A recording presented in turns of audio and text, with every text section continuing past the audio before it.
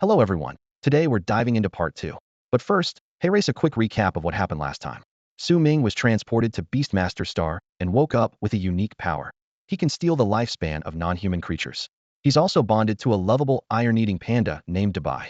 In this world, beasts run rampant and humans both love and battle them. So Su Ming has to grow stronger fast. When a green-skinned demon wolf attacked, he ordered Defy to strike. One iron sand palm later, the wolf was out cold and 8 years of its life were his. Su Ming poured that stolen time into Dubai, boosting the iron sand palm from novice to perfect level. He thought, this is only the beginning. Dubai will one day reclaim the glory of ancient divine beasts. While training at home, Su Ming learned that stolen lifespan can accelerate a beast's growth and enhance his own talent. He shot from frank to a rank and knew that, with enough resources, he'd be unstoppable. At that moment, Wu Yin, captain of Tianan City's garrison, invited him to join the city guard. Su Ming declined but still walked away with a special admission letter to Tianan Beastmaster Academy, a generous stipend, and a communicator mere stepping stones on his climb to greatness.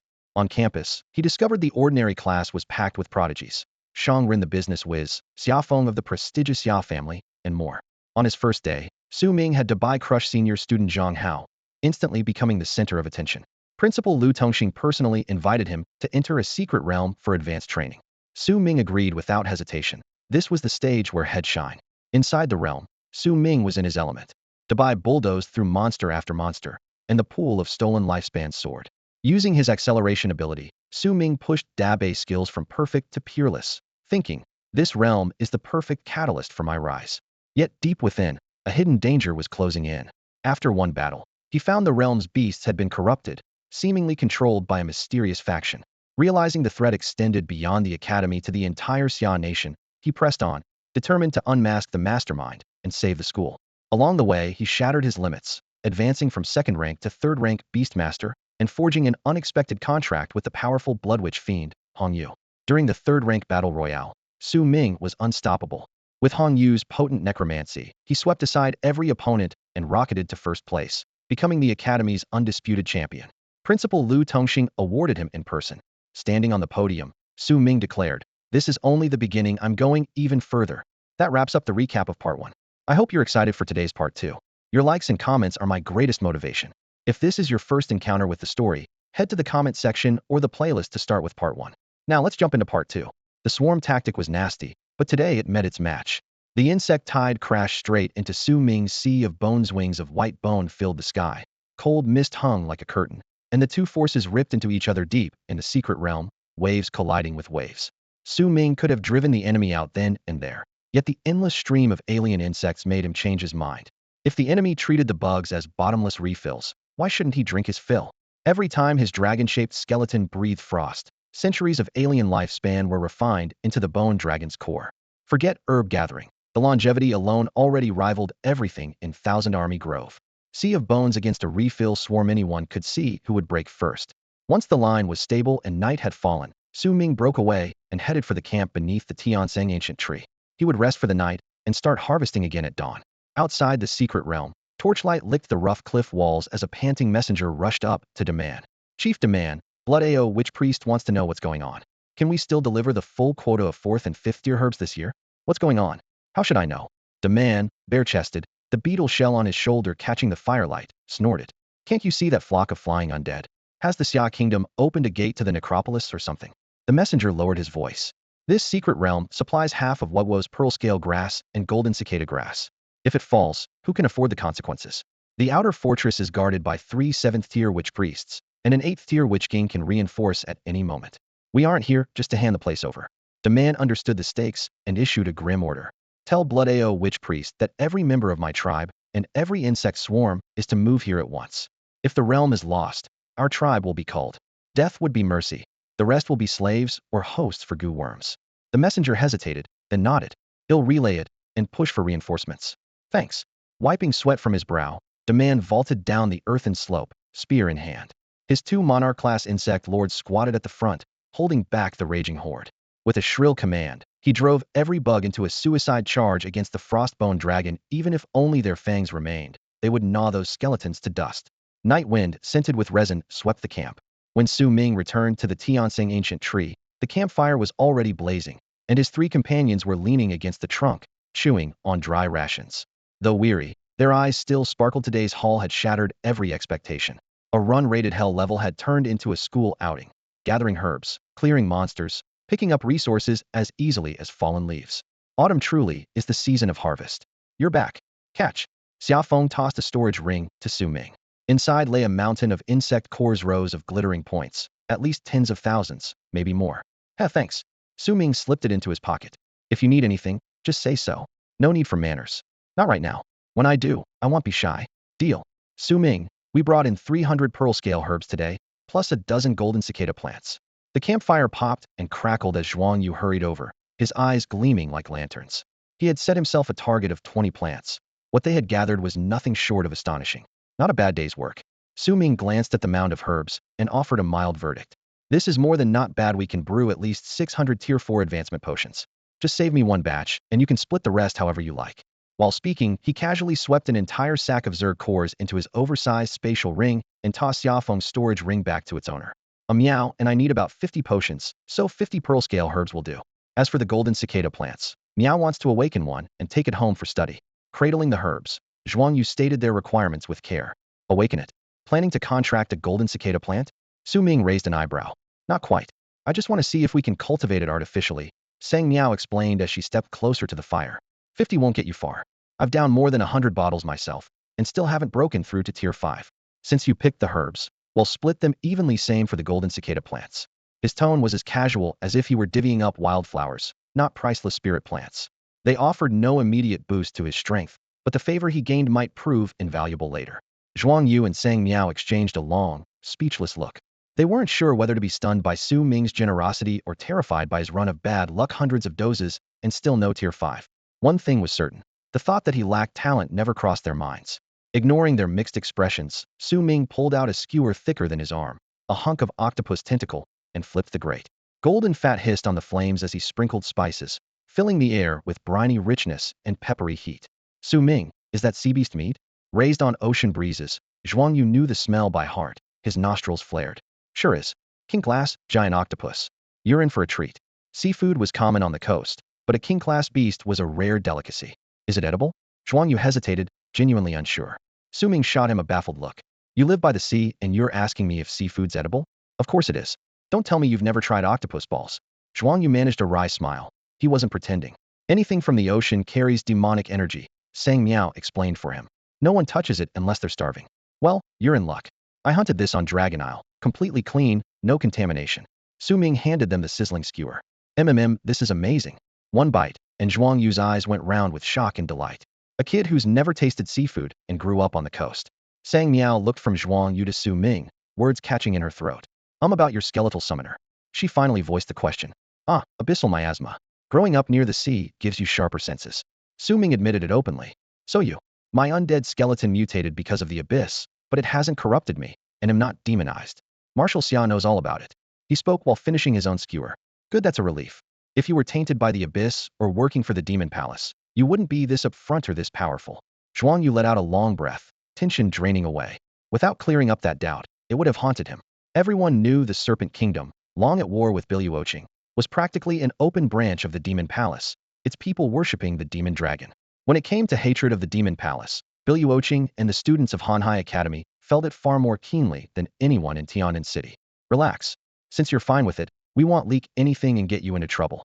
Sang Miao nodded solemnly to seal the promise. Whatever, Su Ming said with a shrug. If rumors spread, maybe we'll end up hooking a few fish from the Temple of Heavenly Demons. Everyone froze. The temple's agents had been lying low for days, as if they had vanished. Su Ming wondered if he was simply too insignificant. Maybe they would only show themselves if he stormed their doorstep. Over the past weeks, he had spent most of his time diving into secret realms or the wilderness, changing his disguise every few days so that even the temple couldn't track him. Fishing? Zhuang Yu echoed, astonished. Su Ming laughed lazily. Don't you think I'd fit right in with them? I could work my way up to temple master, then turn everyone in and have them see the light. Haha, the wild idea left the others speechless. The herbs were finally gathered. Sang Miao planned to return to the base camp the next day to help repel the poisonous insects. Su Ming nodded. Wu Kingdom is sending more troops. Swarms in other zones may riot, so guard the exits. I've already driven the pests out of the miasma forest, but the blood mist marsh is still crawling with venomous bugs. If one area stirs, the whole realm could erupt. Xiaofeng cautioned, watch yourself, don't get trapped. Relax.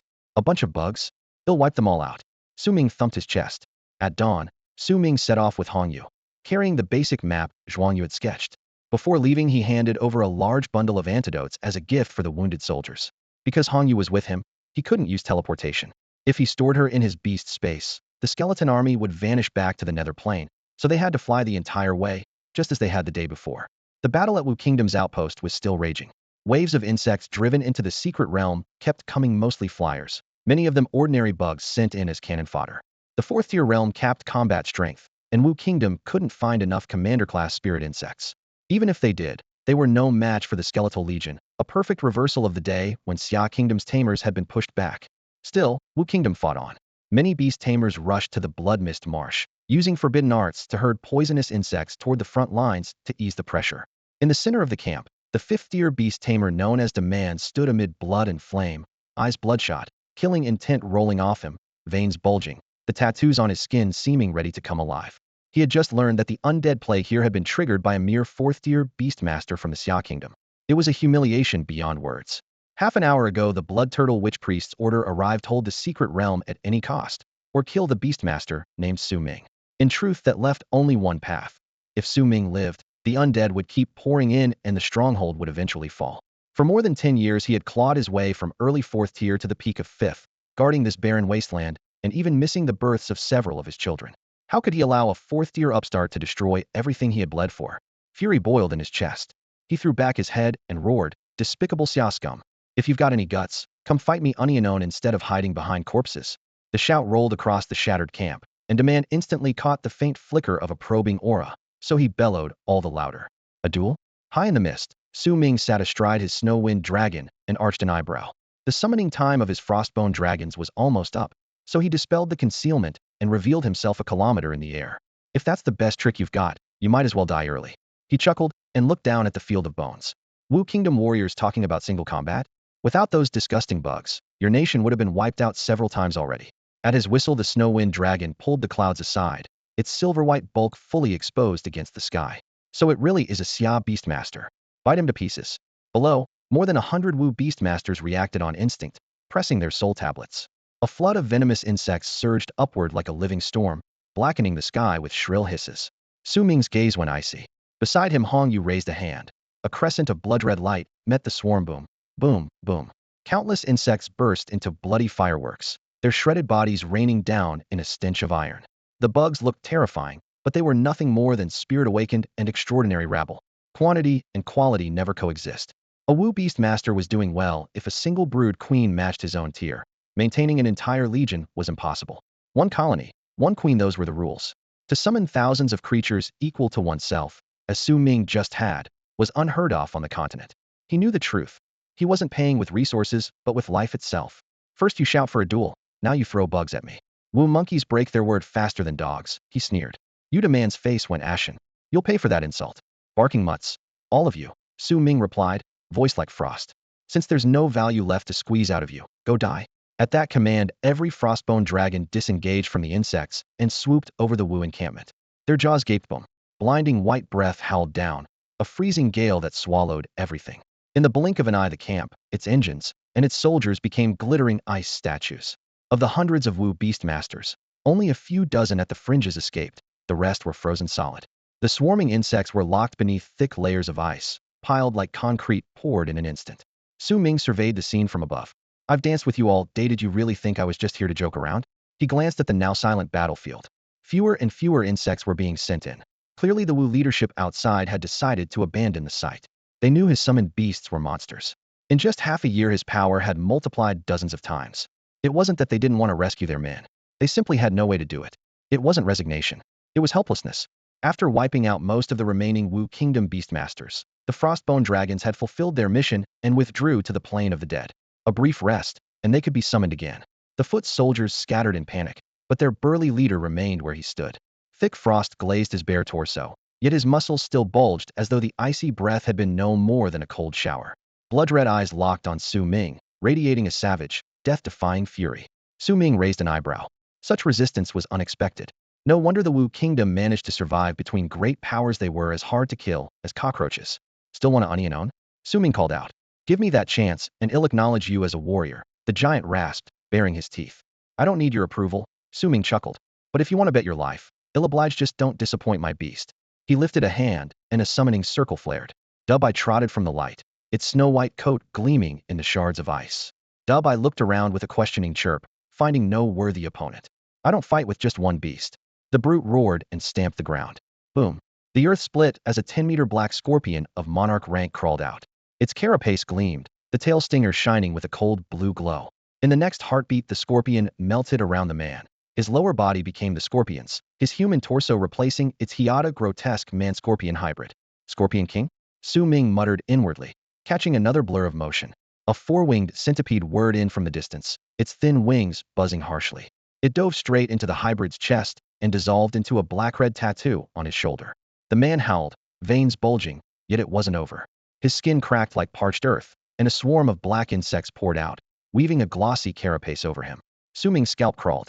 He had hoped to study Wu Kingdom beast mastery. Instead, he felt thoroughly nauseated. Die! The scorpion man bellowed, 6 legs and 2 pincers driving him toward Dubai. Disgust turned Dubai's eyes to flame. Leave me a whole corpse, Su Ming ordered. A shrill cry split the air. Plasma-bright lightning surged from Dubai's body. Its fur bristled, and its muscles swelled in an instant. Thunder Titan form. Adamantine body. Gale lightning step. Rending thunder palm. In a flash, a 10-meter thunder behemoth blurred into a streak of lightning. Blue-violet arcs crackled around its shoulders as it shattered the ground and charged. What the scorpion man had no time to react before a colossal lightning palm swatted him from the sky, blowing his fused form apart. Ding! Monarch rank peak readied scorpion slain. Lifespan stolen, 300 years.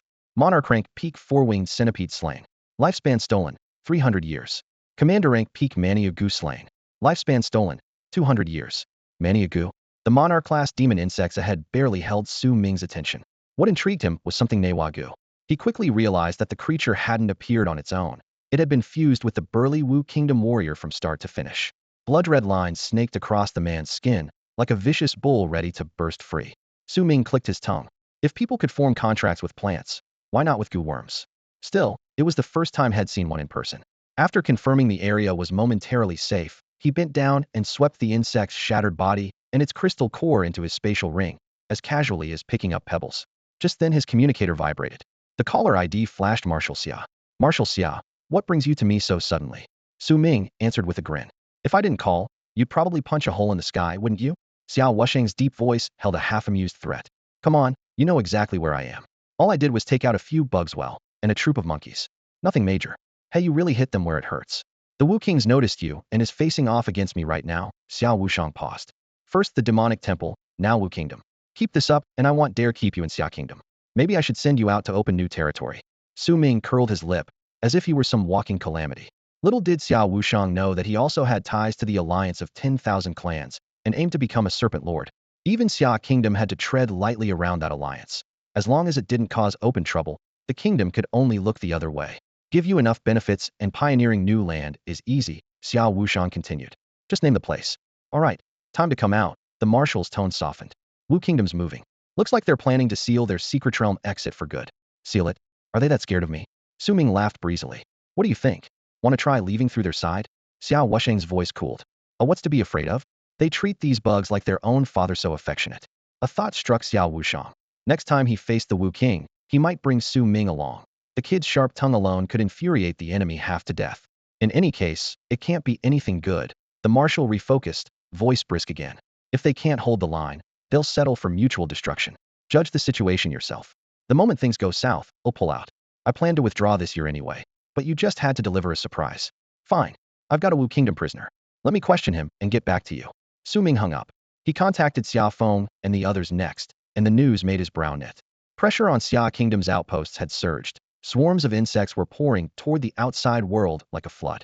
Something serious had happened inside Wu Kingdom. Su Ming, with Hong Yu in tow, returned to the warrior's corpse, deep in thought. No prisoner, but he had a freshly killed Wu Kingdom body. Corpses don't lie. His voice turned cold. Begin. Hong Yu obeyed. Bone claws extended, and a gray mist of death aura howled into the man's chest. The dead stirred. Ho! Gu God above, punish the one who defiles my soul. The muffled roar, thick with terror, echoed through the cavern. In that instant the barbarian realized what was happening and screamed in panic. Heh! Answer my question, and he'll gladly send you to meet your Gu deity. Never. How can you threaten a dead man? The man, now a prisoner, gritted his teeth. Why would I bother threatening you? I already said corpses don't lie, Hong Yu. Su Ming flicked his wrist. Necrotic energy coiled around the man's limbs. Undead enslavement. Agonizing pain tore through the man's nerves, yet he still tried to hold out. Still talking tough after death? And in front of a lich? No less, Su Ming said coldly. Now speak, what are you scheming here? The man's pupils were shot with blood, and bound by the spell, could not resist. His voice came out hoarse. The rest of my tribe is at Shirgu Pool, offered as a sacrifice to the Gu King that sleeps there. It will awaken soon. Even under enslavement, his tone was feverish. A Gu King? At the sovereign tier? Su Ming frowned. To reach king class, you either defeat an existing king, inherit the bloodline, or rely on some priceless treasure. Power or luck, one of them must suffice, or you're no king at all. Gasping, the man replied. The Gu King in Shirgu Pool didn't ascend by defeating another king. No king would dare give it the chance. The pool's unique environment birthed it. What makes this Gu King so deadly? I don't know, the man shook his head, but below the divine tier, Gu are automatically one rank higher than ordinary insects. A Gu King equals a lord-class monster. The moment it emerges, it will either devour every living thing nearby for nourishment or turn them into its Gu thralls. A whole tier above insects, Su Ming knew little about Gu, yet the description alone was chilling. So a Gu is to insects what dragons are to beasts, true-blooded, top of the food chain. He weighed the situation. If the man was telling the truth, this Gu King could sweep through the entire secret realm. Whenever it hatches, it's a ticking time bomb. Wu Kingdom was simply lighting the fuse early. With their long history of Gu craft, they could well return after the chaos. How long do we have at most? Su Ming pressed. Maybe by this time tomorrow at the latest. The Gu blood granted by the Wu King will finish the ritual, and the Gu King will appear. Damn, you people are efficient. Su Ming spat, then sent the recording to Xiao Wushang. Xiao Wushang's reply was blunt. Lock down the realm before nightfall. Su Ming reflected. If time could rewind, what could he really change? Probably nothing. Shirgu Pool was a bomb set to detonate sooner or later. Xiao Wushang's decisiveness showed he had smelled the Wu Kingdom's plot long ago. Wu Kingdom had been waiting to deal a major blow to the Xia Kingdom. This time, forced out of the realm by Su Ming, they triggered their plan early. Even if they were stopped now, once he left, they could always come back, couldn't guard this place forever. On his way back to the outpost, he saw that under the canopy of the Tianseng ancient tree, the defenders were still holding off the swarming insects without a hitch. The garrison inside the stronghold was already pulling out in an orderly fashion. Footsteps, shouted commands, and the clatter of wagon wheels blended together. From time to time, someone glanced back at the now empty warehouses and muttered, "What a waste of supplies." Or, "At least we're still alive, too bad we never drove the Wugwa troops out for good." Many of them had been stationed here for years, and leaving stirred up tangled feelings. From a distance, Zhuang Yu spotted Su Ming emerging from the secret realm passage. He strode over and lowered his voice. "Su Ming, what's going on? Why did they suddenly seal the passage? I'm guessing this has something to do with you." Su Ming peeled off his tactical gloves, speaking evenly with a hint of mischief. "The Wugwa boys have been cooking up something big. There's a Gu King gestating in Shirgu Pool about to hatch. Ring a bell? Combat power on par with an overlord-class beast." The moment the words landed, everything went silent. A heartbeat later, the crackle of hurried packing erupted again, the retreat shifting into double time. Someone frowned. "Where'd you hear that, brother? Don't go around spreading rumors and spooking the troops." "Here, picked it up in the Wugwa camp. Souvenir." Su Ming fished a handful of ash-white fong pendants from his pack and tossed them at their feet.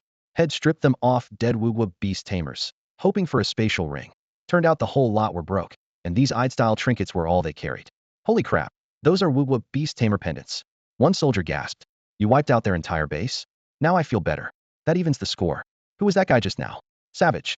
Bro, how long have you been offline? You don't even know the top 4th tier in Xia Kingdom? Fill me in, man. I've been stuck on guard duty 3 years, practically blind." "Much respect, old timer. Let me break it down for you." Once Su Ming confirmed the main force had exited the secret realm, he turned to leave. The moment he stepped out, he found Xiao Feng standing at the tunnel mouth, arms crossed. "Marshal Xiao wants to see you.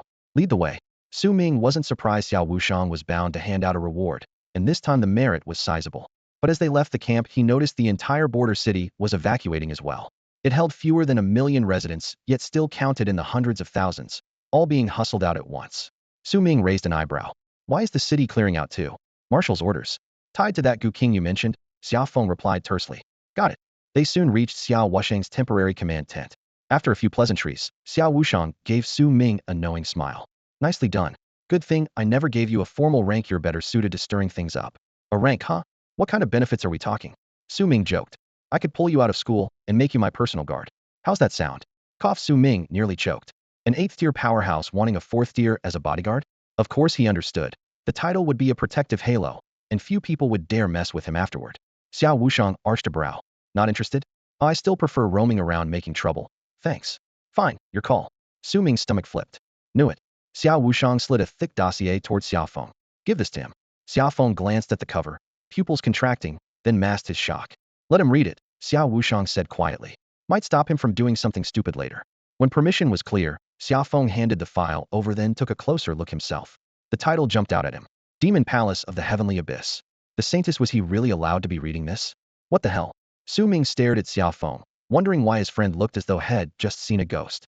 A moment later, he noticed Xiao Feng's knuckles turning white and followed his uneasy gaze to a deep red seal on an envelope marked Top Secret.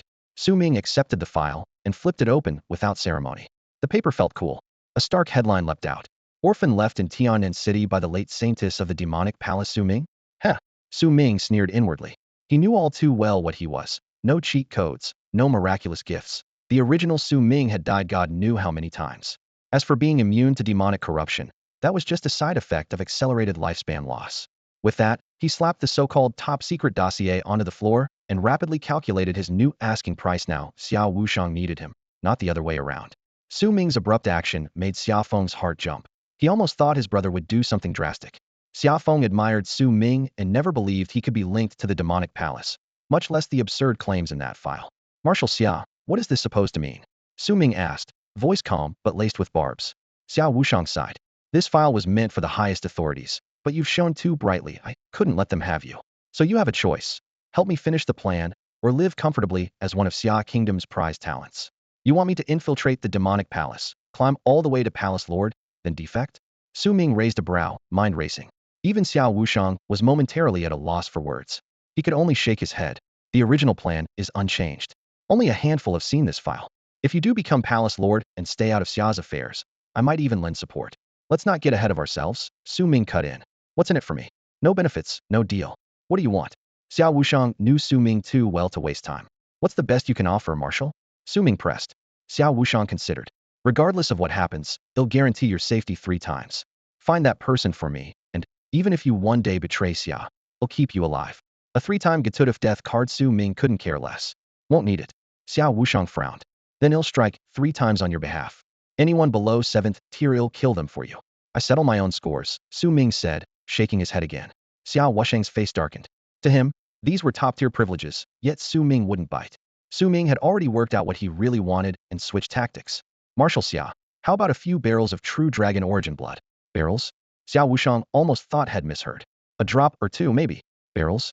You're joking. Even refining my entire ancient black dragon wouldn't produce that much origin blood. That's scarce. Su Ming recalled that even Xiao Long had only secured a couple of drops, so he dropped the idea. His gaze shifted, and he tossed out an alternative. All right.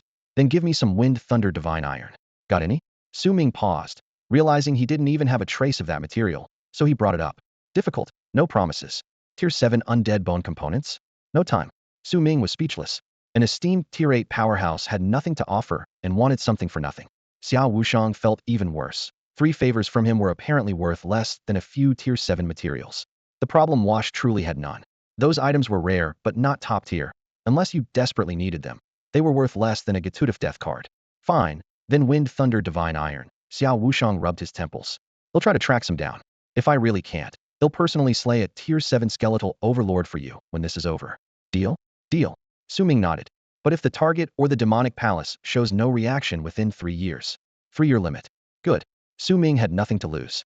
He was already worrying about where to find corrupted creatures or abyssal zones for Qianhuan. Since Qianhuan evolved into the Qianhuan 10,000 demon devouring sky python, it could only advance by absorbing demonic energy. Xiao Wushang had seen only its ruby form. If he glimpsed its true body, he might really believe Su Ming was the demonic palace lord's secret son.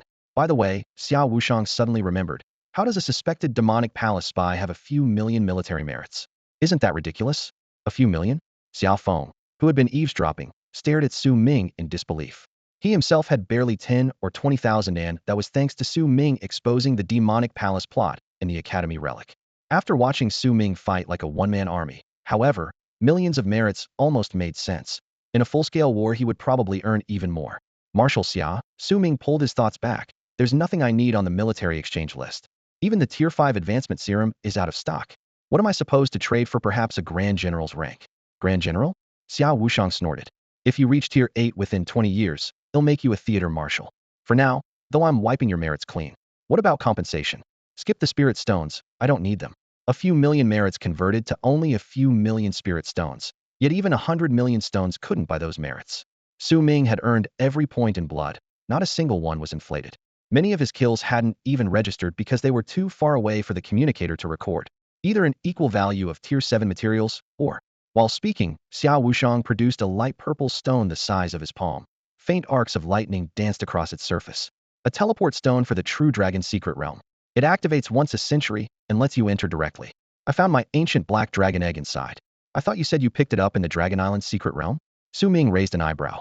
Dragon Island? If I walked in leading a black dragon, the current patriarch of the dragon clan would have to kneel to greet me. Su Ming gave him a silent thumbs up. Impressive.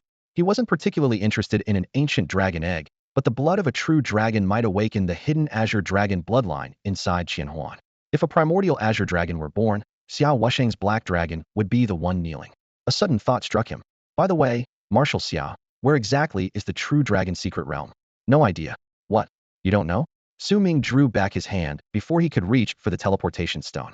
He arched a brow at Xiao Feng, waiting for an explanation. Xiao Feng rolled the palm-sized, violet-gray stone between his fingers, his tone solemn. The true dragon realm used to be set in the deepest part of the dragon palace's very core. When the palace collapsed, the realm was swept into spatial turbulence and has been drifting unpredictably ever since. So right now it's somewhere in the sea of no magic? Su Ming instinctively straightened his back. More or less, Xiao Feng nodded, lightly rubbing the stone's surface. This stone is the only way to track it. The closer you get, the darker it turns. Once it flares completely purple, you'll be pulled inside. Su Ming suddenly remembered something and gave Xiao Feng an odd look. You were only second tier when you dared to enter the sea of no magic? I'm impressed. Xiao Feng waved a hand, looking innocent. Don't put me on a pedestal. I was just strolling along the coast when I happened to find a glowing rock. A true child of destiny, huh? Su Ming muttered. Xiao Feng laughed loudly. No one else has ever gone in. Anyone below 7th tier can enter. Whether you do is up to you. He shifted topics, placing the stone beside another item on the table. Or you could take an overlord class undead bone. Su Ming considered, then grabbed the violet stone. I've always trusted my luck you'll take this. The stone was cool, a faint pulse beating beneath his fingertips. Su Ming thought, he'll have to visit the Sea of Null Magic sooner or later for the fallen demon dragon. This stone will save me a lot of trouble. Besides, Qianhuan's azure dragon bloodline is tied to the true dragon's origin blood. Hunting a demigod dragon is fantasy. If I'm strong enough, the bloodline won't matter. Seeing him pocket the stone, Xiao Feng shook out his cloak. Your luck rivals mine. You never miss a chance to brag, Su Ming said dryly. Xiao Feng's smile vanished, his gaze turning steely. Since you've taken the item, it'll hold nothing back. When lives are on the line, I won't put yours first. Now the city is about to face disaster. Evacuate at once. The marshal's full authority snapped into place with those words. Someone asked, Marshal Xia, can't we just seal the realm? Must the whole city withdraw? If we abandon Southridge City, the frontier shifts back dozens of kilometers, Xiao Feng replied quietly. But the Gu King isn't a normal beast. Conventional barriers can't block its psychic corrosion. Every time it appears, at least one city falls. The Wu Kingdom faces the same problem, they just have more tricks. Su Ming scratched his chin. How about letting me give it a shot? Every gaze landed on him. Xiao Feng narrowed his eyes. You? Altruism doesn't suit a demonic temple renegade. I almost hate to use you as bait. Ahem, I just think the resources inside haven't been harvested yet. Shame to let them rot, Su Ming said evenly. Xiao Feng snorted. That's more like it. Can you handle yourself? I can't guarantee it'll kill the Gu King, but I can survive spatial teleportation. Su Ming spread his hands. Spatial teleportation? Little Lu actually gave you that?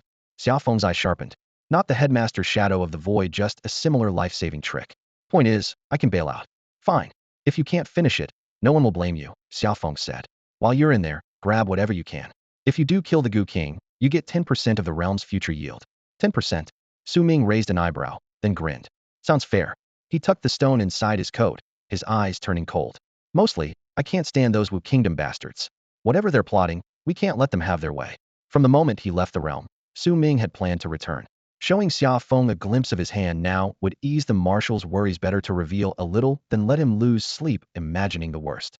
If I had anyone else who fit the bill, I'd never send you into danger. Someone like you should be the kingdom of Xiao's sharpest blade, destined to make every enemy tremble. After a long silence, Xiao Wushang finally let out a heavy sigh. In that moment, He even considered grooming Su Ming as his successor, but even the keenest blade can hide flaws and cracks. Su Ming arched a brow and gave a carefree laugh. Instead of being the sharpest blade, I'd rather be the crack or impurity inside the enemy's weapon. That suits me much better. Thinking of his tangled identities, he laughed even harder, as though the comparison hit home. Xiao Wushang chuckled as well. Well said. His gaze shifted between Su Ming and Xiao Feng.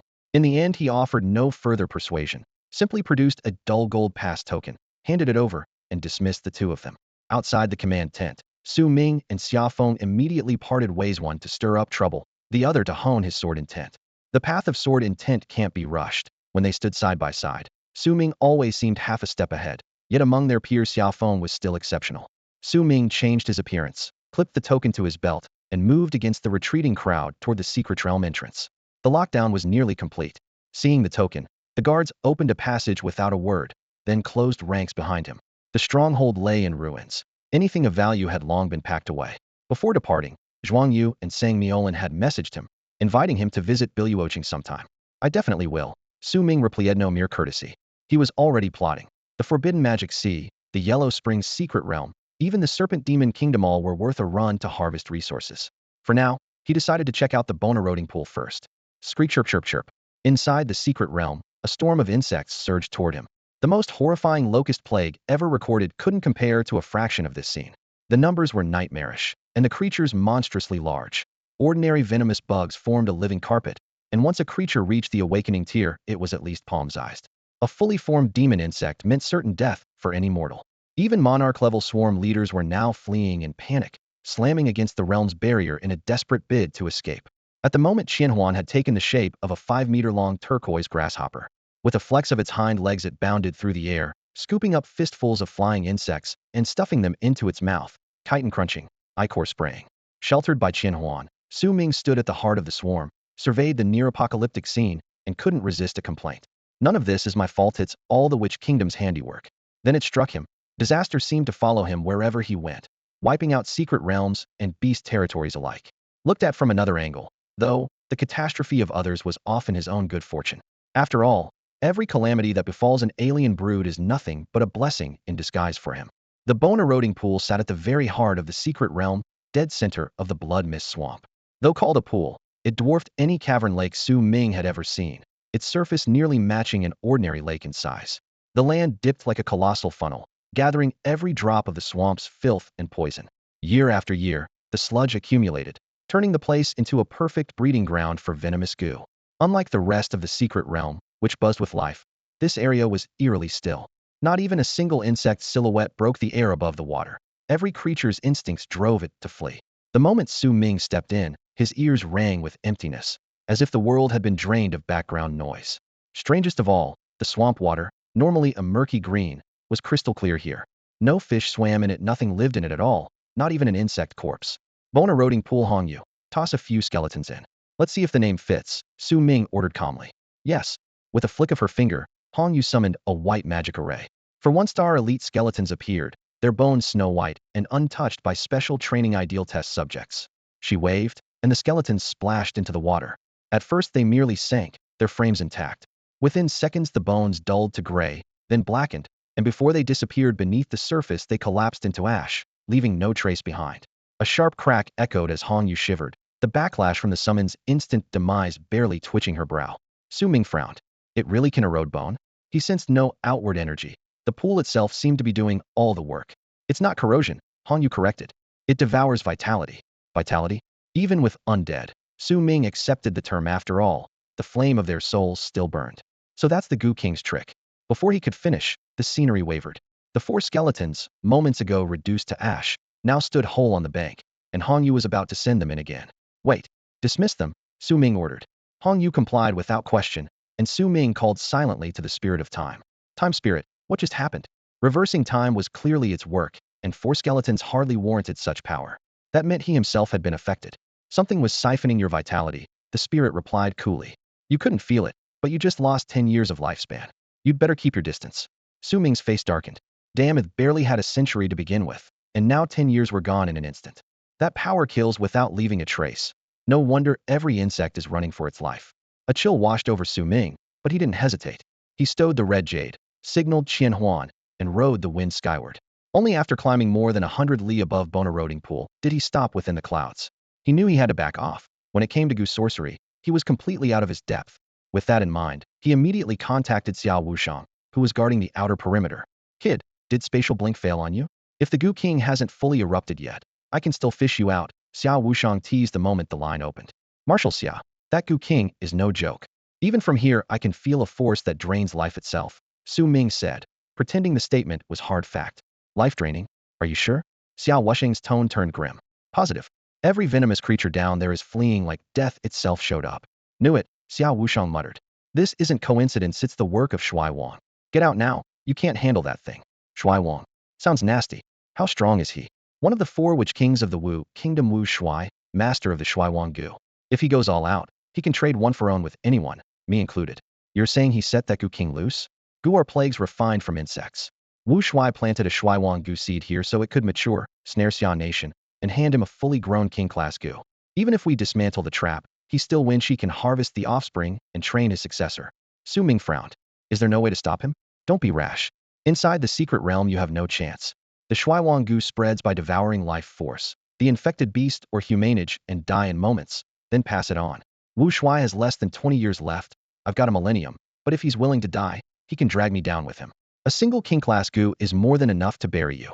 The safest play is to evacuate everyone beyond its range, and wait until all life here is gone, then he'll have to reclaim it himself. Alright, I want charge in. How's the evacuation? Everyone's outside the secret realm canopy. If he reaches beyond it, they'll make him pay. They'll double-check the area, then him out. Su Ming ended the call. Far away in the sky, Xiao Wushang stood on a black dragon's head, staring across hundreds of li at the distant Witch King. Gale winds rattled the dragon's scales like clashing metal. Damn, why do I feel so uneasy? That boy better not be stirring up trouble behind my back, he growled. I'm not ready to die yet. 8th tier or demigods are scarce these days. Would volunteer to provoke Wu Shuai. Trading lives with someone who's already half in the grave is a losing bargain. He had given every warning and every order he could. If Su Ming insisted on courting death, there was nothing he could do. Then again, what sane person would deliberately dive into a place that dangerous? Was spatial blink really enough? After ending the call with Xiao Wushang, Su Ming hovered in midair, mulling over the intel he had just received. The withering Gu could swallow vitality, sounding uncannily similar to his own life-stealing talent. But vitality and lifespan were 2 very different things, and comparing them was pointless. What really mattered to him was whether there was a way to kill the Gu King, whether people called it the Withering King or the Withering God. An enemy was still an enemy, and his answer was always the same: fight. This time, however, none of his contract beasts could face a king-rank Gu Heathen. If it were an ordinary monster or spirit insect, he could simply send Defy to smash it flat. But a Gu was another story. According to Xiao Wushang, the Withering Gu spread like a plague. From a scientific standpoint, it was practically a cloud of airborne microbes. No matter how hard Dabe's fists were, he couldn't punch bacteria out of the air.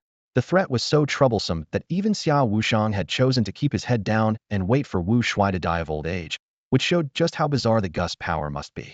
A child Gu a successor then?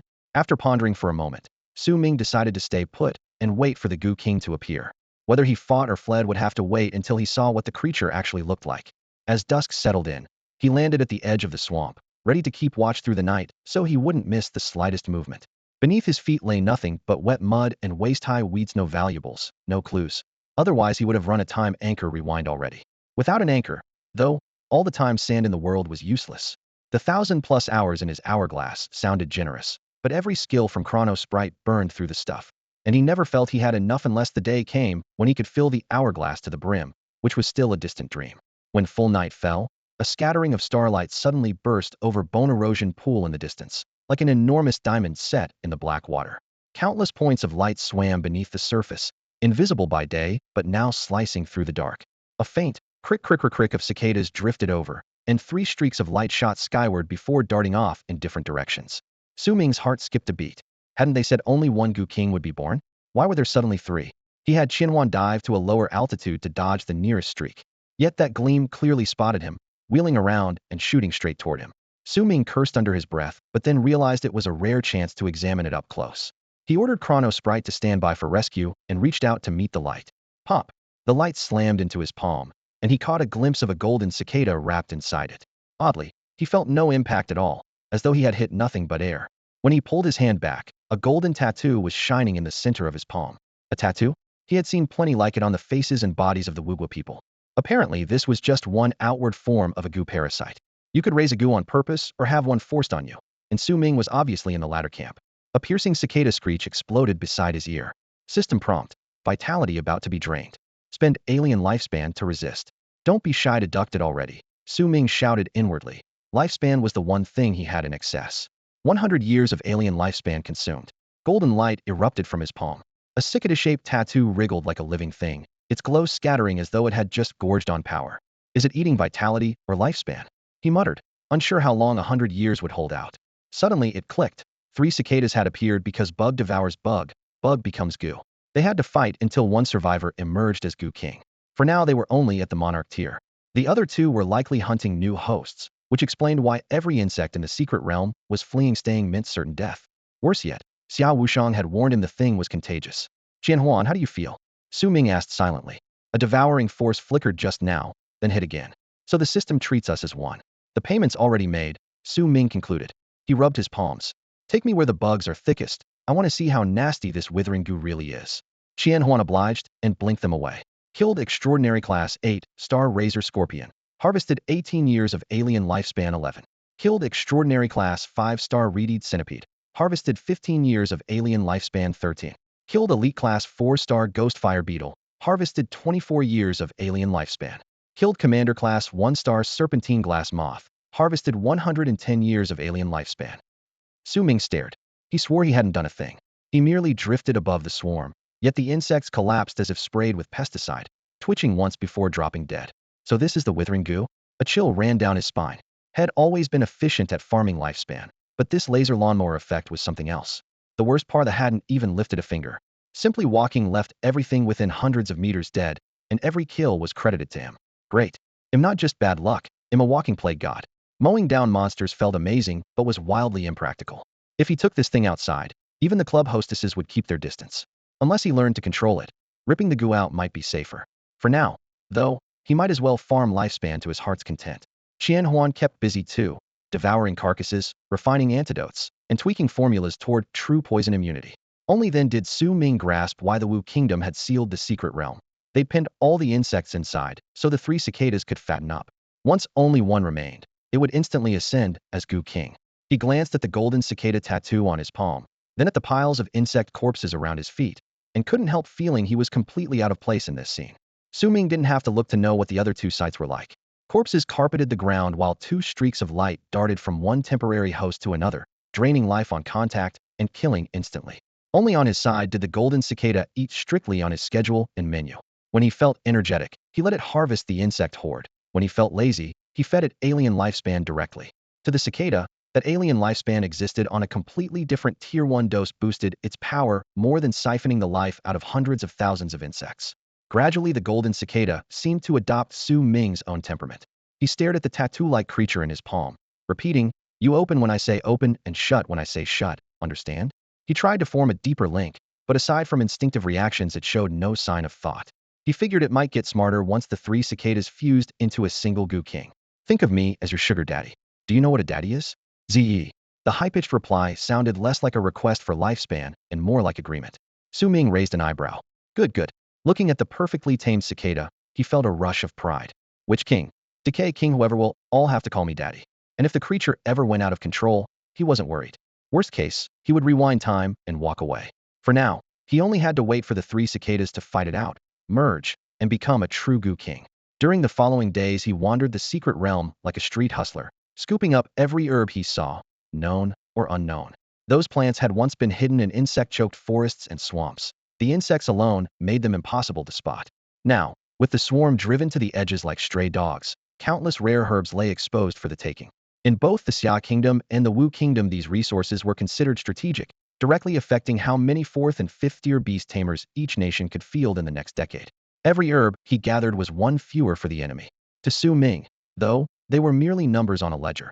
Unless he could trade them for higher-tier assets, they offered limited benefit. While collecting, he still tracked developments outside.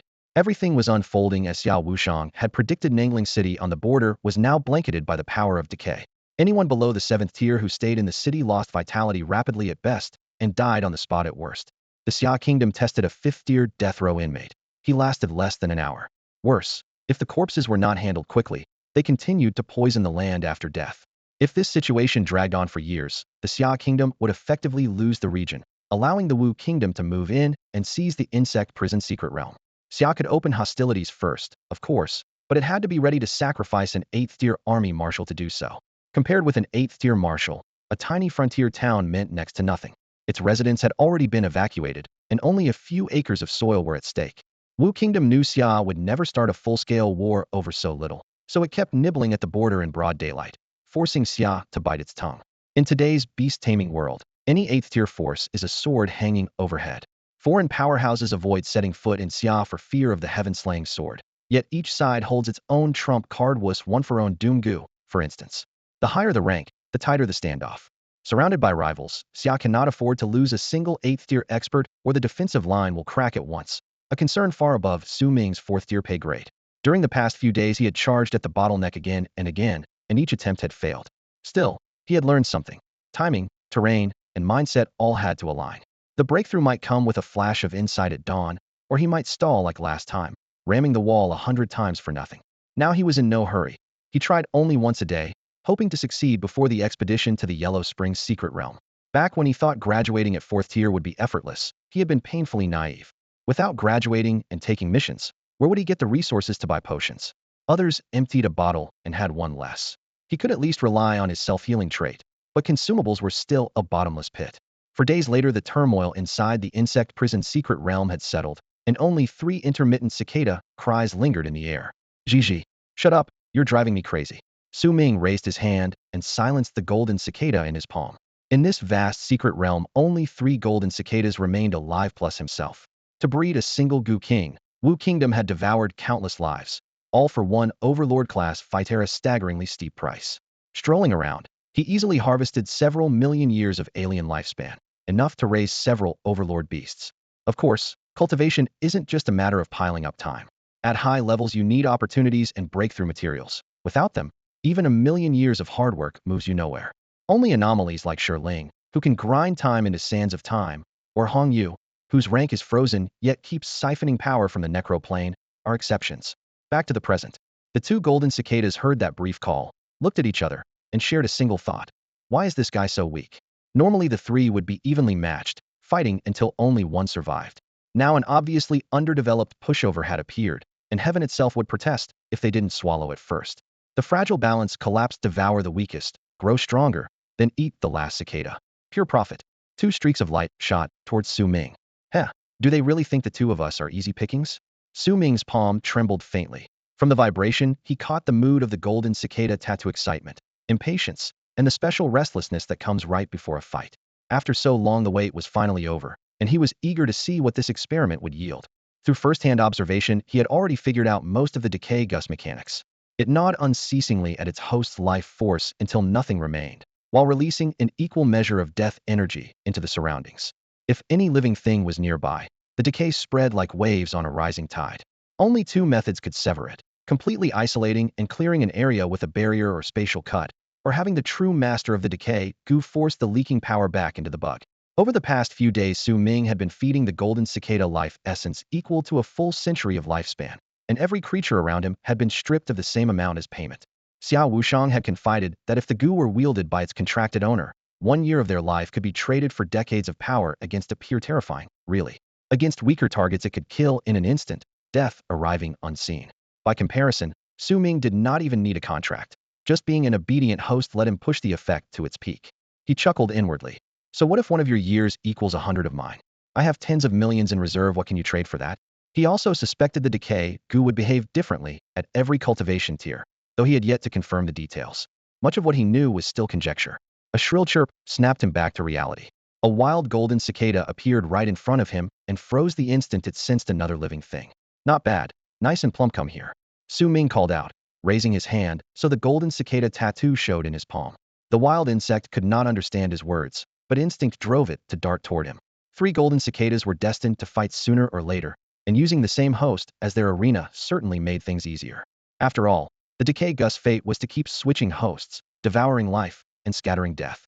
Just as the wild cicada was about to slam into his hand, the tattoo flared with golden light, and a phantom cicada burst out to block the way.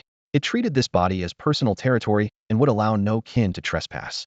A moment later, it sent Su Ming a wounded thought, as though accusing its cheating boyfriend of flirting with another cicada. Su Ming laughed and picked up a new rule in passing. A single host could house only one golden cicada. That was fine by him. All he wanted was to witness the final Gu King form. Haha, my bad, my bad. Daddy still loves you, now go kill it.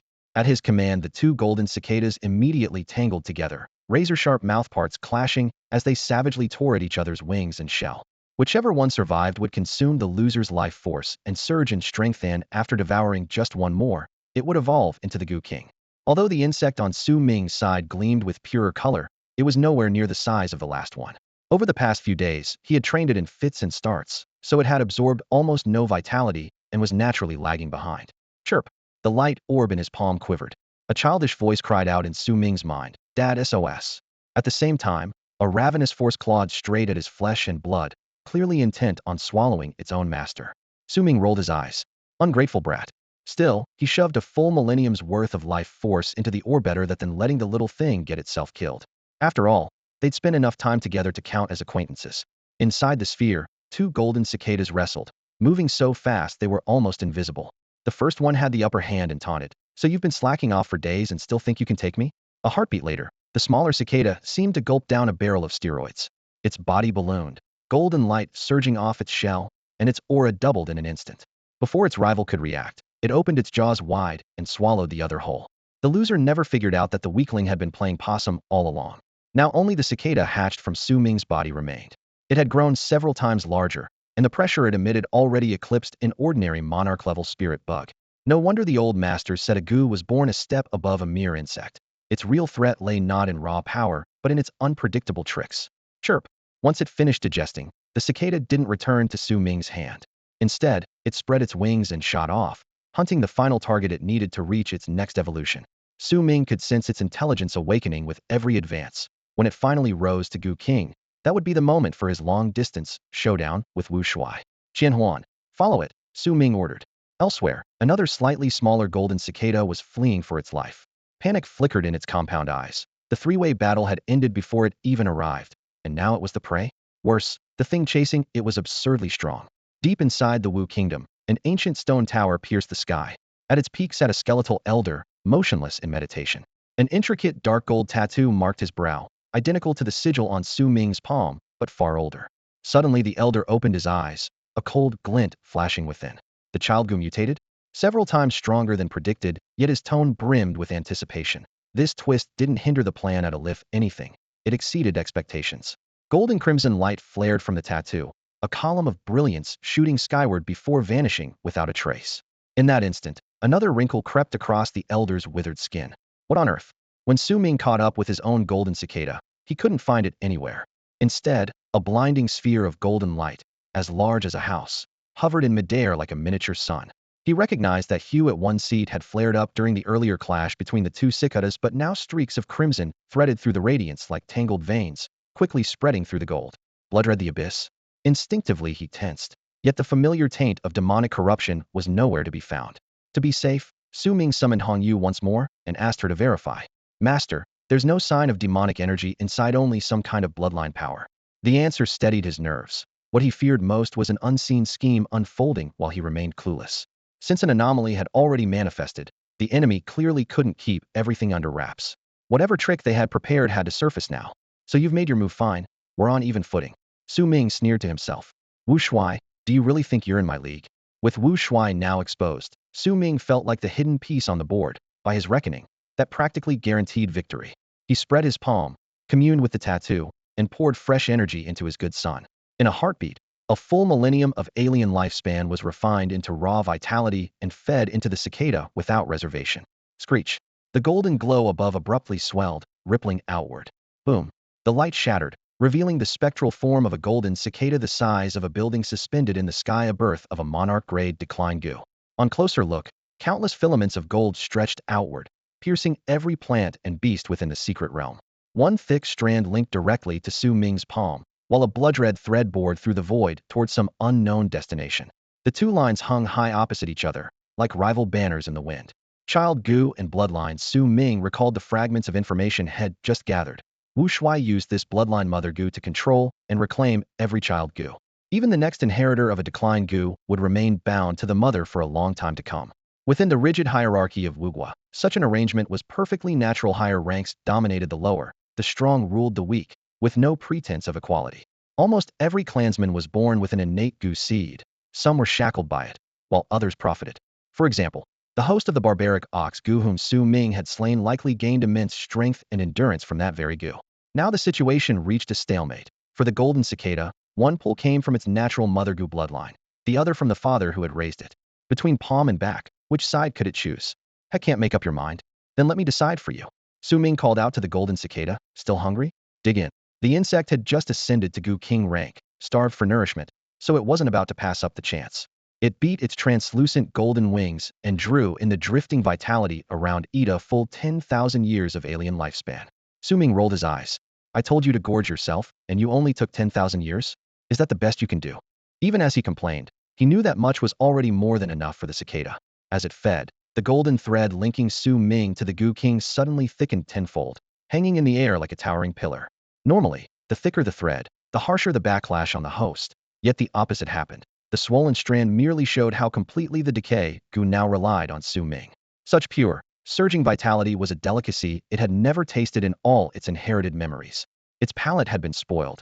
Anything other than Su Ming's life force no longer appealed, and it would fight to the death if anyone tried to pry it away. The flood of lifespan hardened the cicada's shell, washing the crimson blood threads inside until they were almost invisible, though purging them entirely would still take work. Moments later it shrank, turned into a streak of light, and burrowed back into Su Ming's palm. The golden tattoo on the back of his hand followed suit, its lines growing more intricate, far livelier than the dull gold mark on Wu Shuai, and now laced with a barely perceptible hint of blood. Su Ming burst out laughing. Not bad, raising you wasn't a waste. He was already picturing the look on Wu Shuai's face. That decrepit old man still thinks he can mess with me. On the top floor of the Nanling, which tower 1,000 miles away, Wu Shuai spat a mouthful of dark red mist. Fear flashed across his murky eyes. The decay subgu had dared to defy a bloodline command and, even worse, it had succeeded. Moments ago he had summoned it through their shared blood, ordering it to amplify its decay and sabotage the Xia Kingdom's plan to unite Nanling City. The insect had ignored him completely and broken free of his control. A mere newborn king rank, where did it get the power of a 6-star king? Wu Shuai raged, yet he was helpless.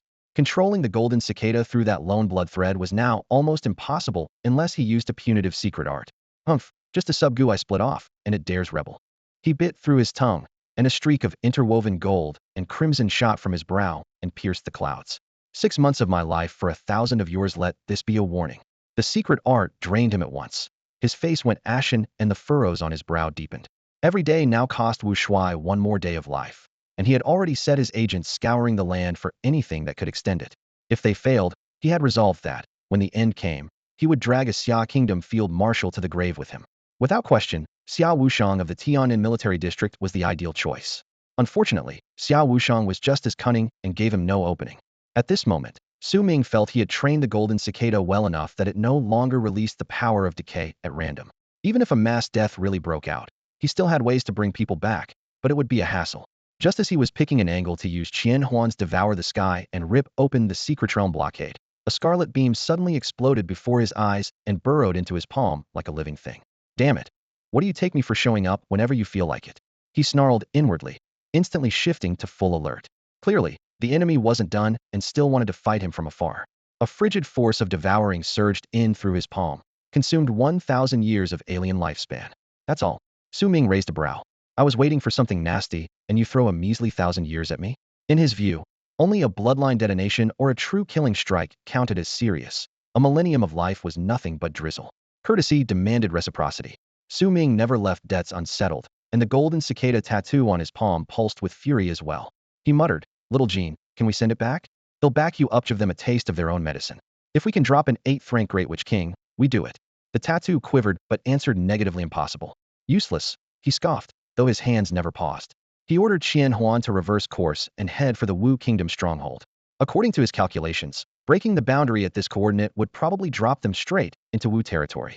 The other side had just delivered a 1,000-year decay package. If he didn't return the favor before it faded, he'd feel guilty accepting their kindness. Qian Huan moved. He commanded. To blend in. Qianhuan shifted into a shadow mantis naturally invisible, able to glide at low altitude, and impressively fast. Its twin obsidian sickles flashed coldly under the moonlight, and with a light crosscut the fourth-tier barrier of the secret realm split like thin paper. Even Dragon Island's realm hadn't stopped them. This place was nothing. Light warped, and Su Ming plunged into a cramped void passage, roaring air whipping past his ears. After a brief weightlessness, his view opened wide. The desolate wilderness of the real world rushed up to meet him. Few finally out. He drew in a deep breath, then gagged, eyes rolling. Ugh, what is that stench? The air smelled like a garbage heap rotting for centuries, fishy, rancid, and sickly sweet, worse than the blood-fog marsh. Who's there? Several Wu warriors below looked up warily, their bare, muscled torsos inked with dark green viper tattoos that seemed to writhe. Nice, we really did land in the Wu kingdom. Su Ming confirmed his coordinates, then shouted, I took a wrong turn. Which way to Xia? A man from Xia? Their gazes turned icy.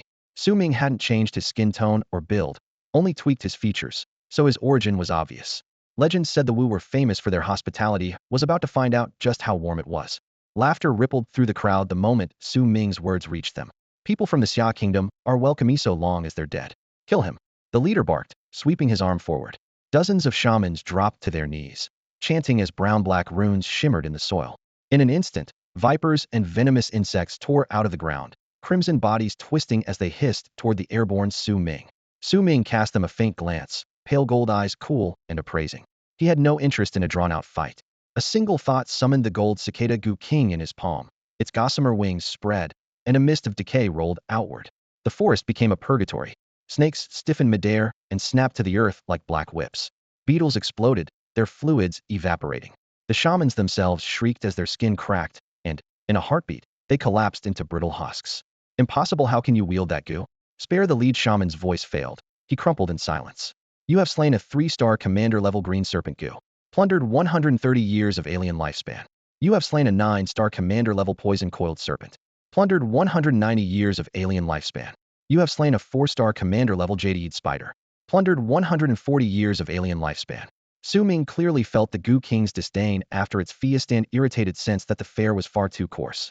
He had no idea why different life forces tasted different, nor what alien lifespan truly meant to the gold cicada, but it worked, and that was enough for him.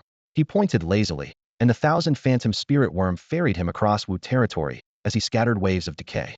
The force would linger for 1,000 years, or until it burned out unless he chose to suppress the Gu King, which he had no intention of doing. The Wu King had personally released him. They could live with the consequences. If they wanted the pestilence to stop, they were free to come catch him. After all the trouble he went through to smuggle this decay Gu out of the secret realm, he was not about to give it back. Deep within the Wu Kingdom, urgent reports flooded the upper echelons. 2 8th-rank Grand Wu Kings spoke through 10,000-mile insect call, the buzzing in their ears as efficient as Xiamade communicators. Wu Zhou voice was icy. Wu Shui Wang, was this your doing? It wasn't, Wu Shui Wang replied at once. The child Gu of my decay Gu seems to have slipped out of the secret realm on its own. Contain the spread first. The fallout is enormous, Wu Zhou warned, lowering his voice. Have Du Wang and Jia Wang returned? I have the feeling someone is targeting us deliberately. Not yet. They're still in the Yellow Spring secret realm hunting life-extending relics, Wu Shui Wang sighed. If I can't outrun my fate or cripple Xia in the process, tighten the defenses and wait for the next Wu Shui Wang. Understood. When the call ended, Wu Shui Wang sat cross-legged on a red-striped dragonfly nearly 10 meters long, slicing through the sky on gray-blue shockwaves.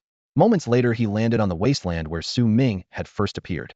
An eerie stillness met him. Cracked earth, withered grass, and hundreds of human and beast corpses weathered to dust at a touch. So it really is you. His face darkened. Though confusion flashed in his eyes, Su Ming should have been restrained and punished by the secret realm, yet he seemed untouched. Drawing a deep breath, Wu Shui Wang activated the dark gold sigil between his brows. A torrent of Wu power poured out, sweeping away the lingering decay. The land began to heal before his eyes, though every moment of purification chipped away at his strength. Su Ming lounged on the back of the shadow mantis, Qianhuan, casually releasing waves of entropy wherever he went. He had principles and never harmed civilians, but in the Witch Kingdom almost everyone bore arms. Even unawakened teenagers rushed in with bone spears, their battle cries shaking the air. Since they chose to charge, Su Ming simply returned the great favor of the Grand Witch King in full. The Gu God swamp stretched for leagues, desolate, hostile, and sparsely populated.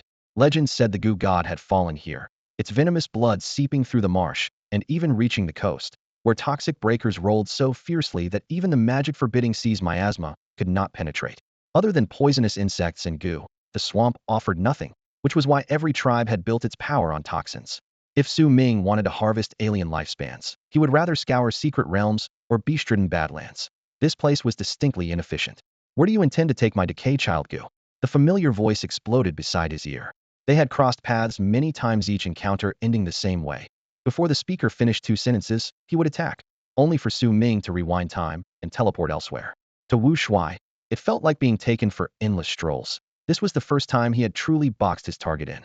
Whenever he was about to spring an ambush, the insect under Su Ming's feet tore open space and slipped away. Since when could the shadow mantis do that? Still reeling, Wu Shuai's gaze fell upon a colossal dragon-like dragonfly, hundreds of meters long, a demigod-level insect, radiating an awe-inspiring aura. King Wu Shuai, are you not going to strike? Su Ming looked at the dragonfly, inwardly marveling at the potential of insect life, then raised a brow in playful provocation. You know my name and still behave like this? Are you truly from the Xia kingdom? Wu Shuai roared. Who I am is irrelevant, Su Ming replied coolly. What matters is, what makes you think the decay Gu belongs to you? Call to it, will it even answer? A glint of cold fury flashed in Wu Shuai's eyes. He longed to swat Su Ming into dust, yet sensed that if he moved, the man would slip away again. I'm done trading words, Wu Shuai growled. Tell me your purpose. Why did the child Gu choose you when you haven't even contracted it? If Su Ming had already forged a bond with the Gu, Wu Shuai would have had to tread carefully. Su Ming spread his hands. Simple. Let me walk out with it, or it'll keep wandering around your kingdom. Let's see whether you can clean up faster than I can spread decay. He paused and chuckled. As for why it chose me, consider that it's recognized me as its father. Be a good son and say hello. Scree. The decayed child Gus's shrill response ripped through the swamp. Wu Shuai hovered in midair, stunned. After 1,000 years with the demigod decay Gu inside him, he had never heard it respond so affectionately. Good grief, what on earth am I jealous of? The Shuaiwang Gu is sacred, a direct descendant of the Gu god. How could it be profaned like this? The stone walls were slick with moisture, and a bone-gnawing stench of decay filled the depths of the secret realm. After a brief silence, Wu Shuai lifted his gaze, his voice like forged iron. I won't let you leave unless you form a contract with it, and pledge your strength to the Wu kingdom. Su Ming chuckled, nudging broken stones with his toe. Figures. And after the contract, you'll try to plant a handful of other ridiculous Gu in me, won't you? Yes. Wu Shuai nodded without hesitation. But if you become my successor and guard the kingdom, the Wushan Gu will never harm you. Don't flatter yourself. Su Ming folded his arms, eyes cold. I'm walking out of here, and you can't stop me. Once I leave this place, I'm gone. I came only to warn you, not think you can use the Shuaiwang Gus bloodline to chain me. If you try, it'll wipe the Wu kingdom clean off the map. The Gusen dragonfly beat its wings, sending out a razor-edged gust. Wu Shuai roared. Show your elder what you've got, boy. Before the echo faded, Su Ming burned 1,000 years of alien lifespan, letting the golden cicada devour and refine it. The power of decay burst outward, and the air visibly darkened. How is that possible? Wu Shuai's pupils contracted. By his estimate, releasing decay that dense should cost half a year of life. The man before him was only a 4th-tier beastmaster, armed with a king-grade Shuaiwang Gu. How could he do it? Could this youth be the Gus' true inheritor? And why, of all people, was he from the Xia kingdom? His expression shifted, reason wrestling with instinct. Logic told him to strike hard and fast, yet a formless warning whispered that if he did, the Wu kingdom would be lost forever. An 8th-tier beastmaster, standing atop a demigod-grade Gusen dragonfly and commanding a demigod-grade Shuaiwang Gu, should be able to erase a city with one thought, yet a 4th tier was threatening him. At last, he reined in his murderous intent and spoke evenly. He'll strike once more. I must see how you withstand the power of decay.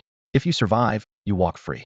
After my death, you may even inherit my Shuaiwang Gu, outsider or not. Su Ming snorted. Pointless, but fine. Come at me. He kept his guard up, ready to tear space open and escape at a moment's notice. Wu Shuai raised his hand, dark gold lines spiraling across his palm. For 1,000 years I've wielded the Shuaiwang Gu, slain 8th-tier beastmasters and demigods alike, and kept the Wu kingdom safe.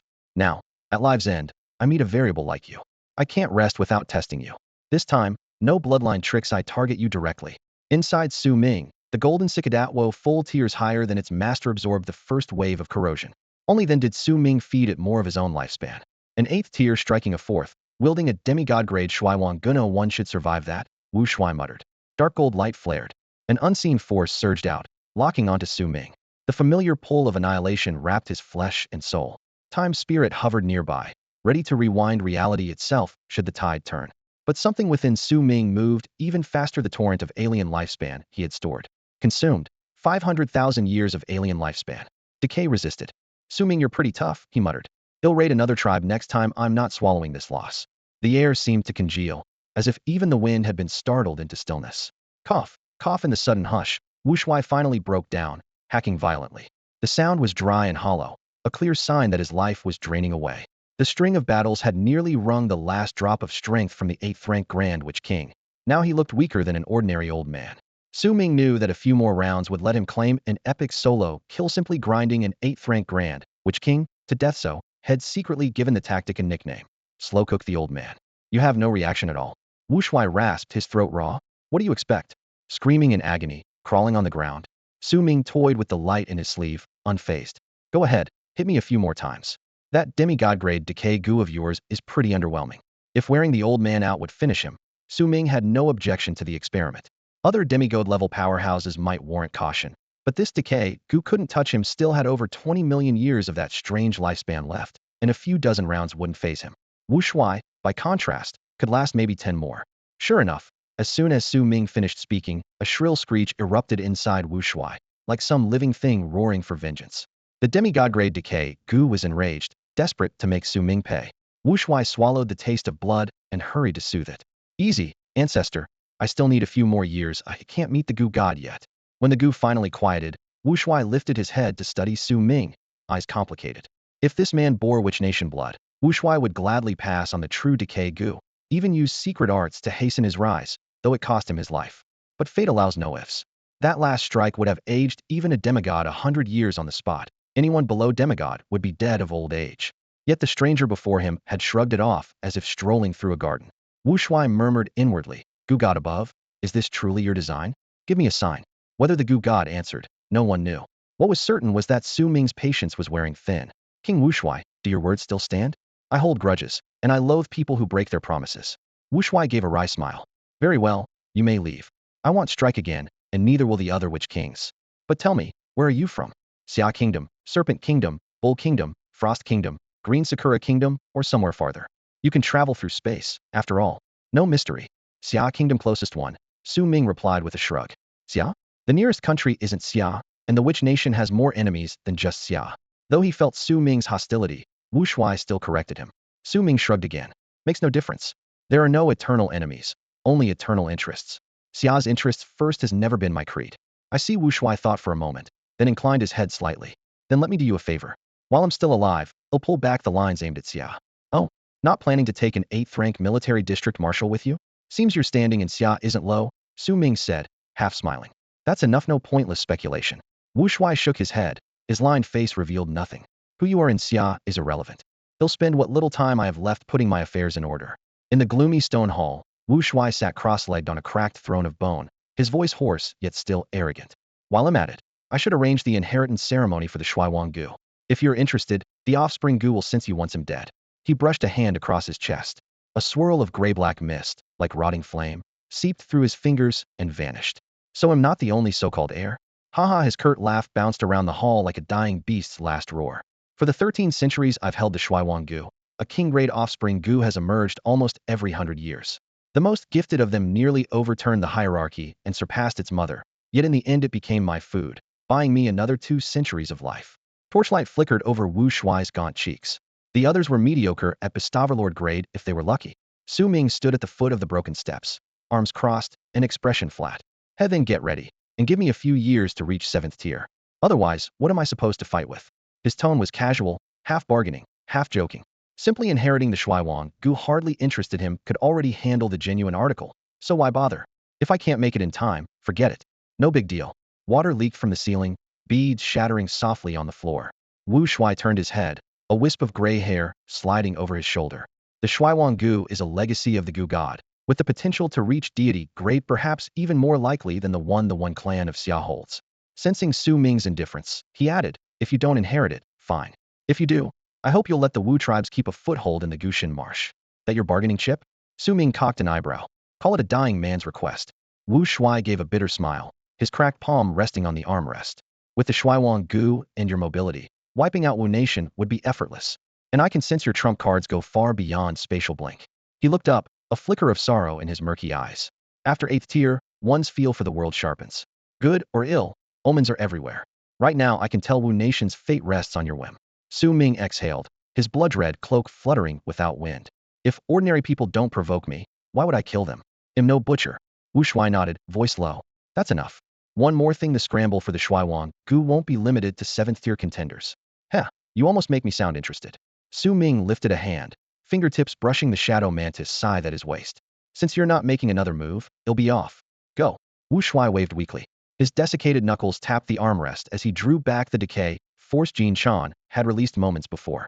The gray-black mist returned to his body, and his complexion turned visibly ashen. This exchange had cost him even more life. Su Ming didn't know that his slow torture had left Wu Shuai too weak to take Xiao Wushan. At most, the old man could accelerate the target's aging by a few centuries, which meant little. Sure, now that Wu Shuai had given up the chase, Su Ming lingered no longer. With a light sweep of the shadow mantis scythe, he tore a pitch-black rift in space, stepped through, and vanished without a sound. Wu Shuai watched him leave, eyelid twitching.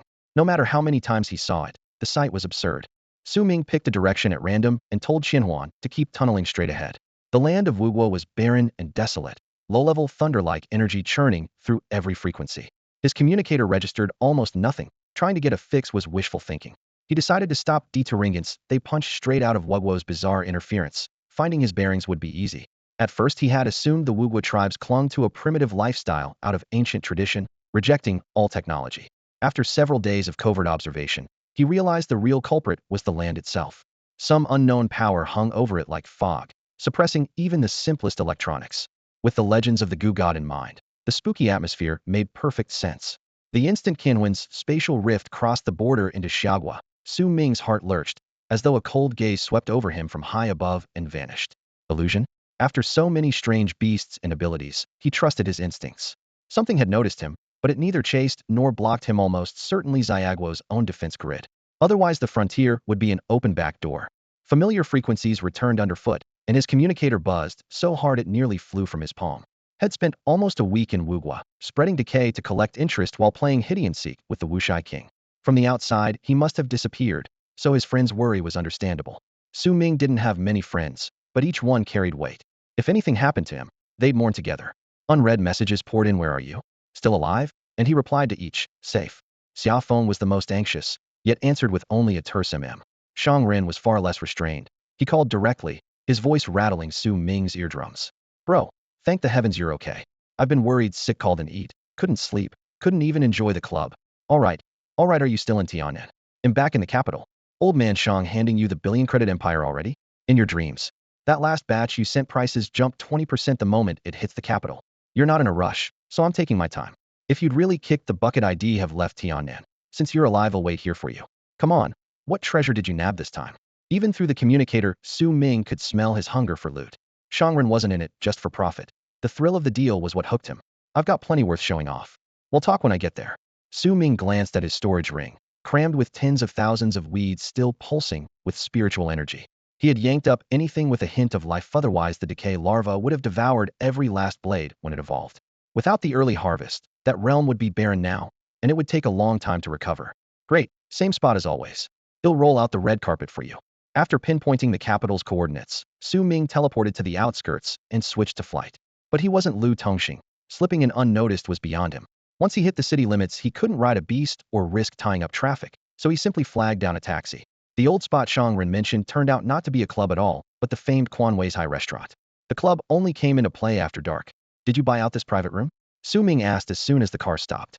He already knew how hard it was to reserve a room at Quanwei's High years ago. Shang Ren had to book 6 months ahead just to arrange a send-off dinner. I'm riding your coattails, Shang Ren said smugly, tapping the doorframe. My grandpa assigned me this room, so I can use it whenever I want. Enough about that. Su Ming changed the subject and tossed him an oversized storage ring. For his own belongings, a 10 cubic meter ring was plenty. This gargantuan ring had been meant for shopping from the start. What in the world? A quick sweep with his spiritual sense made Shang Ren's pupils contract. Inside, medicinal herbs were piled like a small mountain. 4th-tier pearl scale grass, 5th-tier golden cicada grass, Lingxi silverflower, vermilion sandwort, and more. I recognize only a handful, Su Ming shrugged. The rest I just pulled out by the roots. Right, pearl scale grass and golden cicada grass, Shang Ren swallowed. But the quantity is insane. These strategic herbs are produced in tiny amounts each year, and the authorities usually take everything. They never even reach the market. I went straight to a government secret realm, Su Ming replied flatly. The Wu Kingdom destroyed it, so for years it won't grow much again. Before it went to waste, I simply harvested the herbs. Wu Kingdom wrecked the realm. He harvested the herbs put together. The scene in Shang Ren's head was a single image, a plague of locusts. Yet, the story made perfect sense. He forced a laugh and gripped the ring.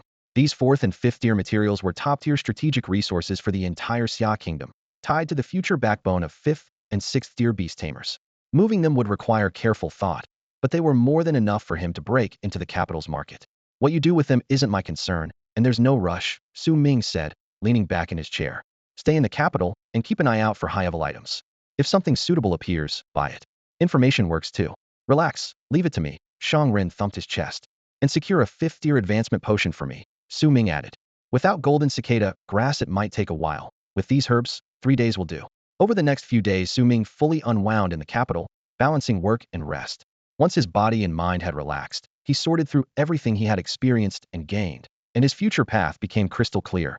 When night fell he politely declined the club's invitation. After the last few days, all his worries had been emptied out.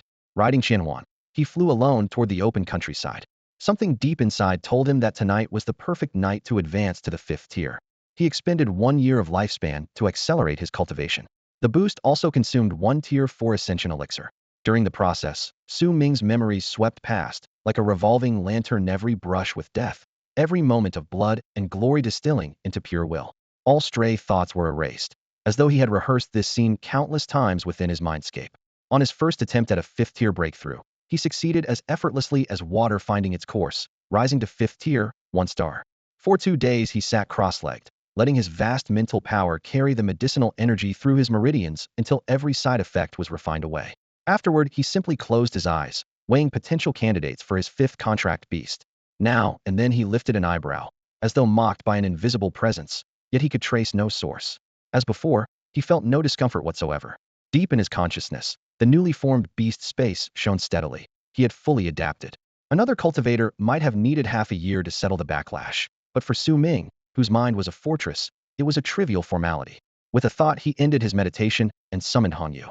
Although the lich remained in the mindscape, Su Ming could sense its faint urge to evolve a chill like an icy blade across the soul. He knew no power came without a price. Contracting undead brought necrotic backlash. Wielding the decay Gu shaved off lifespan. Yet what crippled others was merely a number to him. Hongyu's loyalty had long since maxed out, blocking any trace of deathly chill from his soul, and his extraordinary mind formed an unbreakable bulwark. Hongyu, time to evolve. Yes, master. He burned 10,000 years of life to fast-track the blood-cursed death lich, requiring no other resources. Acceleration initiated. Year 1. Stalled at a bottleneck. The lich fully merged the essence of the necromantic tone. The shadow of the law of death grasped a sliver of true law. Advanced to Monarch class 1 star, and learned Death Finger, Novice. Year 1000. Immersed in death's mysteries, law fragments flowed through its jet-black phalanges, raising Death Finger to perfect. Year 5000. Facing a new ceiling, it saw that only by reaping more lives could it advance, so it invaded an undead plane. Over half its commander rank Frostbone dragons were lost, but the remaining 2,618 all rose to Monarch class. Mountains of corpses, seas of bone, and crimson snowstorms bore witness to its ambition. Year 100 million. The lich now commanded more than 20,000 Monarch-class vassals, over 5,000 reforged as blood skeletons. Its domain exceeded the combined realms of 5 undead kings, finally drawing the eye of a true undead overlord. The clash triggered another metamorphosis. Its rank soared from Monarch-class 1 star to Monarch-class perfection. Death Finger. Perfect could now gather a tidal wave of death at a fingertip and fire a jet-black beam. Against any creature below 60% health and not higher in rank, the beam carried an instant kill effect. Each execution reclaimed an equal amount of death energy, allowing immediate reuse. With Death Wither blanketing the ground and draining everything of life, and Death's Finger pinpointing and erasing a target in an instant, Su Ming now possessed 2 skills capable of wiping out an enemy on the spot. If anyone still tried to preach peaceful coexistence in front of him, he would give them a lesson in what it meant to be nuked into harmony. Hongyu's development path had finally returned to a pure necromantic track. The Abyssal Blood Jade had granted her a powerful blood-based mutation, but it was only an embellishment. Real transformation would require higher-tier abyssal materials. For now, the clearest options were skeletal augmentation, summoning, blood magic, and classic death spells. The actual direction would depend on which resources Su Ming secured first. Hongyu, what's this business about a necrotic overlord? Su Ming asked casually. A lich lord of overlord rank is trying to establish contact with me, Hong Yu explained. A lich lord, huh? Fine. Let's see what game he's playing. If he's worth it, we'll talk. Su Ming nodded. Understood. Because Hong Yu's true body wasn't in the nether plane, the two sides could communicate only through her skeletal minions over there, or Su Ming could simply summon the Lich Lord into the material world by special means. After recalling Hong Yu to his beast-taming space, Su Ming turned to the one companion he could still power up immediately, Time Sprite. As for Dubai, he would have to inspect that fifth-tier mine in person before taking the next step. Spend 1 million years of lifespan to accelerate the Time Sprite's growth. A system prompt appeared. No additional resources can be consumed during this acceleration. Then the process began. Acceleration in progress. Year 100,000. The Time Sprite broke through to Monarch class, 1 star, and learned Future Vision Basic. Year 200,000. The Time Sprite advanced to Monarch class, 2 star, and Future Vision was upgraded to Perfect. Year 1 million. The Time Sprite reached peak Monarch class. The hourglass now stored 11,052 hours, 34 minutes, and 21 seconds of time and for rewinding. Future Vision Perfect allows the target to see 30 seconds into the future. 30 seconds? Still a bit short, Su Ming muttered, then asked, can you cast it on anyone? Yes, and it costs far less than time reversal, the sprite replied. Excellent. Su Ming was satisfied. The stock of times in was abundant and self-replenishing, but saving it never hurt.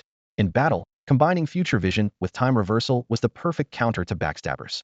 Raiding bases was fun provided the base belonged to someone else. Of his 4 contracted beasts, only Hong Yu and the Time Sprite could ascend right away. Securing Hong Yu's upgrade materials had taken him half a year, whereas the Time Sprite simply devoured absurd amounts of alien lifespan, something even gods struggled to supply, yet Su Ming had in spades.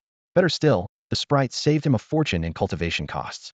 A 4th-tier breakthrough normally cost millions of spirit stones. 5th tier demanded tens of millions. Thinking ahead to a potential 6th-tier advancement, Su Ming could only pray everything went smoothly. Resources were one thing, talent was another.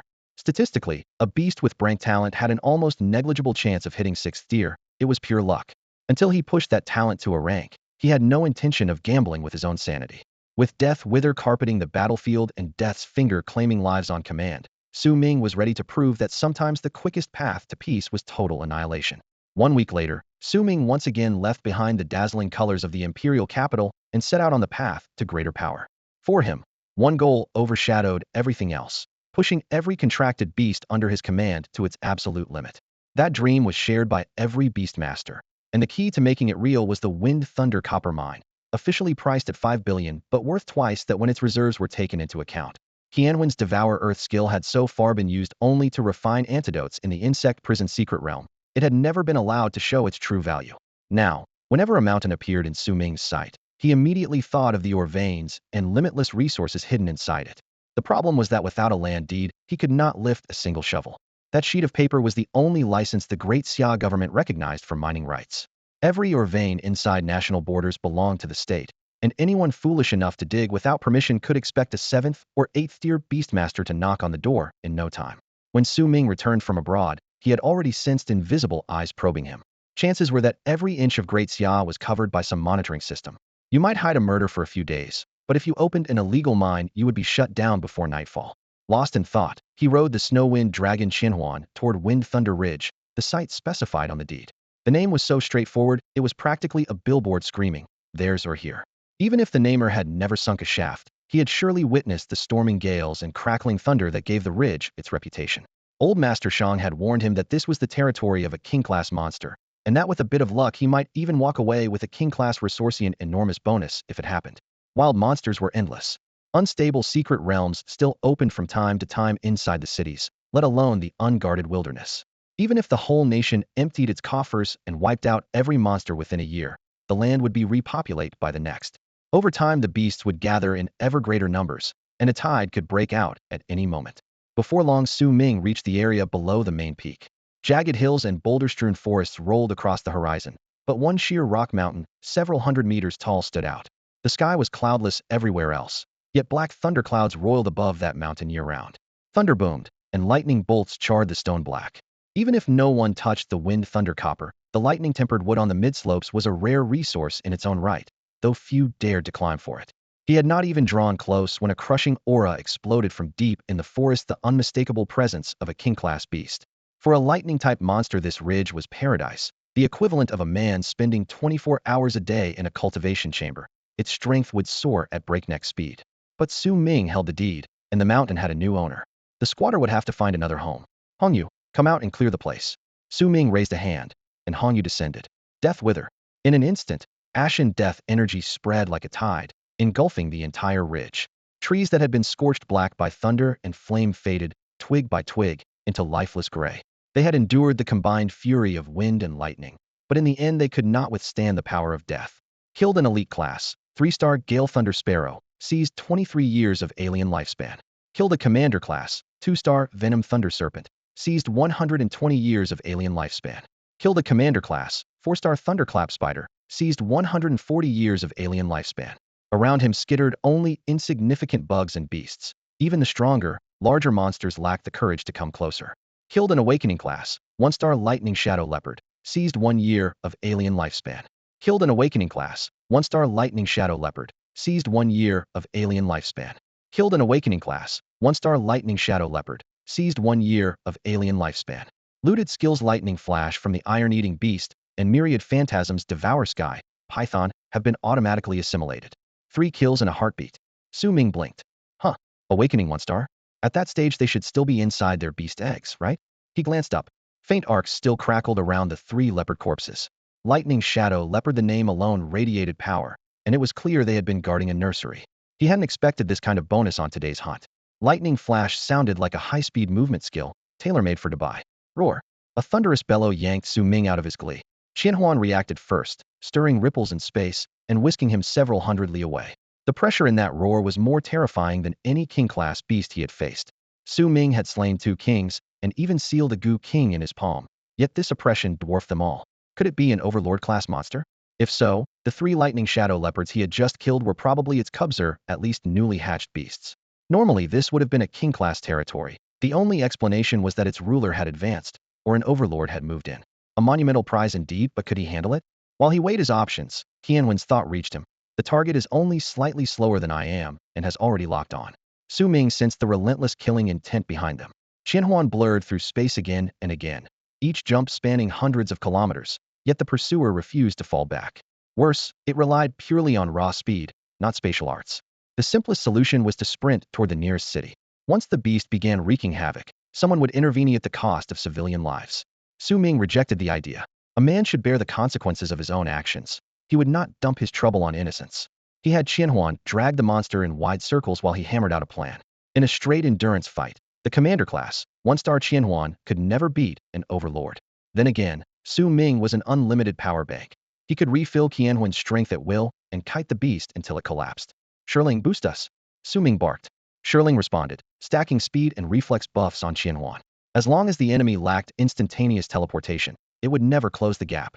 After Shirling boosted Qianhuan's speed, the phantom grew even nimbler, and the gaps between its spatial hops shrank.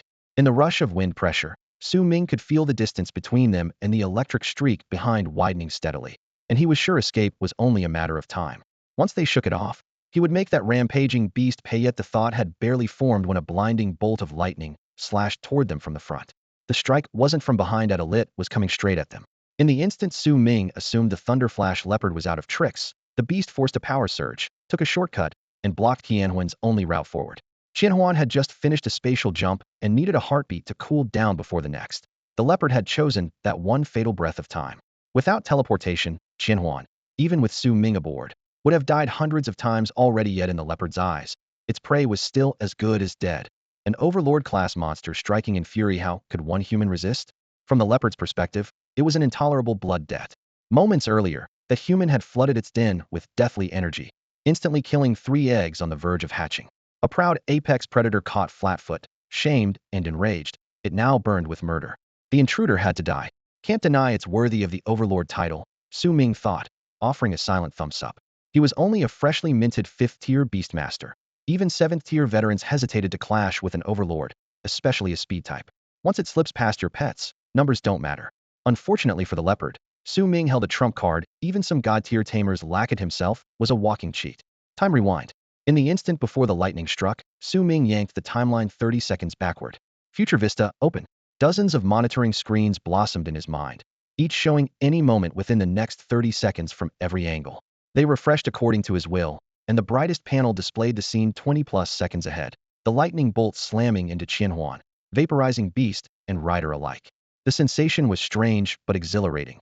The mental load was crushing, yet foreknowledge made him nearly unbeatable in an even fight.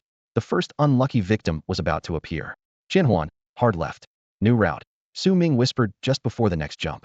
3 seconds from now, they would have reached the leopard's ambush. The beast had clearly burned some burst skill, moving so fast, it was almost teleporting. Qianhuan veered sharply, and the future vista updated. The leopard swiped at empty air and, for the next 30 seconds, posed no threat. Not bad, pretty handy. Rewinding time is the ultimate failsafe. It guarantees nothing can truly go wrong. Future vision, meanwhile, hands Su Ming enough initiative that he never has to stand there and take a beating. Roar. From deep in the wilderness, a roar split the air, shaking more than eardrums. It hammered at the soul itself. That was the fury of a Dominion-class beast, a storm of rage rolling across the endless waste. Inside Xia's borders, alarms blared in several cities, red warning lights flashing harshly. Every major city keeps at least one 7th-tier beastmaster on its walls and aerial platforms. Yet even they were baffled. Which Dominion-class monster had just gone berserk? For decades, creatures of that rank almost never entered the field unless a megahorde gathered. Even sovereign-class beasts rarely appeared. During humanity's long struggle with monsters, demigod beasts and humans struck an unspoken pact. Neither side would attack ordinary cities without cause. After all, if every 8th-tier beastmaster joined forces, they could still chase a wild demigod beast across the map. By the same token, human powerhouses avoid slaughtering lower-rank monster clans. The 8th tier and the demigods act as mutual nuclear deterrents, making full-scale wars vanishingly rare. Had impotent rage. Su Ming chuckled, eyes full of mockery. That was just the warm-up. The real torment starts now. 3 days later. Storm clouds churned above Wind Thunder Ridge, lightning serpents coiling through the sky. Su Ming reappeared on the summit, facing a colossal creature. Twin wings, thunder markings across its body, a leopard's head on a tiger's frame.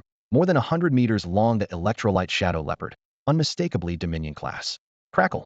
Tens of meters away, high-voltage static ripped the air into sparks, carrying the acrid scent of ozone. Su Ming remained calm. He could face a Dominion not just because he held Time Rewind as a trump card, but because 3 days of combat had laid bare the beast's every move. Burst speed, long-range lightning, aura concealment, phantom clones. The electrolyte shadow leopard tried everything, and each time Su Ming shut it down. Lightning claws sliced past his hair without drawing blood. 7 identical clones shared one aura, yet his sword always found the real body. Even when the beast vanished, he grinned at the exact spot it hid. The leopard was despondent, blood-red eyes full of disbelief. It had no time to mourn its 3 dead cubs. All it could do was wonder what this human wanted. If he were a 7th-tier beastmaster, even had a 7th-tier combat pet, the leopard would have fled long ago. 3 days of high-intensity battle had drained even a Dominion, yet the human still looked fresh. Did he actually plan to wear it to death? Su Ming, meanwhile, was delighted. With this ready-made sparring partner, he had perfected the synergy between Shi Ling and Qianhuan. A 5th-tier beastmaster using a wild Dominion for target practice unheard of. Should he finish the beast off? He had considered it, but lacked a single decisive killing move. Besides, against a speed-type creature, if it chose to run, he couldn't hold it. For now, there was simply no way to pin down something that fast. A mere 5th-tier beastmaster was actually weighing the odds of killing an overlord-class monster. The very idea was already outrageous. Roar.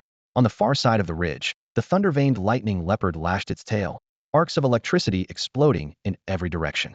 The rumbling growl wrapped in thunder shattered Su Ming's train of thought in an instant. Why stop now? Aren't you going to keep attacking? Su Ming brushed the dust from his sleeve and asked with a faint smile. Through future sight, he had confirmed the beast wasn't preparing a sneak attack. Human, your kind and mine have always minded our own business. Why have you trespassed on my territory? The thunder-veined lightning leopard no longer roared aloud. Its voice echoed directly in Su Ming's mind. Your territory? Su Ming raised an eyebrow. Don't forget, this is human land. We've just been too busy to clear you out. Besides, the place you're squatting on Wind Thunder Ridge is now my mine. You want to work the Wind Thunder Copper Vein? Without my permission, forget it. As an overlord-class monster, it had already lost its offspring and been forced to surrender both habitat and mineral rights. The humiliation alone was enough to make its first stand on end. Think I can't keep you here? Su Ming snorted. You believe I can't hire a 7th, or even an 8th tier to back me up? I've been sparring with you only because you're perfect for skill training. He was reluctant to reveal his trump cards, but if the leopard insisted on courting death, he wouldn't mind paying Lu Tongxing to make an extra Tripan overlord's body parts fetched a good price, and a 7th tier wouldn't alarm any demigods. I serve under the demigod Qi Minion Phoenix. If your kind lays a hand on me, at least one of your cities will be buried with me. The leopard finally played its last card. Who could have guessed that dealing with a mere 5th-tier beastmaster would force it to invoke a demigod's name?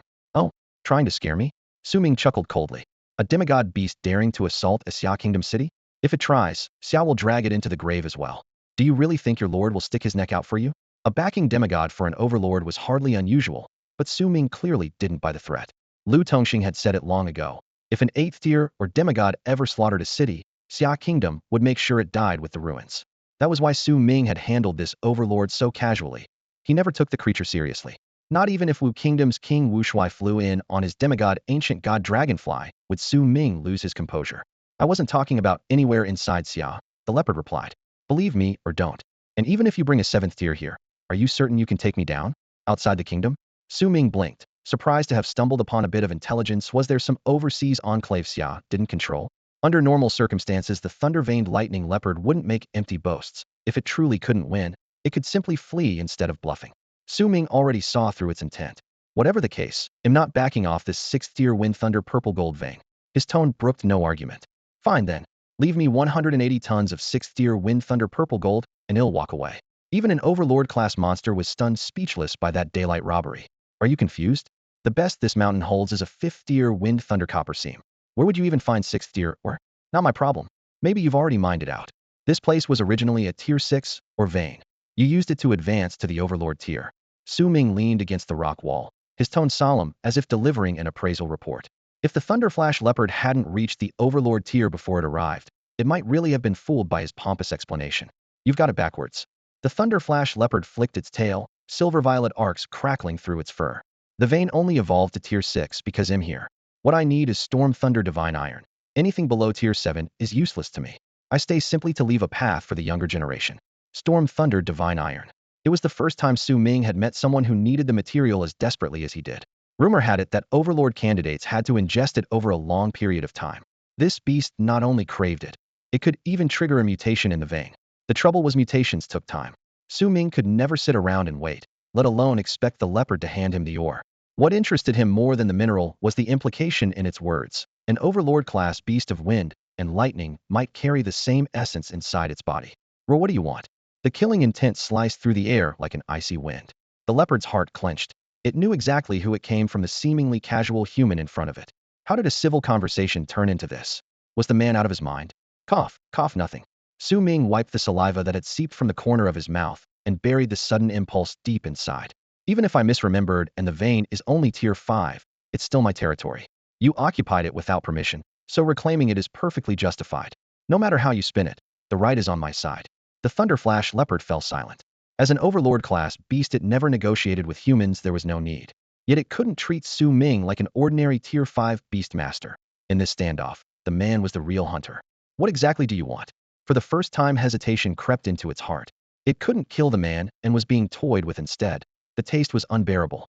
Today was a chance encounter. Give this human time to prepare, and the leopard might really fall. I've made myself clear. Su Ming pointed at the ground beneath them. I want the ore that's rightfully mine. Gather enough tier 5 Storm Thunder copper, and if you can produce tier 6 Storm Thunder Violet gold, it'll let you stay. One trade, fair and square. He didn't want to scare the leopard off. There was an 80% chance it had access to tier 6 Violet gold, or even tier 7 Divine Iron. Worst case, he could always kill it later and harvest the meat. No, if he dwelled on that, the cat would flare up again. That's simple. Yup, I keep my word. You've been here for a while. You know where the richest pockets are better than I do. Bring them out for me so I don't have to dig at random. You're treating me like a miner? The leopard's tail slammed against the stone wall, bolts of lightning scattering in every direction, its rage barely contained. Don't get hung up on details. Su Ming spread his hands. If you want to stay, you don't want me tearing your nest apart, do you? Besides, if you really find divine iron, will the word miner still bother you? Face it, brother, you've climbed so high you've forgotten your humble beginnings. Su Ming delivered that motivational speech with a straight face, leaving the overlord-class beast thoroughly bewildered. At most, I can extract 1/5 of the Fonlay copper for you. Anything more, and it's not worth my time to stay here. The Dianguang laying leopard finally bowed its head. It understood well that finding another lightning-rich place suitable for raising its young would be difficult. More importantly, it had no wish to fall out with the human before it. As long as its bloodline survived outside, it could enter the Xinyuan secret realm without worry. Everything else could be negotiated. Fine. What about 6th-tier Fonlay purple gold? If I remain, I can coax the vein to mutate. Within 2 years, a few 6th-tier ores might appear. The Overlord class beast was shrewd. It refused to meet all of Su Ming's terms at once and would not admit whether any 6th tier or already lay inside the mine. Deal. Hand over the 5th tier Fonlay copper now. The 6th tier stuff can wait, call it rent you still owe me. With that, Su Ming touched the land deed with his spiritual sense. A golden seal flashed across the paper, then vanished as if nothing had happened. The Dianguang laying leopard said nothing more and sped toward Fonlay Ridge. Minutes later, a thunderous boom echoed from deep in the mountains. Cliffs shattered as if struck by a magnitude 9 earthquake. The ground shook for 100 li. Thunder rolled, lightning streaked across the sky. An Overlord-class beast could topple cities with a casual swipe. Yet at this level they valued their own lives and seldom fought humans to the death like lesser creatures. Roughly half an hour later, an entire peak drifted towards Su Ming. Nearly 100 meters tall, the mountain rode on the leopard's back, bound by dozens of lightning chains that tore it from the earth. Wet soil still clung to its sides. This section holds the richest ore. The rest is scattered. I trust you'll keep your word. Clearly, the beast cared only about the lightning-charged environment, not the ore itself, so it simply delivered the fattest part of the vein. Boom. The peak landed heavily at Su Ming's feet, sending up a wave of dust. Even through the air, he could feel the paralyzing thunder energy locked inside the rock. 5th tier Fonlay copper was merely fodder for database advancement and for replenishing their wind lightning metals. Once that need was met, it was enough. Higher tier resources came down to luck, no amount of silver could buy them. Qianhuan, can you swallow and refine a whole lump like this? If it were still buried, it might be tricky, but as a single block it's no problem. Not bad, having this fellow around really helps. An Overlord-class beast working as a miner is anything but ordinary. Hey, the ore's right here. Don't tell me you can't haul it away. The Dianguang laying leopard called from afar. No rush. I want to test its quality first. With that, Su Ming ordered Qianhuan to begin devouring it. He kept watching through his future vantage point, ready in case the miner tried a sudden ambush. Qianhuan, now in the guise of a snow-wind dragon, hovered in midair. A hazy curtain of light rose between its horns, and liquid-like rays instantly wrapped the 100-meter stone mountain in a prismatic mist. A heartbeat later, the ground quivered, devouring earth. Qianhuan's true signature skill as the devouring sky python finally showed its teeth. Swallowing those insects earlier had merely been a warm-up. The Dianguang laying leopard watched from a distance, silver lightning patterns flickering across its fur while its thoughts churned. That's no dragon technique, let alone that limitless spatial shuttling. An ordinary commander-class creature would have fallen apart by now. The longer it looked, the more apprehensive it became. The human from Xia seemed wrapped in mystery. Were it not for the demigod at his back, the leopard suspected it would have been sliced to ribbons already. With that in mind, it wanted nothing more than to reach the Xinyuan secret realm and throw itself under the command of Ming Yanhuang. After a dozen seconds, the stone mountain inside the light curtain crumbled, collapsed, and finally vanished, leaving only bare ground. The entire mass had been swallowed into Qianhuan's refining space, ready to be purified into 5th-grade wind lightning copper. Judging the yield, Su Ming made a quick decision. As long as the quantity was enough, he would head straight for Biluoqing rather than linger here. Looking up, he saw the Lord-level miner, the Dianguang laying leopard, staring at him with eyes as round as bronze bells, tracking his every move. Su Ming pulled up his future sight again, just to be sure, and relaxed only when the leopard appeared content to stay put. Looks like you've seen something you shouldn't have, Su Ming joked. Do I need to silence you? You can refine or directly into pure metal? The leopard ignored the joke, probing carefully. Sure. Otherwise I'd have to haul everything to a smelter. Su Ming shrugged. 7th grade as well. Never tried. Can't say for certain. He kept it honest. Empty bragging bought no trust. The Dianguang laying leopard fell silent, staring hard at the snow-wind dragon facade, while rifling through every scrap of memory. What species could disguise itself so perfectly, walk through space, and refine materials? Nothing came to mind. While it pondered, a narrow spatial fissure split open in front of Qianhuan, and a massive, misshapen chunk of dark red metal thudded onto the ground. Su Ming's arm went numb from the weight, yet he still whisked it into his ring, several thousand gene at least. From the volume of that mountain, the metal content was under 0.1%, but even so it was an incredibly rich ore. A single piece was worth 2 billion spirit stones. Most shops only ground it into powder as a wind lightning catalyst, never daring to consume it wholesale like this.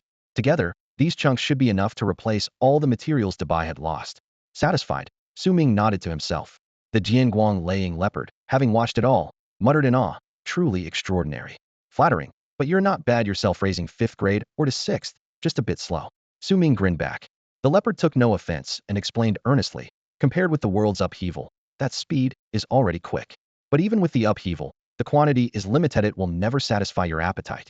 No matter. Some is better than none. If you can refine 6th grade, or they'll believe you might really handle 7th grade metal. You have a lead? Su Ming raised an eyebrow. We'll discuss it when the time comes. The Jianguang laying leopard drew in its aura and swept its tail, covering the scattered slag. You may leave. I have offspring to tend. Potential cooperation aside, the leopard wanted nothing more right now than to send this walking disaster on his way. Breeding again? In such a hurry, are you about to lay another egg? Su Ming asked, a little embarrassed. After all, he had killed the creature's last 3 offspring, so the question made him feel more than a little guilty. Roar human, do not provoke me further. My patience is limited. The elemental spirit growled, stirring wind and thunder around itself. Since reaching the overlord tier, it could form beast eggs directly by burning its own essence. Sorry, my mistake. Haha, Su Ming laughed dryly, waving both hands in apology. Still, he couldn't help adding, that's a pretty convenient method. Impressive. They'll be on my way. See you when I come by to collect the rent. With that, he signaled Qian Huan to open a portal. One more second, and the spirit might have exploded on the spot. This reproductive technique was an eye-opener. Most beasts at the overlord level could spin their essence to lay eggs, but the cost was huge. The young would never surpass the parent, and the bloodline might even degrade. Few were willing to pay that price, and for spirits born of heaven and earth, it was harder still. Su Ming didn't know why this spirit was so obsessed with leaving descendants, but at least it kept the creature occupied. From its words, it clearly had clues to the wind thunder divine iron, something he absolutely couldn't miss. After warping several thousand kilometers, Qianhuan touched down on a grassy hillside. The damp mountain wind brushed past. Su Ming jumped from its back and called out, Defy, your turn to advance. Ing. Defy fluttered down. It no longer resisted eating metal and seemed to understand its father's good intentions. But when it spotted the dark red block of metal larger than itself, 3 big question marks practically popped up over its round head. Ing? Go on, eat. No need to bite it apart. Thought hat's too much work to digest, Su Ming said with a smile, patting the wind thunder copper. This may take a while, so just settle in and cultivate, he reminded it. Ing. Defy nodded hard. After several accelerated growth sessions, it was used to the mysterious power Su Ming applied. As long as it didn't have to gnaw solid iron, it was fine. Its tolerance had grown with every advance. Consumed 50 years of lifespan. Accelerate Iron Eater growth. Tier 5 metal detected wind thunder copper. Excess quantity. Acceleration in progress. Year 1. Confronted with an irregular chunk of wind thunder copper, the Iron Eater's obsessive instinct flared. It had to hammer the piece into perfect angles. So it began forging in absolute focus. Year 5. Repeated hammering released constant waves of wind and lightning, tempering its skin and bones and deepening its grasp of those elements. Its skill-raging thunder palm rose from perfect to peerless. As it absorbed more copper, spiritual power surged within, pushing toward a new realm. Year 6. Breakthrough complete. A full 10th of the wind thunder copper was gone. Iron Eater rank advanced to Monarch class, Star 1. New skill acquired Wind Thunder Flash, Novice level. Year 25.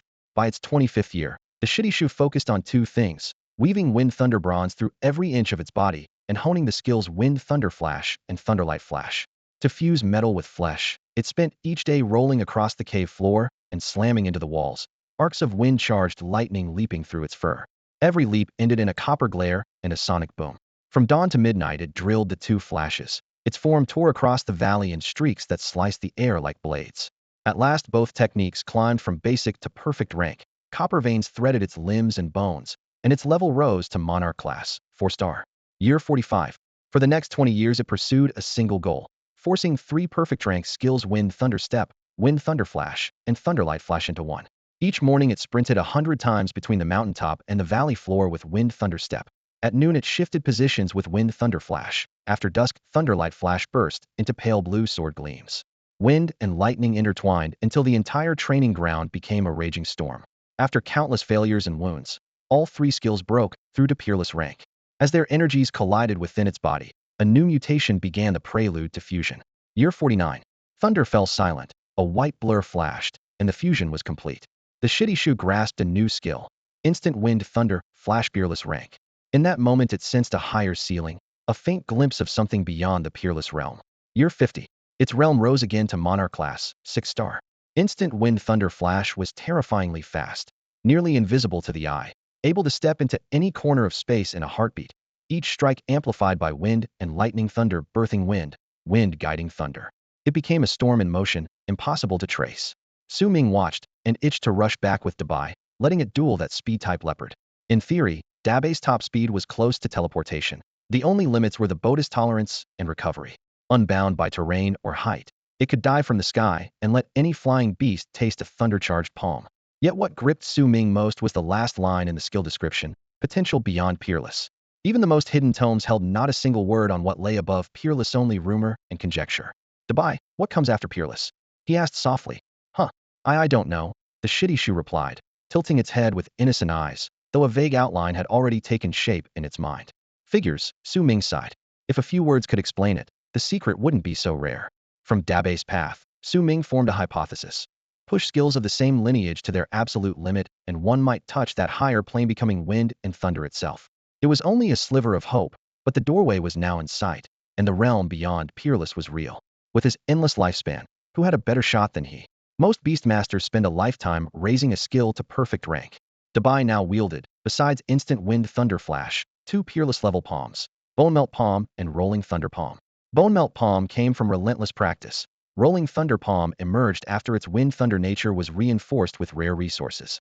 To pry open the world beyond peerless as it had with instant wind thunder flash, Dubai would likely need another boost to its offensive palms. As for any other attacks, they were no longer worth the effort. Its path was clear. Ultimate speed, ultimate offense, ultimate defense. Defeat any enemy with a single palm. That is Dabe's pursuit. After helping Dubai advance, Su Ming felt he had finally put a major problem to rest.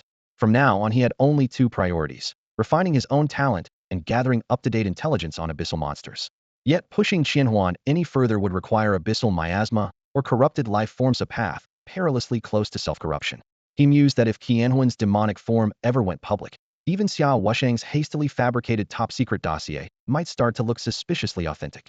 He immediately instructed Shang Ren to acquire 5th-tier arc-magnetic mithril, planning to upgrade Dabe's offensive options and physique once again. Then he pulled out his communicator, logged into the Alliance of Races forum, and began searching for useful information. Official channels in the Xia Kingdom were currently portraying nothing but peace and prosperity. Su Ming remembered that when he first crossed over, Tiannan City had been hit by an unstable rift outbreak, yet the story never left the city. Now another force was erupting in Nanling City on the southern border, and the entire population was being evacuated, yet it still failed to make the headlines. Someone was clearly sitting on the news to maintain an illusion of harmony and stability. The Alliance Forum, by contrast, charged next to nothing for these buried reports, and the content was surprisingly reliable. Many details matched what Su Ming had witnessed himself, and the posts even tracked subsequent developments. For instance, shortly after his return to Xia, the Wu Kingdom declared the insect prison rift worthless and abandoned it. The two nations had fought over that rift for a century, yet now neither side cared. Wushuai likewise kept its promise and pulled its defensive line back from Xia's border. But Xia's problems didn't stop with Wushuai. 1. The Serpent Island snakemen in the eastern seas raided the mainland every other week. Xia could easily wipe out these half-human, half-monster pirates. But behind them lurked the anti-magic sea beasts. Perhaps the snakemen had already become livestock raised by those monsters, so killing them was off-limits. It was a grotesque form of symbiosis. 2. To the west, the Buffalo Kingdom stood on a hidden oasis deep inside the endless desert. It usually kept to itself and rarely bothered Xia, but the desert was anything but quiet. A beast tide was sweeping across the sands, and deeper still, an even larger undead horde had awakened. Countless ancient corpses had dried out, risen, and were driving the sand beasts in a frenzy towards Xia's frontier, turning the western line into the nation's only active battlefield. 3. In the north, a chain of snow-capped mountains separated Xia from the Kingdom of Frost. The natural barrier reduced human conflict, but couldn't keep out natural disasters. Icefalls, avalanches, and the monsters that followed in their wake frequently descended upon the lowlands. A natural disaster here didn't necessarily mean weather. It included rampaging beasts as well. Whenever one of those overlord-grade ice beasts got into a foul mood, it would whip up an endless blizzard, dive into the mountains, and leave even an 8th-tier beast master helpless. As Su Ming flicked a fingertip across the translucent screen, skimming the forum's latest posts, an encrypted message popped up: Green Tiger Thunder. The sender, Zhang Yu, was a 5th-tier beast master and Su Ming's plant inside the organization. His sole value lay in monitoring the sections unlocked only for green IDs and digging up mission intel. The demonic Heaven Hall is planning to hit Biluo City. The line was short but explosive. Piloting Qianhuan toward the nearest major city, Su Ming rolled his eyes and replied, "That's news? When doesn't the demonic Heaven Hall want a piece of Biluo? This time is different," Zhang Yu shot back. "They used people from the Serpent Kingdom to make landfall, pulling part of the Eastern Military District away. Looks like they're gearing up for something big in Biluo. And how did you figure that out?" "Simple. Not a single update on Biluo-related missions or intel for 3 straight months. When you set traps, you instinctively avoid known ambush points, right? Combine that silence with the Serpent Kingdom's moves and the picture's obvious." Su Ming had to concede the logic made sense. He answered with a terse got it, ready to end the chat. Instead, Zhang Yu pressed on. When are you finally going to let me off the hook? What's the hurry? Su Ming typed. I haven't asked you to do anything major.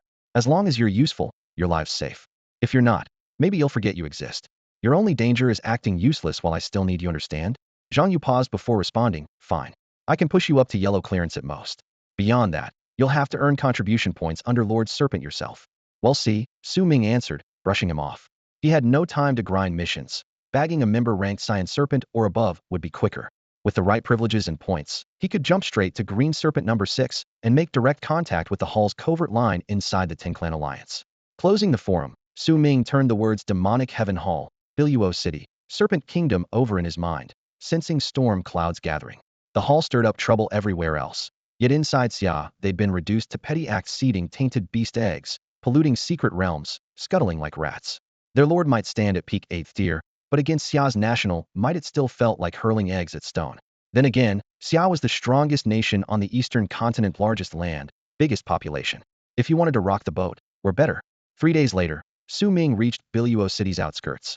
The journey had dragged on because the city lacked a teleport array, and spatial jumps were badly scrambled by the twin forces of the Yellow Springs secret realm and the Forbidden Sea. At best you landed off mark, at worst you vanished. Su Ming had teleported to the closest metropolis, then let Qianhuan fly the rest. With a beat of its wings, the mount sliced a ripple through low air, and the city's gray-white walls finally rose on the horizon. Still aloft, he pinged Zhuang Yu again. As the local host, Zhuang Yu should have sprung for a meal the moment Su Ming set out. Yet 3 days had passed with no reply. What's with this guy? He was all enthusiasm last time, Su Ming muttered, stowing the communicator. Don't tell me he was just being polite. As soon as Su Ming crossed into Biluo City, he sensed something was wrong. The noon sun blazed over the streets, yet only a few beast tamers streaked past, skimming above the ground as if ready to fight at any moment. The crowds of civilians and support class professionals had vanished, as though someone had hit pause on the entire city. He glanced at the runes flickering across the anti-air barrier and felt a weight settle in his chest. Biluo was clearly on a war footing. Stranger still, apart from the scraps of intel Zhang Yu had slipped him before he left, he had seen nothing about this on Xiaguo's official channels. It seemed an unspoken agreement had formed. Every city would handle its own troubles and keep the panic contained.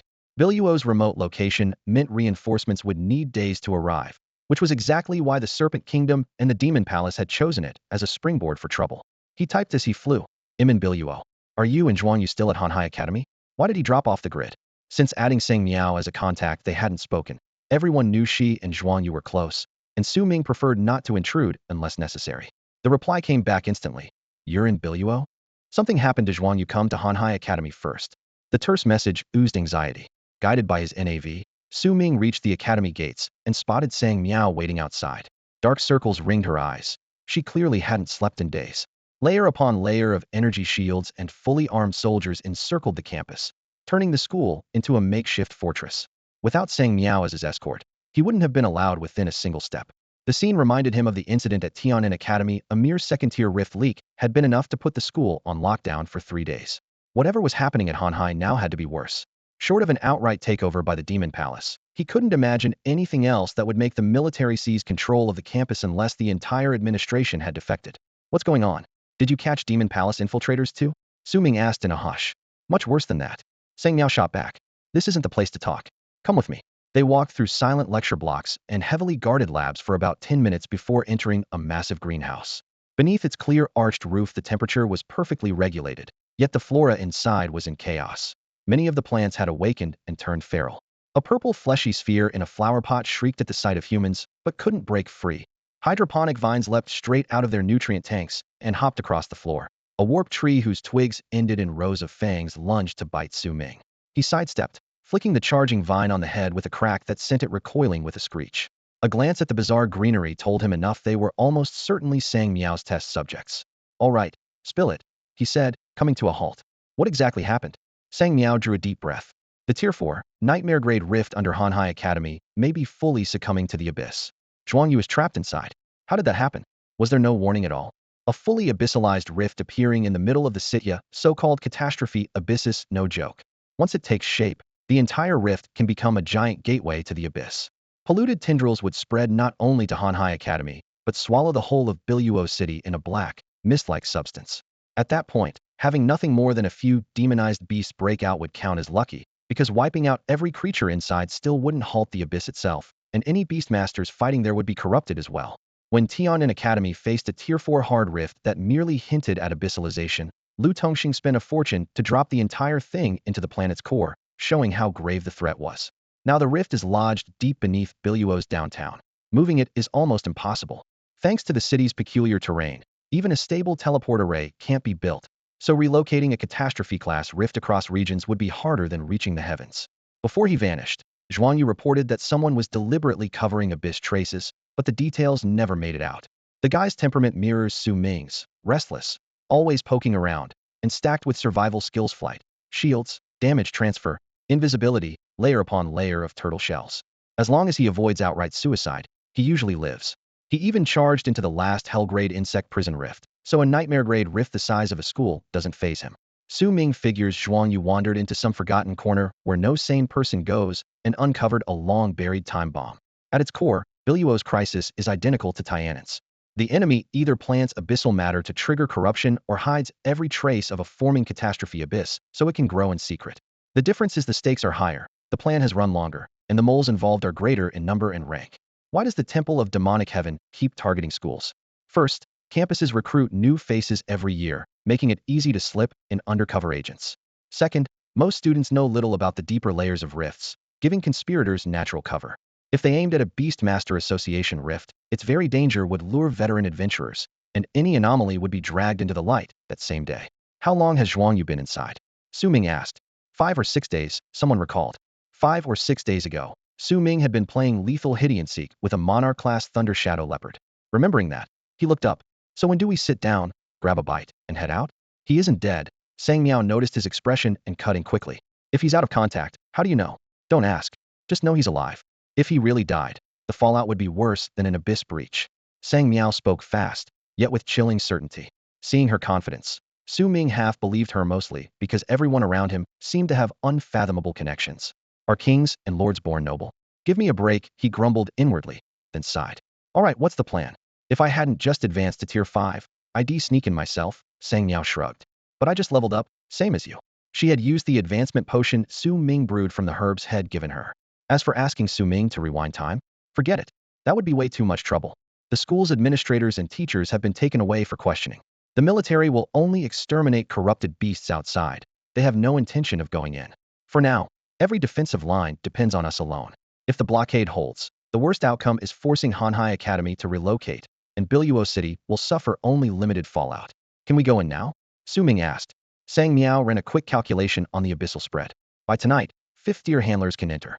Once the realm is fully abyssalized, anyone of any rank will be able to walk in, but by then everything inside will be dead, leaving nothing but a rebooted wasteland. That's the best-case scenario, like when Lu Tongxing dropped another secret realm into the planet's core years ago and kept the other abysses safe. What's the worst case? Su Ming's gaze hardened. The realm could merge completely with the abyss plane. Then 8th-tier beast masters could enter, and monsters of the same tier would pour out. If that happens, Biluo City won't survive. In the past, the safest solution was to shift a realm the moment it showed problems and dump it into the Forbidden Sea.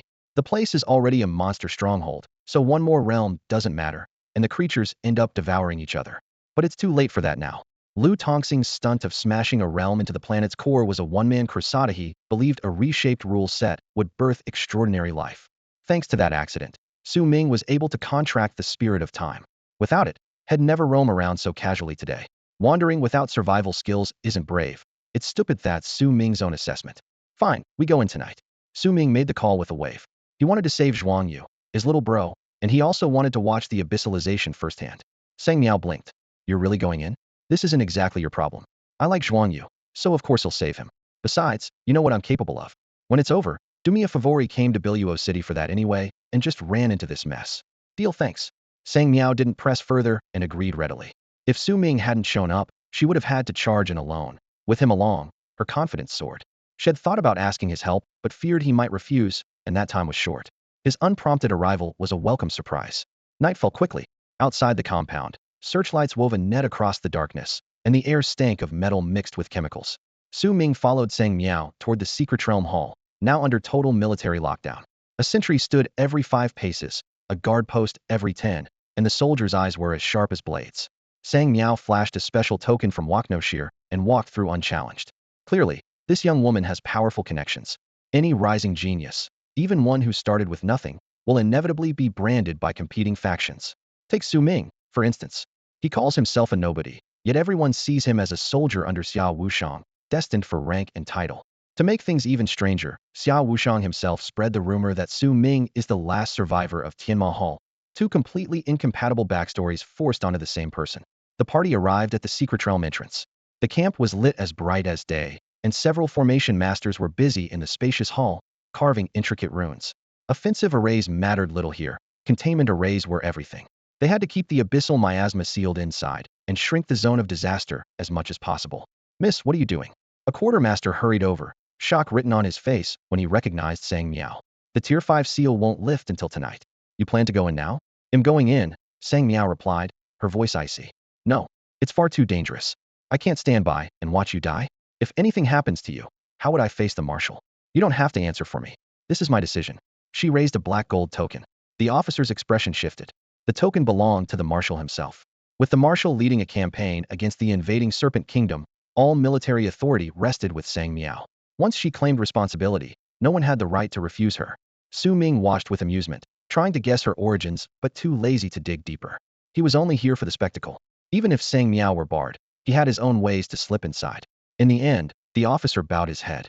Miss, King-class corrupted beasts are already loose in the realm, and the gate is controlled by Tianma Hall spies.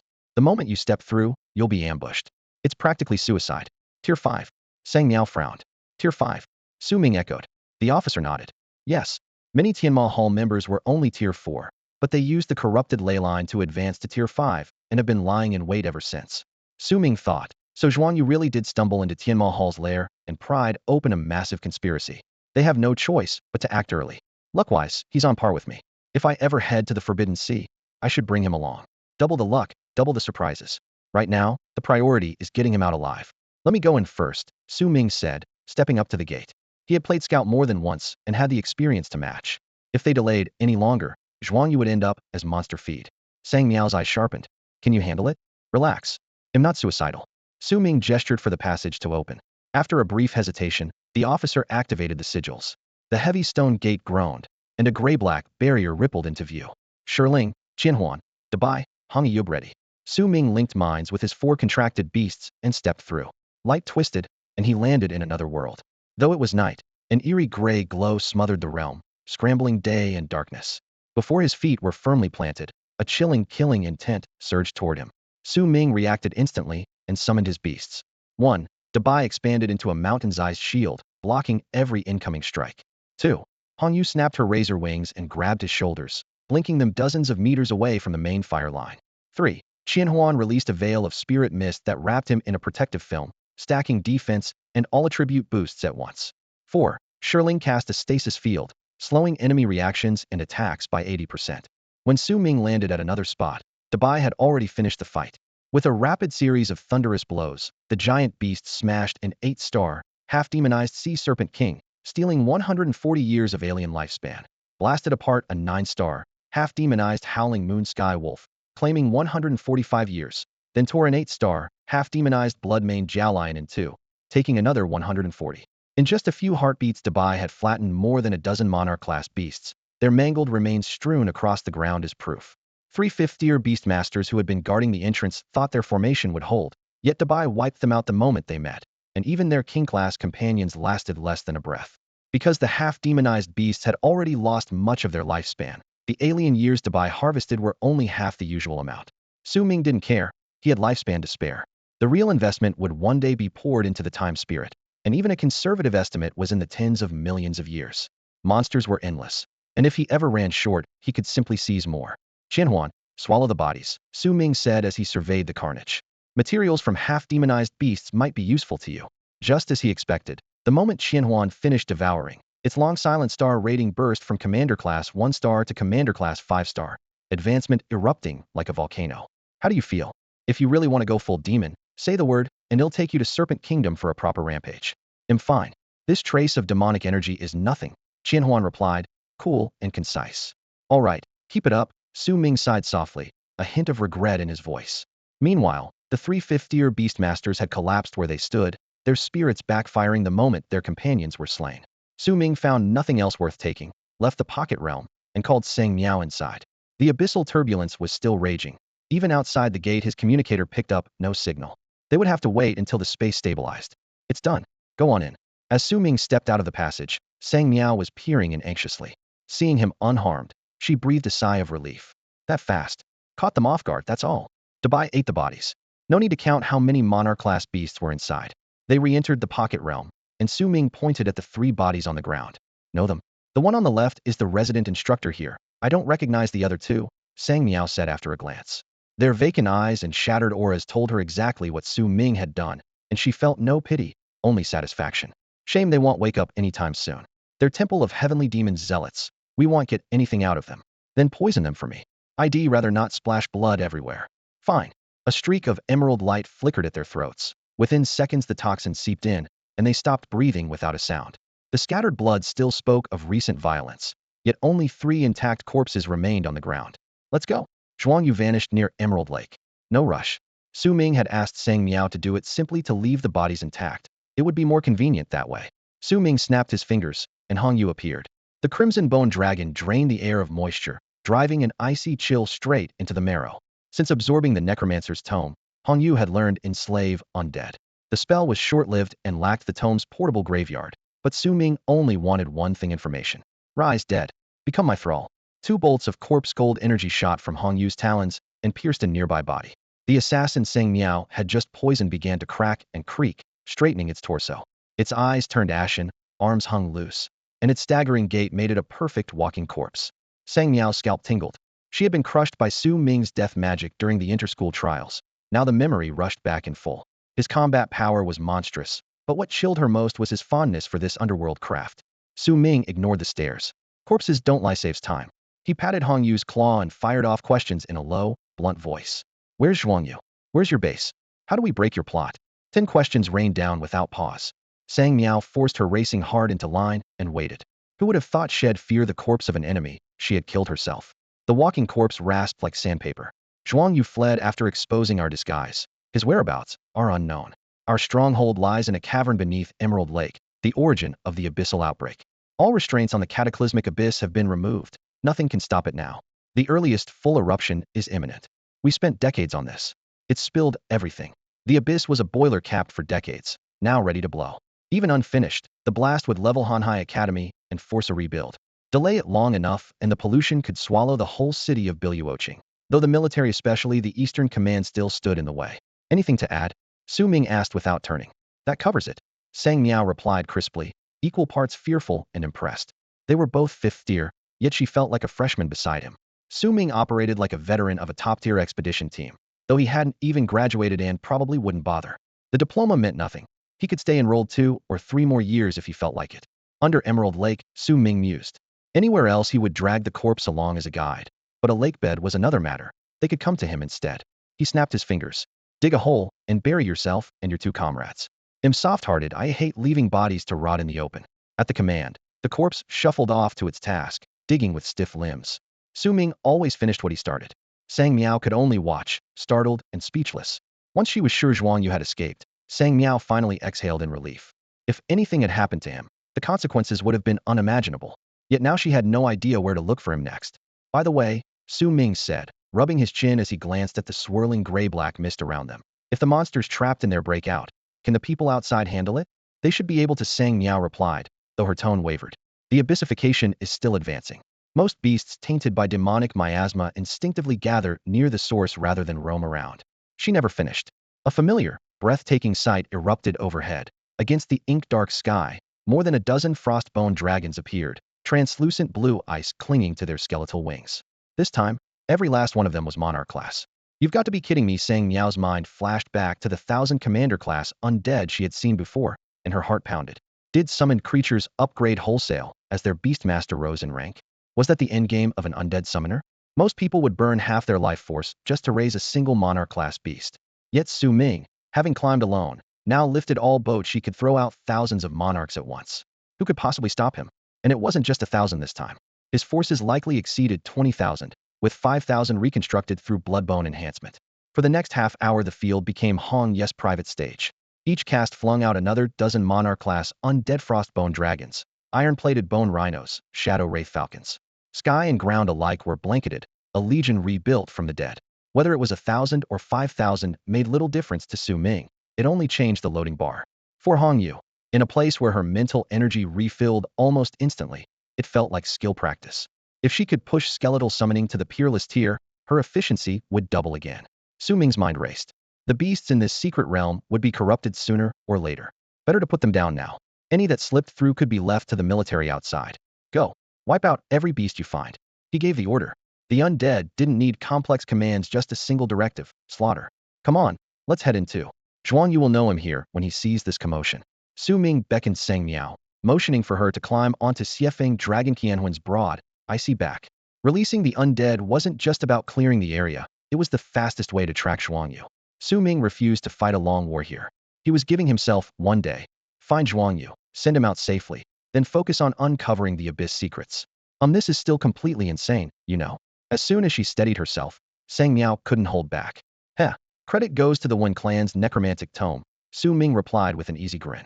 Sang Miao rolled her eyes and let the matter drop. Now that she had witnessed his terrifying power, her worries evaporated. Had she known he was this strong, she would have asked for help without hesitation.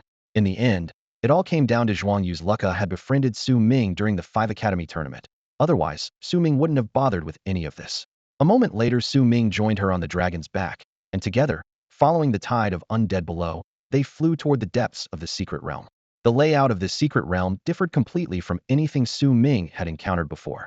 In fact, every realm was born sealed off from the others. No two were ever truly alike. So it was with the so-called Emerald Lake. Despite its name, it resembled a long, narrow band of jade that sliced the realm cleanly in half. Stranger still, its shores merged directly with the wall of mist on either side. The current seemed to hang upside down and vanish into that fog, and no one had ever discovered where it finally flowed. By all logic, water in contact with the boundary should have drained away. Su Ming had once watched an entire lake in an unstable realm pour out in an instant, the torrent disappearing down the mist wall without even drowning a single hillock. Yet Emerald Lake defied every rule. Both ends touched the fog, no tributaries flowed in, no spillways bled it dry, and still its surface remained full, as if some self-contained mechanism kept it brimming. Su Ming suspected the phenomenon might be a sign that the realm was close to abyssalization.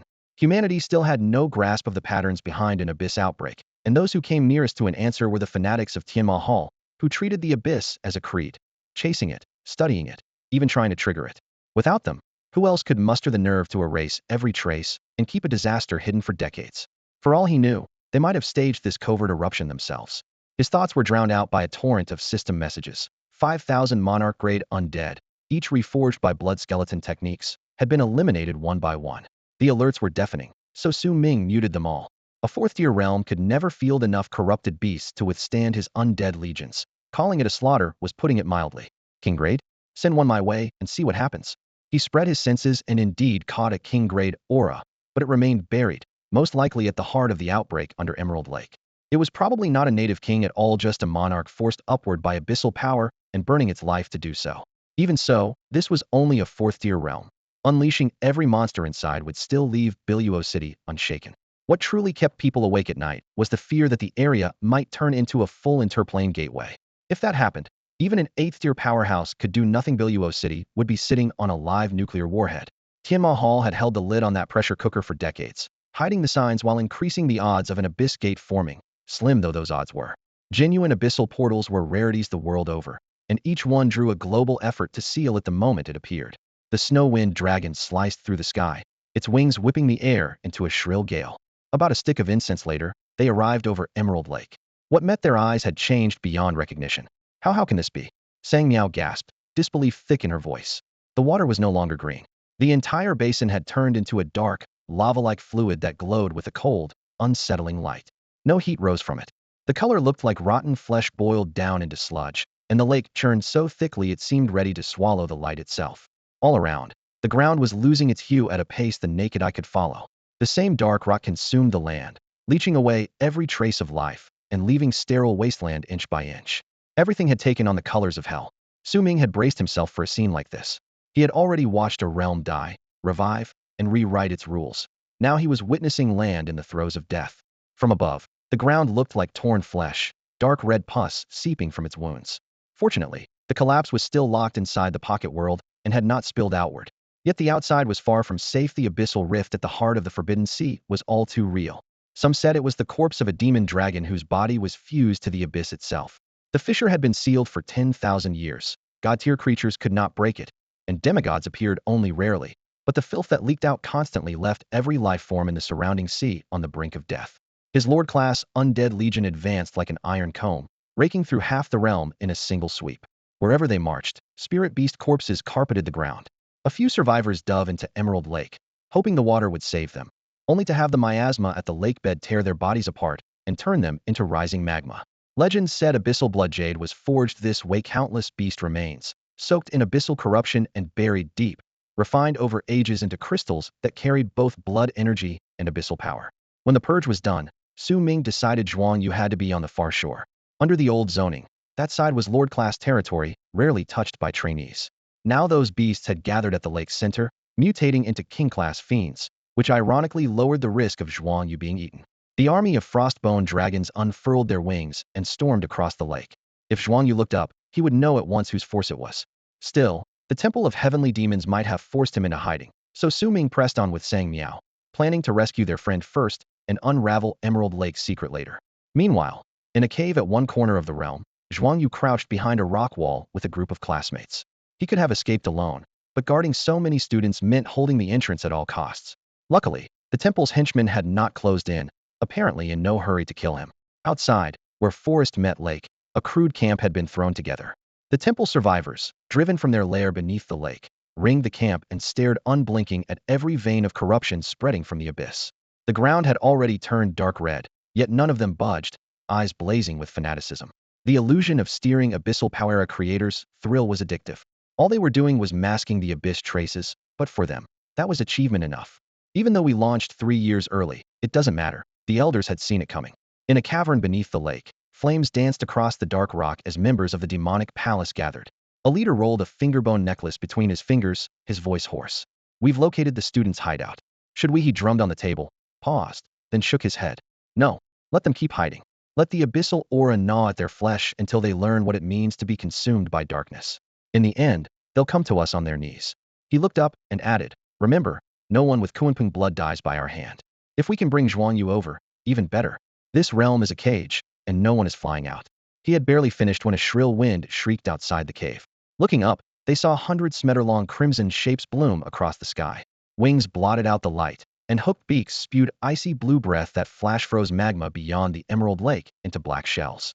Below, enraged, corrupted beasts burst from the water, yet couldn't so much as brush the feathers of those vast, undead birds. The demonic palace took stock immediately. Even if every commander-level monster here burned its life away to reach monarch grade, there would be barely 100 of them. This was only a 4th-tier realm. Normally 2 or 3 monarchs and 100 commanders were more than enough to torment the students training here. Now, though, an undead host advanced in a serpentine line from the far shore. It didn't aim to slaughter everything, only to ensure that anyone still inside the realm would look up and see skeletal wings. At its point flew a black and gold banner, the personal emblem of Su Ming. Busy lurking, Zhuang Yu missed it, but the people beneath the lake saw the newcomers clearly. Most of those people had once studied at Hanhai Academy. Years ago they'd slipped into this lair under the guise of field training, their accomplices forging proof of their deaths. Over decades they rose from 4th to 5th tier, all for today.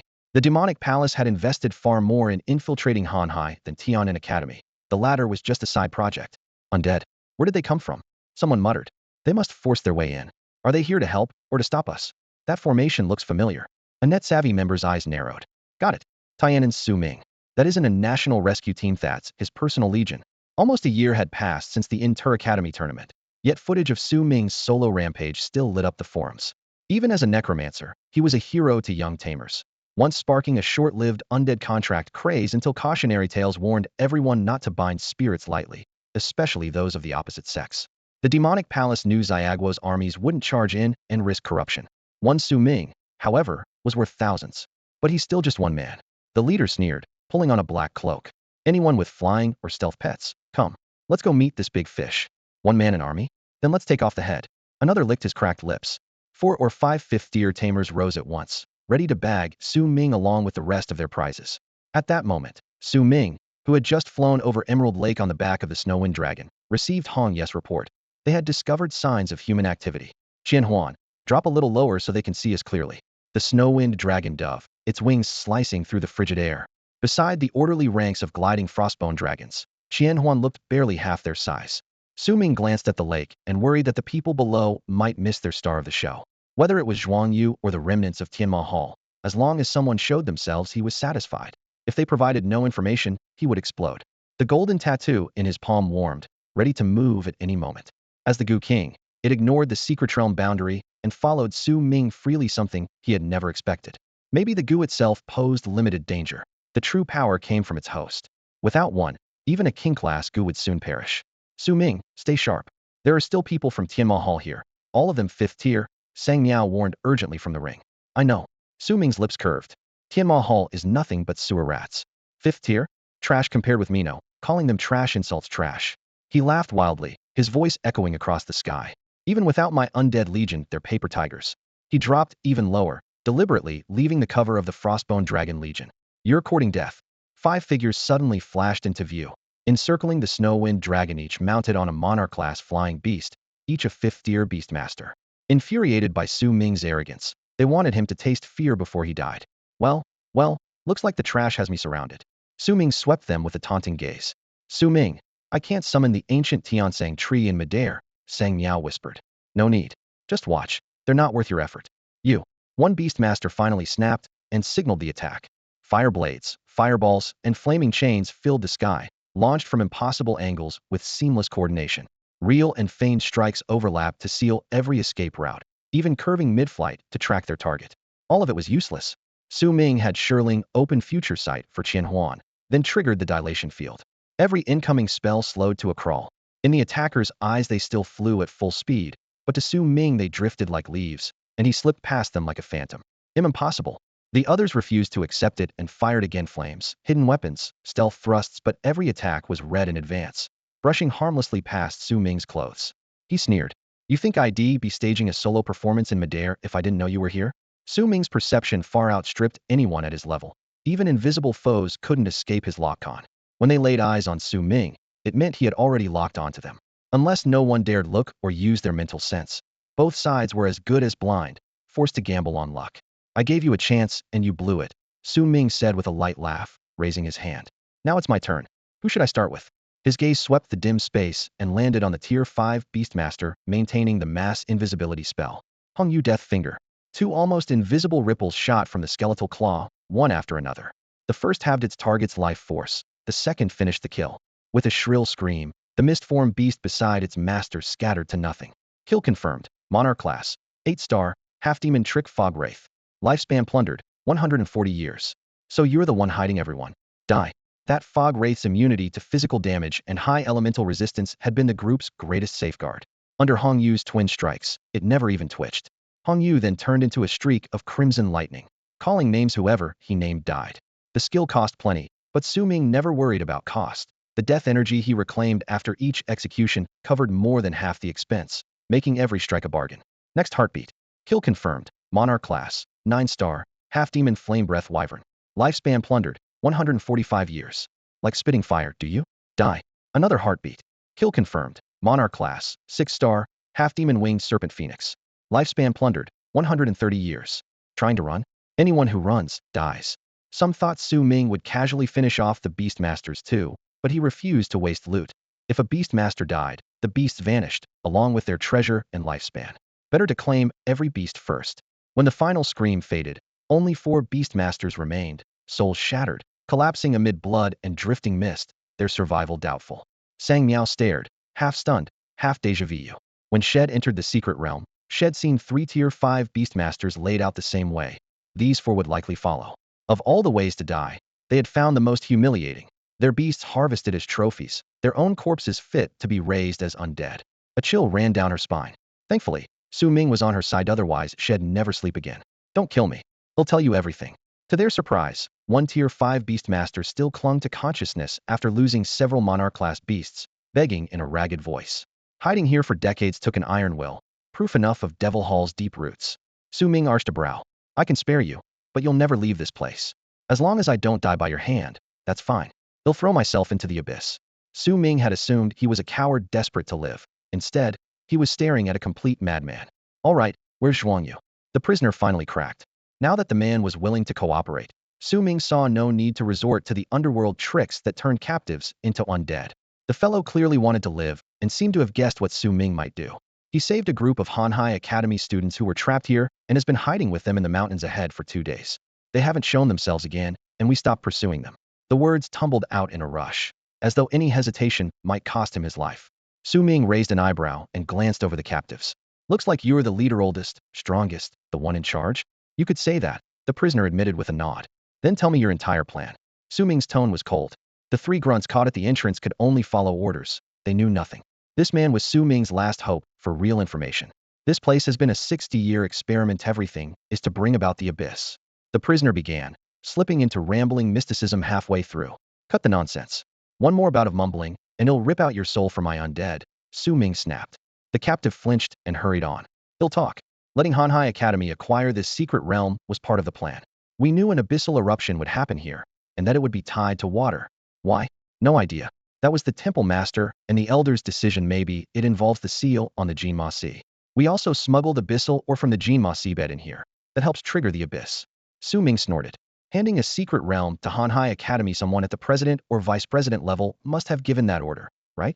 Something like that. But I don't know who, the prisoner muttered. Whatever had uncovered, the military outside could probably trace the rest. Su Ming had no interest in digging deeper. Let's go. He waved a hand, leaving a few Tianma Hall members to their fate, then sped toward the mountain forest with Sang Miao in tow. Zhuangyu, trouble's coming. A scouting student stumbled into the cave. Zhuangyu's face was ashen, his frail body even more haggard. What is it? Several powerful auras are closing in. A rampage of corrupted beasts? Zhuangyu gave a bitter smile. That's the only thing it could be. Zhuangyu, find a way out. We're dragging you down. There's no escape. Emerald Lake is surrounded by corrupted beasts. He waved the thought away. We're all class Mates, no one's a burden. If I hadn't gone poking around underwater, Tianma Hall wouldn't have been forced into a corner. Tianma Hall deserves annihilation. Someone will avenge us. Zhuangyu drew a deep breath. Let's head outside. Since we've been discovered, we might as well take a few corrupted beasts with us, even if we die. Right. They say the South is filled with hot-blooded heroes. Hanhai Academy isn't full of cowards either. Move. There are too many of us for a single grave anyway, haha. Grim resolve and reckless bravado mingled in the narrow cave. Weapons tightened in their grips as the students prepared for a fight to the death. This should be the place. Hovering in midair, Su Ming stroked his chin and studied the mountain ahead. Moments ago, a flash of spiritual sense had swept across him and had caught it. Frostbone dragons, ever alert to living Orishad, converged here as well. Thousands of skeletal dragons blotted out the sky. By now, every other beast in the realm had either been lured away by abyssal energy or become someone else's meal. Corruption or consumption, those were the only fates. Ironically, that made this territory, once ruled by a monarch-class beast, one of the safest spots around. If not for him, these 4th-tier trainees would have been devoured by monarch-class beasts long ago. Staggering figures emerged among the mountains and looked up in stunned horror. Across the sky, countless black shadows rolled like storm clouds. More than 1,000 monarch-class auras pressing down so heavily it was hard to breathe. Whatever courage they had just mustered shattered. Even their heartbeats felt clutched in a fist. A single swarm of elite-class monsters could tear them apart, let alone this host. Had the abyssal gate already been ripped open? If so, the whole of Biluoqing was doomed. Zhuangyu, we're dead anyway, why are you crying? A companion's shaky laugh only made the fear worse. Zhuangyu ignored him. He raised a hand, summoned his Kuan, and leapt onto its back, shooting into the gale. To the others, it looked like a mantis trying to stop a chariot, and they could hardly bear to watch. Yet as the Kuan neared the tide of bone dragons, the mass quietly parted, opening a gap. A slim white figure slid out of the opening. A dragon? Reinforcements? The familiar silhouette made Zhuangyu's throat tighten. Tears nearly spilled. Su Ming, you actually came for me. I'm not here just to save you. Su Ming answered with a light laugh, astride the white dragon's neck. 3 days ago I said I'd visit Biluoqing, but you never replied. I thought your invitation was just talk, so I came to settle it. With a thought, he turned the legion of frost-rimmed bone dragons toward Emerald Lake. Sorry, really, Zhuangyu rasped, coughing hard. I walked right into Tianma Hall's trap. Once we're out, we'll make it up to you, proper host and all. At that moment, Sang Miao landed on the Kun's back. Seeing how pale Zhuangyu was, worry filled her eyes. Zhuangyu, you're hurt? He'll live, he said with a bitter smile. It's just the Star River shell. He stopped short, sorrow flickering in his eyes. Your second beast space? Shattered. But keeping my life is enough. He forced himself upright and shouted below, reinforcements are here, everyone up. The dozen surviving students each summoned a commander-class flyer, dragging battered armor and frightened eyes into the sky. Some recognized Su Ming, some didn't, but none could reconcile last year's video showing a youth with only 200 commander-class summons with the man now commanding over 1,000 monarch-class undead. It was absurd, utterly absurd. Come on, he'll get you out first. Su Ming glanced at Zhuang Yu and saw why he looked so drained. One of his beasts had fallen for good. Once the abyssal miasma spreads, staying here will corrupt you. I have to report in at once, Zhuang Yu nodded. Things beneath the lake are bad. When they activated the array, I glimpsed the inside of the abyss. This time it may not just pollute the secret realm, it could open a direct passage. Su Ming's expression darkened, but he said nothing. He sent the Bone Dragon Legion surging ahead to clear the sky, and the group sped away. The mountain wind screamed. Behind them, demonic haze poured out like a tide, as if the next heartbeat would swallow the heavens. The worst-case scenario seemed to be unfolding. With Su Ming's monarch-class undead clearing the way, nothing else happened aside from the brief commotion caused by the horrors beneath Jade Lake. The undead swept past in grim silence, and a dozen Hanhai Academy students hurried after them, following the safe corridor the skeletons carved out. At last they escaped the demon-tainted killing ground. Su Ming watched them leave, thinking only one thing. His mission was to save Zhuang Yu. Everyone else's fate was irrelevant. Before departing, Zhuang Yu still looked worried. It's too dangerous to stay. The military could impose a lockdown at any moment. Let them, Su Ming replied with a faint smile. He opened his palm, revealing a ghost blue spatial sigil. I can teleport. A lockdown can't hold me. Just don't get sentimental and come back. He was still counting on Sang Miao to take him to the Yellow Springs secret realm. He had no time to play hide and seek with the army, let alone act as bait for Xiao Wushang. At the entrance, Su Ming arranged a ring of skeletal soldiers, both sentries and scouts in one. When everything was set, he and Qianhuan lifted off, hovering above Jade Lake. Once crystal clear, the water was now coated in a thick, dark red slurry of blood and flesh, like a cauldron of slowly simmering meat. The fiend-tainted beasts he had slain earlier hadn't been devoured by Qianhuan in time and had dissolved into this churning rot. Feel like taking a bite? Su Ming asked, pointing at the nauseating mash. The myriad-devouring python only flicked its tongue, clearly without an appetite. While the two beast masters chatted, the lake suddenly began to boil. Huge blood bubbles rolled and burst as though the bottom had caught fire. The surface beasts were long dead. The real troublemakers lurked below. In conditions even the undead couldn't tolerate. So, Su Ming had already ordered Han Yu to withdraw the army to avoid needless losses.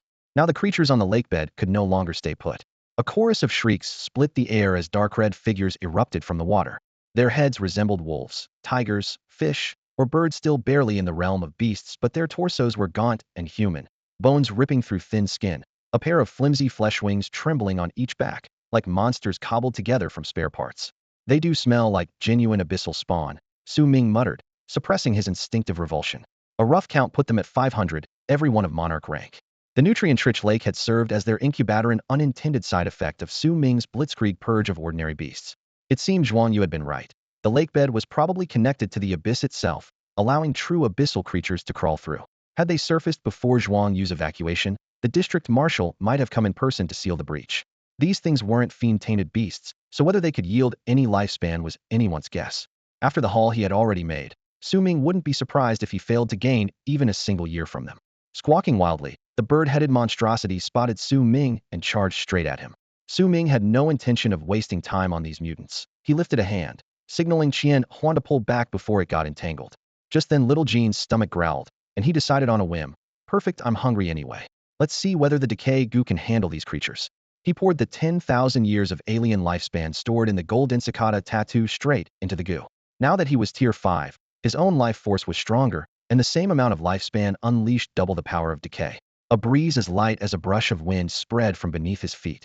Hundreds of monarch-grade fiends hanging in the air went limp like kites whose strings had been cut, their eyes rolling back as they plummeted. The few that held on for another heartbeat screamed and burned out as the aura of decay washed over them. Powerful as it was, the energy of decay spared no one, sterilizing soil and polluting everything around it. Su Ming would never have used it so recklessly anywhere but this disaster-ridden abyss. Besides, once their life force was drained, a beast's corpse lost most of its value, so he usually avoided the move. But against these disgusting abyssal mutants, he had no desire to let his own beasts get filthy. Poison was the perfect counterpoison. The result was immediate. Even monarch-grade creatures with less than 10,000 years of lifespan dropped dead, and king-grade monsters still underground were choked out before they could emerge. Slain. Abyssal monster, king-grade, 2 stars alien lifespan stolen, 320 years. Skill plundered abyssal resistance. Iron-eating beast, blood-weeping death lich, spirit of time, and Qianhuan the 10,000 devils devouring python have learned it automatically. Slain. Abyssal monster, monarch grade, 3 stars alien lifespan stolen, 230 years. Slain. Abyssal monster, monarch grade, 1 star alien lifespan stolen, 210 years. Su Ming raised an eyebrow. Killing pure monsters was clearly more profitable than slaughtering corrupted beasts. The lifespan he harvested was almost full, proving these creatures were a brand new alien race rather than weakened animals warped by corruption. Abyssal resistance novice. Negates 20% of abyssal corruption. The Beastmaster shares the highest resistance possessed by any of his beasts. He skimmed the list. Time Spirit and Big White were only at novice, while Red Jade had jumped straight to proficient, granting 40% immunity. Red Jade could completely block demonic miasma before, yet it could only offset 40% of abyssal corruption now. That alone showed how terrifying the abyss really was. Even more outrageous was Qianhuan. Its panel sparkled with abyssal resistance peerless, granting 100% immunity to all abyssal corruption.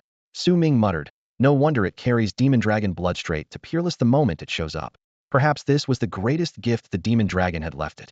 A vivid example of abyssal corruption was those wolf-head, human-bodied, bat-winged freaks they had just fought.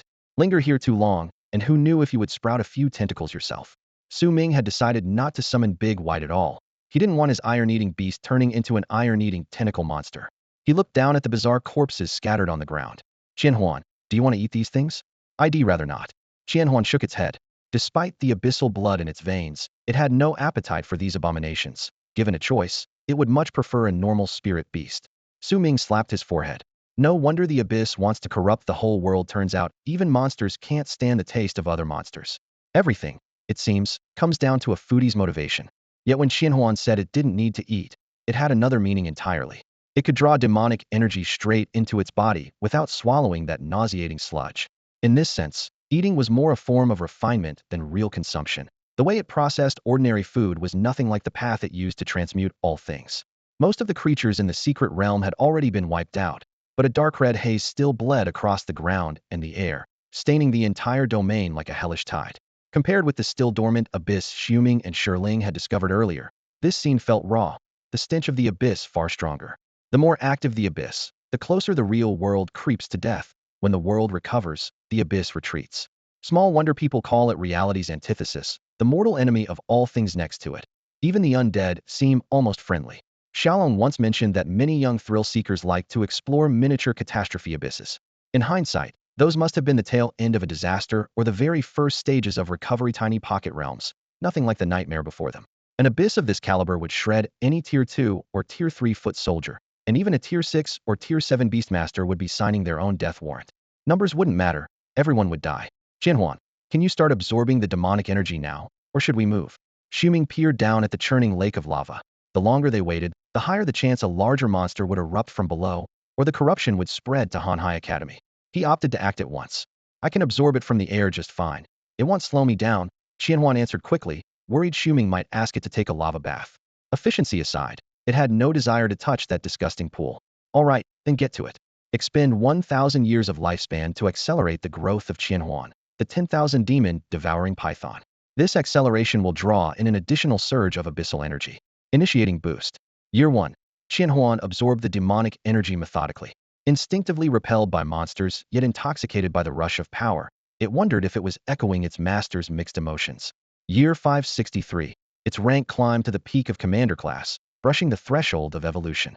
Ordinarily, it would need to be even closer to a true abyss to break through, so progress slowed. Year 1000. The stray abyssal energy in the realm thinned until the leaks below could no longer feed Qianhuan's appetite. Forced to divert its focus, it honed its skill proficiency instead.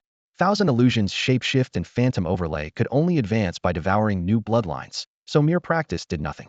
Qianhuan empowerment, however, rose from mastery to perfection through relentless training. Acceleration complete. Reading the descriptions of those two skills both requiring devouring to evolve, Su Ming suddenly understood why the demon dragon eventually became an apocalypse-grade beast. Even without the abyss temptation, who could withstand the clash between stalled strength and the desire to grow stronger? So long as there was even the slightest chance to grow stronger, the devouring sky python would keep swallowing other races. That was the destiny carved into Qianhuan's scales. Su Ming, though, was nowhere near that radical. In his opinion, sure, you can eat them, but there's no need to wipe out the entire species. Just take a bite out of the plumpest one. How much more do you need, Qianhuan? Su Ming's thought brushed past the serpent's mind for an instant that, for Qianhuan, stretched into 1,000 accelerated years. The python coiled in midair, its massive body a black-violet shadow obscuring the ground below. That earth was already darkened by demonic miasma, thick and viscous, like the sludge Su Ming had once seen in the abyss. The farther the land stretched, the heavier the abyssal stench grew, proof that this secret realm had never been truly cleansed. Standing atop the serpent's head, Su Ming felt the swirling black mist and grew uneasy. Could Qianhuan's appetite alone really prevent this place from collapsing into an abyssal gateway? He had no intention of serving as a permanent mobile vacuum cleaner. If the realm couldn't feed Qianhuan's next breakthrough, he would simply walk away, leave a seal behind, and let the rest sort itself out. Just a bit more, maybe we should dig beneath, Qianhuan replied, its mind intoxicated by the rising tide of demonic energy. If Su Ming weren't holding the reins, the python would have dived straight into the abyssal maw long ago. A bit? Could be a billion bits, Su Ming muttered. What Qianhuan lacked was likely quality, not quantity. Under normal circumstances, the python would have hatched on Dragon Island, hidden for a few days, then leaped into the Forbidden Sea to rocket straight toward Overlord, maybe even demigod, without having to gnaw on this second-rate abyssal slop. Fortune and disaster, however, were two sides of the same coin. Without Su Ming's meddling, the great serpent would still be an egg probably for another few millennia, and whether it could ever hatch was anyone's guess. More importantly, he refused to let it drown in abyssal corruption and follow the demon dragon's path. Demonic power could be useful, but its pitfalls had to be purged. The trace of ancient Songlong blood inside Qianhuan was likely the safeguard the demon dragon left to balance that corruption. Su Ming's hopes for the serpent were far higher than it realized. If we dig, Su Ming signaled the python to drop lower. The emerald lake beneath them had cooled into black-red volcanic rock, cracked open like wounds cleaved by a giant axe. He hesitated. If they punched through, Biluo City might turn to ash in an instant. Su Ming didn't claim much virtue, but he had no wish to shoulder the karma of an innocent city's annihilation. Crack boom. The ground erupted. Bedrock swelled as if shoved upward by some colossal beast. Veins of fractures spiderwebbing outward while a cloud of black dust shot dozens of meters high. Su Ming watched in silence and twitched a wry smile. Forget hesitation. Whatever lay below was already clawing for fresh air. In that case, none of this could be pinned on him. He cared little for outside judgments of right and wrong so long as he could answer to his own conscience. Although Qianhuan's siphoning had not completely ended the abyssal catastrophe, the impact was unmistakable. The terrain below offered the clearest proof the once vibrant abyssal landscape now looked like a lifeless husk, drained of all vitality. That might explain why the creature underground could no longer endure and suddenly burst to the surface. It could have appeared earlier or later, yet it came up the very moment Qianhuan finished feeding, evidently sensing the anomaly and racing to force its way into this world. If Qianhuan kept devouring, he might truly compress the gateway again. A screech like mountain splitting was followed by a thunderous roar, and the ground exploded. In a series of sharp cracks, the swollen mound collapsed, flinging parched, dark red soil dozens of meters away. An instant later, dark red fluid gushed out like lava from a vent. From above, the site looked like a gaping wound, blood pouring in torrents. Before Su Ming could even gasp, a thick, fleshy tentacle thrust out of the wound. Fine scales covered its surface, and a fist-sized eyeball dangled from the tip, swiveling in every direction. Its outline reminded Su Ming of the king-class octopus he had fought earlier, except this time, it stirred no appetite at all. After a quick scan, the eyeball snapped its gaze onto him, seething with ravenous desire and venomous hatred. The malice was not personal. It was simply the abyss loathing for every living thing. Stare all you want. Damn it, Su Ming muttered, raising his weapon, when Qianhuan's voice echoed in his mind. The liquid below comes from the abyss. Its demonic energy is far denser than before. We can absorb it. Useful? You can take it? Yes. That settled it. Su Ming stayed his hand. Even if the creature was sovereign class, he could deal with it whenever he wished. Besides, the tentacle was clearly only a fragment. The rest of its body was still jammed on the far side of the passage. That plug might be the very thing preventing the rift from closing completely. Then speed up the siphoning. Consume 100 years of lifespan. Accelerate the growth of Qianhuan, the myriad demon-devouring serpent. During this acceleration, additional high-density abyssal mana will be consumed. Acceleration initiated. Year 1. Qianhuan focuses on drawing high-density abyssal energy from the fluid. Advancement continues. Year 78. Qianhuan breaks through, reaching Monarch class, 1 star, and acquires the skill Illusory Demon, basic level. Year 100. The solution grows thin, progress slows. Qianhuan turns his attention to the sovereign class monster below. Devouring it may yield tremendous gains. Illusory Demon, basic level. allows the user to imitate the corrupted form of any creature or abyssal beast, doubling combat strength. After scanning the stats, Su Ming couldn't help blurting out, "That's insane." Even the basic level doubled his power. He could scarcely imagine how outrageous the later stages would be. No doubt about it, demonization was in a league of its own. Under normal conditions, a corrupted beast that burns its own life force does become stronger, but only because it fights in a reckless, berserk state. Sure. While Qianhuan had just jumped 2 ranks and even unlocked a new skill, celebrating in delight, the creature beneath the abyssal passage looked utterly baffled. Only a moment ago it was soaking in thick abyssal fluid. In the blink of an eye, most of that life-sustaining liquid had been drained away. For an abyssal monster to invade a secret realm or the outside world, the first step is to abyssalize the surroundings. Without that, even a sovereign-class creature is effectively thrown into solitary confinement. Just as a great white shark flops helplessly on land, an abyssal beast outside its miasma may not die instantly, but it suffers all the same. Worse still, as the environment here quickly returned to normal, the gate itself began to crumble. Ruhr, a dignified sovereign-level monster, had finally forced its way halfway through the crack. It had yet to spot a single prey when it got stuck. Retreat? The humiliation would be unbearable. So the 100-meter tentacle below went berserk. Boom, boom, boom. It lashed the ground like a colossal whip, trying to haul the main body through by brute force, failing that, to smash the passage wider so more abyssal fluid could pour in and restore the miasma. Seeing this, Su Ming had already urged Qianhuan several hundred meters into the air, watching from above as the monster floundered. After all, it was only a single tentacle of a sovereign beast. No matter how arrogant, it could not overturn the sky. Su Ming had once commanded a sovereign-grade beast to mine ore, so using this one as a temporary plumber was hardly excessive. If he wanted to tap abyssal energy this easily again, he would have to visit the Snake Demon Kingdom and deal with those lunatics, or even venture into the Forbidden Sea. This opportunity existed only because the Temple of Fiends had spent decades preparing their grand project. If the situation were not wrapped up quickly, it would become one of the worst abyssal incidents in decades. Larger gateways and stronger monsters had appeared before, but they were handled in time. This was the only case to erupt in the heart of a city. Without Su Ming holding the line, this secret realm would already be a monster nest, and even an 8th-tier beastmaster could only stare. Once the creatures secured a foothold, their next move would be to breach the cordon. If that failed, the abyssal taint would spill outward, and the only option would be what Nanling City did during the insect prison crisis: evacuate everyone. That, most likely, was the Temple of Fiends' real goal. Bang, bang, bang. The tentacle pounded the ground indiscriminately, flinging shards of rock in every direction. Although its target was the earth, Su Ming could feel that massive single eye locked onto him, as if the monster were venting its rage on the ground in his stead. It still could not fathom what had happened, yet it was certain he was the culprit. If its entire body broke through, Su Ming would be the first thing it tried to tear apart. Heh, impotent rage. Su Ming stood steadily on the broad back of the Qianhuan Wanma sky-devouring python, gazing down at the scene below. A single fleshy tentacle, 4 to 5 meters thick and more than 100 meters long, lashed the ground like a colossal whip, carving craters within a 100-meter radius and sending dirt and rock flying. One limb alone was terrifying enough. If it truly belonged to a giant octopus, at least 7 more of the same caliber had to be lurking below. Even a 7th-tier beast tamer would struggle against that, and thanks to Su Ming's interruption of the abyssalization, anyone of that rank probably could not even reach the entrance. The rift was neither fully remodeled nor completely dead, which meant there was still a chance to restore it. First, however, the passage had to be sealed for good. After a brief stalemate, the tentacle's frantic thrashing forced the tunnel wider, allowing blood-red, lava-thick liquid to surge through. Su Ming chuckled. Not bad.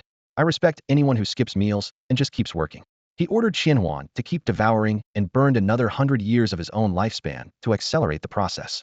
In an instant, Qianhuan leapt to Monarch class, 3-star, and the pool's bottom was laid bare. Sensing something was wrong, the massive tentacle froze. Huh, what's going on? It snapped back, trying to retreat. Su Ming neither could nor cared to stop it. He simply watched the huge mass of flesh withdraw. With the blockage gone, abyssal fluid poured out even faster, as if the supply were endless. Qianhuan, come on, drain it dry. Opportunities to fleece the abyss like this don't come often. He triggered another acceleration, another 100 years of lifespan burned, plus a dose of high-purity abyssal miasma. Acceleration log. Year 15. Qianhuan reached Monarch class, 4-star. The skill Huanma jumped from basic to proficient. Year 100. Su Ming realized the skill mattered more and focused the remaining time on Huanma. Final results. Qianhuan advanced to Monarch class, 7-star. Huanma perfect level. Able to assume a corrupted or abyssal form of any creature, boosting overall combat power to 6 times its base. Su Ming nodded in approval. skill gains were far more valuable than raw star levels. By now the pit was empty again, revealing a 3-4-meter-wide hole that descended into darkness, as if it led to another world. The liquid on the other side had been drained completely and no longer seeped through. Shirling, future sight. Su Ming activated the ability, peaking 30 seconds ahead while slowly descending. 15 seconds into the future, the vision shifted violently. A gigantic eye, veined with crimson, surfaced within the opening. The eye blinked, and a ghastly white beam shot straight at Su Ming. The image collapsed. The timeline was severed.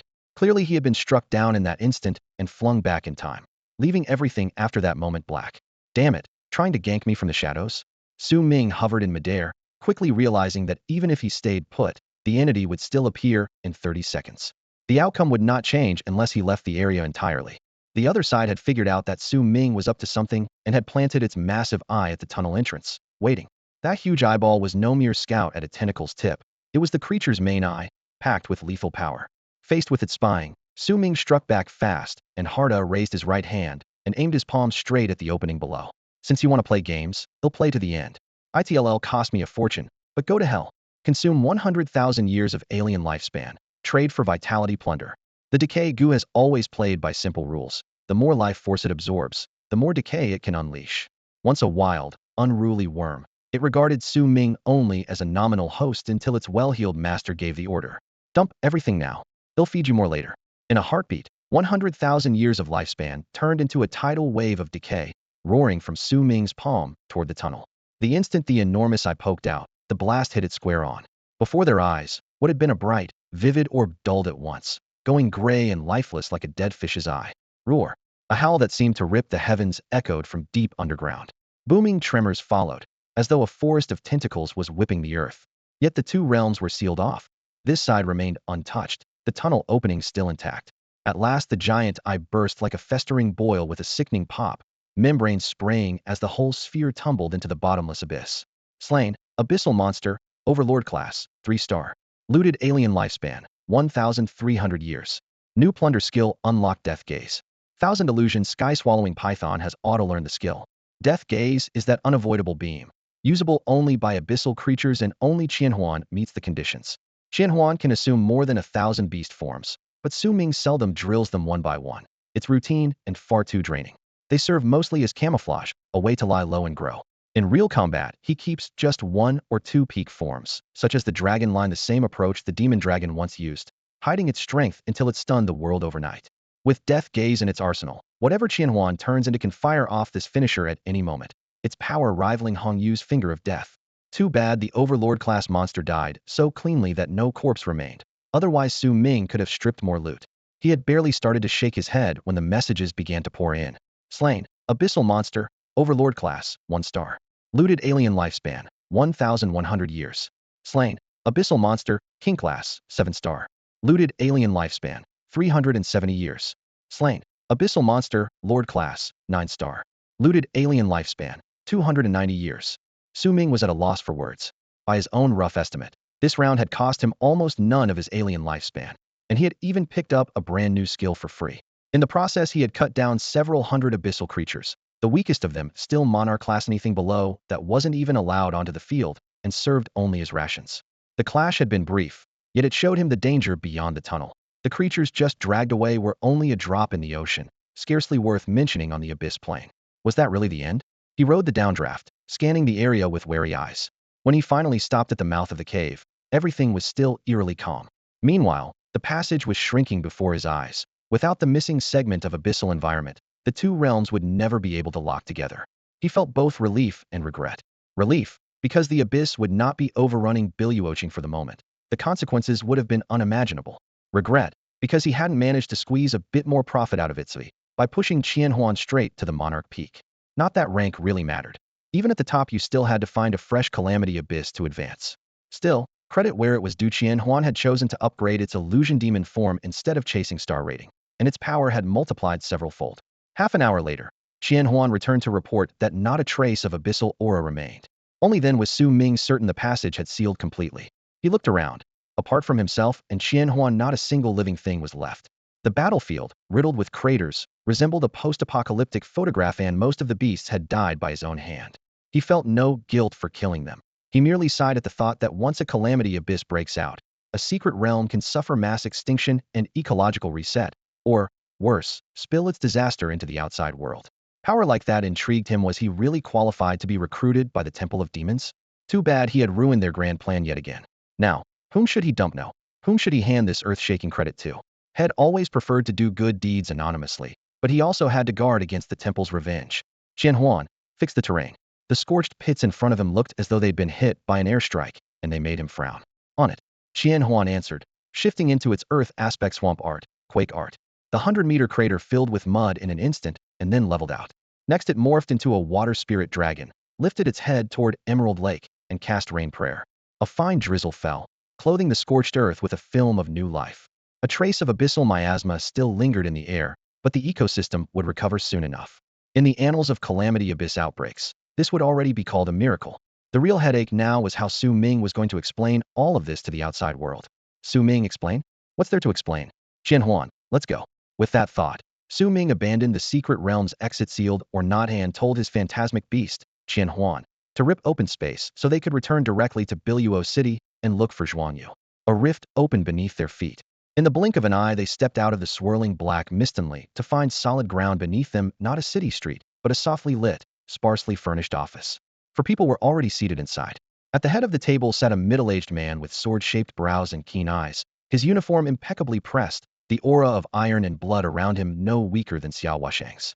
On his left were two gray-haired elders watching coolly. On his right was Sang Miao, whose expression wavered, a flicker of something unreadable passing through her eyes when she saw Su Ming.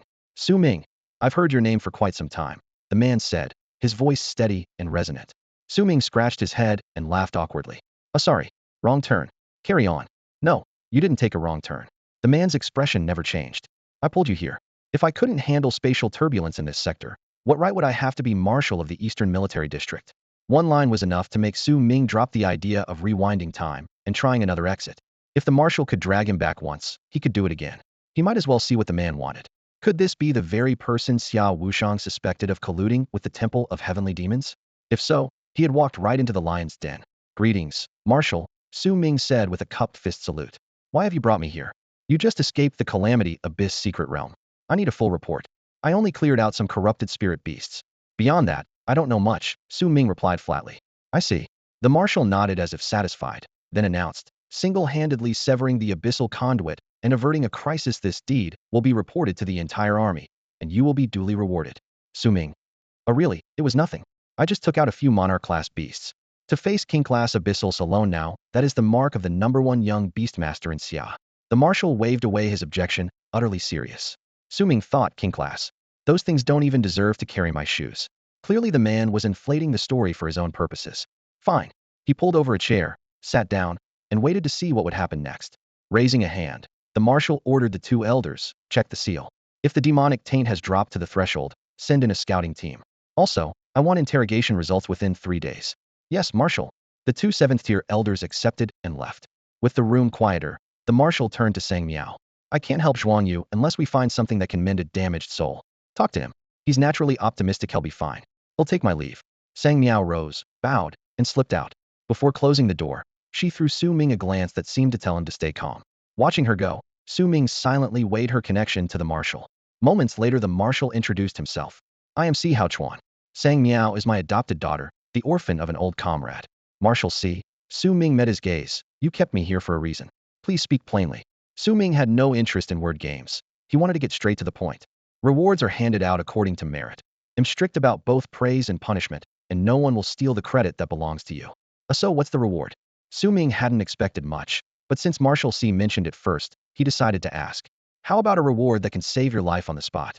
If your identity as the orphan of the saints is from Tianma Hall is exposed, Xia Kingdom won't shelter you. I can send you straight back to Tianma Hall. Si Heiachuan's tone was calm, yet the weight behind it was unmistakable. Su Ming's heart skipped a beat. What did that mean? Was Marshal Si also with Tianma Hall? Could the mission be this easy? His instinct said otherwise. He shrugged, playing it cool. Honestly, I can live with any label, but ID prefers something more practical. Si Haochuan studied him again, as though gauging what trump card let Su Ming dance on a knife's edge. What did Xiao Wushang promise you that made you willing to be the bait for both me and Tianma Hall? Nothing major. Marshal Xiao agreed to help me 3 times. Still, A few 7th-tier materials sound more useful. Su Ming spoke as if it were no big deal. Si Haochuan laughed aloud. Xiao Wushang is a bit stingy. Years of standoffs with Wugua got him no Thingyo loot, no spoils, not even the nerve to raid for supplies, just passive defense. When the Witch King died, he took one of us with him. Who wouldn't be wary of that? Fair enough. So what do you want?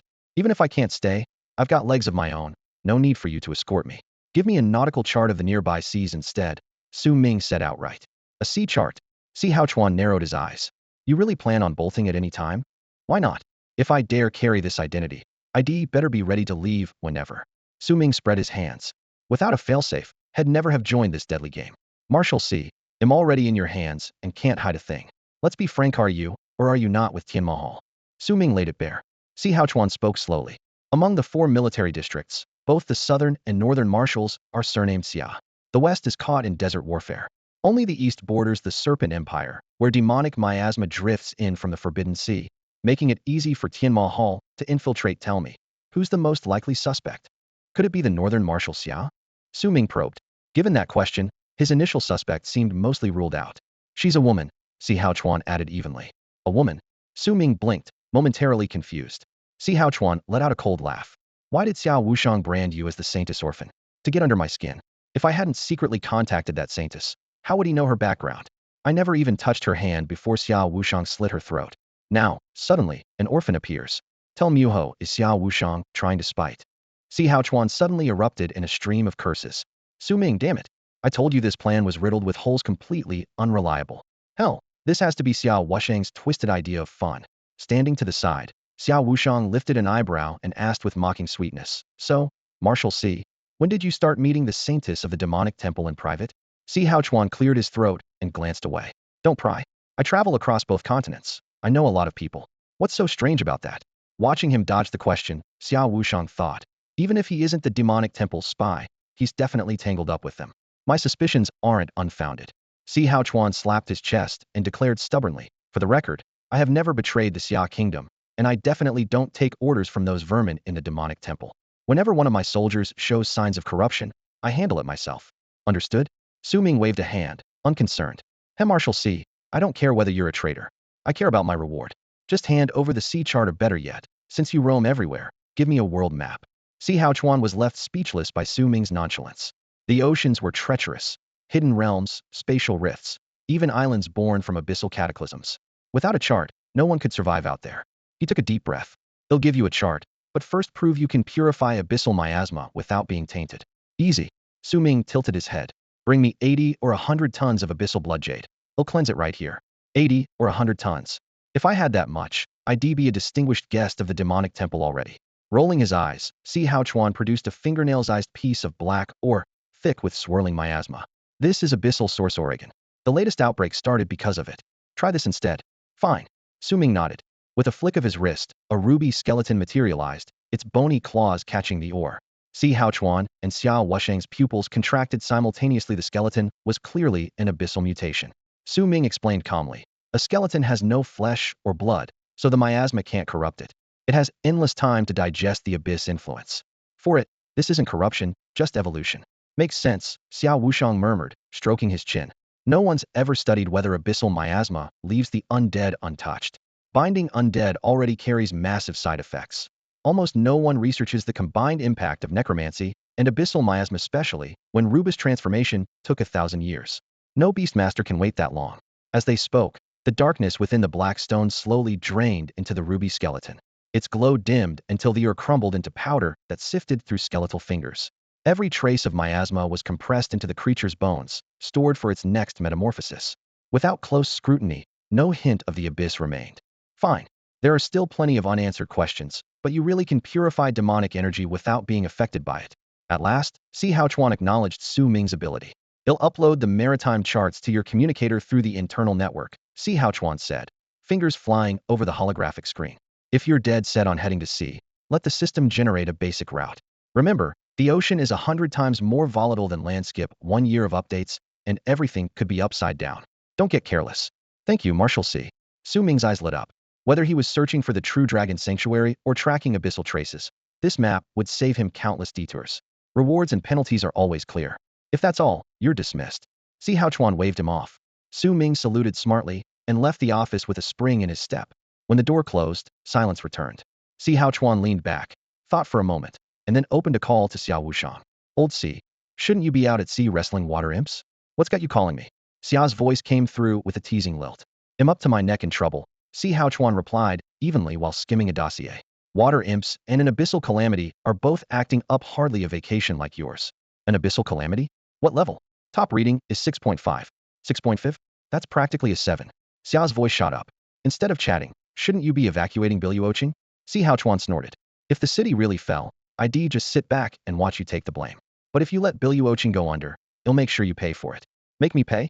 Old Si, Yu Xiao bristled. Calm down, Marshal. Keep your cool, Si Hao Chuan said, still unruffled. Thanks to you, the abyssal calamity is already resolved. Silence. After a beat, Xia spoke in a low voice. Resolved? How? The orphan of the heavenly demon palaces Saintis Yu Sun Thes immune to demonic energy. He wiped it out. Suming, a levels even abyssal calamity makes even us cautious. And you're saying a 5th-tier beastmaster handled it? Xia scoffed. Si Hao Chuan, has the miasma fried your brain? Si Hao Chuan let out a cold chuckle. You don't even know your own soldier's capabilities, and you call yourself a marshal? If he's wasted on you, hand him over. He'll bait the hook and cast the line. It's really taken care of? That's insane. Old Si, don't tell me he's your love child with that Saintis? Xia half joked. Shut it, Si Hao Chuan growled, forcing himself to stay calm. Enough. If you're not worried about getting this prodigy killed, I'll leak the news to the heavenly demon palace myself. Xia sneered. So you admit you're their mole? Think whatever you want. If you can find someone to replace me, I'd be happy to step down. The holy maiden of the Radiant Church on West Continent is still waiting for me. A real holy maiden, not something the demon hall can even begin to compare with. Leaning against the window, Xiao Wushang spoke casually, yet every word carried an edge. If you can train Su Ming well enough to take your job, I won't mind turning him over to you. On the other end of the call, Si Hao Chuan chuckled. Oh, that generous? With that kid's talent, give him a few decades and he could replace you too. That had been Xiao Wushang's plan all along, even preparing to trade him one for one with King Wu Shuai. But the Witch Nation had suddenly turtled up, pulling every line back to their nest. He clicked his tongue. Figures you're so relaxed. Trying to disgust me with some orphan Saintis rumor, spare me. Go fishing if you want, but don't expect me to babysit the bait. If the fish gets away and the bait's eaten instead, don't blame me. Si Hao Chuan gave a low laugh. The kid knows exactly how dangerous this is. If he dares take the job, he must have cards we haven't seen. I even suspect the Witch Nation's sudden retreat is his doing. Si Hao Chuan. Xiao Wushang's tone sharpened. Enough, enough. Si Hao Chuan waved off the protest. He'll keep an eye on him. If he can get rid of the Witch Nation's bug monkeys for you, maybe he can clear out those water monkeys for me. Haha, the line went dead before he finished laughing. Pushing the door open, Su Ming realized the office was inside Han Hai Academy, barely 100 meters from the Rift Hall. Si Hao Chuan, supposed to be fighting the Serpent Kingdom on the front lines, had flown over in person to keep things contained. That alone convinced Su Ming the man could not be a demon hall molly, at least, not a malicious one. He understood perfectly. In the wider world, everyone wears a mask, right? He himself was proof. The last heir of the demon hall's holy maiden, Yellow Serpent division of the allied races, inheritor of the Witch Nation's decay Gu, contract holder of demon dragon blood, transmigrator, walking cheat, outstanding youth of Xia Kingdom Ming. Turning a corner, he spotted Sang Miao leaning by the window, waiting. You asked for help last time. What do you need? Sang Miao spoke first. She owed him a favor and wanted to settle it quickly. Take me to Si Zhuangyu. We can talk on the way. Su Ming nodded. They walked side by side as the hallway grew quiet. Suddenly Su Ming asked, do you know much about nether grass? Can't say I study it, but I absorb one plant every year, Sang Miao answered. We're close to the river off Soul's Rift, so buying a few isn't hard. How's the supply? Su Ming pressed. If output was high enough, he wouldn't waste a contract slot. She shook her head. Not much makes it out. 10 plus plants a month is considered good. Worse, to gather one, now you have to venture into territory ruled by king or even monarch-level soul beasts. The numbers drop every year. That killed the idea.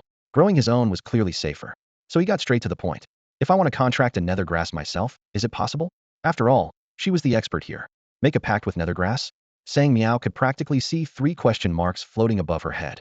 If anyone else had floated the idea, she would have dismissed them as crazy on the spot. But the speaker was Su Ming, so she kept listening. The man had produced too many miracles that defied common sense. On him, even the wildest notion carried a hint of credibility. They were standing under the veranda beside the training grounds. Morning light slanted past the eaves onto the flagstones, and a thin mist still hung in the air. With his hands clasped behind his back, Su Ming looked calm, yet a spark of anticipation showed in his eyes. He set aside talk of growth cycles and practical uses, and focused only on the odds of bonding with the plant and keeping it alive. I have to admit, The thought never crossed my mind, he said, acknowledging that their predecessors had apparently never tried it either. Awakening the spirit and forming the pact shouldn't be too hard. The real headache is the environment afterward, and he left the sentence hanging. But the meaning was clear. The challenge would be keeping nethergrass alive. Sang Miao frowned, recalling her own experience. She had once bonded with inksoul grass and liked to think she knew a thing or two about nurturing plant-type beasts. After I made the pact with my inksoul grass, I had to visit the netherworld realm regularly. Mixing soil from the Styx's banks with powdered spirit stones was the only way to make a medium it liked. The ancient sky mulberry is actually simpler. Scatter a few inksoul leaves around it, and it stays active. She glanced at Su Ming. Nethergrass will probably need its own special soil too. Be ready to dash off to the netherworld at any time. Maybe dig up a few other odd ingredients while you're there. That's entirely possible, Su Ming said with a nod.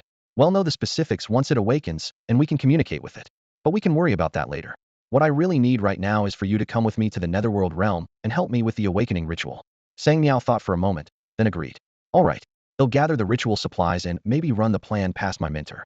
Su Ming patted her shoulder with a smile. No rush. Better to be fully prepared. Honestly, I'd prefer sooner rather than later. She gave a wry grin, but let it drop. Talking as they walked, they rounded a bamboo fence and reached a secluded courtyard. The wooden gate stood ajar, letting sunlight spill across the stone tiles. Inside, Zhuang Yu reclined in a bamboo chair, eyes half closed, soaking up the sun. He was paler than the night before, but far from listless. He had been out of the pocket realm for a full night. Several healers had examined him. Damaged spirit, shattered beast space, one contracted beast lost, and his future potential severely curtailed. Yet Zhuang Yu still wore that easygoing smile, as though nothing in the world could really drag him down. Seeing Su Ming and Sang Miao enter, he straightened against the chair back, eyes gleaming. Su Ming, is your fifth beast really spatial? The kind that can hop between spaces? Had heard the rumor last night, but hadn't had the chance to ask. Curiosity finally won out. Su Ming shook his head. I haven't bonded with my fifth one yet. Then it must be that mysterious third beast? Zhuang Yu pressed. Su Ming found it hard to explain the thousand phantasm, so he simply let the assumption stand. He switched topics. Enough about me. How's your injury? Did the healers say there's a chance you'll fully recover? He had been planning to drag this walking anomaly magnet along on his upcoming sea expedition. Matching Zhuang Yu's knack for stumbling into extraordinary events with his own might produce fireworks. It was a close call. His health bar was paper-thin, and without Su Ming he would have died in there. Zhuang Yu propped himself against the infirmary bed, his face still pale with lingering fear, yet his voice kept its trademark irreverence. The headmaster's gone to buy a soul-replenishing elixir. Now we just leave it to fate, he said. Soul-replenishing elixir? Su Ming rubbed his chin. The term rang a bell. Heard it mentioned once in passing, but had never thought he would need the stuff. Forget it. Zhuang Yu waved him off and changed the subject. You suddenly showed up in Eroding. You didn't come all this way just to save me, right? I was going to ask you to explore the Huangquan secret realm, but in my current state. Sure, why not? Su Ming arched a brow. As long as you don't mind me being the weak link, I'm in. Zhuang Yu's eyes lit up immediately. Even with a damaged spirit, his thirst for adventure was impossible to suppress. Oh, fine. Seeing how eager he was, Su Ming nodded. With a guy like Zhuang Yu on the team, the odds of coming back empty-handed were slim. 3 days later, outside Eroding, the trio rode a Kuan beast streaked with jade-green markings, soaring skyward. Wind slid over its scales and sent their cloaks snapping as they flew straight toward the Huangquan secret realm. The trip had been delayed so Sang Miao could return to the academy, consult her mentor, and brew a potion tailored to awaken Yuming grass. The mentor had stressed that each plant required its own formula. One tiny error, and everything would be ruined. Su Ming knew nothing about botany, and wisely left it to the experts. At the same time, the military spent 3 full days monitoring the ruins of Hanhai Academy, finally confirming that the Calamity Abyss had vanished and Eroding was returning to normal. When asked why, both the army and the academy dodged the question. No official explanation was offered. Behind the scenes, however, rumors pointed at Su Mingyi had attracted strange headlines ever since his debut. When head surfaced in Hongyu City, people had already suspected a link between him and abyssal power. Now that similar news had emerged, speculation only grew. If that connection turned out to be an asset, few would mind. But Tianma Hall was livid. They had poured countless resources into a meticulous plan and gotten nothing for it. Now their attention was glued to Su Ming. If he really could erase a calamity abyss without a scratch, he was Tianma Hall's natural nemesis, dooming any future abyss-based schemes before they began. Public opinion inside the Xia Kingdom stayed calm for the moment, but the Wanzhou Alliance Forum was in an uproar. The bounty on Su Ming kept climbing, nearly matching the price on some 7th-tier Beastmaster sand that was before anyone even knew what he had actually done. No one in Xia dared strike inside the city, and outside it they couldn't track him down. He came and went like a ghost, making the reward effectively unreachable. Information brokers now guessed he had spatial teleportation abilities tied to that mysterious contracted beast of his. Many would-be hunters backed off. Capturing a beastmaster who could bend space was far harder than seizing an ordinary target. But anyone who did choose to act would arrive with every contingency covered. Su Ming stood on the Kun beast's back as their host. Zhuangyu guided them toward the Netherspring's secret realm. The creature's scales glimmered with a cold, bluish sheen, and its broad back easily held 3 people. Every beat of its wings stirred a cutting wind. Over the past few days, Su Ming had finally figured out why the Temple of Demons dared surround Zhuangyu, yet never struck the final blow, and why Sang Miao kept saying, if Zhuangyu dies, something terrible will happen. The answer lay in the very beast beneath his feet. Pure Kuanping blood coursed through its veins. Where there is Kuanping blood, a true Kuanping stands behind it. Long ago, an ancestor of the Zhuang clan forged a bond of goodwill with the Kuanping, and ever since, the clan has enjoyed the silent protection of that ancient race. Unfortunately, the family is small and plagued by short lifespans. Zhuangyu is the only descendant left. As long as he lives, the Kuanping by a half-god among them will stand firmly with Biluoqing. If he falls, the city will be lucky to escape the Kunpeng's wrath. The Temple of Demons is in no hurry to provoke such primordial overlords for them. Sinking Serpent Island would be as easy as swatting a fly. The beast of Zhuangyu's that was killed earlier was likely the result of careless crossfire. But if Zhuangyu were to die from abyssal corruption or demonization, the temple could claim clean hands. The trio masked their auras and soon streaked out of Biluoqing's skies toward the coast. An entrance to the Netherspring realm lies where land meets, shall neither fully ocean nor fully shore, and there is more than one. No one knows how many in total, only that most appear near the coastline. The smell of the sea rolled over them. Briny air laced with a faint chard wrought the stench of the abyss. The shoreline sharpened into view. The water shimmered in unnerving swirls of black and deep blue, turbulent beneath the surface. Even so, fish and sea beasts still thrived here, each larger than their ordinary cousins, yet tasting nothing like delicious. If you were desperate enough, they would fill your belly, disease notwithstanding. The kun beast skimmed just above the sand instead of diving over open water. Along the way, more beastmasters appeared, some traveling alone, others in small groups, all converging on the same destination. Ahead, a makeshift bazaar had sprung up in the bay, stall after stall forming a lively market. Beyond that, 2 massive banks of gray mist floated between beach and waves, stretching for kilometers. They were so dense they looked solid, completely obscuring the area inside. To the naked eye, only the churning fog could be seen. Any attempt to probe it with spiritual sense was instantly rebounded. So this is the entrance to the Netherspring? Su Ming couldn't help asking. It was the strangest gateway he had ever seen, as if it led straight to another world. Sang Miao nodded and explained patiently. The larger cloud connects to the middle reaches of the Styx. That's where Commander, Sovereign, and King-level soul beasts and wraiths are most active.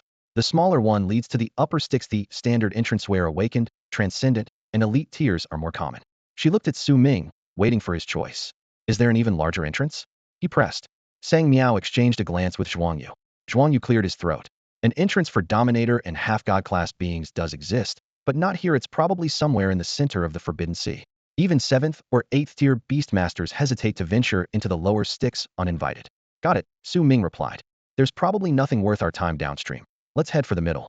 Su Ming didn't hesitate and made the decision on the spot. Zhuangyu and Sang Miao had expected it, and the kun beast immediately spread its wings, diving toward the largest bank of mist in sight. Entering the Huangquan secret realm required no permission and no fee. Beastmasters stationed here year-round did their duty by hunting soul beasts and maintaining the realm's balance. As the trio drew closer, a chill crept across their skin. Needle-fine energy seeped into flesh and blood, adding a strange property to their bodies, yet causing no real harm. Minutes later the fog opened, revealing a dim world where visibility barely reached 100 meters. Su Ming looked back, only to find the passage they had used completely gone. The sole exit was to encounter another identical mist bank on the road. Then they could choose to leave and would be sent back to their original entrance. Or we might get tossed out at a portal on Shizhou continent or in the Forbidden Sea, Sang Miao added. The thought of landing in the Forbidden Sea's center, territory of a demigod-level corrupted sea beast, sent a shiver through Su Ming. Ending up there would almost certainly be fatal. The surroundings were empty. Aside from the 3 of them, there was no sign of people or of the soul beasts Sang Miao had mentioned. Layers of gray fog rolled by, the ground rising and falling in monotonous waves. Let's move and avoid combat if we can, Zhuangyu said as he summoned an illusion butterfly, which wove a faint, invisible veil around the kun beast. Sang Miao closed her eyes, sensing the flow of mist, and quickly chose a direction the fog travels wherever the Styx flows. If nethergrass only grows on the Styx's banks, how do we know where to look? Su Ming asked. There's no pattern, Sang Miao replied with a shrug. We might find it in a handful of steps, or we might walk for days. Even when we reach the river, it can vanish without warning. Su Ming rubbed the bridge of his nose, admitting that the Huangquan's secret realm lived up to its name. Life and death were fickle here, and even rivers like to play tricks. 3 hours later. This is getting boring, Su Ming said, propping his chin on his hand as he scanned the surroundings. In all that time, nothing had changed. Gray terrain with gentle humps, no sign of life, not even a single blade of grass, as if they were strolling across a barren alien world. What's wrong? Isn't this ideal? Zhuang Yu asked casually. He knew Su Ming had come for nethergrass. Most expeditions avoided hunting soul beasts here. They were after rare resources instead. No enemies meant a perfect trip. This was the Styx's middle reaches, where monarch-class or even king-class soul beasts might appear at any moment. If a fight broke out, Su Ming was the only one who could stand his ground, and even then the outcome would be uncertain. After all, against soul beasts and specters, even 1,000 monarch-class skeletal soldiers wouldn't stand a chance. Honestly, I just want to see how strong these so-called soul beasts really are, Su Ming said with a grin. All right. Looking back on their past encounters, everyone's impression of Su Ming could be summed up in 4 words. Born for battle. Therefore, his comment surprised no one. However, the Huangquan secret realm was nothing like the outside world. Could he truly cut loose here? Su Ming, most soul beasts and wraiths are immune to physical damage. Unless you use light, fire, or lightning, everything else barely scratches them, Sang Miao reminded him patiently while standing at his side. His and Sang Miao's contracted beasts were wood type and water type, literal nourishment for the spirits of Huangquan. They had visited the realm a few times before, but each trip had consisted of hugging the safer, upstream zones, avoiding combat whenever possible. Lightning? Su Ming raised an eyebrow, his tone faintly amused. Yes, Sang Miao replied automatically, recalling Su Ming's lineup. A physical type, an undead type, an icewind hybrid, and that rarely seen spatial type. None of them seemed suited to tackling soul beasts or wraiths. Cultivating pets of disparate elements wasn't unheard of, but it was exceedingly rare. Most tamers, even if their talent wasn't element-specific, concentrated on one branch to maximize power. Yet Su Ming's overwhelming strength had made everyone overlook how eccentric his choices really were. Zhuang Yu. Besides turning invisible, can your mirage butterfly suppress our aura? Su Ming suddenly asked. They had been wandering the realm for quite a while, without spotting even one soul beast, and he didn't believe their luck was that good. To soul beasts and wraiths, the scent of the living was a torch in the night. It can. To any soul beast under the king tier, we smell like ordinary spirits, Zhuang Yu confirmed with a nod. Su Ming mused that Zhuang Yu had perfected the art of staying alive. Even if Su Ming hadn't rescued him last time, the worst he would have suffered was contamination by the spreading abyssal miasma. As long as he avoided doing anything reckless, his life would have been safe. Drop the concealment. Lure a few soul beasts over. I need some practice, Su Ming said. Sure, but be ready to run if things go south, Zhuang Yu answered, canceling the skill as expected. The air seemed to drop several degrees in an instant. The warmth of their living bodies clashed with the surrounding chill, like flames dancing in the dark, impossibly conspicuous. Defy, come out and play, Su Ming called. Since soul beasts feared lightning, he intended to make full use of it. During the earlier battle with the abyssal creatures, Defy hadn't had a chance to shine, and Su Ming didn't want the pet stained by that filth anyway. Defy landed on the icy ground and instinctively hunched its shoulders, clearly repelled by the environment. Su Ming, are you really planning to purify soul beasts with brute force alone? Zhuang Yu teased, chuckling. He had experienced Defy's overwhelming physical power firsthand. In just over a year, the beast had leapt from peak commander tier to monarch tier, nearly unheard-of progress. Yet compared to Su Ming's undead partner, it still seemed modest. When too many outrageous things cluster around one person, the impossible starts to feel perfectly normal. Purify? I doubt the ghosts and soul beasts here have much to do with the outside world. Su Ming walked slowly along a mist-shrouded trail, thinking, they call it the Yellow Springs and the Styx, but this can't be the underworld I've heard about. If it really were, how could a living person come and go so easily? He concluded that the Yellow Springs realm was cut off from the mortal world, yet the soul energy surging inside must still be fueled by the constant deaths of living creatures outside. Rumor had it that after death a soul was drawn into the Styx, scoured by its torrents, then sent on to reincarnate. Whatever was scrubbed away split into 2 parts, pure soul energy and lingering soul residue. Those fragments gathered into wraiths and soul beasts. With that in mind, Su Ming said lightly, so I'll just treat this place like any other beast-infested secret realm. If this realm had been directly linked to the netherworld, he might have felt real pressure. He was ready to face hordes of tortured spirits, after all. Yet hours passed with no underworld soldiers, not even a single flicker of a ghost. Let's still stay sharp, Zhuang Yu murmured. The Yellow Springs was every bit as mysterious as any abyssal disaster zone. though its malice toward the living wasn't nearly as intense. A sudden beastly howl ripped through the distance. The gray mist rolled aside as a wolf more than 10 meters long strode out of the fog. Its body looked woven from vapor, edges flickering in and out of focus, but its emerald eyes were cold and Savahea monarch-class soul beast. Incoming. Sang Miao instantly prepared to vanish, while Zhuang Yu ready to beast for defense. With Sang Miao's celestial mulberry tree, fending off a monarch-class soul beast was no great challenge. She shared information at once. Su Ming, these things hit in 2 ways: straight physical bites or soul force shocks. Before she finished, Su Ming ordered, Defy, try thunderclap palm. A clear cry rang out as arcs of blue-white lightning danced over Defay's fur. The moment battle began, the world around it faded from its attention. Wind and thunder blink supreme level. Thunderclap palm supreme level. In the next heartbeat, the note yet enlarged by flashed to the wolf's front. It stood barely half the beast's size, yet that was more than enough. Lightning gathered in its paw, and it struck the wolf square on the forehead. Bolts burst from the wolf's head, skittering through its mist body like shorted wiring in a bulb, flickering on and off. Boom. Like a dusty rug slapped hard, gray vapor exploded outward. The monarch-class soul beast shattered under the thunder, scattering into fog without a trace of bone. Monarch-class 5-star soul beast slain. Foreign lifespan plundered, 250 years. The cold system prompt echoed in Su Ming's mind. The lifespan reward was intact, proving once again that these soul beasts were nothing like traditional ghosts. After all, Su Ming had never been able to harvest lifespan from the same beast twice. Kill it. Raise the corpse as an undead thrall. Kill it again, whether beast or soul beast. It only worked once. 1 second it was over in 1 second? Sang Miao and Zhuang Yu stared blankly at the scene, stopping their half-caste skills without realizing it. They had figured Su Ming could comfortably solo 1 or 2 monarch-class soul beasts at most, certainly without taking a beating. From their first clash at the 5 Academy tournament to their teamwork in the insect prison secret realm, they didn't know him inside out, but they knew he always had a plan and never acted rashly. Yet the iron-eating beast in front of them had just smashed a pure-level monarch beast with a single paw. It hadn't even had time to struggle. The sheer speed and violence shattered every expectation. All the painstaking advice they had offered earlier now seemed like a bad joke. Embarrassment aside, the stronger their teammate was, the easier the job became. If you can steamroll your way through, who wants to tiptoe around in fear? What's this? Su Ming ignored their expressions and walked back holding a dull gray marble no bigger than a knuckle. Faint mist swirled inside. When he shook it, the fog rolled as if alive. He had picked it up the moment Big White flattened the soul beast. Sang Miao explained, a soul pearl, one of the netherworld's specialties. It's packed with soul power.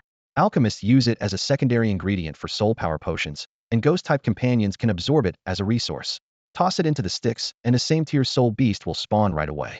In other words, the pearl held nearly all of that beast's essence. So it's worth money? Su Ming cared only about its value. At the same tier, it's pricier than a monster core. Good enough. Satisfied, he decided the trip was already profitable. Head get exotic life essence, and these valuable soul pearls. Time to go on a killing spree. Besides, Biluoching had to cull soul beasts regularly. If their numbers exploded and spilled out of the tunnel, the outskirts would suffer. For the city and for himself, there was no such thing as too many kills. The pearl felt icy and sinister in his palm. Su Ming didn't store it in his ring, but kept it exposed, fully aware that it leaked a tantalizing trace of soul power irresistible to nearby beasts. Too bad, he couldn't use it to boost his own mental strength. Otherwise he wouldn't still be hunting for nethergrass. Watching him dangle this bait, as if inviting enemies over, Sang Miao and Zhuang Yu were speechless. Most people tried to keep soul beasts away. A top-tier combat tamer apparently did the opposite. Next, Su Ming chose not to ride Zhuang Yu's Kuan beast. Instead, he summoned Qianhuan. With the Kuan only at lieutenant level, letting Big White climb aboard would overload it on the spot. Zhuang Yu gaped at the snow wind dragon before him. Your snow wind dragon had evolved too? In just a few days its monarch-class and not just 1 star? The most obvious change was its size. It had more than doubled. At nearly 20 meters long, Qianhuan made Zhuang Yu's Kuan look like a minnow. Well, that's my secret technique. I get stronger the longer I fight. The moment he said it, Su Ming, Sang Miao, and Zhuang Yu all fell silent. They understood the principle of stealing an alien creature's lifespan to power themselves, but the speed of Su Ming's growth was nothing short of outrageous. None of them asked further. Instead, each wondered privately whether they had been living too comfortably. Come on over, Su Ming called, waving them forward. Let's cut a bloody path straight through. Since he was done hiding his strength, there was no need to ride Zhuang Yu's Kuan any longer. In the next instant, he summoned Hongyu. Whoosh! A crimson mist billowed out, and dozens of bloodbat puppets burst forth, scattering like ink splatters into the darkness to scout for lurking enemies. Haha, this is fantastic. I've always wanted to steamroll a secret realm, Zhuang Yu cheered, clenching his fists. Every time I team up with Meow Meow, we spend the whole run sneaking around. Ouch. A flick to the forehead from Sang Meow cut him off. That's just my personal preference, she said, rolling her eyes. Don't change your style. Winning without a fight is a skill too. Afraid Zhuan Yu might really get himself killed following his lead, Su Ming hurried to add, when I chose my contracts, I only looked for beasts with strong life-saving abilities. I never cared about offense. Sang Miao exposed him mercilessly. Fighting is exhausting. I'd rather be napping. Let's move. Su Ming signaled Qianhuan to take off. Killed Monarch Grade, 3-star Flame-Eyed Wraith, plundering 230 years of alien lifespan. Killed Commander Grade, 9-star Ghost Larva, plundering 190 years of alien lifespan. Killed Monarch Grade, 8-star Blackwing Spectre, plundering 280 years of alien lifespan. As the team pushed deeper into the Yellow Spring secret realm, Su Ming's advance never slowed. Wraith beasts, wandering spirits, soul-eating creatures. He had only heard of wraith beasts and ghosts here. Yet the ecosystem proved surprisingly diverse. There were humanoid phantoms wreathed in eerie blue fire, beast-shaped soul beasts whose howls cut like knives, and predatory soul eaters whose crystalline cores were irresistible to artifact refiners. To Su Ming, they were all the same, one slap and done. 2 days flew by. In that time he hunted hundreds of commander and monarch-grade soul beasts and spirits. Anything that moved or ran was reduced to ash. He nearly kicked every roadside rock, charging through like a bandit sacking a village. Many wraiths never even saw their assailant. A flash of lightning, then their forms shattered, leaving only fist-sized soul pearls to clatter to the ground. Had any survivor witnessed it, they would have screamed, "There's a ghost haunting the Yellow Spring." Su Ming, however, was delighted with his haul. Over 100 commander and monarch-grade soul pearls. Though sparser than the beasts outside, the quality was phenomenal. He had piled on tens of thousands of years of alien lifespan, better than nothing. The only disappointment was that he still hadn't found the legendary River of the Dead. That thing seemed pure luck, sometimes a week without a trace. Sometimes one turn, and you'd hear the wails of souls drifting in its currents. Su Ming, if we keep moving forward, we might run into a king-class soul beast. Sang Miao's voice was tinged with obvious concern. King-class? No problem, he'll kill it all the same. Su Ming's reply was crisp and bloodthirsty. They pushed on, and although they picked up a few odds and ends, the nethergrass remained elusive. They hadn't even glimpsed the sticks, and the repeated failures were starting to aggravate Su Ming. Hearing his bold promise, the two companions exchanged private sighs of awe. Su Ming had never been one to boast. Could he really fell a king-level beast in a single blow?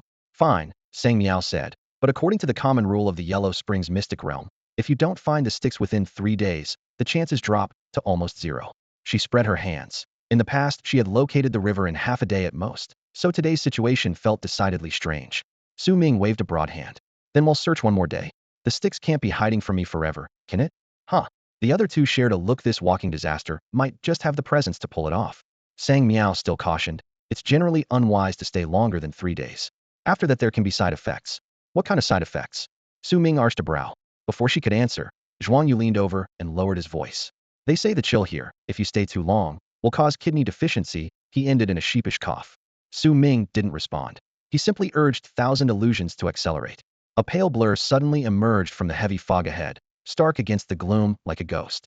Though wandering spirits were common in the Yellow Springs realm, one popping out of the mist without warning still made the heart skip.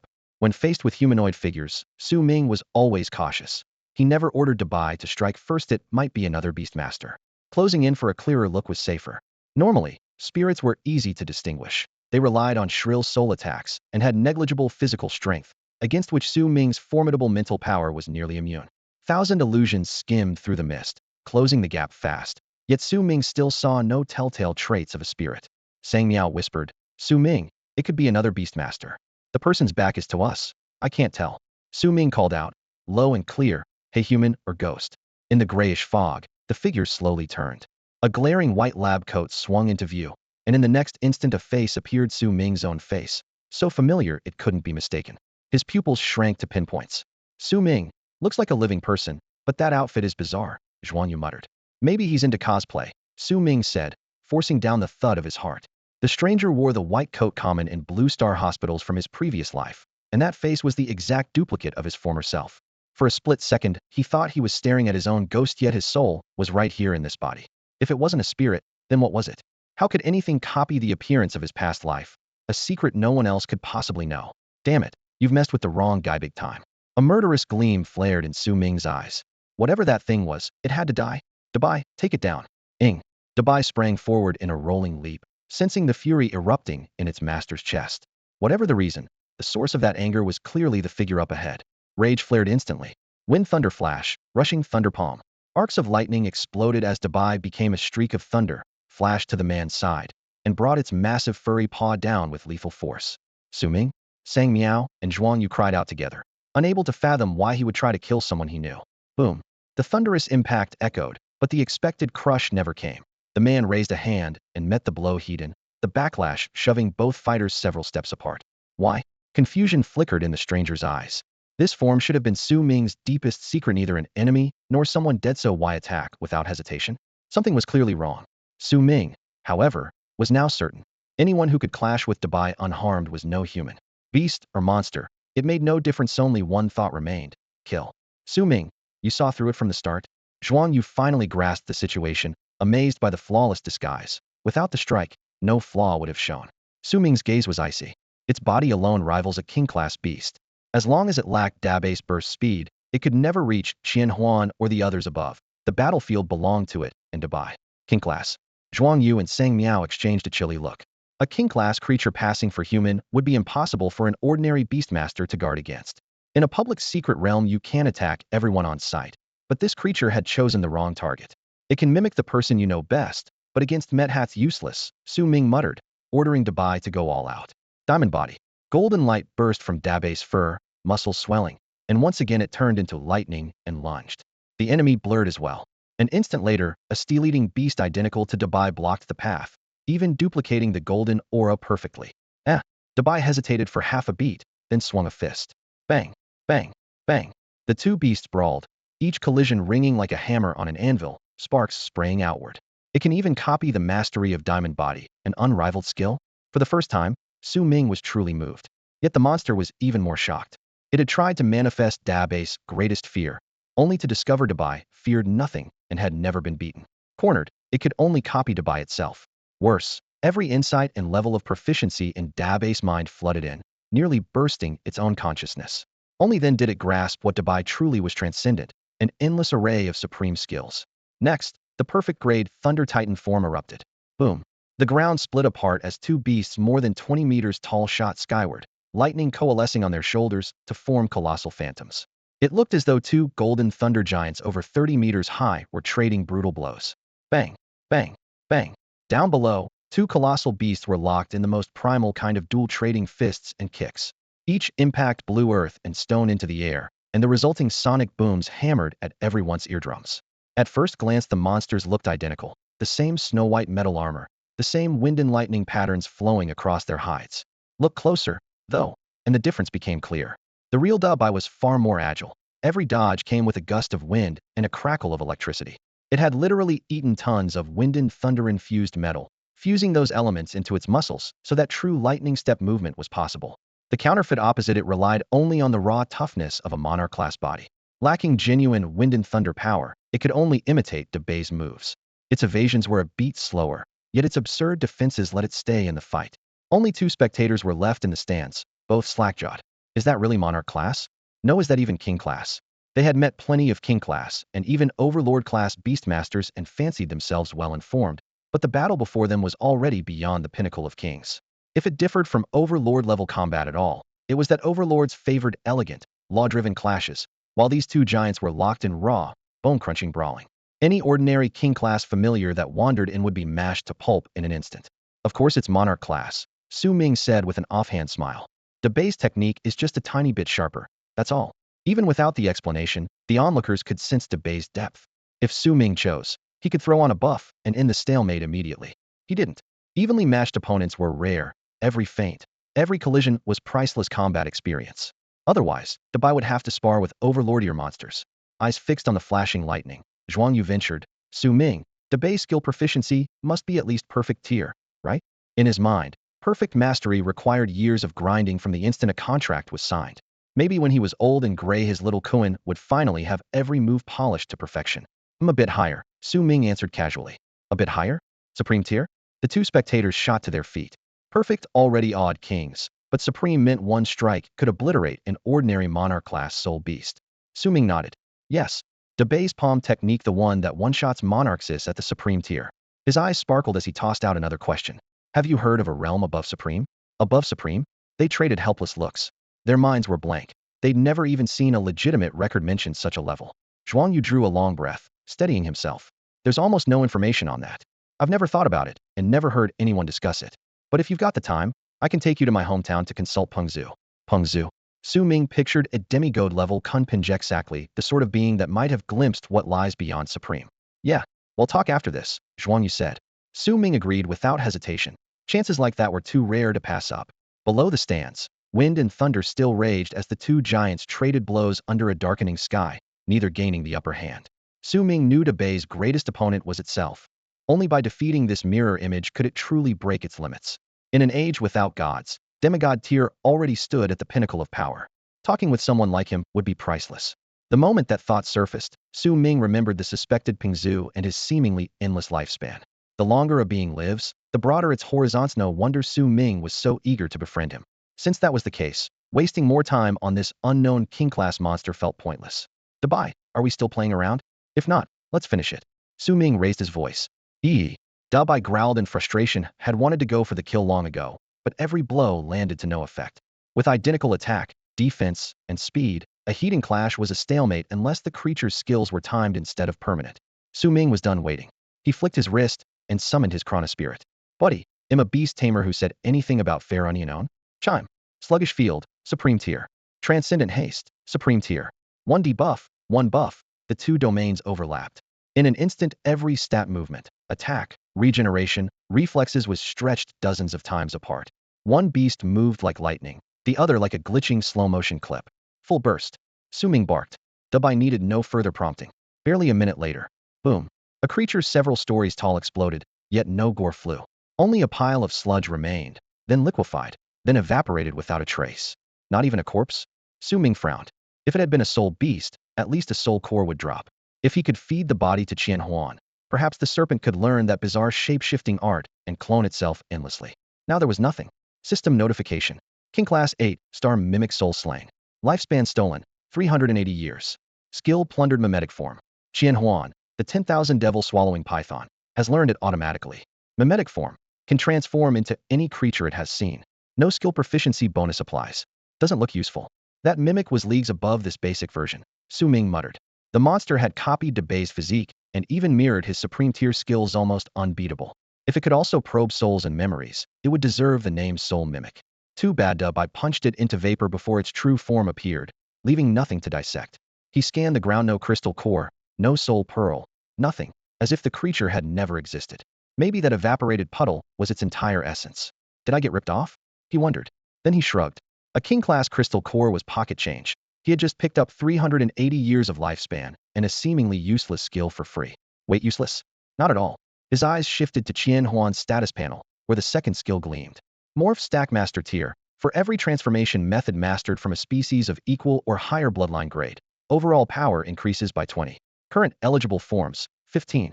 Total boost, 300. Su Ming. Su Ming was at a loss for words. The upgrade wasn't spectacular, it was downright pathetic. He had never expected Qian Huan to carry the team's damage, so had skipped the fine print on the skill panel. All he remembered were the phrases limitless stacking and unstoppable power. Now a quick glance at the numbers, a meager 2 to 3-fold boost poured ice water over his head. Qian Huan had devoured more than 1,000 creatures, yet only 15 met the stacking criteria, and most of those forms came from sneaking dragon eggs in the Dragon Palace. Without those eggs near dragon bloodlines, they wouldn't have hatched, much less counted toward the bonus. What is this thing? It's like it evaporated. Su Ming steered Qian Huan to the center of the battlefield to fetch Dabai. Zhuang Yu and Han Yu noticed that the mimic spirit's corpse had vanished, leaving only a faint gray ring on the ground. Dabai scratched his head in confusion, then shrank rapidly and obediently settled on Qian Huan's back. Qian Huan, can you mimic Dabei's form? Su Ming asked. I've copied it, but it hasn't stacked yet. Looks like Dabei's so-called ancient bloodline still falls a bit short, Su Ming said, unfazed. Proving that the new skill could copy forms was good enough for now. This creature's called a mimic spirit. Ever heard of it? He added. Zhuang Yu and Han Yu exchanged a glance, and both shook their heads. Doesn't ring a bell. In some ways, the thing was as bizarre as a demon dragon. Without Su Ming's cheat, most teams could fight it from start to finish without ever learning its species. But inside the Netherworld's secret realm, nothing was too strange to see. True, the species density isn't high, but the variety's insane, Zhuang Yu said, scanning the area. Every beast, and spirit beast mutates in this damp, gloomy place. They had been battling for hours, yet nothing else had shown up. Either the local ecosystem was simply odd, or the commotion had scared everything away. Hong Ye's scouting puppets hadn't picked up any new targets, either. Su Ming swept the surroundings, uneasy.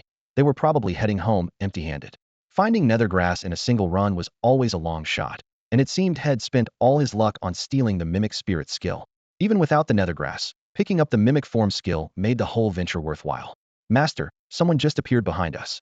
Hong Yu's urgent voice exploded in Su Ming's mind. Someone. Su Ming frowned and motioned for Qianhuan to hover. He wanted to see who it was. Over the past few days he and his teammates had run into other explorers, but everyone in the Yellow Springs mystic realm followed an unspoken rule. If you sense people ahead, just change course.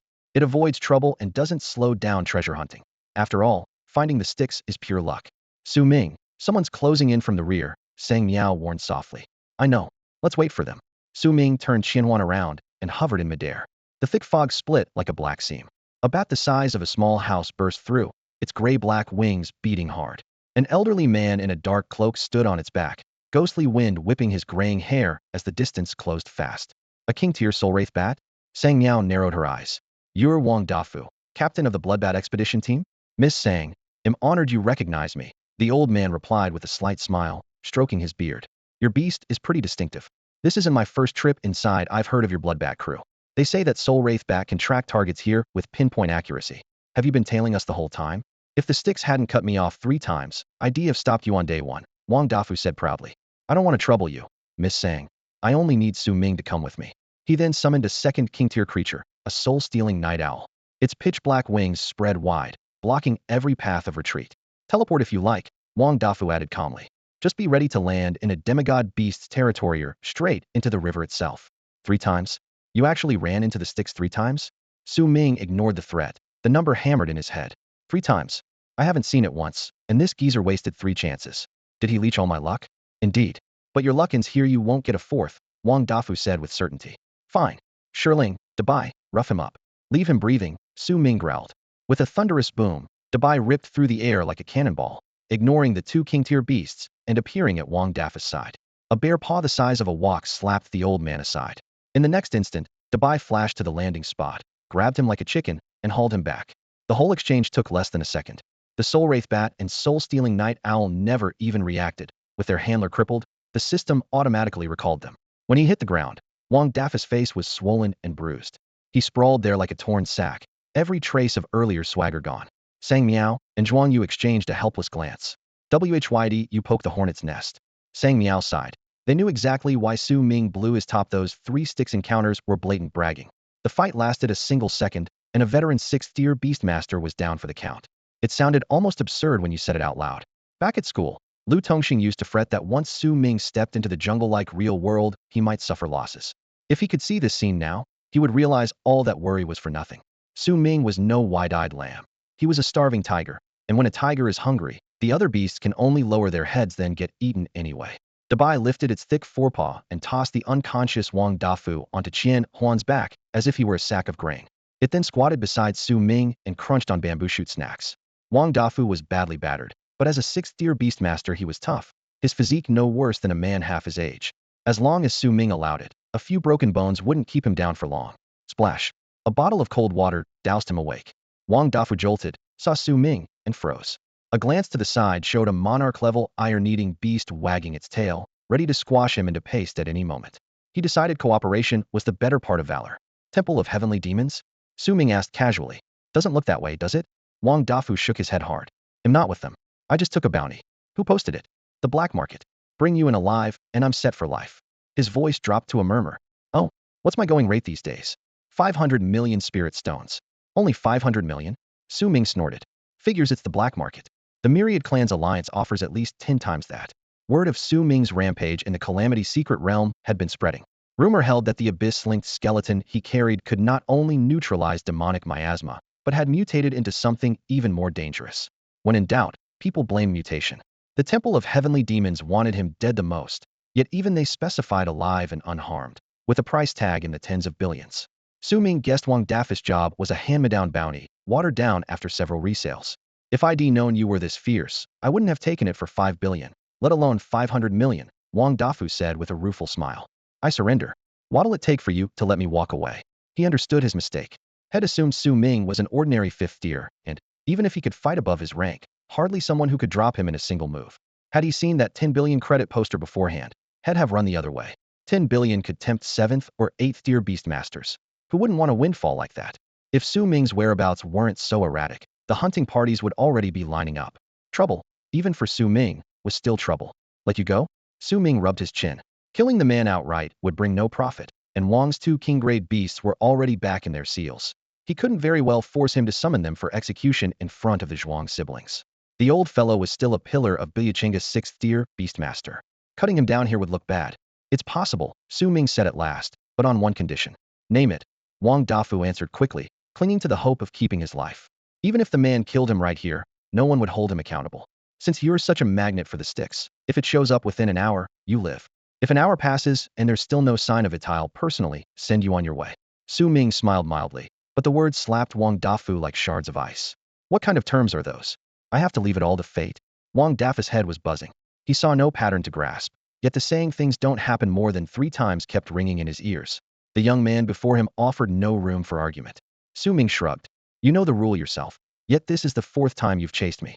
Each time you do, death comes a step closer. Maybe that's the real reason the sticks is drawn to you. He sounded casual, but every word hit home. The more Wang Dafu thought about it, the more sense it made, and he wanted to slap himself. The sticks had spared him 3 times already, and he had wasted every chance.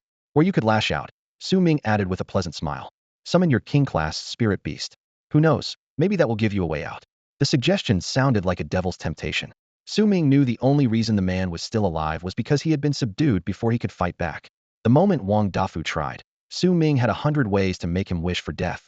Yet if Wang Dafu chose death on his own, no one else could be blamed. Wang Dafu looked up at Su Ming's half-smiling face and felt a chill crawl down his spine. In the end, he decided to wait right up to the final second. He clenched the key to his beast realm so tightly his knuckles whitened, but he couldn't bring himself to use it. Since they were waiting anyway, Su Ming simply stopped where he was. With this stick's magnet beside him, it made no difference whether he moved or not. The river would show itself whenever it pleased. Zhuang Yuan, also known as Zhuang Yu, and Sang Miao looked around with interest. It was their first time seeing someone use a human lure to locate the sticks. The fact that Su Ming hadn't killed the man on the spot let them breathe a little easier. Keeping Wang Dafu alive meant one more card to play, whether against the Serpent Kingdom or the roaming monstrosities. Half an hour later, a thick mist billowed ahead, and faint wails drifted out of it, as though countless spirits were pleading in sorrow. The sticks is here. Wang Dafu shook from head to toe with excitement. After decades in the Netherworld's secret realm, it was the first time he had ever rejoiced at the sight of those black waters. It was no longer a harbinger of death, but a lifeline. It actually worked. Zhuang Yuan and Sang Miao exchanged looks of disbelief. The method that had sounded like a joke had delivered. Su Ming raised his hand, and Qianhuan beat its wings, darting toward the fog. The mist churned, revealing an expanse of inky water, boundless, bottomless. Within the pitch-black liquid drifted countless ashen souls, like corpses bleached pale by soaking. Some floated blank-faced, pushed about by the current. Others still shrieked in agony, each cry releasing ribbons of gray vapor that spread through the air.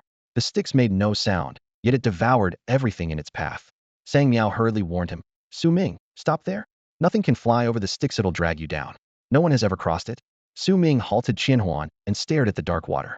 But who can prove it's really a river? What if it's another lake or another sea? It has a beginning and an end, yet wanders around like an eel, changing course whenever it wants. Ridiculous. His imagination ran wild, and no one could refute him. The sticks flowed silently in the gloom, as if mocking the ignorance of all living things. I just might be able to answer that.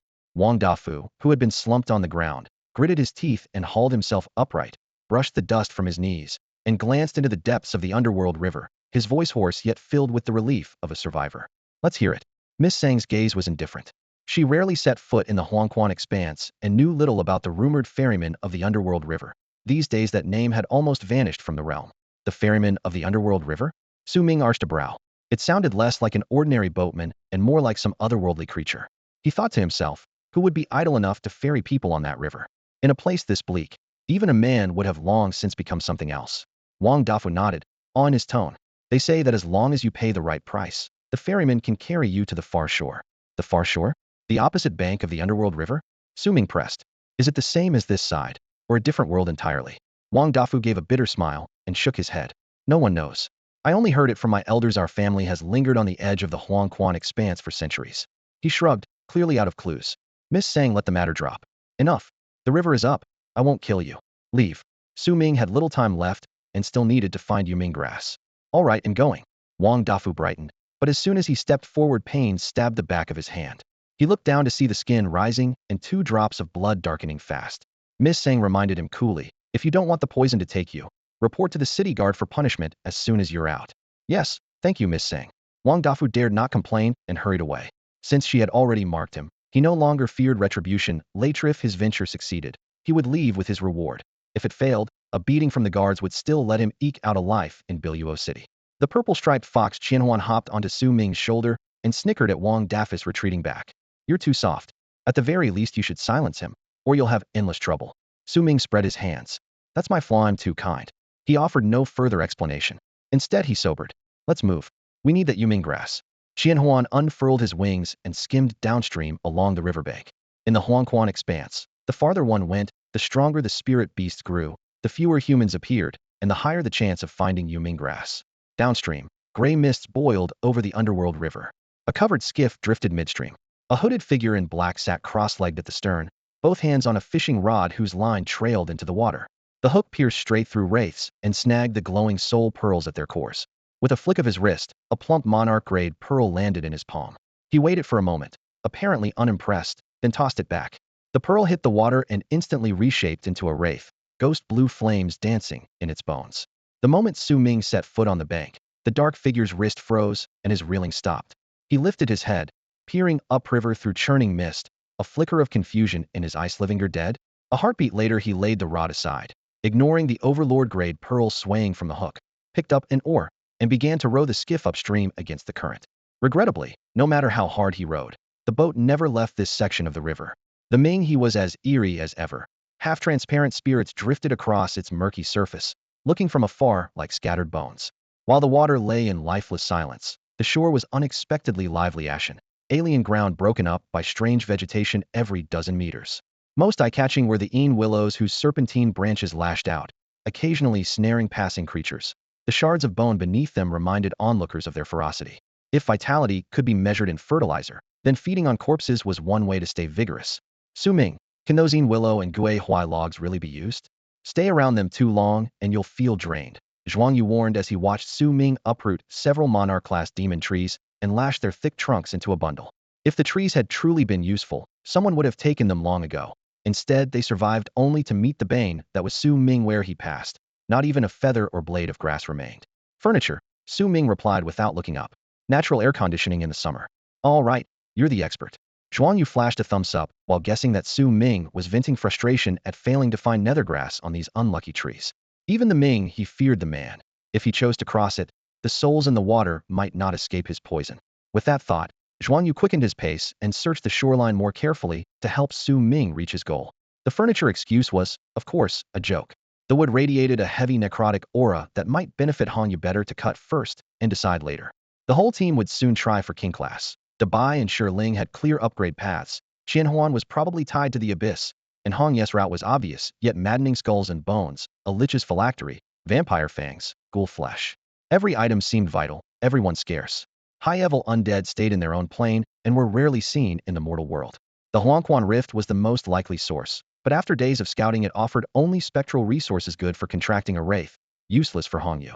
That, however, was the appeal of beast-taming expeditions, discoveries, long treks. No high-tier companion was raised without setbacks.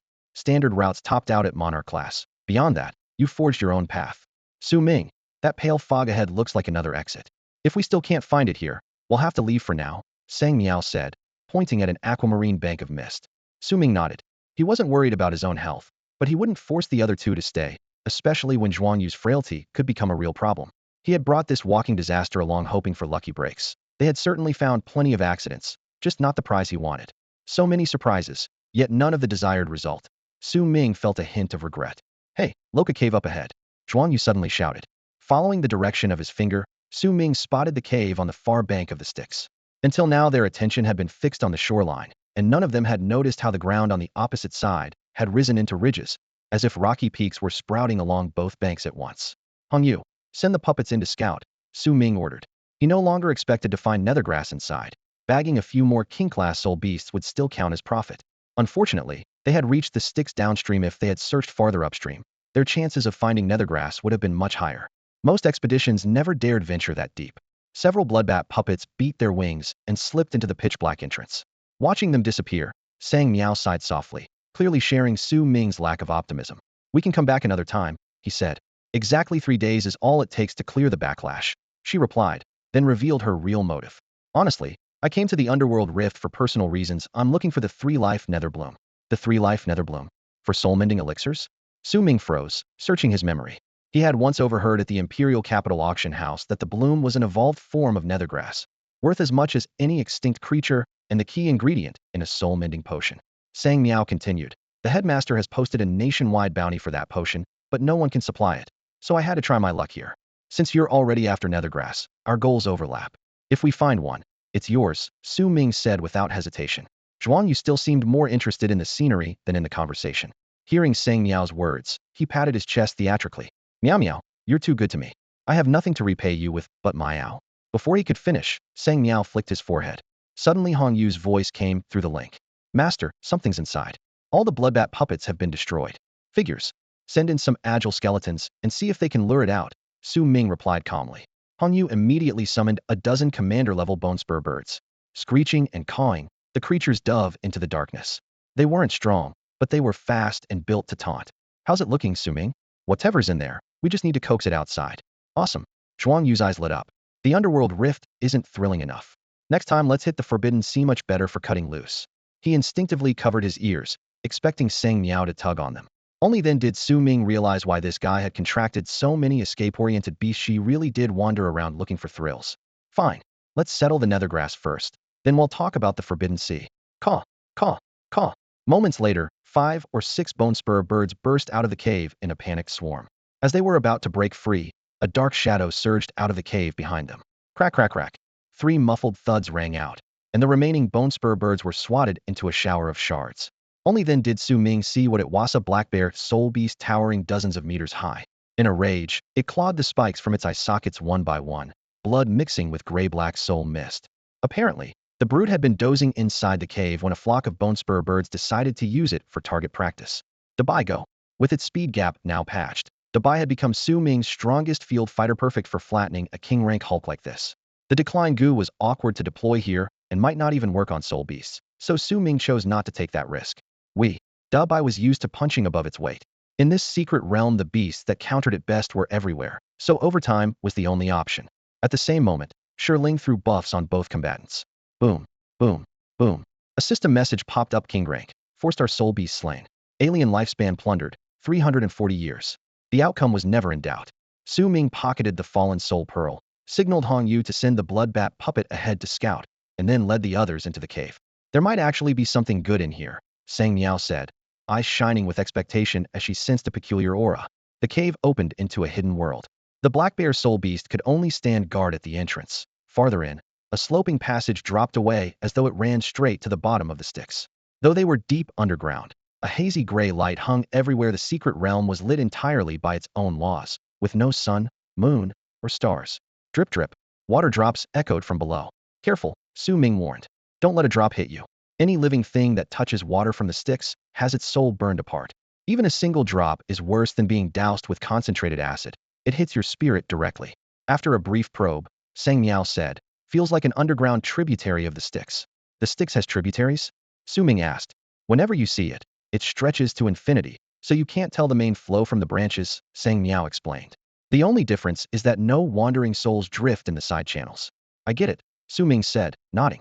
Powerful soul beasts often gather along the branches, she added. They don't dare approach the main river, but occupying a tributary still brings big benefits. Su Ming clenched his fist. Doesn't matter. As long as we find nethergrass, we'll take down even an overlord rank soul beast. We're one step away, there's no turning back. Overlord rank 2? Even a 7th tier beastmaster wouldn't toss that out lightly, Sang Miao muttered, then gazed ahead again. Maybe you won't have to lift a finger. She was staring at a patch of ink-black grass in the distance, its edges glimmering like crystal. Nethergrass grows along the banks of the Styx, nourished by its waters. Every 3,000 years it matures, every 3,000 years it advances, and after 30,000 years it mutates. The legendary trifold nether blossom can mend a shattered soul. After poring over countless tomes and absorbing more than 30 stocks himself, Su Ming had only forced his crank talent up to rank. Yet when he finally saw a living plant still rooted at the river's edge, glowing with cold blue phosphorescence, his chest burned with hope of climbing even higher. The three of them suppressed their presence and edged along the slick rock wall toward the subterranean river. The bank was deserted. Apart from this lone clump of nethergrass, nothing remained. The dark current stretched into the unknown, its black surface vanishing into the distance. Compared with the true Styx, the only thing missing was the drifting souls. Unfortunately, a single patch of grass was all that remained here, and the most advanced stalk was only first tier. Sang Miao's eyes dimmed. How could anyone expect to find the legendary trifold nether blossom when even ordinary nethergrass had cost them more than most people could imagine? In just a few days they had run into monarch class and king class soul beasts, and had even been dragged into clashes beyond the king tier.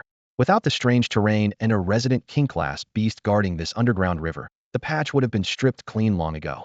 Nethergrass is a treasure to tamers and a life-extending tonic to soul beasts. Surviving for tens of thousands of years in such a brutal abyss is nearly impossible. No wonder Zhuang Yu had abandoned the search early on. Sometimes accepting reality is wiser than stubbornness. Su Ming, keep an eye on the surroundings. I can't be disturbed while I awaken the spirit. Got it, Su Ming answered. Han Yu summoned several waves of scouting puppets and stationed them at the cave mouth. At the first sign of trouble, defy would strike like lightning. Su Ming positioned himself behind Sang Miao. If things spiraled out of control, he could trigger time reversal at any moment. This time they had to succeed. Failure was not an option. The cluster before them held barely a dozen stalks, nowhere near enough for Su Ming. Instead of beginning the ritual, Sang Miao knelt by the river, brushing the leaves aside and examining each stalk as though searching for something. These all look the same. Is there really a difference? Su Ming asked, unable to hide his curiosity. Every patch of nethergrass originates from a single mother stalk. I need to find the original one first. Its potential is greatest, and the chance of forming a pact is higher. The same goes for your inksoul grass. It can spawn that many from one parent stalk? More or less. But inksoul grass splits faster, consumes less energy, and doesn't need the nethergrass endless growing period, which is why it's better suited for combat. Sang Miao still thought bonding Su Ming with nethergrass was risky, but she would not oppose his choice. Su Ming nodded. I won't rush it. He'll decide whether to bond only after I've communicated with it completely. With that, he stepped back a few paces and let her work in peace. Su Ming, are you really planning to bind yourself to Yuming grass? Only now did Zhuang Yu finally understand why Su Ming had hunted for the plant so relentlessly, and the realization left him shaken. Not necessarily. Let's see first, Su Ming replied in a low voice. All right, you give it a try? If it works, Zhuang Yu began, but Su Ming cut him off. Forget it. I'm doing this for personal reasons. There's no real advantage. Anyone else who bonds with Yuming grass is courting death. Afraid Zhuang Yu might follow his lead, Su Ming stamped out the idea immediately. Didn't want to lose a contract slot or a friend. Fine, Zhuang Yu said. He was daring but not foolish, and he let the matter drop. Across the clearing, Sang Miao crouched before the patch of Yuming grass, comparing each stalk for over 10 minutes before fixing on the mother plant. It was not the most robust specimen. In fact, it was slightly scrawny and grew quietly in a corner, giving the richest nutrients to younger shoots. Though small, its deep, lustrous hue revealed great age, yet it still hadn't reached the second tier. Once she was sure, Sang Miao pulled a dozen vials from her storage pouch, uncapped them, and poured the contents in sequence. Colored drops struck the soil, and when the final clear drop landed, the plant flared with brilliant light. The pitch-black stalk became translucent like jade, ribbons of light coursing across its blades. She immediately began murmuring a strange incantation. A pale green beam formed in her palm and settled over the mother plant. The surrounding grass stayed motionless. Only the crystalline stalk absorbed the emerald glow, poised to transform. Watching, Su Ming silently congratulated himself on choosing the right expert. Such a complex ritual could only be handled by a top-tier flora wielder. In the last 5 Academy tournament, Sang Miao had taken second place among 4th-tier cultivators. Her skill was unmistakable. Spirits of all things, spirit of herb and tree, awaken. At the final word, a pure white flash burst from her palm and slowly faded. She wiped sweat from her brow and stood. By her feet lay a dark green scallion, stretching to nudge her pant leg in a show of affection. To this newborn creature, Sang Miao was both teacher and parent. She had granted the once mindless Yuming grass its first spark of sentience. Success, but her tone shifted. But what? Su Ming asked. Its intelligence is still low, almost pure instinct. You won't get much information out of it. Can I still form a pact with it? Actually, that makes bonding easier. It's a mixed blessing. You'll have to decide. Let me think, Su Ming muttered. Sang Miao nodded. Try talking to it first. We'll wait by the entrance so we don't disturb you. With that, she tugged Zhuang Yu toward the mouth of the cave, where Hongyu and Defy stood guard, keeping the area secure. Su Ming had crossed thousands of miles, traveling from Tian'an all the way to Hanhai for one reason: to seal a contract with Yuming Grass. Everyone knew there had to be some unspeakable secret behind the trip, and Sang Miao and the others sensed as much, yet they kept quiet because they admired his attitude. Su Ming didn't care about their curiosity at all. If you think contracting Yuming Grass is so easy, go try it yourselves. People only knew he possessed a unique, beast-nurturing art. No one guessed that art was the utterly unreasonable lifespan acceleration, a cheat so shameless, even whistleblowers wouldn't be believed. At the bottom of the cavern, cold moisture seeped from the walls as he faced the clump of Yuming grass alone. The central mother plant had just been awakened and huddled in a rock fissure like an abandoned child. Unlike other demon plants that could roam about, it could only sway in place, two dark green blades trembling softly. The stalks he had absorbed before were pitch black. Now, awakened, they carried a faint green hue, a touch of spirit and life. His goal was simple: harvest it like chives. As the mother plant, it should be able to split indefinitely, which suited him perfectly. All he had to confirm was whether, beyond pouring in lifespan, he would need any scarce resources. If the cost proved too high, he'd just look for another treasure instead. Compared with other spirit plants, the Yuming grass weaknesses were erased by his greatest advantage: lifespan acceleration. That was why he'd chosen it in the first place. With that decided, he finished carving the contract array into the stone floor. Talk things out first. The plant couldn't speak anyway. Sign now. And if it failed, he could always rewind time and try again. He patted a leaf and made a casual sales pitch. Stick with me and Yulu. Never mind the starving, eat well, drink well, and rocket straight to God tier. The contract request went out. Just as Sang Miao had said, the Yuming grass showed almost no resistance, hesitating only a heartbeat before accepting. It probably didn't understand eat well or starve, but the words God tier stirred a desire etched into every creature's soul. Confirm contract with Yuming grass? Su Ming thought. I came here to cut chives, sure, but if the chance arises, I won't begrudge you a rise to God tier. Confirm. A pale white light flashed, and the pact took effect. If the news got out, countless jaws would drop, and most people would say Su Ming had lost his mind. From now on, your name is Xiaojiu. Calling it Yuming felt far too bland. After all, a beast master could have at most 9 contract slots. The other beasts would surely hate to have their spotlight stolen by a single stalk of nether grass. The nether grass offered no response at all, as though it did not even grasp the meaning of its own name. That left Su Ming with only 3 options: summon it, dismiss it, or speed up its growth. Beast, nether grass, registry code 9. Acceleration threshold, spirit initiation, 1 star. Skill, soul conversion, beginner level, converts absorbed soul force into mental energy and stores it for gradual assimilation. Current loyalty, 60. What a giant chiviate skill, is even chivi exclusive. Su Ming stared at the dark green plant, grumbling inwardly. It was, without question, the worst beast he had ever contracted. Had they not formed a pact, no one would have bothered calling this thing a companion beast in 10,000 years. But the deal was done, and he had to live with it. For safety's sake, he did not send the nether grass into the beast space. He left it in place and made a quick decision. He spent 3,000 years of his own lifespan to accelerate its growth, along with a surge of dense soul energy. Acceleration initiated. Year 1. The nether grass took root beside the Styx-like river, quietly siphoning soul power without a ripple. Year 3000. It rose to the peak of spirit initiation, sprouted 10 first-tier offshoots, and sensed a watchful presence the entire time, raising its loyalty by 20% to 80. Su Ming frowned. 3,000 years should have pushed you up a rank. Why aren't you transcendent yet? He tried asking. 9. What do you still need to advance? Cylinder giants. The plant clearly disliked being called 9, yet it still conveyed its request. Su Ming searched his storage ring and found only a pile of soul pearls that could pass for soul essence, the weakest of which were commander grade. He held out one such pearl.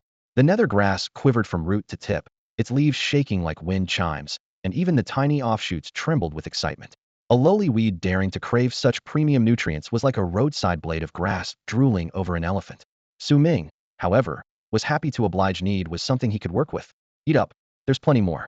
He produced a dozen or so additional commander-grade soul pearls and fed them all to the plant, then activated acceleration again. Another 3,000 years of lifespan burned away, along with dense soul power and 16 commander-grade soul pearls. Acceleration in progress. Year 1. The nether grass absorbed the massive soul essence and began its metamorphosis. Advanced to transcendent. 1 star, intelligence improved. Skill soul conversion rose to proficient. Loyalty increased by 10% to 90. Year 362. A glut of soul energy sent its growth soaring. Strength climbed to the peak of transcendent, then broke through to elite. 1 star. Intelligence leaped again. Loyalty rose by 10%, maxing out at 100. Year 1635. Reached the peak of elite, sprouting another 10 first-tier offshoots. Without higher-grade materials, it focused on nurturing its young. Year 3000. Soul conversion perfected. The first generation of offshoots advanced to second tier, each of them splitting into 10 new first-tier shoots. Acceleration complete. Su Ming gazed at the boundless tide of nethergrass spreading in every direction and fell silent for a long time. So this is what they mean by endless descendants, flourishing forever. It took an entire 6,000 years and more than a dozen commander-grade soul pearls to cultivate a single Tier 3 nethergrass, 10 Tier 2 plants, and a little over 100 Tier 1 shoots. Whether that efficiency is impressive or pathetic depends on who you ask. Under normal circumstances, keeping nethergrass from being harvested or eaten by soul beasts for 6 millennia would be nearly impossible for anyone who isn't obscenely wealthy. Fortunately, that's only the speed of the initial stage. From now on, the number of offshoots should increase tenfold every 3,000 years. If Su Ming were to accelerate time by tens of thousands of years in one shot, he could theoretically reap tens or even hundreds of billions of plants, a figure so ridiculous it's hard to believe.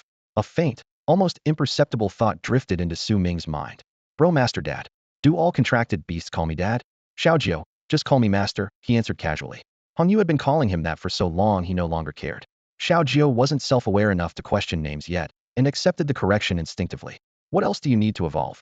Su Ming asked, harboring one lingering worry if Xiaojiu couldn't be transplanted into the beast-taming space or died once it got there. He'd be in trouble. Growth, came the terse reply. And growth requires what exactly? Absorbing soul energy. River Styx water? Or soul pearls? Soul pearls are better. Xiaojiu's thoughts pulsed with eager excitement the moment it heard the words soul pearls. It seemed Su Ming's concern was unnecessary. As long as it had enough soul pearls, Xiaojiu could survive anywhere in a busy road, even let alone in the beast-taming space, which was far richer in aura, safer, and more stable than this dank cave where soul beasts could chew it up at any time. The problem was, if Xiaojiu moved there, what would happen to all the offshoots? Su Ming had no way to feed hundreds or thousands of nethergrass plants with soul pearls day and night. Their best natural nursery was still this cave by the river Styx. Can your offshoots multiply indefinitely? That was what he cared about most. Yes and no, the answer seesawed back and forth. After some patient probing, Su Ming finally understood. In theory, any species could expand without limit given infinite resources and time, and nethergrass was no exception. In reality, growth also required space and a high concentration of soul energy. In this cramped cave, thousands of plants simply couldn't fit. Even the current 100+ were pushing the limit. Besides, if Xiaojiu moved into the beast-taming space, its remaining root system would have to stay behind. The next time Su Ming replanted the main body elsewhere, those roots could sprout yet another crop of Chavesno, nethergrass if the conditions were right. Either way, Su Ming's original goal was already met. In principle, he now had an inexhaustible supply of nethergrass to bolster his mental power. At least for now, pushing its talent up to grade A posed no real challenge. With a single thought, Su Ming burned 3,000 years of lifespan nethergrass rushed into accelerated growth. This round also drained a hefty dose of dense soul power from the dark river. Time unfurled like a vast curtain, granting the plant 3 millennia. Roots wove through black soil, leaves unfolded under a ghostly glow. The once sparse clump now looked like an inky meadow. 10 stalks advanced to Tier 3, the remaining 110 settled firmly at Tier 2, and no new offshoots appeared. As he had guessed, the patch had reached its limit in numbers. Only age could raise its quality from here on. It's harvest time. A flash of steel toppled every stalk except the main body, Xiaojiu, and swept them into his ring. The experiment had to continue. Spend another 9,000 years of lifespan. Accelerate again. The dense soul power was siphoned once more, and the dark river's surface visibly sank. Year 3000. Every offshoot sprouted anew, dropping back to Tier 1. Year 6000. The whole patch rose to Tier 2, with no fresh splits. Year 9000. All plants stepped into Tier 3, still without new offshoots. When the acceleration ended, the ground was blanketed again with inky nethergrass, all at Tier 3. Su Ming nodded. Offshoots were just raw material. Give them time and the right setting, and quality rose naturally like ginseng aging in a mountain valley. His gaze settled on the thickest stalk, the original Xiaojiu. Its color was even darker, veins faintly luminous, yet it still looked like an overgrown chive. Xiaojiu, how about it? Feel like sprouting a brand-new, evolving? Still a bit short, the plant answered in his mind. Whether the offshoots were harvested meant little. Companions vanished and reappeared each time it blinked. Then we keep going. Su Ming glanced at the river. In that blink, the opposite bank had dropped another notch. The shoreside nethergrass had devoured another 9,000 years of soul power. Even a Styx tributary had limits. It wasn't dry yet, but it was straining. After the next harvest, another 100+ Tier 3 stalks went into his ring. Su Ming repeated the cycle twice more, pulling in nearly 500 plants before he stopped. He wasn't unwilling. The river had fallen sharply, and soul energy along the bank needed time to recover. No amount of lifespan could override the environment. Meanwhile, 30-odd millennia of washing finally awakened Xiao Juth. Elite-grade nethergrass reached the cusp of true sentience. Need higher-grade soul pearls? Su Ming produced 10 monarch-level pearls, buried them beneath Xiao Jiu's roots, and stored it in his beast-taming space. A deep pit yawned beside the river, every last root gone. No one would have guessed some sly old fox had dug up the entire patch of chives, roots and all. The 3 lives nether blossomed 30,000 years all at once. Su Ming recalled the old legends about it. He did the math in his head. Could the 3 lives mean that a single stalk of nether grass had to be harvested 3 times, each harvest raising it an entire tier? If so, its full growth cycle would be roughly 30 millennia. He contacted Xiao Jiu in his beast space again, but the sprite had no answer. Su Ming reasoned that only the most unforgiving corners of the River of the Dead's secret realm could spawn a 3 lives nether blossom. Perhaps it could appear only downstream, in lands ruled by demigod soul beasts or other terrifying beings. Those high-tier beasts or specters would have to curb their urge to devour the plant, letting the nether grass live out life after life until the blossom finally formed. If a demigod deliberately protected and tended it, this celestial treasure might come to fruition, but such a rarity lay far beyond the reach of ordinary people. What truly intrigued him was not the flower itself, but whether it could evolve even further after the 3 lives stage. Sadly, even the myths were silent on that question. After he filled the cavern's massive pit and gave the place a quick cleanup, Su Ming made for the entrance. Barely 10 minutes had passed, yet his 2 companions were still standing guard outside with unwavering focus.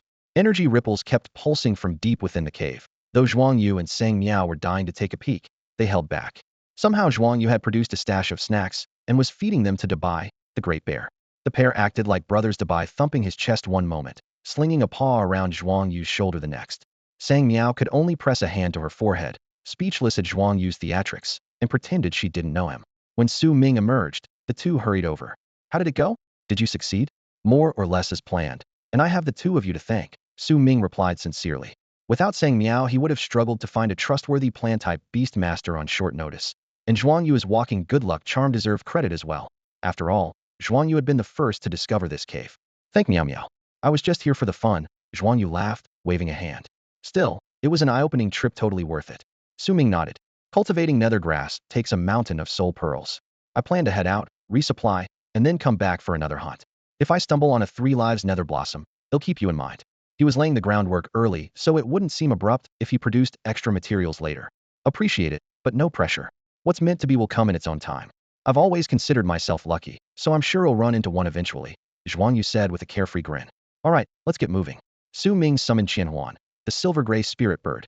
With wings spread wide, it carried Su Ming, Zhuang Yu, and Sang Miao toward the dense wall of fog ahead. Passing through felt exactly as it had on the way in. An icy chill washed over them. Then the temperature snapped back to normal. The uproar of hawkers rose around them, the marketplace and trading zone. Freshly harvested elite-grade soul pearls, only 12 in stock. First come, first served. Buying nethergrass in unlimited quantities, any tier, fair prices guaranteed. Just captured a female wraith, anyone looking to form a contract? Undead Knight, don't miss out. Su Ming, Zhuang Yu, and Sang Miao stepped onto the main street and instantly became the center of attention. First came the Snowwind Dragon, massive for a beast of its rank, radiating frigid air, its scales throwing off blinding flashes of light. With Qianhuan standing on the dragon's head, its notional combat power had already multiplied several times, its presence dwarfing that of an ordinary monarch-class creature. Status mattered almost as much as strength. All 3 were rising stars among the younger generation of Bailuo Cidian of the entire Xia nation. Su Ming, in particular, always resurfaced with bigger headlines. Over the past few days, rumors had painted him as the abyss bane and savior of Bailuo, and his bounty kept climbing. Even with the Tiannan military district at his back, this place was far from their territory. Someone desperate might still try his luck. Still, astonishment was one thing, reckless assault was another. No one dared make a move in broad daylight, and no one stepped forward to greet them. People simply watched from a safe distance as the trio disappeared into the alleyways. Su Ming, you really should put on a disguise, Zhuang Yu murmured. He had no idea how high the black market or the Myriad Race League had pushed Su Ming's bounty, but the looks in the crowd's eyes told him enough. Having dealt with similar problems since childhood, he had long ago bonded with a mirage butterfly that could hide both presence and form, just to keep the peace. No need, Su Ming said with a smile. No one will start anything on this street. I'm actually hoping to bait out a few big fish. Besides, I'm not stuck at 3rd or 4th tier anymore. His recent surge in power had lightened his mood. The days of being cornered felt far behind him. Fair point. Zhuang Yu nodded, then brightened. Since you're taking 3 days to recover, how about coming home with me? You can ask Peng Zhu for advice on training past the supreme level. I'm not going. Take me back to Bailuo City, Sang Miao said, rejecting the idea without hesitation. Come on, Miao Miao, tag along. I promise no one will pester you about marriage this time. Before he finished, she flicked him hard on the forehead. Once Sang Miao had flown off, Zhuang Yu let the matter drop and pointed in another direction. Your hometown's out at sea. Half an hour later, as a second coastline emerged beyond the clouds, Su Ming finally asked. If they'd come straight from the Nether Spring secret realm, the trip might have been shorter. Yet technically it's an island, Zhuang Yu replied. Peng Zhu and the others prefer the ocean. They hate setting foot on land. As he spoke, he summoned a cobalt kunbeast and leapt onto its back. From here, would better let little Kuan guide us. Even ID get lost otherwise. Patting the Snowwind dragon's neck, Su Ming recalled Qian Huan and then hopped onto the Kun's broad back. Within his beast-taming space, Qian Huan remained linked to his thoughts. Qian Huan, can your mimicry illusion copy this form smoothly? It can, with an added boost. Reassured, Su Ming relaxed. One glance at the Kuan had raised Qian Huan's overall combat power by 20%, utterly absurd. Then again, it proved the Kun's bloodline was no joke, probably close to that of a true dragon. The Black Sea stretched beneath them as the Kuan swerved up and down, left and right, following no patterns Su Ming could read. Standing on its broad back, he felt the enormous creature sidestep one invisible surge after another. This wandering was anything but aimless. An array covered the entire region, and the slightest misstep would leave them hopelessly lost. No wonder Zhuang Yu had said even he could not pinpoint the exact coordinates. Only the Kun's innate senses could guide them through. After 10 minutes or so, a chill swept over Su Ming, and the view ahead transformed in an instant. The ink-dark water faded to a brilliant blue, so clear he could almost see the bottom. It reminded him of oceans from a previous life, yet it was nothing like the waters around Dragon Island. That hidden sea had been small enough to glimpse its far shore. This one felt bottomless, stretching beyond sight in every direction. The Kuan glided lower, and an island wrapped in emerald green came into focus. Something felt wrong. The water was pristine, yet utterly lifeless. No fish, no sea beasts, not even a drifting shrimp. Zhuang Yu's words echoed in his mind. Su Ming, this is an isolated sea Peng ancestor carved out at great cost.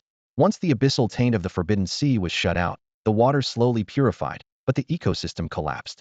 The corruption is gone, yet nothing else can survive here. It's home only to the Kuan Peng clan. Small wonder I've never tasted real seafood in my life. While they talked, the Kuan settled at the entrance of the island's lone village. It was small, surrounded by terraced plots where the scent of fresh earth mingled with the sea breeze. Elders weeded the ridges, barefoot children chased one another, and their laughter rang bright against the quiet surf. Brother Yu is back. Yes, third grandpa. Brother Yu. Brother Yu. The children sprinted over, hands already out. Zhuang Yu fished sweets and pastries from his spatial pouch, passing them around until the little ones scattered, cheering with their spoils. Life here had gone on like this for years, cut off from the world, with only a handful of similar settlements on the island. There was no hunting or fishing, just small gardens and peace, free from beasts and natural disasters alike. Following a stone path, the two men reached a secluded courtyard. Beneath a bamboo awning, a middle-aged man lounged on a long chair, a few plates of fruit, a pot of tea, and several time-worn books at his side. Second uncle, you're back in with a guest? He folded the chair away and set out stools. And this is? Su Ming, a close friend of mine. A rising star of the Xia Kingdom? Even a recluse like me has heard the name. Please sit. Zhuang Yu poured the tea, fragrant steam curling into the air. Su Ming offered an apologetic smile. I left in a hurry and brought no proper gifts. I did bring some fruits from the far south, perhaps you'll enjoy them. With a wave of his hand, a colorful mound of wild fruit filled the table, trophies collected while clearing the domains of Lord-level and King-level beasts, all personally tastedest. Only the best of the best, he joked. Anything bland got tossed by the roadside. The middle-aged man laughed heartily. Then I want stand on ceremony. The Xia Kingdom South is famed for its bounty, and the flavors live up to the reputation. He popped one into his mouth and nodded in approval. Grandpa Peng will probably like it too. So let's rest tonight and head over tomorrow. Second uncle, how did you know we were looking for Grandpa Peng? Zhuang Yu grumbled, tossing his pack to the ground. If you weren't looking for Peng Zhu, you think you came all this way for me? Second uncle rolled his eyes. With a flick of his sleeve, he scattered a pinch of powder, and a metallic, herbal sweetness filled the air. Besides, Peng Zhu can't fix that injury of yours. Next time you fight, try not to get yourself killed. If I have to avenge you and lose, they'll bury me alongside you. And our branch of the family ends right there. As for when you're finally going to give the clan an heir. Okay, I get it. He'll be extra careful from now on. Zhuang Yu threw up his hands in surrender before the lecture could continue. Only then did second uncle still the last drifting speck of powder. The glow of spirit energy at his fingertips blinked out. Su Ming had stayed silent, quietly sizing up the man's aura. The faint yet oppressive pressure was stronger than Lu Tongxing's 7th tier, at the very least. Anyone who could casually talk about dying for free had clearly gambled with his life more than once. Why he had retired here was a mystery. When the powder settled, second uncle turned to Su Ming. I can't help you with Pingzhu, but if you've got other questions, ask. I'll tell you whatever I can. Thank you, second uncle. Su Ming cupped his hands, thought a moment, and voiced the doubt that had been bothering him. From 6th to 7th tier, there doesn't seem to be any ready-made potion for that. How do you break through? Second uncle paused, cleared his throat, and gave Su Ming a fresh look. You only just hit 5th tier, right? Right, Su Ming admitted. With a potion, reaching 6th tier shouldn't be too hard, so I'm asking straight about the 7th. Is it inconvenient to explain? He had put the same question to Xiao Wushang, whose only reply was, live long enough and well talk. Confident that 6th tier wasn't far off, Su Ming wanted guidance while he still could. No trouble reaching 6th tier, huh? Kid, I don't know where that confidence comes from. Second uncle's smile faded. Mass-produced 5th tier potions have existed for barely 1,000 years, and even now they're only just manageable. The leap from 5th to 6th is every bit as hard as the leap from 6th to 7th. How is that possible? Su Ming blurted. Crossing from the middle tiers to the upper tiers sounded harder no matter how you looked at it. Don't believe me? Second uncle tapped the tabletop. 6th tier lines up with king-class beast tamers. Know the core requirement? The king's proof, Su Ming answered at once. A monarch-class beast has to defeat a king-class beast heathen, so it builds that aura and confidence deep in its soul. The beast master himself needs an invincible heart to match. Exactly. Once you've got that, you still need an opportunity. Second uncle spread his hands. Call it luck if you want. That final step comes from battlefield tempering or a soul-shaking adventure. There's no single recipe. Su Ming thought of his own advance to 5th tier, destroying the insect prison pocket realm, crossing the Wu kingdom, facing King Wu Shui, clearing his mind, then secluding himself to break through that had qualified as an opportunity. So the jump from 6th to 7th isn't as simple as you think, and the jump from 5th to 6th is no mere formality. Treat them lightly, and you'll crash even harder. Su Ming nodded in silence, all the more determined to verify every scrap of information. In the end, it comes down to an opportunity, second uncle concluded. Call it luck if you like. And talent, that's the basic prerequisite. Got it. Su Ming had already run into the same issues when he moved from Tier 4 to Tier 5. Breaking from Tier 5 to Tier 6 was simply riskier and came with a lower success rate. To Su Ming, it still wasn't a real problem. As long as the chance wasn't zero, he could keep trying indefinitely, round it up, and it became a 100% success rate. He couldn't be bothered to compete on talent or aptitude. If someone could manage 10 attempts in a year and a half, he would make 10 attempts a day, 365 times a year. As long as the odds weren't zero, he would eventually succeed. The headache starts at Tier 7 and above. Airshoe lifted his teacup and changed the topic. After Tier 7, it's no longer just the Beast Master's business. So it involves the beasts as well? Su Ming immediately recalled Xia Feng's remark that the one family's patriarch had to advance to Tier 9 in sync with a semi-divine book spirit. Airshoe nodded. Tier 7 is called Dominator. You rule a region, and when your beast ascends, you rise with it. Su Ming thought it sounded almost too easy. The spirit of Kronos had no bottlenecks as long as it had time. Given enough years, it would eventually become a dominator. Airshoe gave him a half-amused look.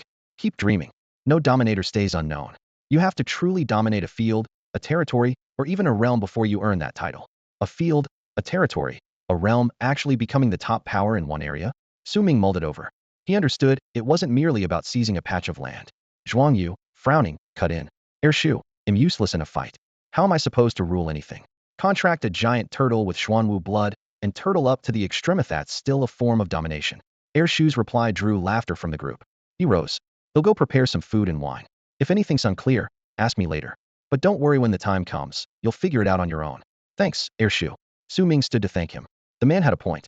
Tier 7 was still a long way off. No need to dwell on it now. He just needed a direction. Dominate. When the time came, he would simply swallow every dominator-level beast's turf in the wild. Problem solved. Night, guest room. Consumed 10 years of lifespan to accelerate innate growth. Additional cost, Tier 3 Nethergrass 10. Acceleration in progress. Year 1. After stepping into Tier 5, his sea of consciousness expanded sharply, demanding a vast influx of spiritual power. The energy from the Nethergrass poured in like rain on parched earth. Year 10. Maintaining a steady pace of 1 stock per year, his sea of consciousness grew stronger, yet it was still far from full. The last time he used Nethergrass to advance was in early Tier 4. Now he was in Tier 5 and his aptitude had reached Grade B, so the required resources had skyrocketed. The old method of using a little over 30 stalks of nethergrass was no longer anywhere near enough. Su Ming was already at Tier 5 with Grade B aptitude. The next leap definitely wouldn't be solved by 30-odd stalks the way it had been the first time. Not to mention the original batch of umbral night lotus seeds. Su Ming is now obscenely wealthy. Nethergrass is the last thing he lacks, and he can absorb as much as he wants, practically wearing the words unlimited upgrade on his forehead. Talent acceleration feels nothing like cultivation acceleration no matter how long it lasts. There's never that jarring sense of time lost. A decade-long boost feels like a brief daydream to him. Using it on cultivation, however, is a different story. Every bodily metamorphosis and training detail replays in his mind at once. Stretch it too far, and it's like cramming an ocean of data into his brain in a single gulp. Best case, a splitting headache. Worst case, total mental overload. That's why Su Ming never takes giant bites with his realm. He advances step by step. Defy is raised the same way once a fixed 10-year cycle, now lengthening as its strength grows. Among all his contracted beasts, only Defy can be called normal. The others are outrageous in their own ways. Time barely touches them. A cool tide of mental power now surges through Su Ming's mind. He has just boosted his psionic strength, and his senses feel gilded with light. Communication with his beasts flows like pure telepathy. He can even read the half-real sway of nethergrass leaves and grasp their intent. Everyone knows the value of mental power, yet no one else can be this extravagant while others ration each stalk of nethergrass. He simply pours it into his sea of consciousness without a second thought. He doesn't recklessly stretch the acceleration to centuries. Instead, he keeps to the old rhythm, 10 years per cycle, absorbing nethergrass step by step. The process may be tedious, but it lets him feel his mental ceiling rise bit by bit as the space of his mind expands before his eyes. After swallowing more than 200 stalks, he finally feels full. For a 5-tier, 1-star sea of consciousness, he has hit the ceiling. To go further, he must either raise the star rating to enlarge the cap or punch through the bottleneck to upgrade his talent. After a moment's thought, he decides to spend a sliver of lifespan to reach 5-tier, 3-star, then finish off the fresh nethergrass. It won't keep long. Breaking the limit can wait. His instincts say the odds are low right now, and he hasn't truly reached his peak. With lifespan to spare and nethergrass essentially limitless, he intends to do things perfectly. Decision made, Su Ming speaks again with the nethergrass on the verge of evolution. Xiaojiao, what else do you need for the breakthrough? A massive influx of soul power from the banks of the Styx, plus the soul essence from spirit orbs. Got it. He'll collect it next time we're there. He has already drained that tributary of the Styx nearly dry. Otherwise, he would have pushed Xiaojiao through on the spot. The trifold netherbloom is unnecessary for now. Any surplus can be gifted or sold. Who would have thought his own beast could one day turn a profit rather than costing him resources? It now pays him back generously, and he's almost moved to tears. At that moment, the regret he once felt for using a combat contract slot on Xiaojiao vanishes. The inexhaustible supply of nethergrass alone is worth more than any number of battle beasts. The next day, Zhuangyu took Su Ming to a stretch of open sea. When they arrived, the two of them hovered above the sapphire water. Looking through the crystal-clear surface, Su Ming saw it plainly. On the seabed stood a massive, whirlpool-shaped gateway, yawning wide like a portal to the abyss.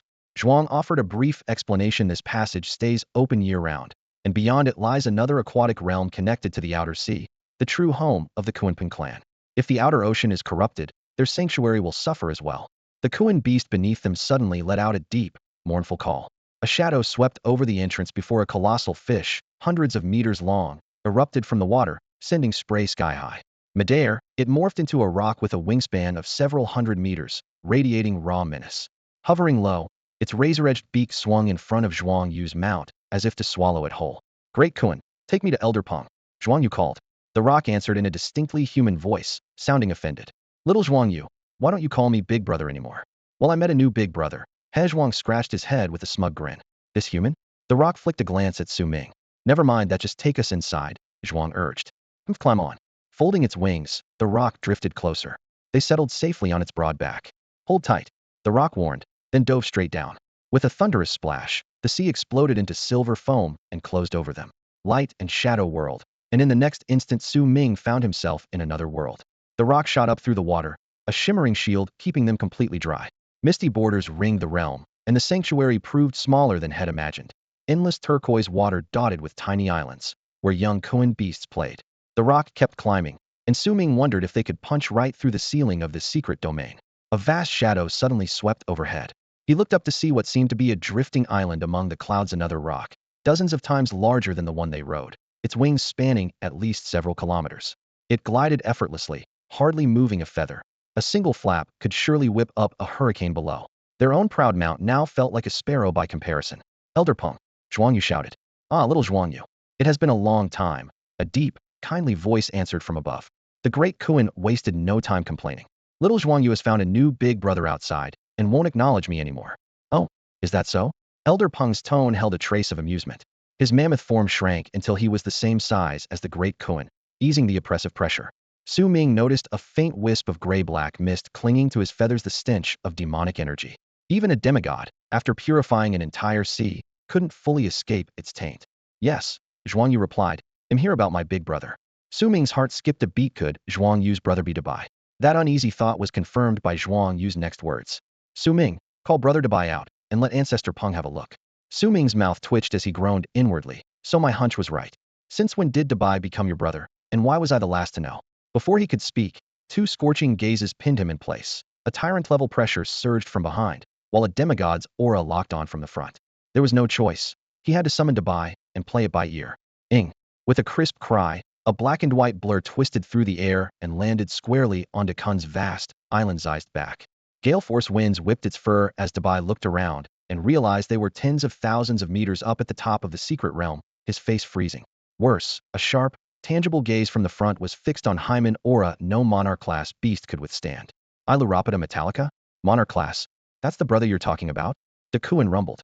It couldn't see the panda's movements on its back, yet it could clearly sense the newcomer's mere monarch-level strength, and that bothered it. Exactly.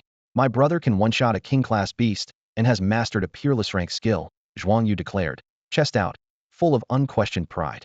Had Su Ming not witnessed De Kun's ridiculous power himself, he might have doubted it on the spot. Instead, he could only smile wryly. These days it was getting harder to judge what Big Brother really meant. A peerless rank skill? The two rock spirits turned their heads in unison, instantly intrigued.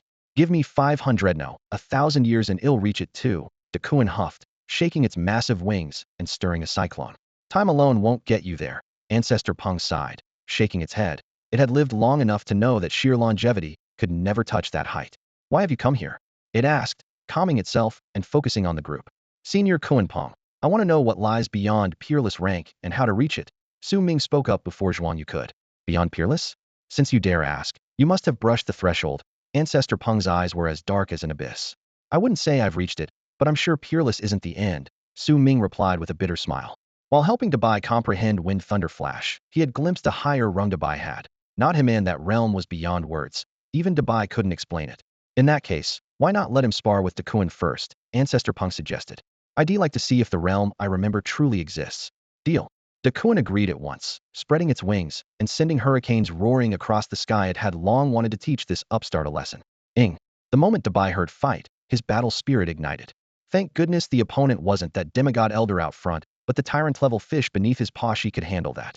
Meek before demigods, ruthless against tyrants, he psyched himself up. De Kuan, what? Sensing the cub's ferocious intent, the huge fish actually froze. This was only a monarch-class beast, yet it was more excited than De Kuan itself. Su Ming glanced around the secret realm. The space wasn't huge. Even if Dubai got kite, he couldn't run far. Since this was only a spar, Su Ming had no plans to give Dubai infinite regeneration in the condition the other side didn't kite forever, either. Sensing Su Ming's misgivings and realizing that the open sea gave Dubai no chance to hide, Peng Zhu banked away and headed for a scattered chain of islands ahead. De Kuan swept after him. Apart from a handful of larger main islands, most of the outcrops were nothing more than bare reefs, lifeless and exposed, good enough to land on, but useless for cover. Hovering in midair, Peng Zhu laid down the rules in a grave voice. De Kuan, you're not allowed to dive into the water, you may not use water-type skills, and the divine movement technique is off-limits. Also, suppress your strength to the peak of the king tier. The onlookers exchanged glances at the long list of limits. Though De Kuan was an overlord-class beast, he accepted them without complaint. Crushing a monarch-class opponent at full force would indeed have been beneath him. At that moment, Su Ming spoke up. Senior Kuan Peng, I have a suggestion. Peng Zhu raised an eyebrow. You think the restrictions aren't strict enough? Not at all, Su Ming replied, shaking his head. I believe you only need to forbid him from entering the sea and from using the divine movement technique. Nothing else. The crowd was stunned. That proposal meant unleashing De Kuan's full power against Dubai, who was only monarch class. De Kuan snorted, his wings stirring the sea wind. Are you looking down on me? Su Ming met his gaze calmly. Hardly. Dubai's ultimate gift is its extreme displacement ability. If it's shackled any further, it won't be able to show its true speed. Peng Zhu pondered a moment, then nodded. Very well, just those two limits. Dakuin, keep it to the point. Understood. Dakuin narrowed his eyes. The killing intent reined in by courtesy. A gentle gust lifted Su Ming and Zhuang Yu onto Peng Zhu's back. Below, Dabai alighted lightly on a reef while black water surged at its feet. Begin. Peng Zhu's shout split the air, and killing intent exploded overhead. Dabai, give it everything. Su Ming raised his hand. A deep roar answered him as lightning flickered across Dabai's usually cuddly frame. Diamond Body Supreme Tier. Titanic Thunderform Perfect Tier. Lightning burst outward, and a third turtle golden thunder giant rose from the waves, instantly narrowing the size gap with the 100-meter rock above. Not bad. Dakuin hovered among the clouds, his vast wings blotting out the sky. Water strike. The sea roared. A wall of water dozens of meters high hurtled toward Dabai like a collapsing sky. With the limits eased, Dakuin chose this appetizer to probe his foe. The torrent closed in, yet Dabai didn't budge, his lightning eyes locked on the rock in the heavens. Dakuin was about to wonder what the fool was waiting for when a flash of lightning answered him. Wind Thunder Blink Supreme Tier. With a crack of light, Dabai vanished from the reef and reappeared behind Dakuin. Rolling Thunder Palm Supreme Tier. Upside down in the air, the golden giant hammered a thunder-charged palm at the rock's back. Boom. The muffled thunder sounded like the sky being split. Dakuin screamed, his massive body spinning out of control toward the sea. At the last instant, he beat his wings furiously, leveled out just above the water, then streaked back into the sky.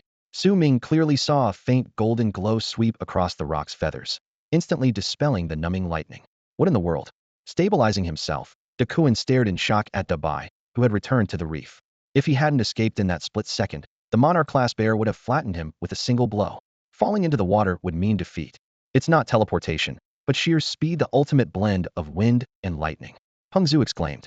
His eyes blazed as he tracked the gray-white afterimage in the arena. Relying on the ultimate technique Wind Thunder Blink, Dabai carved arcs of electricity and wind through the sky, moving so fast it seemed to vanish. As I thought, it's more than just Wind Thunder Blink. Su Ming could hardly contain his excitement. He turned to the elder Kunpeng beside him. Senior, do you know the iron-eating beast skills? Of course. The elder's voice was deep. Dabai has fused Wind Thunder Blink with two other techniques, giving it far greater power than the normal form. Besides, he paused, a hint of wistfulness in his tone. I not only know those skills, I once slew a demigod iron-eating beast myself. Su Ming stiffened. During the closing days of the Demon Dragon Calamity? Exactly. The elder recalled the bloody battle. It once fought on our side against the Abyss, but its wounds were too severe. In the end it was corrupted, and I had to put it down. If I hadn't, I would have died instead. He shook his head with a bitter smile. Had it not been at death's door, I doubt I could have won. The corpse. Su Ming's eyes lit up. It sank to the center of the anti-magic sea, the elder replied flatly. Su Ming sighed inwardly. With even a fragment of that demigod carcass, he could use a temporal anchor to chart Dabei's future path of advancement. Alas, the chance lay at the bottom of the sea. While they spoke, the battle grew fiercer. The great Kuin spread wings a kilometer wide, layers of water and wind shields spinning around it like twin shells, proof of how hard Dabei's earlier strike had landed. Even overlord-level Kunpeng blood couldn't shrug off such force. Unwilling to yield, the Kuin hurled long-range spells. Water Blast, Tornado, Wind Blade. Yet each attack found only empty air. Dabai vanished a heartbeat before impact. The Kuin had hoped its superior rank would let it fight from a distance, but it couldn't even graze Dabei's shadow, and still had to guard against sudden strikes. The match was turning into a one-sided game of cat and mouse. Eyes narrowing, the Kuin dipped to within 100 meters of the sea and shouted, Dabai, no more dodging, let's fight Heaton. Ing. Dabai nodded and smacked his fist into his palm. Good. The Kuin reined in its aura and shrank to a few dozen meters, matching Dabei's size. Its scales and feathers locked tight as it dismissed its shields and took a brawler's stance. The showdown was set to explode. Boom, boom, boom, crack, crack, crack. Claws and fists clashed in midair. The Kuin was a living arsenal. Talons tore the wind. Wing feathers hurled slicing gusts. Its beak thrust like a spear. But Dabei's speed ruled the fight. A subtle shift dodged each vital strike, followed by a punishing counterpunch. Every collision triggered a dull sonic boom. The Kun's muscles shuddered, its bones groaned. Soon the Kuin sensed danger. Talons raked Dabei's fur with a metallic clangy's hide felt like black steel, while Dabei's casual palm strikes sent agony lancing through its body, feathers quivering. The blows weren't immediately lethal, but the pain shredded its focus. After a dozen exchanges, the Kuin was bruised and swollen, a hairline crack in its chest bone. Dabai, save for slightly quicker breaths, remained unscathed. The overlord-level Kunpeng felt a chill. Could a mere monarch-level iron-eating beast beat it to death? Another round meant suicide. The Kuin beat its wings and shot higher, panting. Enough, I concede. Everyone saw the truth. Fine cracks spidered under the Kun's wings, muscles knotted like ropes, and one more punch might have hurled it into the sea. Dabai lowered his fists and stood placidly, black and white eyes calm, as though the ferocious assault had been a warm-up. The Kun shivered its wings and stared at the drifting clouds below, heart in turmoil. No wonder Peng Zhu forbids the clan from roaming freely out there. The world is truly perilous. Huh. Dabai scratched his head, feeling he still hadn't gone all out at most. He had tapped 80% of his strength. If he paired it with Shirling's acceleration and deceleration, he might really have turned that opponent into a dead bird. Since the other side had surrendered, Dabai simply withdrew his Vajra form and Thunder Colossus. Lightning and golden radiance ebbed away like a receding tide, and in the blink of an eye he was once again that round, cuddly Iron Eater. The stark contrast left the demigod Kuanping, who had lived tens of thousands of years, genuinely stunned. The half-divine Iron Eater that fought beside me millennia ago was never this outrageous. A sovereign pinning a dominator to the ground. If we were both demigods, would he pound me to dust? Senior Kuanping, Su Ming explained with a hint of embarrassment, Dabei's more than just a speed skill. His defensive and offensive techniques are both at the peerless tier as well. Peng Zhu Great Kuan Zhuang Yudub. I was chirping away when a breeze lifted him and gently settled him on the wide back of the demigod Kuanping. Let me take a closer look. Kuanping narrowed his eyes, his vast divine sense probing deep into Dabei's flesh and soul. Could he be the reincarnation of some demigod from the Iron Eater clan? Su Ming. Senior, Dabai is simply Dabai, just lucky and blessed with his own opportunities. Kuanping sampled the aura, then nodded slightly. Indeed, neither his bones nor his soul are even 10 years old. Unbelievable. Compared with him, my endless years feel wasted. After a few sighs, he composed himself and shifted the topic. Above the peerless tier, I only know of one realm: creation. Creation tier? Yes. To create, to nurture the ultimate of all laws. If I'm right, the skill Dabai used is unprecedented, entirely his own invention. Su Ming admitted frankly, it is. He did not mention that it was born from the fusion of 3 peerless level skills. First fashion a prototype, then refine and enrich it. That may open the gate to the creation realm, Kuanping said gravely. He's finished the first step. It's an excellent start. Enrich it. Should he learn more wind and thunder or acceleration type skills? Su Ming pressed. I can't give a verdict. He'll have to feel his own way. Kuanping glanced at Su Ming. Or you can retrace how he first comprehended the skill. It wasn't that mysterious, was enhancing his wind and thunder attributes and tweaked the original wind thunder flash. Exactly. That path should work. The only hurdle is letting him master more skills from other races. While Kuanping and Su Ming talked, vague fragments from Kunpeng's inherited memories kept finding confirmation, and he too gained new insight. Su Ming, however, was already calculating at high speed. Teach Dabai other clans' techniques? That's easy. In the past, we just let him pick things up at random abilities all over the map, broad but shallow. From now on, we can specialize, or simply recompile everything and fuse it. In the end, no matter how the forms change, skills boil down to a few archetypes. Creation sees the creation of heaven and earth. Plunder all races and forge my own creation. At that thought, a new transformation quietly sprouted in his state of mind. Big brother. The shout did not come from Zhuang Yu this time, but from the giant Kuan. After getting thrashed by Dabai, the fellow finally submitted and, together with Zhuang Yu, asked to call Dabai big brother. Squawk.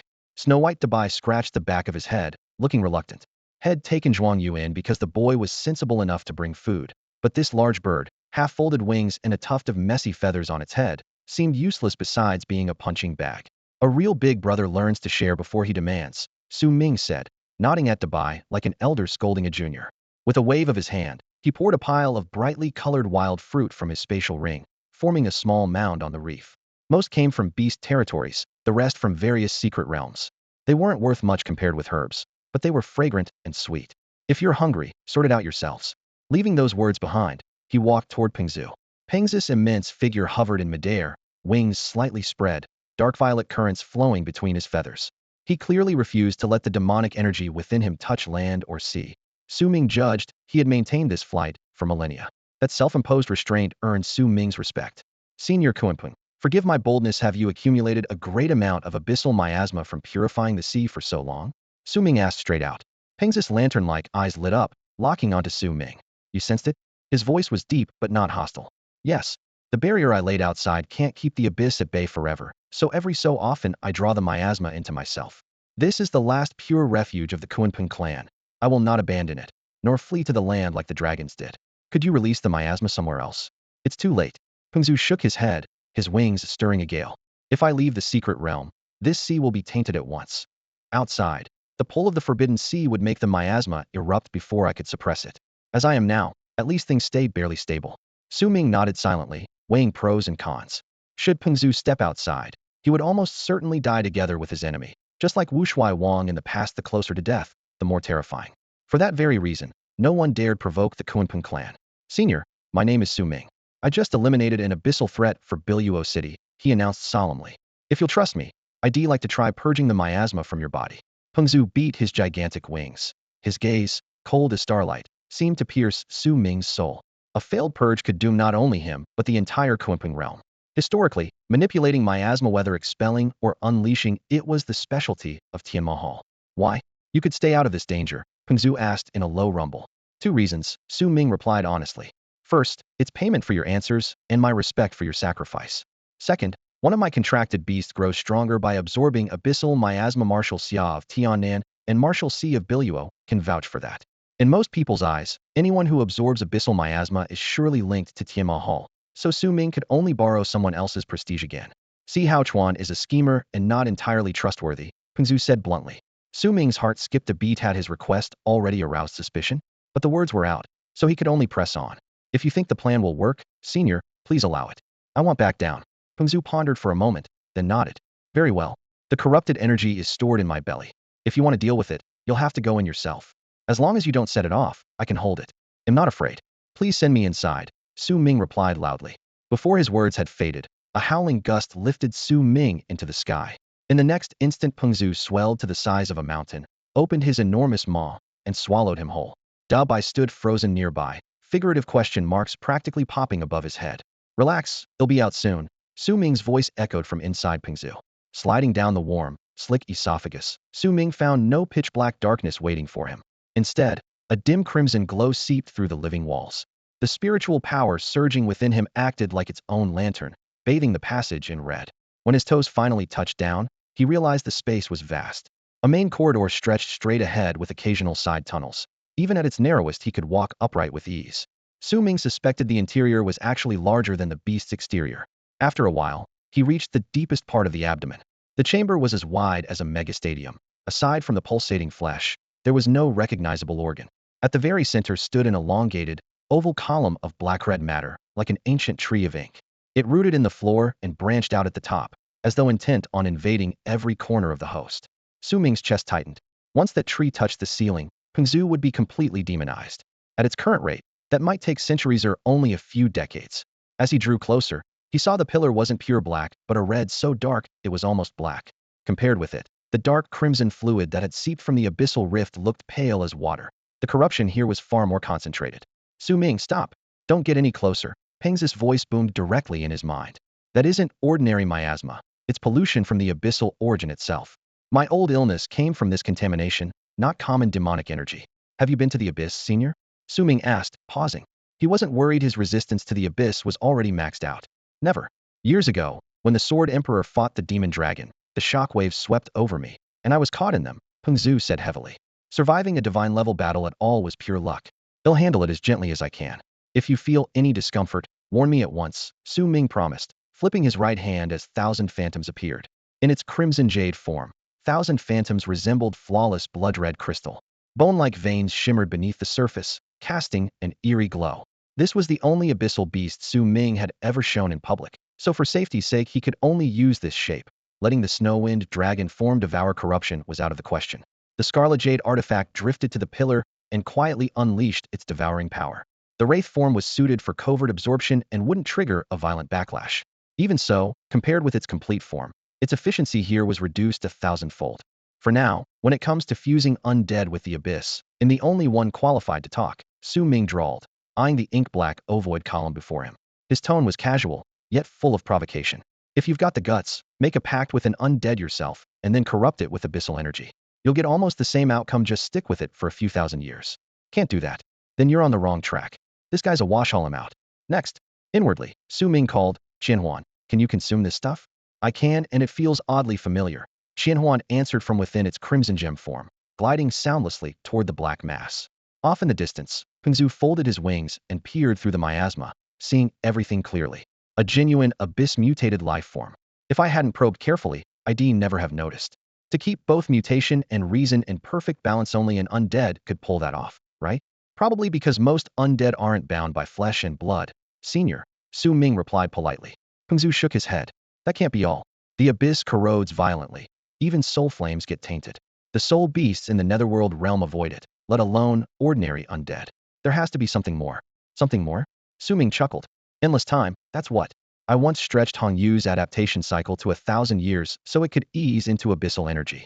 While they spoke, the crimson gem that was Qianhuan had already neared the dark column. All right, give it a shot, Su Ming ordered silently. At that moment, Pengzu locked onto Qianhuan, tracking every abyssal fluctuation and ready to respond at once. Su Ming was about to add another warning when Qianhuan suddenly struck. Swish, a skeletal claw split the surface and plunged straight into the pillar. Pengzu's beak opened, yet no sound emerged. Su Ming, equally stunned, forced a smile. Ahihi. Regaining focus, Pengzu extended his senses and muttered in surprise. Not what I expected, but it's definitely absorbing the miasma slowly. The rate's adjustable, Su Ming added quickly. Let it acclimate. The fact it wasn't repelled right away is a great sign. Even as he spoke, he pushed the pace. Cost, 100 years of lifespan. Accelerating Qianhuan's serpent that devours 10,000 demons. Cost, vast abyssal energy. Acceleration in progress. Year 21 Qianhuan absorbs enough miasma to reach Monarch class, 8-star. Year 63 energy saturates again, advancement to Monarch class, 9-star. Year 100 outer miasma exhausted, Qianhuan probes deeper. The once towering black pillar had already shrunk visibly. Su Ming blinked, thinking, I may have cranked the throttle too hard. For Qianhuan, a full century of measured absorption had passed. For Pengzu, it was the blink of an eye. In a single heartbeat, it drained miasma that took 1,000 years to build up. Pengzu murmured. He turned to Su Ming. Ahem, little friend. Are you sure your beast isn't an abyssal monster? Even those things don't have that kind of appetite. Su Ming spread his hands. We've all seen abyssal creatures. None of them are as well-mannered as Hong Yu. After you've met one of those, even a skeleton looks refined by comparison. Not wanting to dwell on the point, he glanced back at the shrinking column. How's it look now, senior? Any sign of a backlash? As unbelievable as it sounds, these are the easiest days I've had in 1,000 years. Pengzu let out a soft sigh, keenly aware of how terrifyingly efficient Qianhuan was at devouring demonic energite, felt as if he were staring back at his own past across the centuries. Still, results were results, and that was enough for now. Following his gaze, Su Ming studied the black column again. The shaft had slimmed down, but its color had deepened, like ink spreading through midnight. Worse yet, the inner layer of demonic energy was growing denser, even starting to liquefy. The oily blackness looked more abyssal than the abyss itself. Is this really just a side effect of Senior Kunping purifying the sea's corruption? He wondered. Each time the outer layer thinned, the pressure inside built like a volcano ready to erupt. At this rate, the pillar would be back to its original size before long, and Pengzu's brief respite would be over. Su Ming, what you've achieved is already plenty, Pengzu said with an easy laugh. Let me enjoy 3 or 5 peaceful naps. That'll be enough. He knew the truth, though. He had spent nearly 10 millennia trying to erase this threat and still failed. How much more could a 5th-tier beastmaster and a single monarch-grade beast accomplish? To be blunt, the demonic energy still in his body outweighed what had taken from half-god abyssal beasts in the past. Enough? Not a chance, Su Ming thought coldly. We've barely started. Qianhuan hasn't improved much yet. No. Senior Kunping hasn't fully recovered. How can we stop now? He cleared his throat and said earnestly, Senior Kunping, what you just saw was a warm-up. I haven't even pushed yet. Haven't pushed? Pengzu blinked. Right. Next, I'm going full throttle.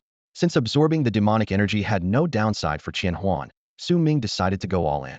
Opportunities like this were rare. Otherwise, he'd have to scour the world for abyssal rifts. True disaster abysses were plenty, but those as dangerous as the one in Biacheng where even overlord-grade monsters roamed were almost non-existent. And once an overlord appeared, it meant a levels-even catastrophe, enough to upend the entire Xia nation. He tapped the ink-black column with a fingertip, licking his lips. Good stuff. I'm draining you dry in one shot. Spend 1,000 years of lifespan to accelerate the growth of Qianhuan. Myriad demon, sky-devouring python. Acceleration requirements. Immense abyssal energy, large quantities of abyssal ichor, 1 god-grade corrupted scale. Accelerating. Su Ming froze. What kind of filthy item slipped in there? Year 83. Qianhuan absorbs enough abyssal energy to reach the peak of monarch grade, then begins searching for a path to ascend. The moment it senses the dense abyssal ichor, the search becomes moot. The answer is right there. Year 432. It drains every last drop of ichor, refining itself over and over. Every scale is fully abyssalized. Skill Phantom Demon rises from perfect to peerless. Year 826. With the ichor exhausted, it senses something in the darkness that feels almost like kin. Year 926. Qianhuan devours the abyssal origin within a god-grade corrupted scale, and its demonic bloodline starts to condense. In the year 971, the Thousand Illusion 10,000 Demon Devouring Python evolved into the Thousand Illusion Abyssal Devouring Python, simultaneously unlocking a new skill abyssal affinity, novice level.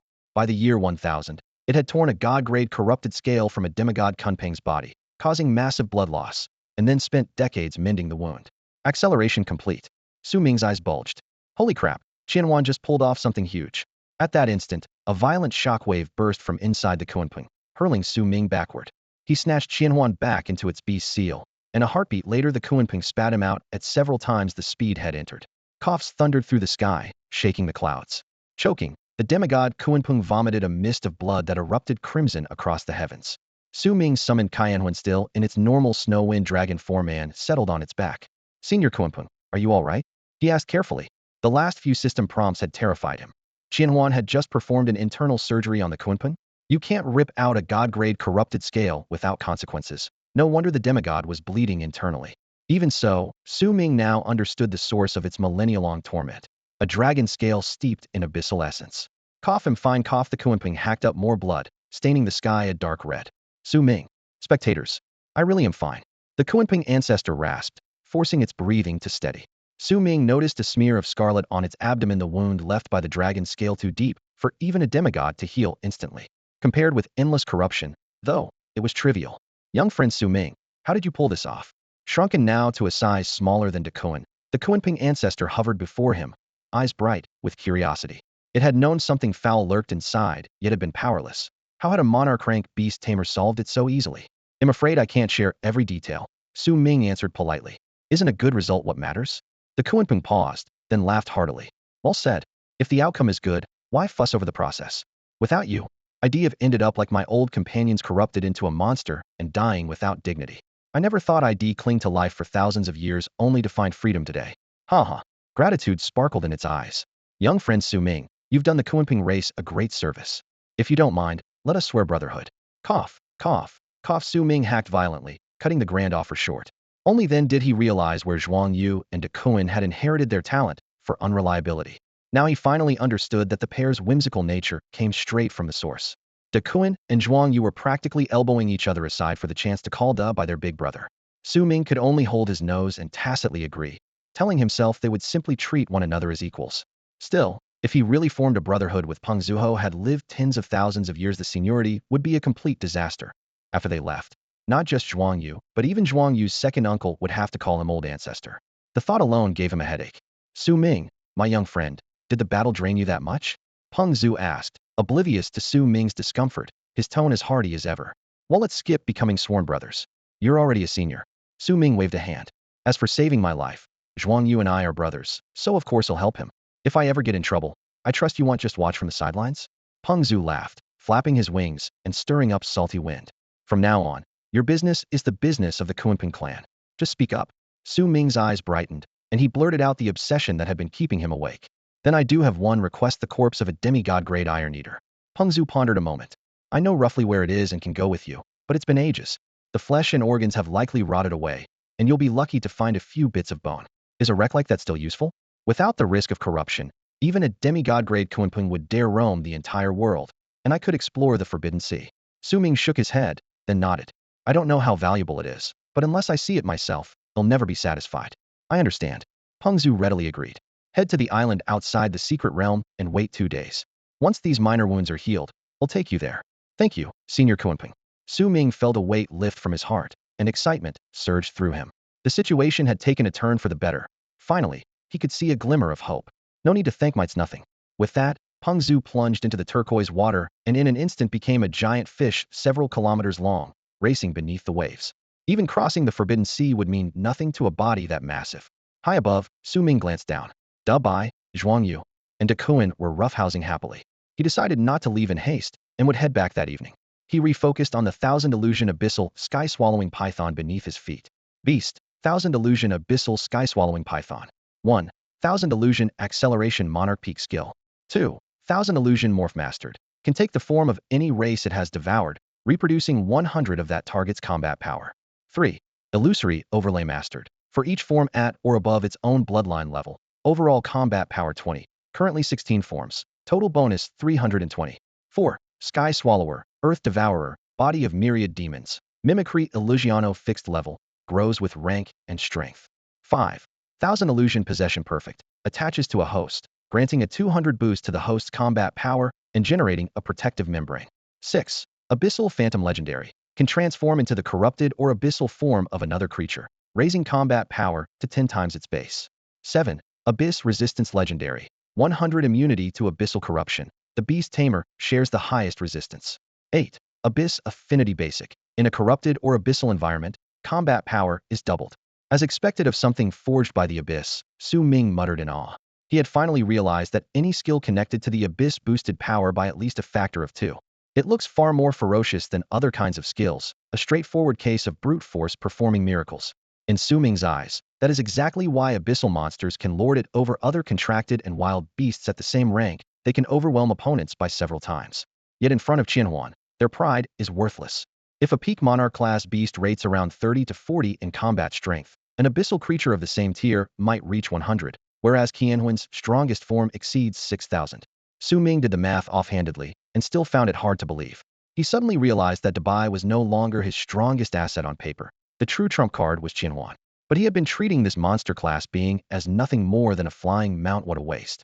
He linked minds with Qianhuan and said, Qianhuan, it's unfair that you've never had a chance to show your real power. Not at all. Things are fine the way they are, Qianhuan replied, its voice echoing in his head with a hint of a smile. I have no intention of repeating mother's mistakes. Staying low-key and growing quietly is the way to go. After swallowing the shred of abyssal origin within the dragon scale, Qianhuan seemed to have awakened faint memories. Su Ming seized the moment to remind it, that's the right attitude. Don't start thinking about ending the world. Your mother couldn't resist the abyss corruption back then. In the end, it was beyond her control. Qianhuan sighed in their mental space. Hearing that, Su Ming felt a rush of relief. Luckily, he had long ago stolen the abyssal resistance skill for Qianhuan. Otherwise, the creature would probably have been affected as well. If Qianhuan ever lost its sanity, he would have been forced to slow its training dramatically. Come to think of it, the demon dragon must have foreseen that risk and prepared the primal azure dragon bloodline to suppress the abyss, right? Su Ming mused. Because of his interference, however, that bloodline currently had no outlet. By rights, Qianhuan should have infiltrated the dragon clans first, waited until the primal azure bloodline awakened to a certain level, and then quietly activated its abyssal blood. Now the truth is impossible to verify, and the dragon's true intentions are forever unknown. Still, Su Ming couldn't help but admire one thing. Even after becoming an abyssal dragon, it had left plenty of escape routes for its offspring and crafted meticulous plans for Qianhuan. The thought made him freeze. Something was missing. Qianhuan, after you pulled out the dragon scale, where is it now? I stored it inside my body. Good job. Night descended, and Su Ming and Zhuang Yu returned to the village to rest. The oil lamp in the guest room cast a warm yellow glow as he produced the pitch-black, jade-like dragon scale. Now only as large as his palm. After Qianhuan drained the origin, it had shrunk by nearly half. If Master Peng saw it, he would likely connect it to the demon dragon immediately. To avoid complications, Su Ming chose not to give the old man even the slightest reason to suspect anything. The scale was harmless now. At best, it could sit in a museum display. Sadly, the world knows almost nothing about the demon dragon, let alone exhibits its relics, because even the name itself is taboo. Still, Su Ming was tempted to use the scale to glimpse what its former owner had experienced. The last time he used a time anchor, he only skimmed over the unhatched Qianhuan and accidentally met the demon dragon's eyes. A single glare had flung him back to reality. The danger of prying into such a being was obvious. His mental strength had grown several-fold since then. Gripping the scale, he took a deep breath and muttered to himself, I should be able to withstand it, I think. Xiaoling, use this scale as a conduit and lock onto a point 10,000 years in the past. In-time anchor, engage.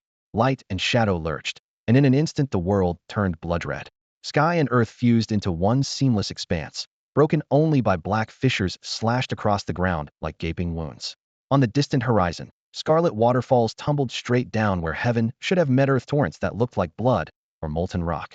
No heat reached the observer, yet the searing glare still bled through time itself. Everything was deathly silent, only sight remained. If Su Ming's hunch was right, this was the abyssal plane in its true form. The scale belonged to the demon dragon, but where was the creature itself? Su Ming pivoted and froze. Ahead, two mountain-sized titans were locked in combat.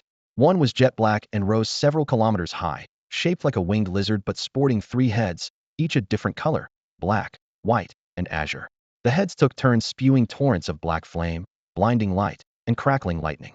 The scene was soundless, yet the sheer force visible on screen made his heart lurch. Thank heaven his hearing was blocked, or the thunder alone would have shattered his mind. Tens of kilometers away, the dragon's opponent was just as fearsome, a colossal tree of living flesh. Its trunk was crimson, veined like muscle, with layer upon layer of thick branches that whipped about like serrated blades. At each branch tip hung a lantern, some human heads, others enormous eyeballs. Whenever dragon breath swept in, those lanterns burst with blood-red beams, meeting lightning and flame hidden in silent detonations. The sight recalled the 10-meter willow Su Ming had once seen in the Yellow Springs secret realm. This monstrosity, however, towered 10,000 meters high, as if that willow had been scaled up to a god's proportions. The dragon avoided close combat. This had to be the demon dragon's true form. Su Ming recognized the black-headed's outline matched Qian Huan's original body exactly. Watching the clash, his pulse raced. Even if he poured out every year of alien lifespan had hoarded via the declined gutens of millions, she couldn't shave so much as a scale from beings of this caliber. The vitality locked inside them lay far beyond the reach of lesser life forms. Blow for blow, the voiceless battle radiated raw annihilation. A demigod like Peng Zhu would be vaporized in an instant if he tried to meddle. No wonder a mere aftershock had nearly destroyed him long ago. Su Ming reasoned that the Sword Emperor must have sheared off a scale from the demon dragon with a single strike, and one splinter had struck Peng Zhu, leaving him crippled ever since. With that thought, he resolved to ask Peng Zhu in a few days exactly when the injury occurred. The demon dragon's demise, he figured, had to fall within that same window of time. The battle raged in utter silence. Su Ming could neither hear a sound nor gauge the violence of its fluctuations. After the brief thrill wore off, a trace of boredom crept in. So even clashes between divine beings could drag on like this. Since his debut, he had ended every fight with overwhelming force, no matter the opponent. Perhaps god-level creatures were simply that tenacious. Otherwise, one wouldn't appear only once in an age. He shifted his viewpoint, hoping to admire the demon dragon's savage form hidden.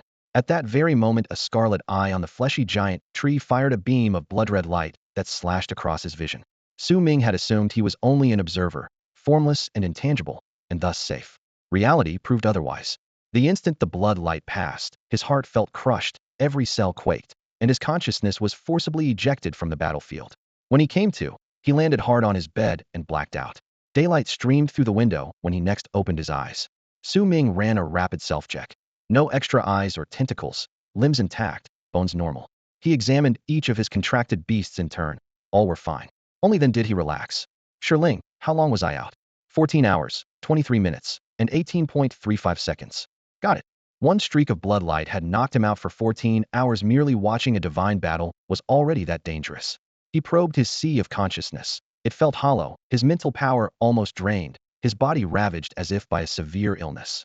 Without Qian Huan's blessing, which had forcibly raised his abyssal resistance to a full 100%, he would likely have mutated on the spot.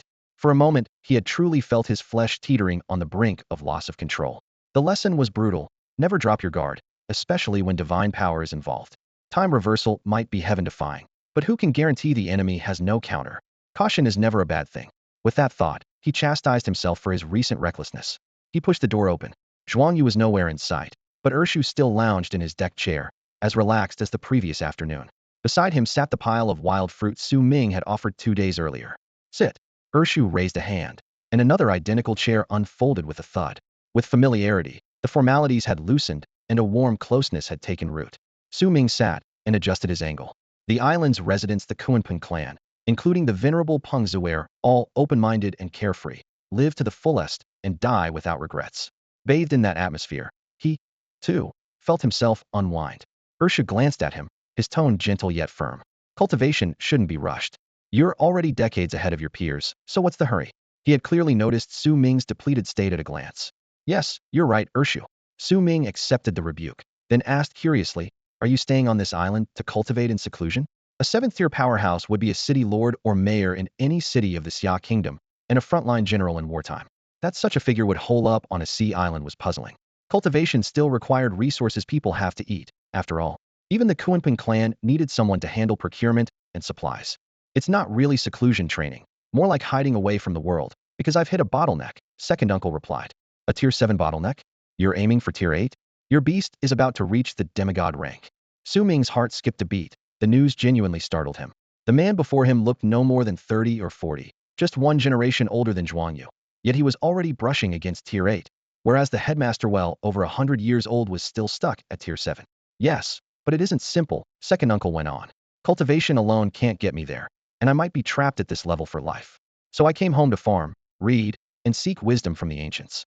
He gave the yellowed volume in his palm a casual shake. Su Ming followed his gaze. The ink on the pages was such a chaotic scrawl that it looked like ghostly scribbles, and he could barely recognize a single word. His grasp of cultural history was already limited. He only had a rough idea of how the beast-taming civilization had developed and knew almost nothing about the time before the demon dragon era. Su Ming, who do you think was stronger, beast tamers of the ancient world or tamers today? Second uncle asked after a moment, half teasing. Su Ming's first instinct was to say the modern era was stronger.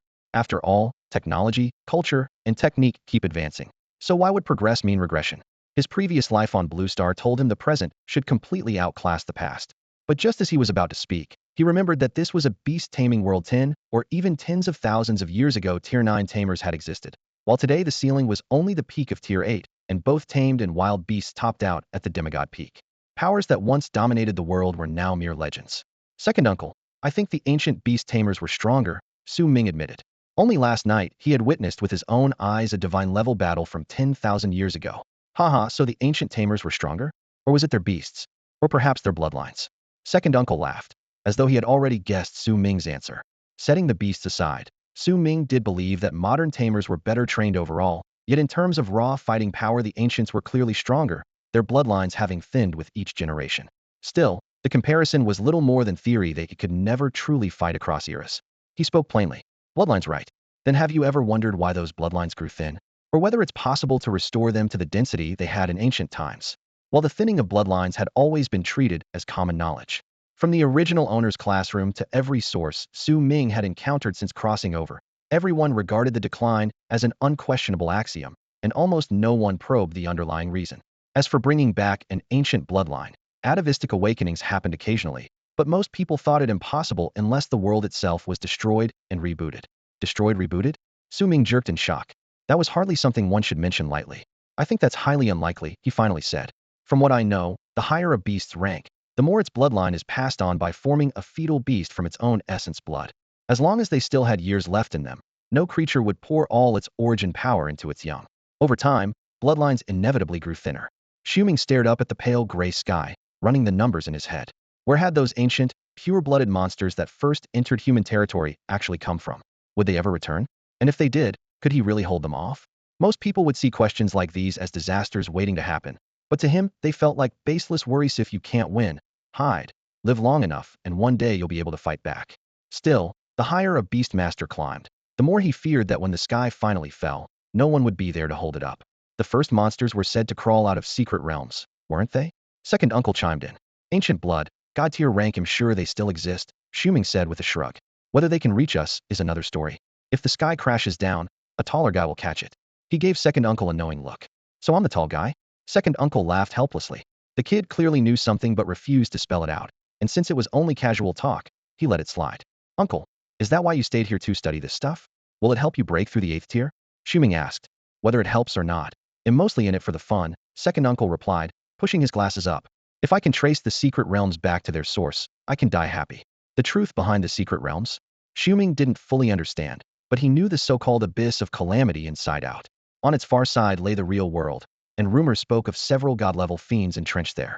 10,000 years had passed. If the colossal flesh and blood tree hadn't been destroyed by the demon dragon, it should still be thriving, whereas that dragon had been slain nearly 10 millennia ago. If there was anywhere that bloodlines never decayed, it was the abyss. In fact, it might be evolving as it kept eroding the outside world. Su Ming had cracked open a corner of the world's secrets, but all he could do now was speculate. Bring the abyss into the mortal realm? That was a job for the Devil Palace lunatics. He had no interest in acting as a monster's lapdog. To him, the abyss was nothing more than an exotic dish on an ever-expanding menu. The agreed-upon day with Pengzu arrived in a flash. When Pengzu shrank his massive body and hovered over the tiny village, the locals finally got it. Pengzu had recovered. What had Su Ming done? Only then did second uncle realize the kid had pulled off something huge without anyone noticing. Nothing special, Su Ming waved. I just cleared a bit of demonic aura for him. I've got business to handle. We'll visit next time. He signaled to Qian Huan, which spread its wings and carried him into the sky alongside Pengzu. Uncle, I'm heading out. Hey, Su Ming, take me with you. Zhuang Yu burst out, backpack and all, terrified of being left behind. Zhuang Yu, we're heading deep into the Forbidden Sea on real business. Why tag along? The heart of the Forbidden Sea? Never been. Of course I'm coming, I need to see it for myself. Zhuang Yu's eyes blazed, ready to ignite like a powder keg. Xu Ming stared at him, speechless.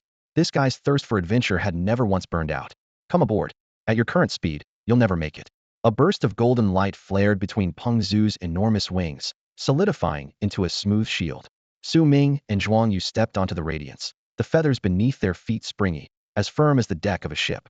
Peng Zhu, how far do we still have to go? Distance is only part of it. Spatial interference is the real hurdle. If you can't break a certain threshold, you'll never reach the inner zone of the Forbidden Sea.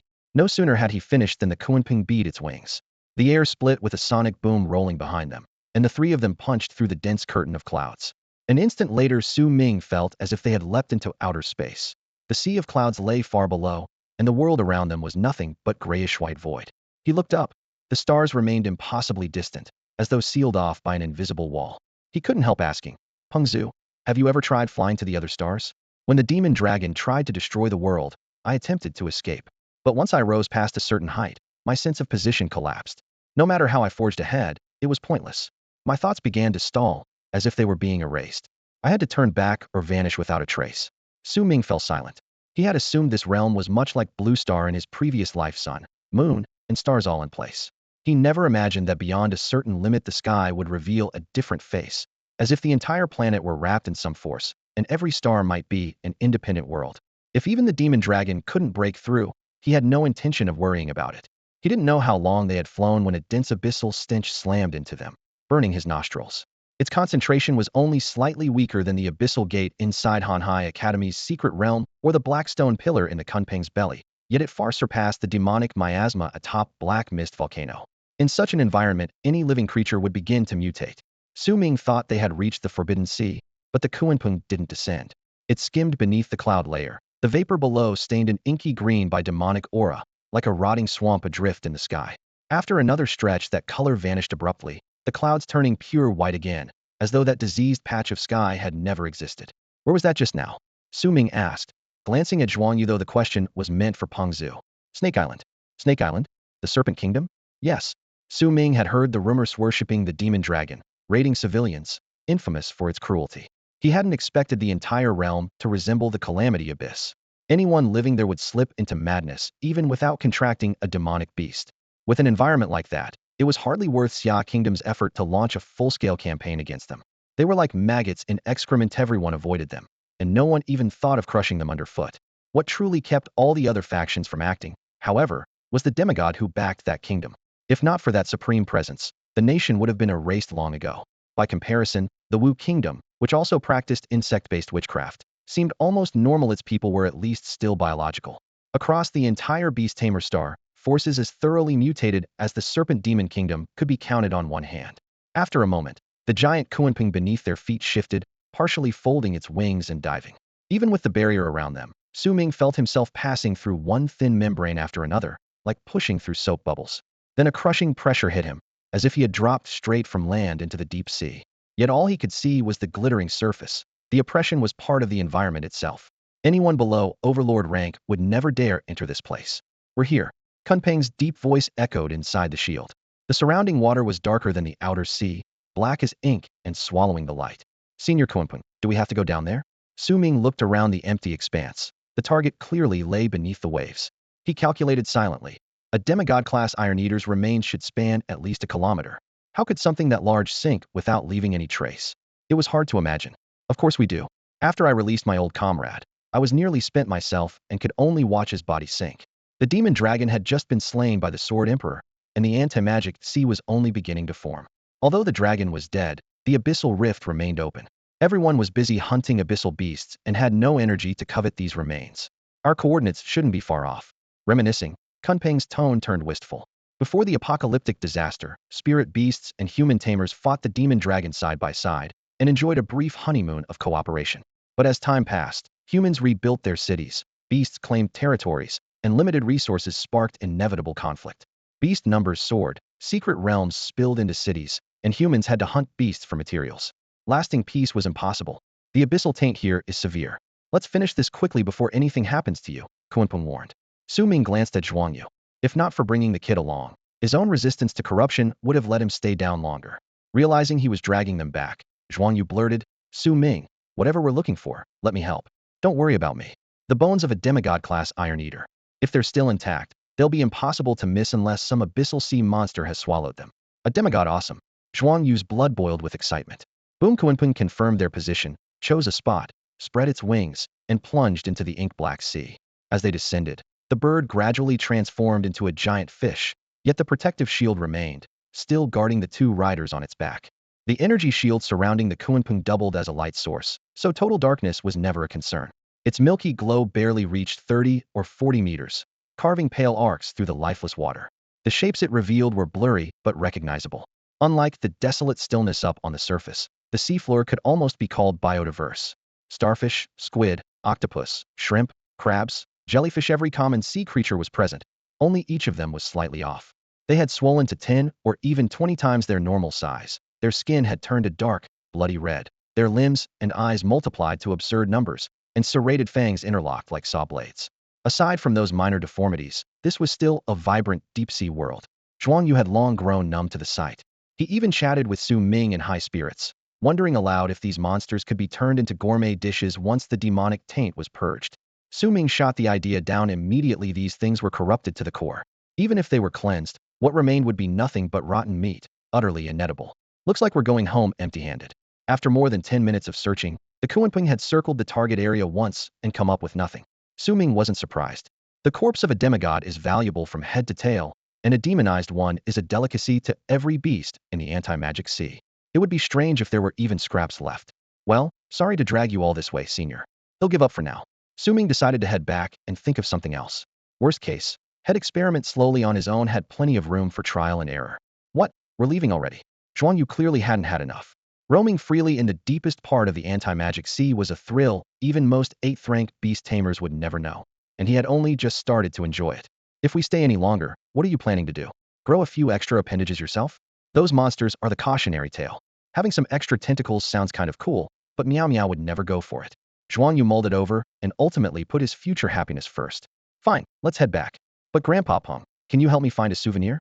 There's only rocks and sea beast droppings down here. Which one do you want? Su Ming teased.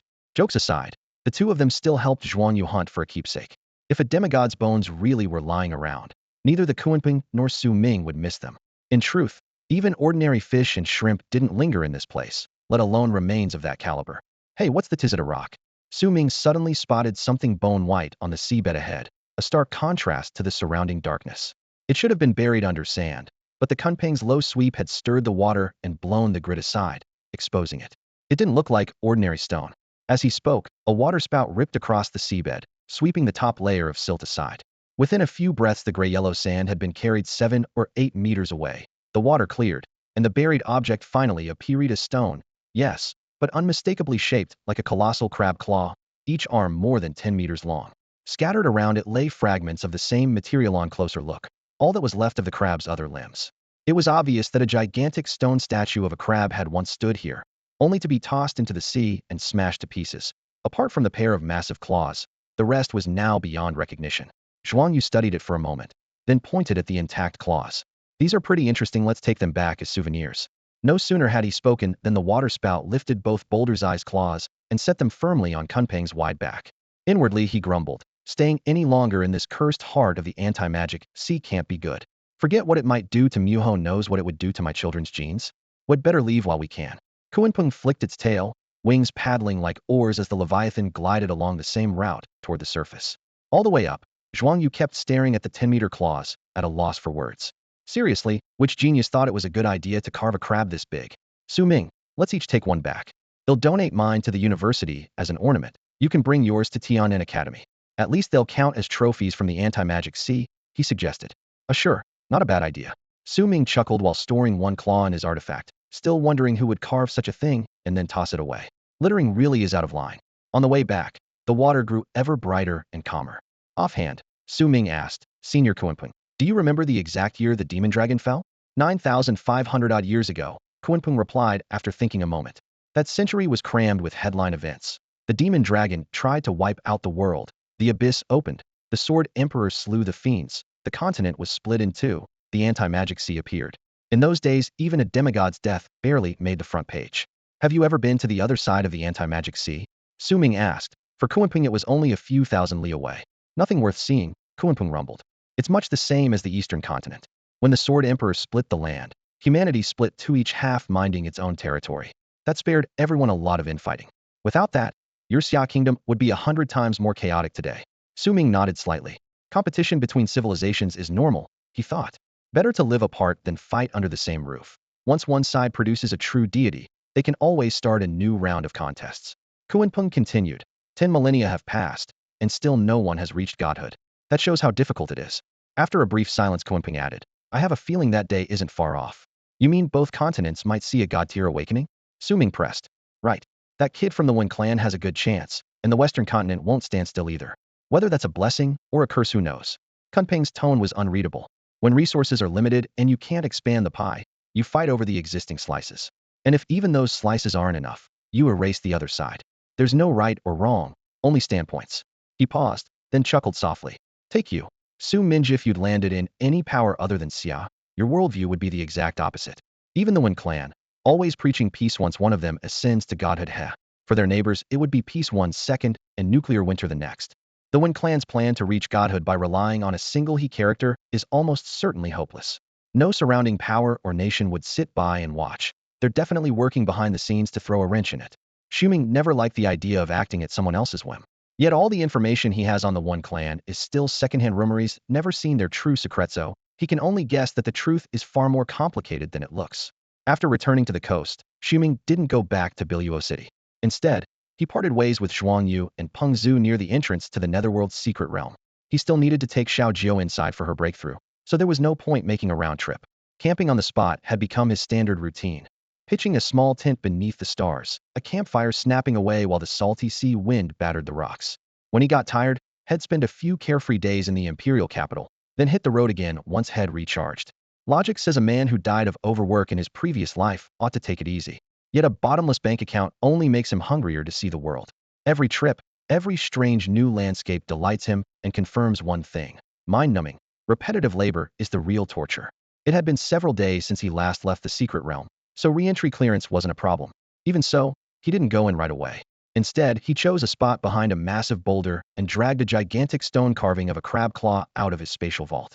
The claw hit the ground with a thud, sending chips of stone flying. Its surface was cold and gritty, the detail so lifelike it looked ready to spring to life. Xuming walked around it twice, more and more curious about who carved it. Odder still, it had turned up exactly where the demigod Iron Eater's corpse had vanished, so it might have watched that body get swallowed and digested by a sea beast. The thought left him indignant. Damn it, which sea beast swallowed Old White's ancestor? Spit him out, one bone will do. He swore, fully aware the real blame lay with that demigod Iron Eater who fought too hard and died demonized. With its lineage broken, its descendants now survive by acting cutie, a sad fate, if ever there was one. That reminded him of an old debate with second uncle. Were the ancients stronger, or are we stronger now?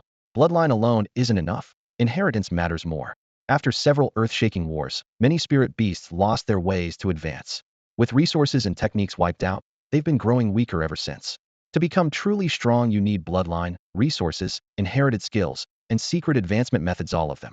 The trouble is, these things burn faster than they can be replenished, so decline is inevitable. The Wen clan's book spirits look promising precisely because they're short of none of those elements. Unfortunately, the final breeze they need still hasn't blown in, leaving them stuck on the threshold. Though Xuming has a minor grudge with the Wen clan, if one side east or west has to produce the next god, he'd rather it be them. Of course, griping is one thing. What he really wants is to make it himself. Come on, give me a break, he muttered. With that, he hoisted the colossal crab claw, his arms straining under the sunset's cold light, and heaved it away. Boom, the thing was heavy, solid all the way through. Many and a half millennia ago, Ling answered his call, yet nothing followed. Su Ming frowned. What? Did your power just fail? It's not the skill, Ling replied calmly. 9,500 years back, that object doesn't exist. I can't lock onto something that isn't there. Totally non-existent. Even if it looked different, there should be at least a chunk of stone left. No idea. Fine, let's move closer. 5,000 years ago. A flash of light, and Su Ming was swallowed by deep-sea darkness. Without the Kunping's glow, he couldn't see his own hand. All he could confirm was the crabclaw statue lying motionless on the seabed. He copied the method head used to hunt for the dragon egg, sliding the timeline forward in small steps. 7,500 years ago, nothing. All right, 6,000. He urged Ling again, and the stone carving reappeared. A 1,500-year gap. How did it go from nothing to here? He made up his mind. Temporal anchor. 6,500 years ago. The scene shifted once more. Cold currents and darkness pressed in, yet something was finally different. The statue was crawling, its shell pitch black, an enormous living crab. So it's a real crab? Who decided to turn it to stone for fun? Judging by its size, it should reach overlord class before the petrification. Right now, it was still short of that mark. In the next 5 centuries, it would finally break through, only to be frozen solid by some prankster. Shirling, 1 second per year push forward. The seabed flickered like a slideshow, compressing the crab's entire life into flashes of light. 6122 BC, a sudden bloom of white lit the abyss.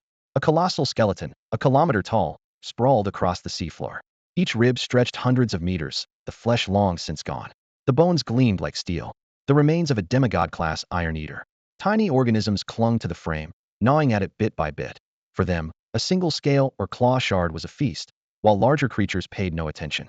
The giant crab reached a joint and began picking off those algae-like worms, eating them one by one. Over the next 2 centuries, Su Ming watched it cling to life, nibbling its way from commander to overlord. The instant it broke through, its massive shell froze, and every trace of life vanished. The crab had become a statue. Found it. That year, the monarch-class giant crab was turned into a stone statue by an unknown hand. At the same time, the skeleton of a demigod-level corrupted iron eater vanished without a trace. Su Ming refused to believe the two events were unrelated. The idea that someone had done it on purpose lodged in his mind like a nail. More than 6 millennia ago, the map of the eastern continent was slightly different from today. Most regions were still locked in a struggle against magical beasts for territory. Yet in those chaotic times, someone had sneaked down to the seafloor to cause trouble. Old 6. The thought made Su Ming's resolve harden. This is mine, he swore. No one else gets a piece of it. That demigod-class iron eater skeleton was the strongest specimen he had ever heard of. Later archaeological records mentioned nothing above monarch class. With such a flawless ascension template right in front of him, why should he rack his brains wondering how Bai could break through? Time Spirit moved the timeline forward, and a string of slides appeared before Su Ming, 1 frame per second, each frame covering an entire day. At last he caught the critical moment. The monarch crab was on its usual patrol around the farm built from the skeleton when the sea suddenly roiled. A tentacle, perhaps a tylos thick as a mountain, shot up from the seabed, coiled around the bones, and hauled them toward the surface. The crab, stuck in the ribcage, was dragged along for the ride. The water split open. A colossal serpent-bodied woman rose above the waves, at least a kilometer long, no smaller than the demigod iron eater itself. Her tail twined around the skeleton as she lifted it for inspection. Fish, shrimp, the giant crab, seaweed, and coral all clung to the bones. An instant later, 2 beams of ashen light blazed from her eyes, turning everything they touched to stone, the monarch crab included. Crack, crack, crack. Even through the recording, Su Ming could almost hear rock chips raining into the sea. She was using her petrifying gaze like sandpaper. He shifted the viewpoint to capture other details. The hair draping her head was as thick as mooring lines, yet each strand was a live Snakia gorgon, though her true name was unknown. The label fit perfectly. The crab began to crumble. Its claws fell into the sea, and water instantly swallowed the view. Fortunately, the footage could loop indefinitely, and Su Ming replayed it until he had squeezed out every possible detail. One thing caught his eye: several dark figures in the distance, circling on flying mounts. They were close enough to be the Gorgon's accomplices. Their faces were blurry, but who cared? 6,000 years had already put them in their graves. What mattered was the proof. This was deliberate. Someone had hauled up the corrupted skeleton. Why? He had no idea. Stew, perhaps? Even if they wanted soup, they should have left me the bones. The temporal anchor released. Su Ming rubbed his throbbing temples. He had taken in too much information at once, and his mind was on the verge of overload. Su Ming's first task was to sift out the useless memories, things like the crab's so-called inspiring, yet miserable life story. With the help of his gift, he relived its centuries of tides in an instant, darting sideways across the shallows as a hatchling, getting tangled in a net and slipping free, ruling a lonely trench after maturity, and finally dying of old age in a hidden current. In reality, only a few minutes passed, mainly because he paused from time to take notes. Among the flood of images, the most valuable clue concerned a quasi-demigod gorgon. Whether she was a wild beast, a bonded pet of some powerhouse, or even corrupted by the magic sealing waters of the Jinma Sea remained uncertain.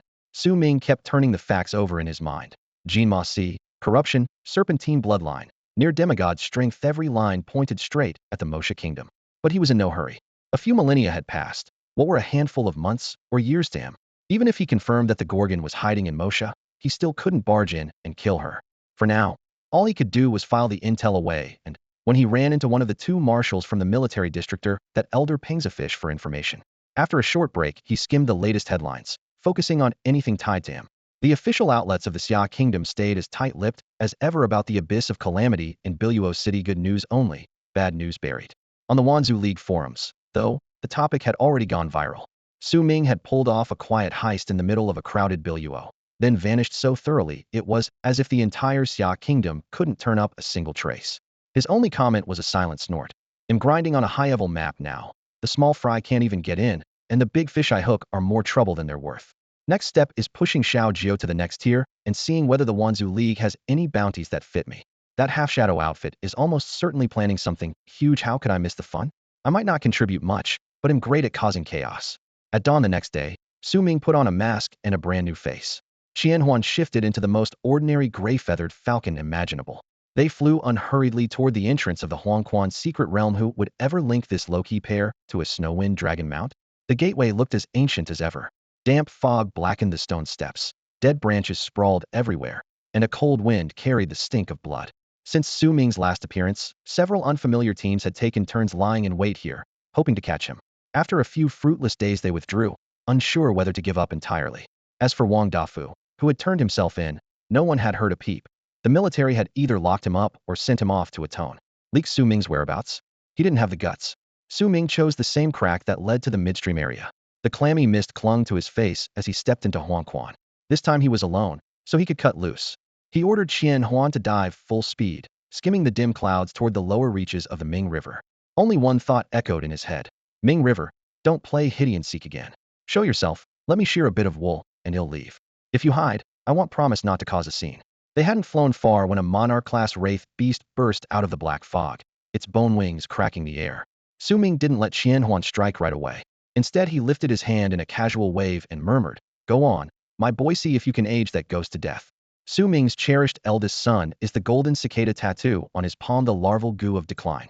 This king-grade parasite has lurked within the lines of his skin for years without setting off a single demigod's alarm, a testament to its peculiarity. Or perhaps, even if someone did notice, they just didn't care. Su Ming is alive and well, hardly a man about to die. Strictly speaking, Su Ming is the Gus host. Ordinarily, hosts are drained of decades or centuries of life and end as withered bones.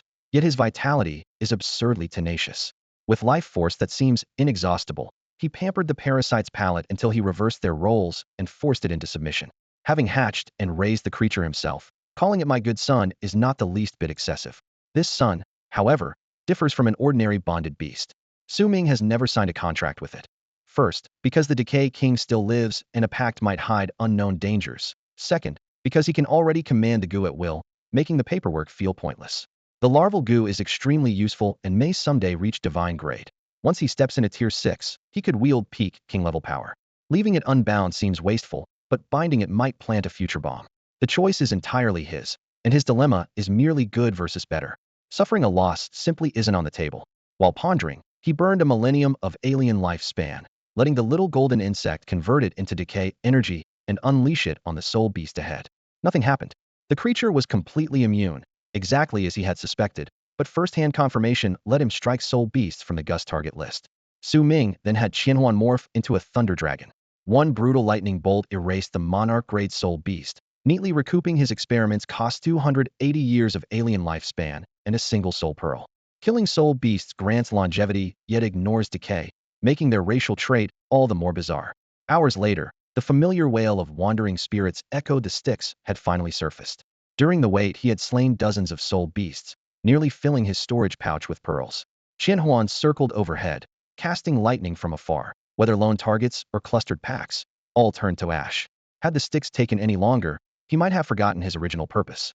Fortunately, half a day matched the explorer's average, proof he wasn't being singled out. Otherwise, he truly would have flipped the table. Riding Qianhuan, Su Ming glided to a stretch of riverbank overgrown with weeds. After landing, Qianhuan shook itself into pure thunder. A violet flash leveled the grass, and amid the sparks and smoke came several shrill screams that Su Ming ignored. Finally, he summoned his perennial cash crop no, Xiao Jiu, and planted it right at the water's edge. The instant Xiao Jiu appeared, countless rootlets burrowed into the bank of the Styx, greedily sucking up nutrients. Su Ming grimaced. Looks like I've been stuffing myself with delicacies for too long. Every now and then I still need some staple food, or I'll be hungry again in no time. Standing on the true bank of the Nether River, he surveyed his surroundings. The churning black water gave off a sharp, sickly sweet odor far more vicious and abundant than the tributary they had visited before. He barked an order, Defy, Hongyu, Qianhuan, keep watch. If anyone shows up, throw them straight into the river. Ing. Yes, sir. Xiao Jiao was about to advance, and nothing could be allowed to interrupt. Su Ming flipped his left hand, dropping several monarch-grade soul pearls beside it. The pearls glowed, packed so densely with soul energy that it looked ready to spill out. For Xiao Jiao, who only needed to reach the commander tier, these were more than enough. Pure soul power from the pearls. 30+ millennia of accumulated growth. The surging waters of the Nether River. And the 1,000 years of life force Su Ming contributed every requirement to evolve the Yuming grass was instantly met. Consuming 1,000 years of lifespan to accelerate Yuming grass growth.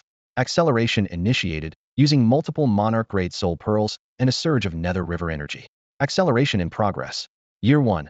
All conditions satisfied. The Yuming grass begins breaking through to the next racial tier. Year 10. The evolution proceeds without a hitch. Success. The Yuming grass has evolved into the triple life Nether Bloom, promoted to commander tier, 1 star, and has learned the skill Soul Drain. Year 1000. For the rest of the time, the triple life Nether Bloom quietly absorbs surrounding Nether energy and continues its carefree growth. Soul Drain. Passively siphons nearby wandering souls or soul power to offset daily consumption and fuel further growth. Took only the first 10 years, feels like the other 900 entity were a bit of a waste, Su Ming muttered, then shrugged. Still, not a total loss. At least those offshoots can keep growing leaves, well need them sooner or later. By the way, Xiaojiao, can soul drain work inside the beast space too? Yes. As long as there's soul power near where you are, I can absorb it. What about efficiency? Does this mean I don't have to trek back to the Yellow Springs every time? Efficiency mainly depends on soul power density. Location doesn't matter much. Su Ming nodded. Outside the Nether River, soul energy that dense was almost impossible to find. Here it was thick enough to corrode souls, yet perfect for the triple life Nether Bloom. With this new skill, he no longer had to burn through soul pearls or shuttle back and forth to the secret realm, much less hassle. His gaze settled on the main stalk.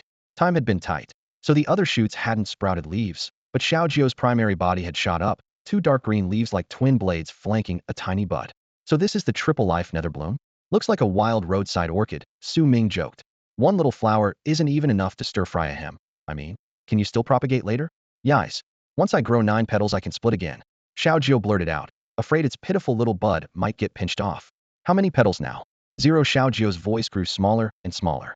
With the rank up, its emotions had become far more vivid. Only a short while ago, it had been nothing more than a mindless plant. How long will it take to reach 9 petals? At full speed, each petal needs 30,000 years. Su Ming checked his stockpile of lifespan, almost 40 million years, and still rising. He shook his head with a chuckle. Relax. Burning a little lifespan is nothing to me. Only when the whole team hit another group evolution threshold would the lifespan spirit gouge out a large chunk at once. By the way, do you know your own medicinal value? Su Ming ran his fingers over the Sanxing Yuming flower's petals. The question sounded strange, like discussing flavor with a piece of produce, but Xiaojiao was, after all, an herb, and its offshoots had been harvested several times already. With the flower's properties confined to legend and almost no first-hand accounts, asking the plant itself was the quickest way to learn. Right now, Su Ming was practically an expert on the subject. Xiaojiao swayed its petals. I know a bit. I boost mental strength and repair souls. However many petals I have determines what tier I can heal. 9 petals cover the 9th tier. So that's how it works. Su Ming recalled old texts that stopped at 3 petals. Had long suspected they were made up. Now that he knew, he gave a crisp order. All right, let's level you up. Spend 300,000 years of lifespan to accelerate the growth of the Sanxing Yuming flower. Dense soul energy will be consumed. Year 1. Fearing it would be eaten, the flower poured every drop of soul energy into rapid evolution. Only after sprouting clones did it feel safe. Year 300,000. The Sanxing Yuming flower reached peak commander level, bloomed with 9 petals, and produced 10 budding offshoots. Acceleration complete. Staring at the 9-petaled blossom and its 10 buds, Su Ming couldn't help laughing. The remaining shoots, supposed to pop up like green onions, were completely motionless. Seriously? Are you begging me to stir-fry you? Woo! Roar! A deafening howl erupted from the depths of the Netherworld River. Beastly cries shook the air, power surging far beyond king class, with even overlord-level auras rolling in. What's happening? Su Ming frowned. Master, put me away, they're coming for me. Xiaojiao urged. As the ultimate delicacy at the bottom of the food chain, it knew exactly what a 9-petaled flower meant to everything in the Yellow Springs. Wait any longer, and even demigod wraiths might charge upstream. Su Ming instantly recalled Xiaojiao, Defy, and Hongyu into the beast space. Qianhuan, time to go? Qianhuan morphed into the Soul Knight bat copied from Wang Dafu, scooped up Su Ming, and rocketed skyward. Native to the Yellow Springs, these bats excelled at flight, perception, and scouting, perfect for an escape. High in the air, Su Ming glanced down at the river. The entire channel had exploded into turmoil. The once quiet dead churned like they'd been set ablaze, clawing madly toward the banks. Even at the cost of tremendous power, the devouring did not slow. Countless wandering souls dissolved into mist and were swallowed whole by the Nether River. The raging torrent of spirits kept surging toward the water, and the soul beasts on the bank lost all control. Several massive beasts slipped, crashed into the pitch-black river, and were corroded to nothing before they could utter a sound. Oh, what a mess I've made. The culprit, Su Ming, felt his scalp tingle. He withdrew the faint ripple of soul force around him and hurriedly left the scene. Once clear of the river, he spoke silently to the little flower on his shoulder. Xiaojiu, do you have some hidden function? Why are those souls acting crazy? You can't actually bring them back to life, can you? Xiaojiu's petals quivered. No resurrection, but I can mend damaged souls and restore a bit of their memory, probably. Only probably. Su Ming frowned. The skill he had stockpiled, soul drain, was useful, but the ruckus it caused meant he would have to be more cautious from now on. After some thought, he decided to transplant Xiaojiu into his beast space. The soul energy density there was lower than on the Nether River's bank, yet it was far safer, and outsiders would see only the soul orb in his hand, never the flower secretly devouring pure essence like a bottomless pit. 2 tasks lay ahead. 1. Push Xiaojiu to the monarch tier. 2. Raise his own spiritual power to its limit, then attempt a talent breakthrough. Spend 9,000 years of lifespan to accelerate the 3-life Nether Bloom's growth. With the system prompt, a flood of time forged from his life force poured into the flower. Year 1. Xiaojiu devoted most of its energy to 130 nether grass offshoots. Soul energy was scarce, yet they still flourished. Year 8,000. Every offshoot reached Tier 3, and even the spacious beast space could no longer hold more divisions. Year 9,000. Xiaojiu stopped branching and began preparing for its own advancement. It now needed a higher-grade soul orb or the souls of high-tier beings. Acceleration complete. The icy system voice announced. Su Ming remembered that moving Xiaojiu from Tier 2 to Tier 3 had already cost 1,000 years. The total expenditure now sat at a neat 10,000. A higher-grade soul orb sovereign tier? Exactly. The previous quality isn't enough, Xiaojiu answered crisply. Su Ming rubbed his forehead. If a monarch breakthrough required a sovereign-grade soul orb, wouldn't the next step demand an overlord grade 1? Defeating such creatures was hard enough, killing them outright would be a nightmare. Would high-tier souls work instead? Yes. The souls of powerful creatures, if they're beast tamers. Even better, Xiaojiu replied lightly, though a chill lurked in its tone. Su Ming fell silent, drawing a firm line in his heart.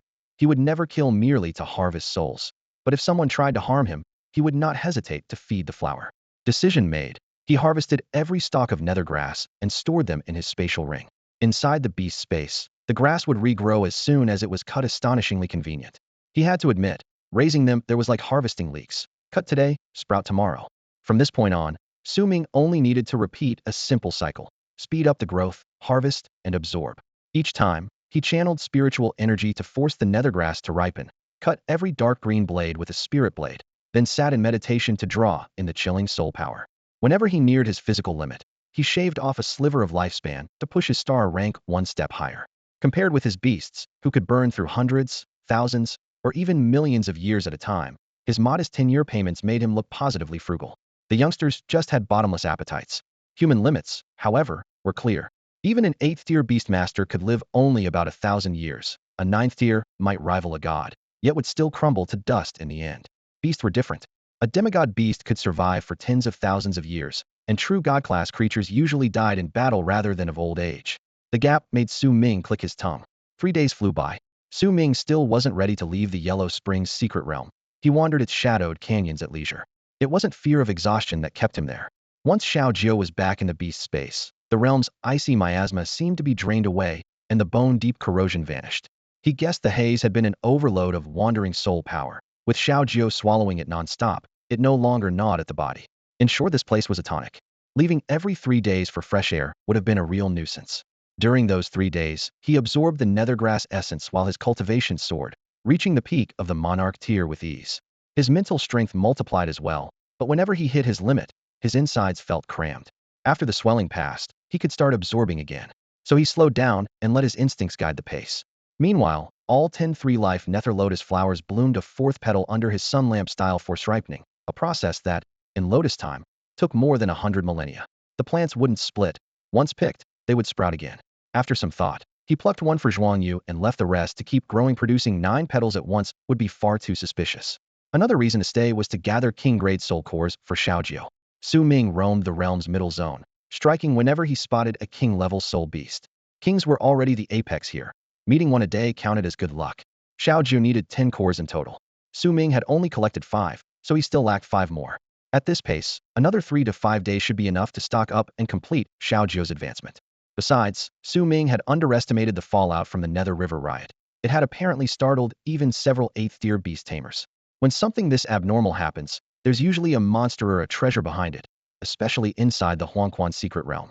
The Alliance of Myriad Races forum was plastered with posts claiming earth-shattering inside information, yet almost none contained anything solid. They were mostly hot air. With time on his hands, Su Ming figured it would be a waste not to stir things up himself. Sitting upright on Qianhun's back, he skimmed the forum while riding the wind, already calculating how to set his trap.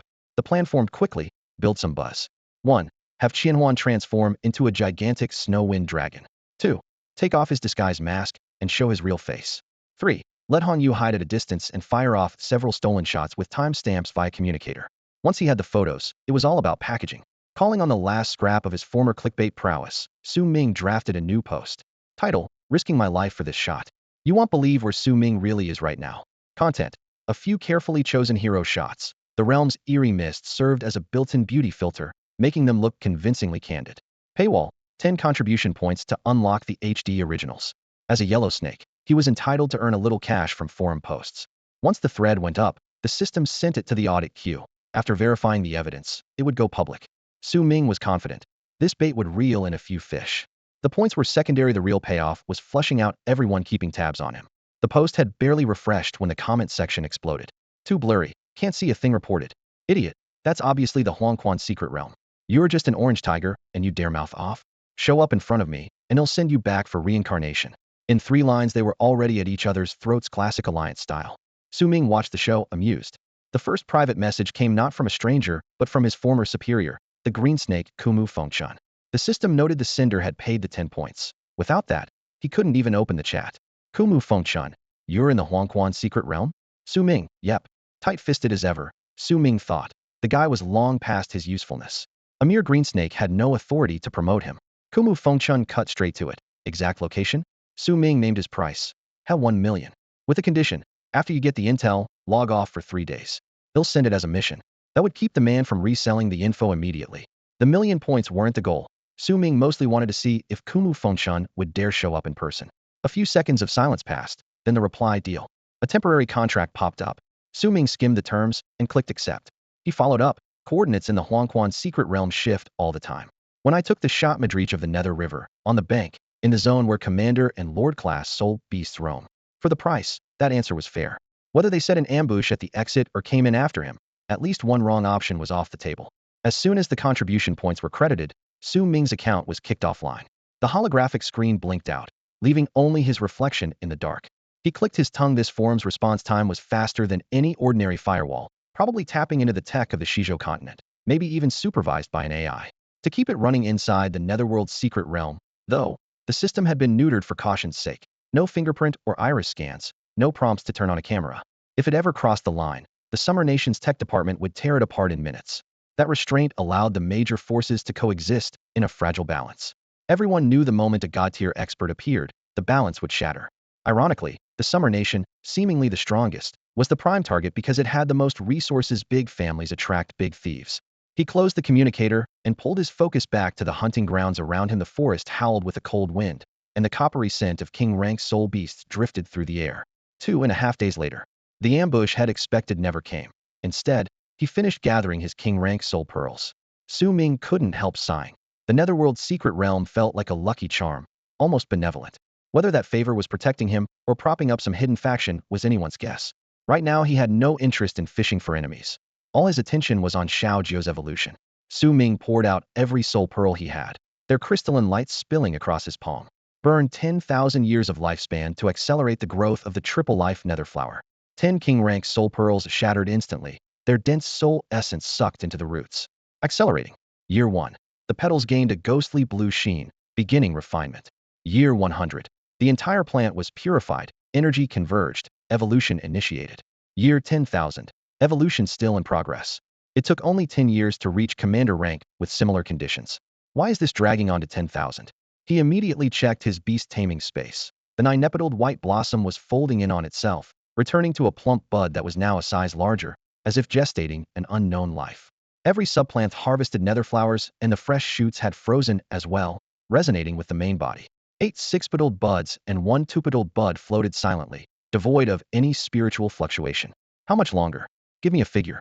The flower bud stayed silent, sinking into a deep sleep. Burn 100,000 years of lifespan to accelerate the triple life nether flower. Soul power flooded out once more. Accelerating.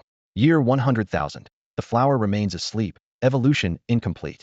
A slumber that ignored 100,000 years shattered every record. Su Ming gritted his teeth. Again. Burn 1 million years of lifespan to accelerate the triple life nether flower. Accelerating. Year 1 million. The flower is still asleep, evolution ongoing. Easy, take it easy. Even so, Su Ming couldn't help cursing under his breath. Damn it. 1 million years, and it still isn't enough? Seriously, Xiaojiu, you're thirstier than a temporal spirit. Shui Ming frowned and examined the 9-petaled 3-life nether flower in front of him. By all prior experience, Xiaojiu shouldn't hit a bottleneck until the king tier.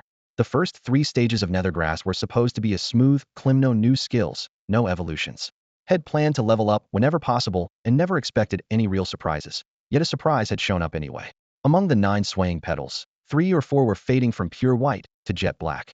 Their edges curled inward, already showing signs of decay. The contract link was still steady, but the eerie change made Shui Ming's heart plummet. What the hell? Is Xiaojiu about to die? Head searched every ancient text he could find. None mentioned a 3-life nether flower acting like this. Seeing no point in waiting to see the flower wither, he clenched his teeth and chose to accelerate the process. The progress bar in his vision had already stretched past 1,000,000 years and was only 1/3 complete. He figured it would take at least 3 million years to finish. Consume 1,900,000 years of lifespan to accelerate the growth of the 3-life nether flower. Average grade soul power required. The light screen flickered. Acceleration in progress. At the 1,900,000 year mark, the bar finally maxed out. A system prompt appeared. 3-life nether flower successfully evolved into 3-life nether fruit. Rank, Lord class, 1 star. Skill soul power conversion upgraded from perfect to supreme. Good news, the evolution succeeded. Bad news, the flower was gone. Hanging from the original stalk was a single dark purple fruit laced with a faint shimmer, still obviously unripe. A pull that went straight to the soul washed over him. The moment his fingertip brushed a leaf, an overpowering urge to pluck the fruit and eat it flooded his mind. Xiaojiu sensed his intent. The fruit trembled and pleaded in a childish voice. Master, don't eat me. It's a fruit, isn't it? Why can't I? The root's still here, worst case I wait for another one. What's a few million years of lifespan to me? Shui Ming half joked, half threatened. You can eat it, but Xiaojiu's 2 leaves rubbed nervously against the fruit's skin. Doing so will boost your innate talent to SSS, maybe even higher. 3 life means 3S. The catch is you'll have to reincarnate and start all over. Reincarnate? So basically delete my character and re-roll, Shui Ming muttered, rolling his eyes. Next time, get to the point sooner. Yes, master. Xiaojiu answered weakly. Shui Ming took a breath and reviewed the data. 1. 3 life, nether fruit, only 1 fruit every 3+ million years. 2. If a wandering soul eats it, it recovers its past life memories and reincarnates with top-tier talent. 3. The moment this fruit appears, every soul, beast, ghost, and even god-level being in the Styx realm will go mad for it. That world is ruthless enough. A single 3-life nether flower can plunge an entire river basin into chaos. This fruit is far worse. Fortunately, although Xiaojiu had become a fruit, the original flower and grass remained. He still controlled the nethergrass domain, and his efficiency in absorbing soul power and converting it to mental energy had improved. His daily energy demands had dropped once again. From now on, as long as Shui Ming kept hunting monsters and aberrants, he could just about meet Xiaojiu's everyday needs. Of course, if they wanted to advance further or hurry new crops of nethergrass and nether flowers, they would still have to return here. Xiaojiu had risen to the monarch tier, and Su Ming himself was now at the peak of tier 5, his mental strength nearly maxed out. With that, every basic goal had set for this trip to the netherworld's secret realm was finally complete. Inside his beast space, he triggered 10 consecutive waves of time acceleration, 9,000 years each, forcing all 8 6-petaled netherworld flowers to bloom into 9 petals before stopping. While he was at it, he harvested more than 1,000 third-rank nethergrass plants and left a fresh batch growing so he could cut them whenever he liked. What really worried Su Ming wasn't the quantity, but the shelf life. The grass lasts at most 7 days outside. If he can't break through in that window, he'll have to absorb as he harvests. 100 or so offshoots can be carried out and kept alive with soul pearls, but handling several thousand at once would be a nightmare. With that done, his current objectives in the secret realm were truly wrapped up. Next time he came back, it would probably be to hunt overlord-level soul beasts, or simply mass-produce netherworld flowers. Su Ming was certain that once a 9-nepentalled flower hit the market, it would cause a seismic upheaval. On the road to becoming a beastmaster, even the 8th tier offers no guarantee of smooth sailing. Losing a contracted beast might leave your combat power intact for now, but it cripples your future. The dream of reaching the 9th tier could vanish in an instant. There are at least a dozen or two 8th tier beastmasters in Xia country today. Su Ming refuses to believe all of them rose without setbacks. After centuries of bloody warfare, who hasn't been ambushed? Shang Ren has always wanted his own auction house, and if the chance arises, Su Ming would gladly lend a hand. Should a 9-nepentalled trifold netherworld flower go on the block, it wouldn't just shake Xia country, it would set the entire region ablaze. Buzz buzz buzz. Just as he was about to look for an exit, his communicator began to vibrate violently. The caller ID read Marshal Xia. The old commander had been out of contact for days. Marshal Xia, what can I do for you? The mission's off. Stop looking for traitors. Return to the imperial capital or Tiannan at once, and keep a low profile. Traitors? Su Ming frowned. They'd already uncovered the spy ring, hadn't they? Even if Si Haochuan wasn't the mastermind, he was neck deep in it. The man had admitted some of his subordinates were corrupted. Why was the marshal brushing it off? Was there an even bigger scandal underneath? I'm doing fine in the netherworld secret realm, he muttered, pulling up his personal file. Su Ming editable. Rank, Brigadier General Probationary. Military merit, Tiannan Military District. 364,115 click to redeem. Level, Tier 1, 8 stars editable. Talent, Grade F editable. Contracted beast, Iron-eating beast, peak awakening editable. Mission status, Class 1 confidential. Access restricted to marshal level and above. The mission's cancelled, so why is it still Class 1 confidential? He wondered. His merit points had climbed again, probably extra credit for killing corrupted monsters. No, that's not the point, he suddenly realized, pupils contracting. Holy crap, when did I become a brigadier general? I jumped straight from lieutenant to general. Even a rocket doesn't take you up this fast. A general in your early 20s? Come on, I haven't even graduated yet, my diploma isn't in hand. Aren't you afraid someone will run a background check? Then again, Xiao Wushang is pulling the strings, so you're probably safe. If you've got what it takes, stay holed up in the Huangquan secret realm. I can't get there within 3 days. On the other end of the comm, Xiao Wushang's voice was low and urgent, footsteps and static blending together. Si Haochuan said he wants step in, and he means it. You've still got a little time. Get back to Biluoching, then make the spatial jump. Just don't be unlucky enough to drop straight into the sea of null magic. Xiao Wushang rarely rattled off that many words at once, and Su Ming immediately caught the subtext. The Temple of Demons is waiting to ambush me? The Temple of Demons is the least of it, Xiao Wushang snorted. Every faction, open and covert, wants a piece of you. Haven't you noticed you're the hottest commodity around? Su Ming chuckled helplessly. I'm only this high profile because you told me to, old man. If I'd known how capable you were, I'd have locked you up in the Tiannan military district and never let you take a single step outside. Xiao Wushang half roared, half joked. Marshal Xia, you know Mei can't sit still. Su Ming lifted his gaze from the lava fissure and spoke seriously. Ever since Head made the pact with his spirit, he could have stepped off that invisible chessboard at any time. He stayed only because the pieces were fat and easy pickings. Humph, even Wu Shuai's decline Gu couldn't hold you. Xiao Wushang drew a deep breath. If you come out of this in one piece, I'm sending you to the Western Front. We'll see how bored you feel there. The Western Front? The walking corpses in the endless desert? Your intel's pretty good. But it's not just the desert anymore. Plenty of inland cities are under siege and begging for help. If you're aching for action, go kill the enemy at the front instead of drifting around. Fine, but I want to take orders and I don't want to command. A brigadier general's rank doesn't bind me at all. Damn it, people would kill for that position. Xiao Wushang swore and hung up. The display had barely dimmed when another call came in. Si Haochuan. Su Ming raised an eyebrow. What, you guys taking turns now? He didn't have a clear picture of the outside situation, but he could sense Si Haochuan's hand stirring the pot. Since they wanted to fish, he might as well play along. Marshal Si, to what do I owe the pleasure? Old Xia says you've got a way out, Si Haochuan said, his voice warped by a howling wind, as if he were phoning from a storm-lashed breakwater. He also said you'd lend me a hand so I could get out alive. Su Ming lied smoothly, digging at his nose. Huh, I'm blocking an 8th rank for you. What more do you want? Handle the rest yourself. An 8th rank? The Lord of the Temple of Demons? No, a different lunatic, the saintess loyal lapdog. You know the type, Si Haochuan sneered. He should be after me. If I showed up, he might switch allegiance on the spot. The implications were clear. Someone had leaked information, or the Temple of Demons wouldn't be moving this aggressively. Si Haochuan was almost certainly working the levers behind the scenes, deliberately muddying the waters. Otherwise, the temple would never be making such a big play. Sure, Hao Chuan was left speechless by Su Ming's reply. After a moment, he lowered his voice and warned again, the exit of the Yellow Springs secret realm is locked down. I'm sure there's more than one 7th-tier powerhouse out there. If you're not confident, wait for old Xia and move together. Just guarding the exit? Why don't they come in and grab me? Su Ming scoffed. Short on manpower, and you have to leave eventually. Sure, Hao Chuan paused. If you stay 3 more days, it won't hurt. You'll feel a little drained. That's all. Rest up afterward. Su Ming heard the hint Sure knew had already been inside over 2 days and was about to leave. He answered quietly, fine, I know what I'm doing. But they won't catch me. They'll head back to Biluo City first. They won't dare make a move inside, right? Sure, Hao Chuan pounded his chest. Not even if they had 10 lives to lose. Good. Su Ming ended the call, leaving Sure Hao Chuan in a daze. Was the kid really turning down his help? Did he not grasp the danger? Or was he planning to tough it out for 3 days and fry his kidneys? Fry my kidneys? Give me a break. Su Ming spat after shutting off the communicator. 3 days were nothing. He felt more energetic than ever. Once he finished up here, he planned to head for the capital and unwind. Originally had only wanted to fish for his superior out of boredom. If that handler kicked in enough contribution points, Su Ming might poach him and rise to Green Snake rank. Points from the same faction had no limits, unlike Zhang Yu from the Tiger Lord's camp, who was broke, restricted, and nearly squeezed dry. But before the Green Snake handler appeared, a school of big sharks had shown up. Something had clearly happened that he didn't know about. He lacked a sure kill move against a group of 7th-tier beast tamers. If one of them got isolated, that would be different.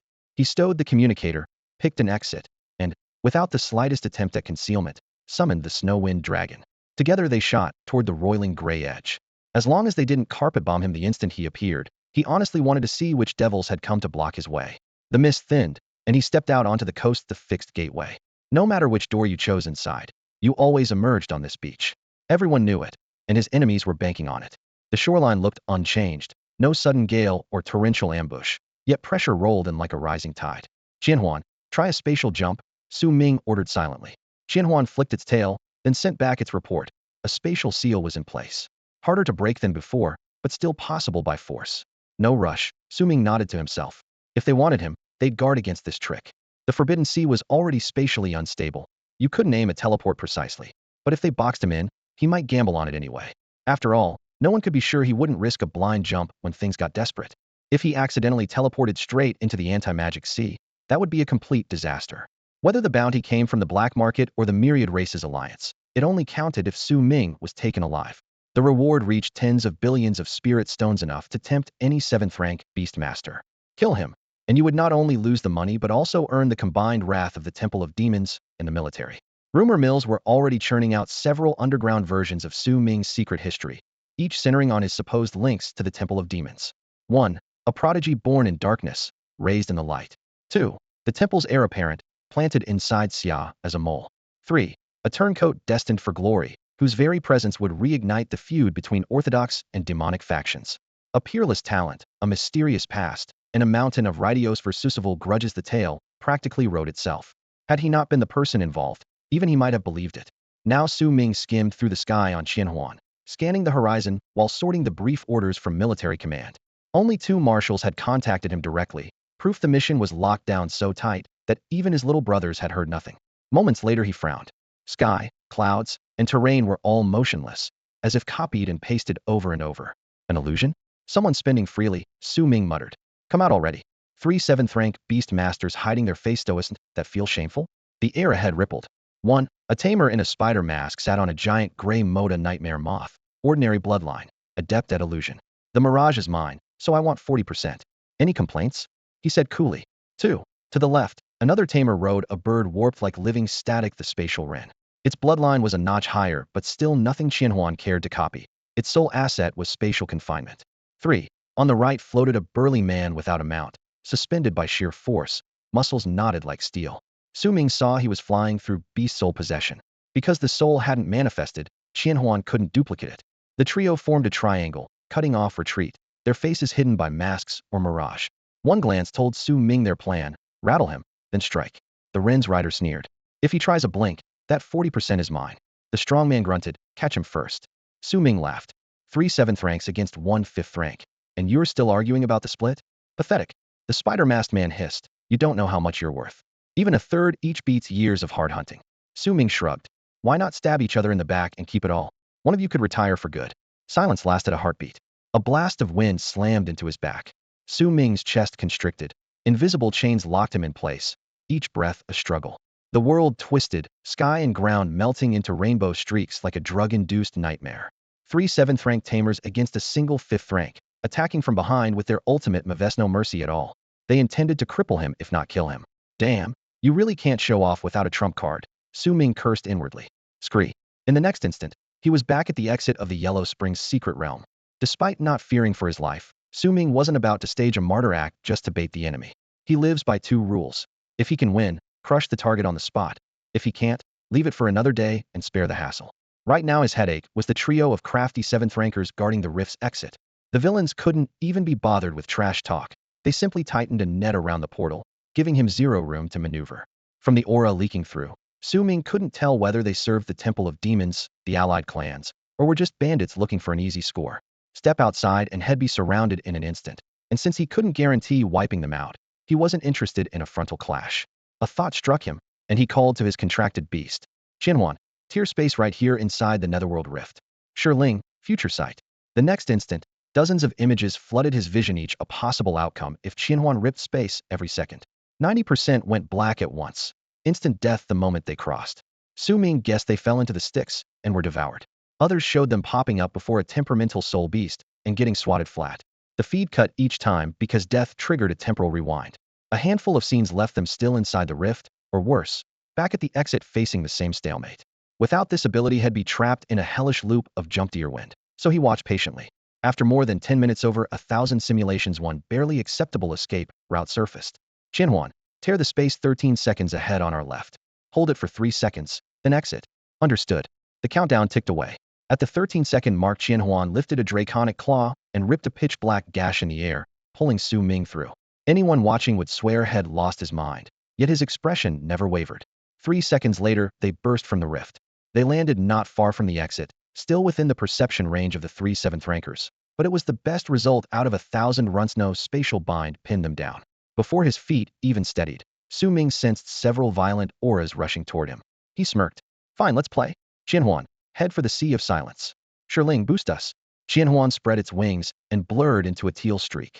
With Shiling's acceleration, it moved absurdly fast, even without teleporting, flashing several times before diving deep into the Sea of Silence, leaving only after images behind. Almost 10 seconds later, the 3 7th-ranked beast tamers reached the exit. Impossible, how did he pop up right here? He knew we were camping the portal, took a gamble, and lucked into the winning roll. Damn it, that guy's crazy, he's got a death wish. We're only trying to capture him, not kill him. So are we still chasing? The burly man asked. Of course we are, his companion replied, squinting at the sky. Force him toward the Jinma Sea.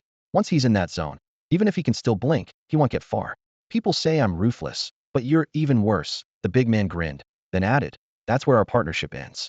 From here on, we each take our own path, may luck decide. Huh.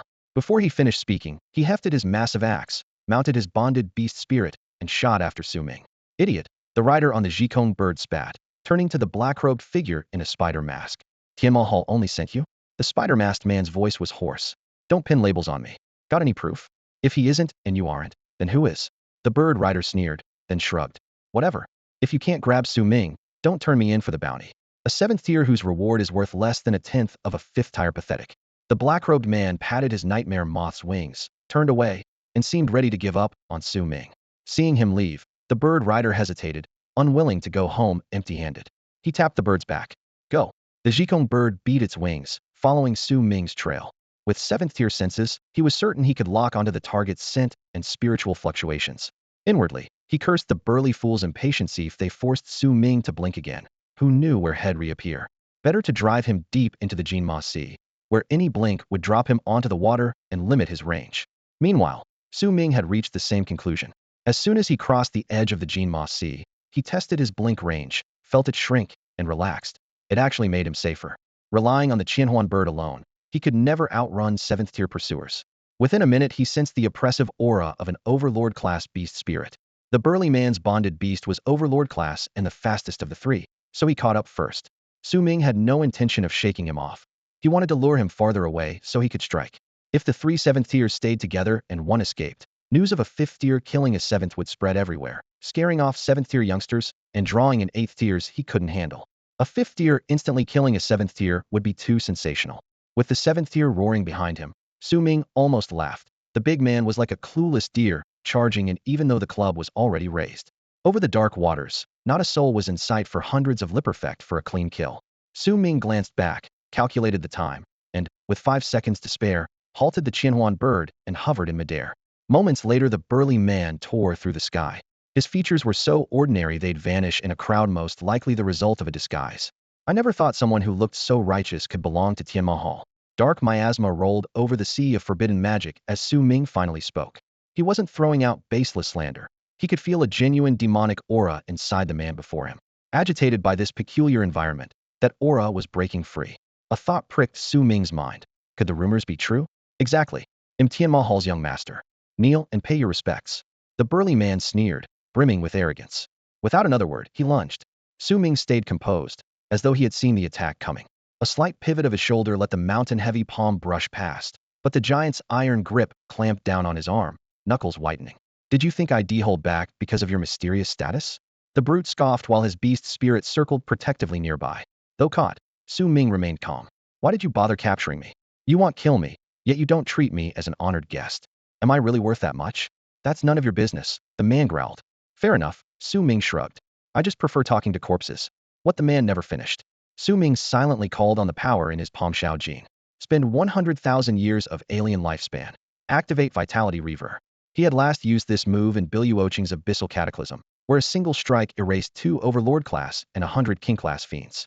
Now, a vast reservoir of life drained into an invisible gray mist that seeped along their joined arms. The brute's arm convulsed as if stabbed by needles. He tried to wrench free, but it was too late. A chill like icy chains wrapped around his soul. Ah, what's happening? He tore through the air in panic, trying to block the flow of life. In under 10 seconds his black hair turned snow white, and his massive frame shriveled until skin clung to bone. Without his beast spirit shielding him, he would have died instantly. System notifications flashed. Overlord 3-star Sky Tyrant Tiger Spirit, slain 1. 300 years of alien lifespan seized. Overlord 1-star 6-tailed 3-life Fox Spirit, slain 1. 100 years of alien lifespan seized. King 9-star Venomane Scorpion Lion Spirit, slain. 390 years of alien lifespan seized. Life essence streak passed. The man's heart ruptured, and his desiccated corpse plummeted. Qianhuan waved a hand, and a whirlwind swept the body onto the deck. Su Ming looked at the withered husk and shrugged. Seems I overdid it. Last time had spent 100,000 years of lifespan, but leached back tens of thousands, almost breaking even. This time he earned only a few thousand years and got a single corpse rather crude. Clack! A badge fell from the corpse. A blood-red, winged tiger snarled across its surface. A beast spirit totem? Sky Tyrant Tiger? Su Ming raised a brow. He never got a shapeshift in life, but at least the totem's intact. He tossed it to Qianhuan. Can you absorb it? Easily, Qianhuan said. The totem melted into Qianhuan's form, adding another layer to his transformations. Clearly, the Sky Tyrant Tiger's bloodline was exceptional. Ordinarily, killing a spirit beast is nearly impossible. Even if its handler dies, the creature simply reincarnates as an egg. Most of the time it can't even take shape. What he saw now, though, was clearly the work of a withering force. It hadn't taken the Beastmaster's life outright, but had cruelly drained his vitality, treating every contracted beast like a power bank and sucking them bone dry. Aside from the Overlord Sky Tiger, 2 spirits perished inside the beast's space without leaving a single totem behind, and the rest were exiled by the laws of the world when their burly master fell. Because of that, Su Ming had gained a rare, high-grade, shape-shifting blood lineage definite win. Soon Qianhuan could take the form of the Sky Tiger and merge with him, granting terrifying strength and a far more natural way to slip through space, almost indistinguishable from a void shadow spirit. In the past, he had to ride on Qianhuan's back to blink from place to place, nothing like the void shadow's effortless teleportation. From now on, head, just raise a hand, tear open the void, and his presence would soar. With that in mind, Su Ming summoned Hong Yu and tapped the shriveled corpse at his feet. Xiaojiu, don't swallow the Beastmaster's soul yet. Keep it, I still need it. Eat something else first. Ever since Su Ming had cut down several spirit beasts and their handler, Xiaojiu had been practically trembling with excitement. Fresh souls smell 100 times better than soul pearls, and these were Overlord rank. A few more, and she might finally reach King rank. Hong Yu, wake him up and bind him for a while. Think you can manage? Su Ming pointed at the corpse. "Tu think so?" Hong Yu replied, unsure. The body looked centuries old, yet the soul had only just died. No harm in trying if they got answers. Great. If not, nothing lost. A thick necrotic aura seeped into the husk, and the withered frame slowly straightened, turning into an undead creature. Xiao Wushang had mentioned that the ancient battlefield in the western desert was crawling with things like this. Normally, recalling a soul after so many years was almost impossible. The river of oblivion wipes away nearly every trace unless something else is at play. If Su-Ming ever found the time, he might take a look. Worst case, he could butcher a few walkers for extra lifespan. Best case, he'd pick up something valuable. Name and position? He asked. Zhou Longhao, Vice President of the Beastmaster Association, Tiandao City Branch, Elder of the Temple of Demons. The corpse's voice was raspy but clear. A Zhou clansman? Su-Ming muttered. The fish was bigger than he'd thought. The Beastmaster Association is a giant second only to the military and on paper, even stronger. The two institutions are so entwined you can hardly tell them apart. A vice president holds authority equal to a city lord, and someone like that was in league with the Temple of Demons. A thin pall of dread settled over Su-Ming. But what business was it of his? Anyone who crossed him could simply be erased. Who's the master of the Heavenly Demon Hall? Are they in the Xia Kingdom? Su-Ming asked coldly. I don't know, Zhou Longhao rasped, his voice as dry as his corpse-like face. If you don't even know that, what good are you as an elder? The master is unbelievably secretive. I only carry out orders. Orders from whom? From the thing in my Hiata, demonized companion beast that can receive messages from above. Communicating through a demonized beast?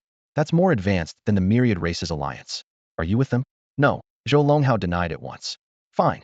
The interrogation over, Su-Ming casually picked up the man's spatial ring and swept it with his mind. Scattered materials, a few damaged scrolls, and several ordinary energy crystals altogether worth only a few million. Had long since lost interest in such mundane items. What he really wanted were mysterious relics of unknown origin, and those were rare indeed. Only semi-divine or divine artifacts could survive the ages intact. By the way, do you know the whereabouts of a semi-divine Medusa or the bones of a semi-divine iron-eating beast? No. Fine. Then give me every real identity of the Heavenly Demon Hall members you know. Leave nothing out. Su-Ming pulled out a communicator and switched on the recorder. Tiandao City, Vice Captain of the Crazy Dragon Adventurer Group, Gong Shifan. Principal of 7th High School, 2D Few.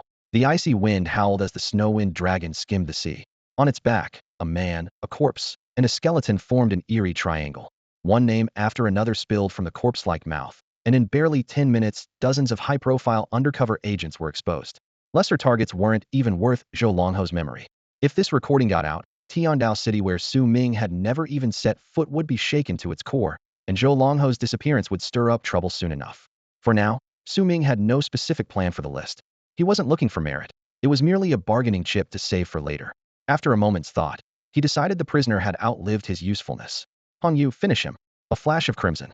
Zhou Longhao's head hit the water, the body followed, and his soul was devoured by Xiao Jiao without a trace left behind. With the cleanup done, Su-Ming had Qianhuan veer back toward shore. 2 more 7th-tier powerhouses were still at large, and if the chance came he wouldn't mind claiming them as well. According to Xiao Jiao, the souls of overlord-class beasts and 7th-tier tamers were a tremendous boon. A few more might satisfy its advancement requirements. Once Su-Ming himself broke through to the 6th tier, Xiao Jiao could very well leap to king class without a bottleneck. On the return trip, Su-Ming sensed someone using a probing technique from far behind, yet the Watcher never dared reveal themselves. Those who lurk in the dark are always cautious. Even after he reached land, the shadow kept its distance. Su-Ming couldn't be bothered to turn the hunt around. A 7th tier intent on escape might not be caught, and his victory over Zhou Longhao had hinged on the man's overconfidence. Strictly speaking, Life Force Reeve was an indiscriminate skill, hurting friend and foe alike. If Su-Ming hadn't been willing to gamble with his own life, the risk of mutual destruction would have been immense, wounding himself first, then the enemy. Even King Wushuai probably never imagined Su-Ming would dare use the ability so extravagantly. If the other man hadn't been gripping Su-Ming's arm, the Shuiwang Zigu wouldn't have been able to unleash its full effect on him. Aware of that, Su-Ming broke free and sprinted toward the sea. The waves, already black with pollution, churned above a lifeless seabed, so he lured his pursuers in after him since the water was ruined anyway. A little more poison wouldn't matter, and 2 negatives might even make a positive. No more monsters blocked his path. Once he left the no man's land, the Xia Kingdom's territory was comparatively safe, and Biluo City's patrol line covered the coast, so he reached Hanhai Academy without incident. Su-Ming figured the enemy knew about Xiao Wushang and Si Haochuan. If they kept chasing, they probably wouldn't even have time to run. At the academy gate, Zhuang Yu and Sang Miao were about to head out, anxiety written all over their faces. Su-Ming, you're finally back. We were just going to the Huangquan secret realm to look for you. What for? Su-Ming asked, pulling off his goggles and wiping away the salt crust. Rumor says a treasure has appeared. There may be the Sanxing Yuming flower, Zhuang Yu said with a shrug. Miao Miao insists on checking it out. I told her that even if something good turns up, it won't be our turn. Now that you're back, we definitely don't need to go, Sang Miao cut in. Right, you don't, Su-Ming agreed. Zhuang Yu shot Sang Miao a smug look. Told you rumors aren't reliable. Things are messy out there. Would better stay put. Sang Miao rolled her eyes and let it drop. Come with me. Su Ming led them to his temporary quarters, a cramped, damp room behind Zhuang Yu's lodging. After locking the door, he pulled a vermilion wooden box from his jacket and handed it to Sang Miao. The moment the lid cracked open, a cool, otherworldly fragrance swept away the mustiness of the room. Sang Miao's pupils dilated. She slammed the lid shut again, but still felt a subtle rush of energy. The rumor was true, the Huangquan secret realm did erupt, and it really was the Sanqing Yuming flower. Su Ming whispered. You don't have to go. I've already picked one. Sanqing Yuming flower? Zhuang Yu echoed, half convinced he was dreaming. A moment ago had joked that fate would provide, and now here it was. It's too valuable, are you really giving it to us? Sang Miao asked. She had asked Su Ming to find one, but the box now felt as heavy as a mountain in her hands. Of course. Su Ming grinned and added a harmless lie. I swiped it from right under a 7th rank Beastmaster's nose. Until Zhuang Yu's back on his feet, keep it quiet. A 7th rank, the two of them sucked in a breath. Legend says the Sanqing Yuming flower has at most 9 petals, one for each rank of healing. This one has 4 petals. It's useless to me, so don't overthink it. Zhuang Yu accepted Dubai as his big brother, which makes him my brother too. No need to stand on ceremony. The words left both of them misty-eyed, and they accepted the gift in silence. Everything now depended on whether Sang Miao could brew the potion in one shot. If not, Su Ming would have to hunt for a second flower and come up with a fresh excuse. After seeing them off, Su Ming reported his safety to the 2 commanders and slipped in a question. A demigod-level Gorgon? Where did you hear that? Xiao Wushang mused over the communicator. Sounds like something from the Forbidden Sea. Ask Old Sea. Hearing that Su Ming was out of danger, Xiao Wushang simply told him to stay in Biluo City and wait for orders, then ended the call. Si Haochuan was clearly more shocked. He obviously knew much more than he was letting on. Staring at Su Ming's back, he recalled how confident that old simp had looked when he'd gone searching for him. Without thinking, he blurted, when I went to find you, they'd already sealed every exit. How did you get out? Su Ming shrugged. What was so hard about it? They were guarding the outside, so I just teleported inside the Huangquan secret realm. The 2 men locked eyes for a moment before Si Haochuan muttered, do you think I'm an idiot, or are you really that good? I wouldn't dare teleport inside the Huangquan secret realm. Believe it or not, Su Ming spread his hands. I'm standing here. You didn't expect me to fight my way through several 7th rankers, did you? Fair enough. Si Haochuan nodded.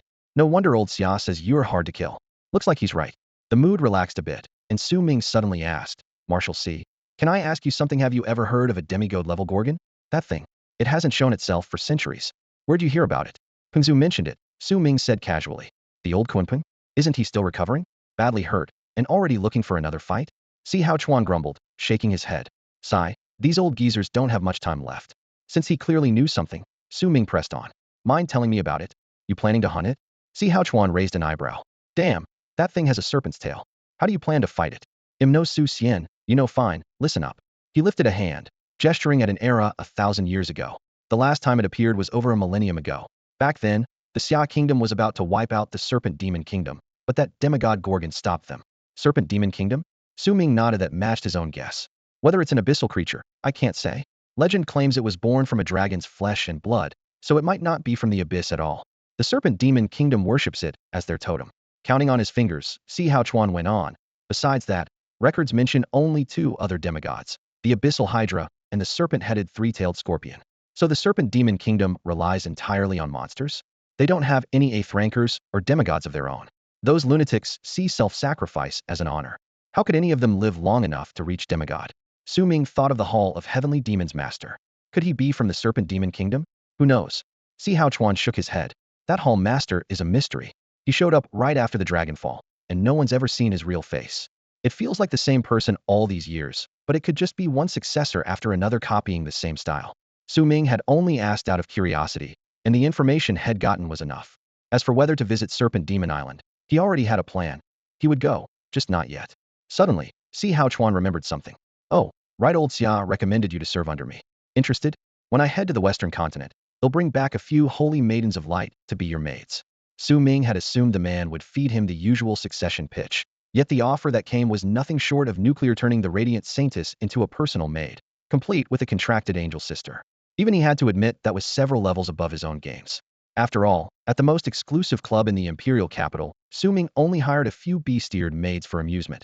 Now someone actually wanted to abduct the saintess herself. Marshal Xia, the officer under you is blatantly poaching your talent, and there's a good chance he'll succeed to him. On the phone, Si Haochuan opened cheerily.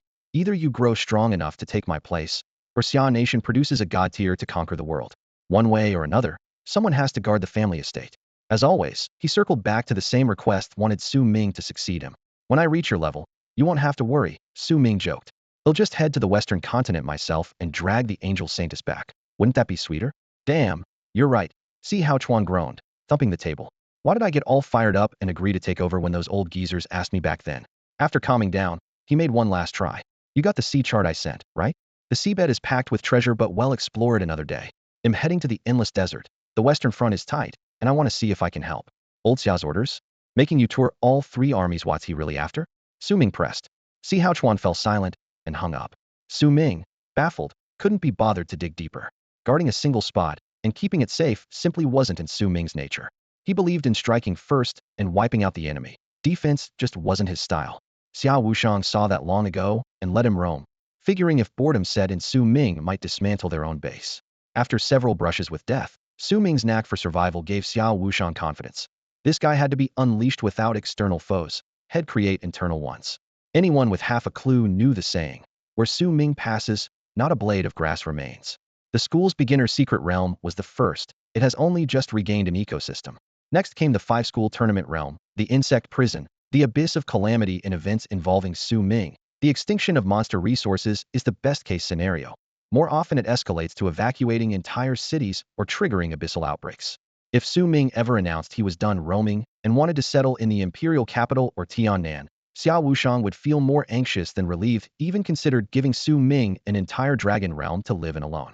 Fortunately, the next few days in Biluoqing were unusually peaceful for Su Ming. As Si Haochuan had said, anyone brazen enough to stir up trouble here was either insane or courting death, especially with unknown defensive forces lurking in the shadows. Like Tiannan City, Biluoqing holds a critical position, serving as the gateway to the east. 2.5 days later, the moment Su Ming sensed a torrent of pressure crashing down from above, he knew Xiao Wushang had arrived. He instantly summoned his battle gear, 1,000 phantoms. Wings unfurled from his back, and with a single leap he shot a kilometer upward, plunging into the clouds 10 kilometers high. Amid the clouds coiled a black dragon as thick as a mountain range, its vast body hidden. Only a colossal head exposed, the classic sight of a dragon whose head is seen but never its tail. On that massive head, hands clasped behind his back, stood Xiao Wushang. Not bad. Your rate of cultivation is starting to catch up with mine when I was your age, Xiao Wushang remarked, calm yet approving.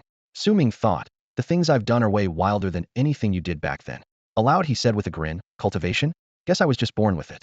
By the way, old Xia, Marshal Xia, what's your talent grade again? See how Chuan keeps calling you old Xia. I'm used to it. Xiao Wushang raised an eyebrow. Only S-class. Only? S-class is only. Su Ming twitched. His own visible talent was barely class. He had to rely on a hidden god tier ability to stay relevant.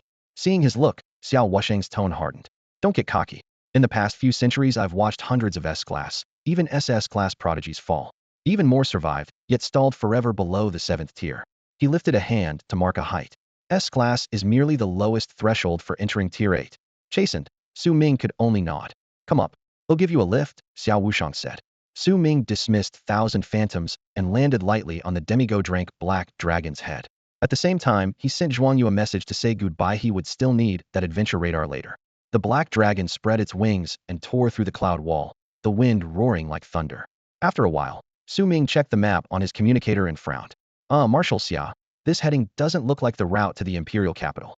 Had expected they would hit the nearest city and use a teleport array home, just as he had on his way to Biluoqing. The last leg needed flying. Yet their current course arced along the Xia kingdom's border instead of a straight line. And why would we go to the capital? Xiao Wushang countered. Su Ming opened his mouth. After all that work and all those leaks, I just want a break. But what came out was a no big reason. Just wanted to see some old friends. Xiao Wushang chuckled. You can visit them later. Since you're so energetic, it'll drop you at the endless desert on the western front. The west? This soon? Su Ming had only mentioned it in passing. He didn't expect to be tossed straight onto a battlefield. It's hardly urgent, Xiao Wushang said, gazing ahead. A tier 5 like you can't decide the war. Otherwise us old timers might as well bash our heads against a wall. I mainly need to patrol the border and make sure nothing gets restless. Following his gaze, Su Ming looked at the thin dotted line on his map less than a millimeter wide, but in reality a no-man's land of wilderness and forest stretching for tens of thousands of kilometers. On the ground it was probably hundreds of kilometers across, thick with unruly vegetation and ragged mountain chains. Who knew how many monsters lurked in there? Beyond the frontier, the map showed only a few rough names: Ziluo, Daming, Tianyu, Walusi, the Moonshadow Kingdom. These small nations were scattered around Xia like stray chess pieces. Some were close, some distant, yet each had survived through the ages for one simple reason. Every one of them still possessed at least one demigod-level guardian, whether a contracted beast, a spirit beast, or some other monster. The situation's that bad? You had to come patrol the border yourself? Su Ming asked, following behind Xiao Wushang with a hint of worry. Xiao Wushang nodded. Tug one thread, and the whole fabric shifts. Every great upheaval starts with a tiny spark. Deep in the endless desert, several minor kingdoms, Bullhorn among them, had vanished in a matter of days. Millions had died without a sound, and even their demigod guardians were missing. The news chilled Su Ming to the bone. The supernatural battlefield was nothing if not brutal. Had thought himself ruthless for slaughtering beasts and monsters. Yet the extinction of entire human realms was every bit as bloody. An overlord-class beast could wipe out a city. A demigod could still slaughter millions, even while fighting off its peers. Why? No one knew. Perhaps it had something to do with the force behind the corpse tide.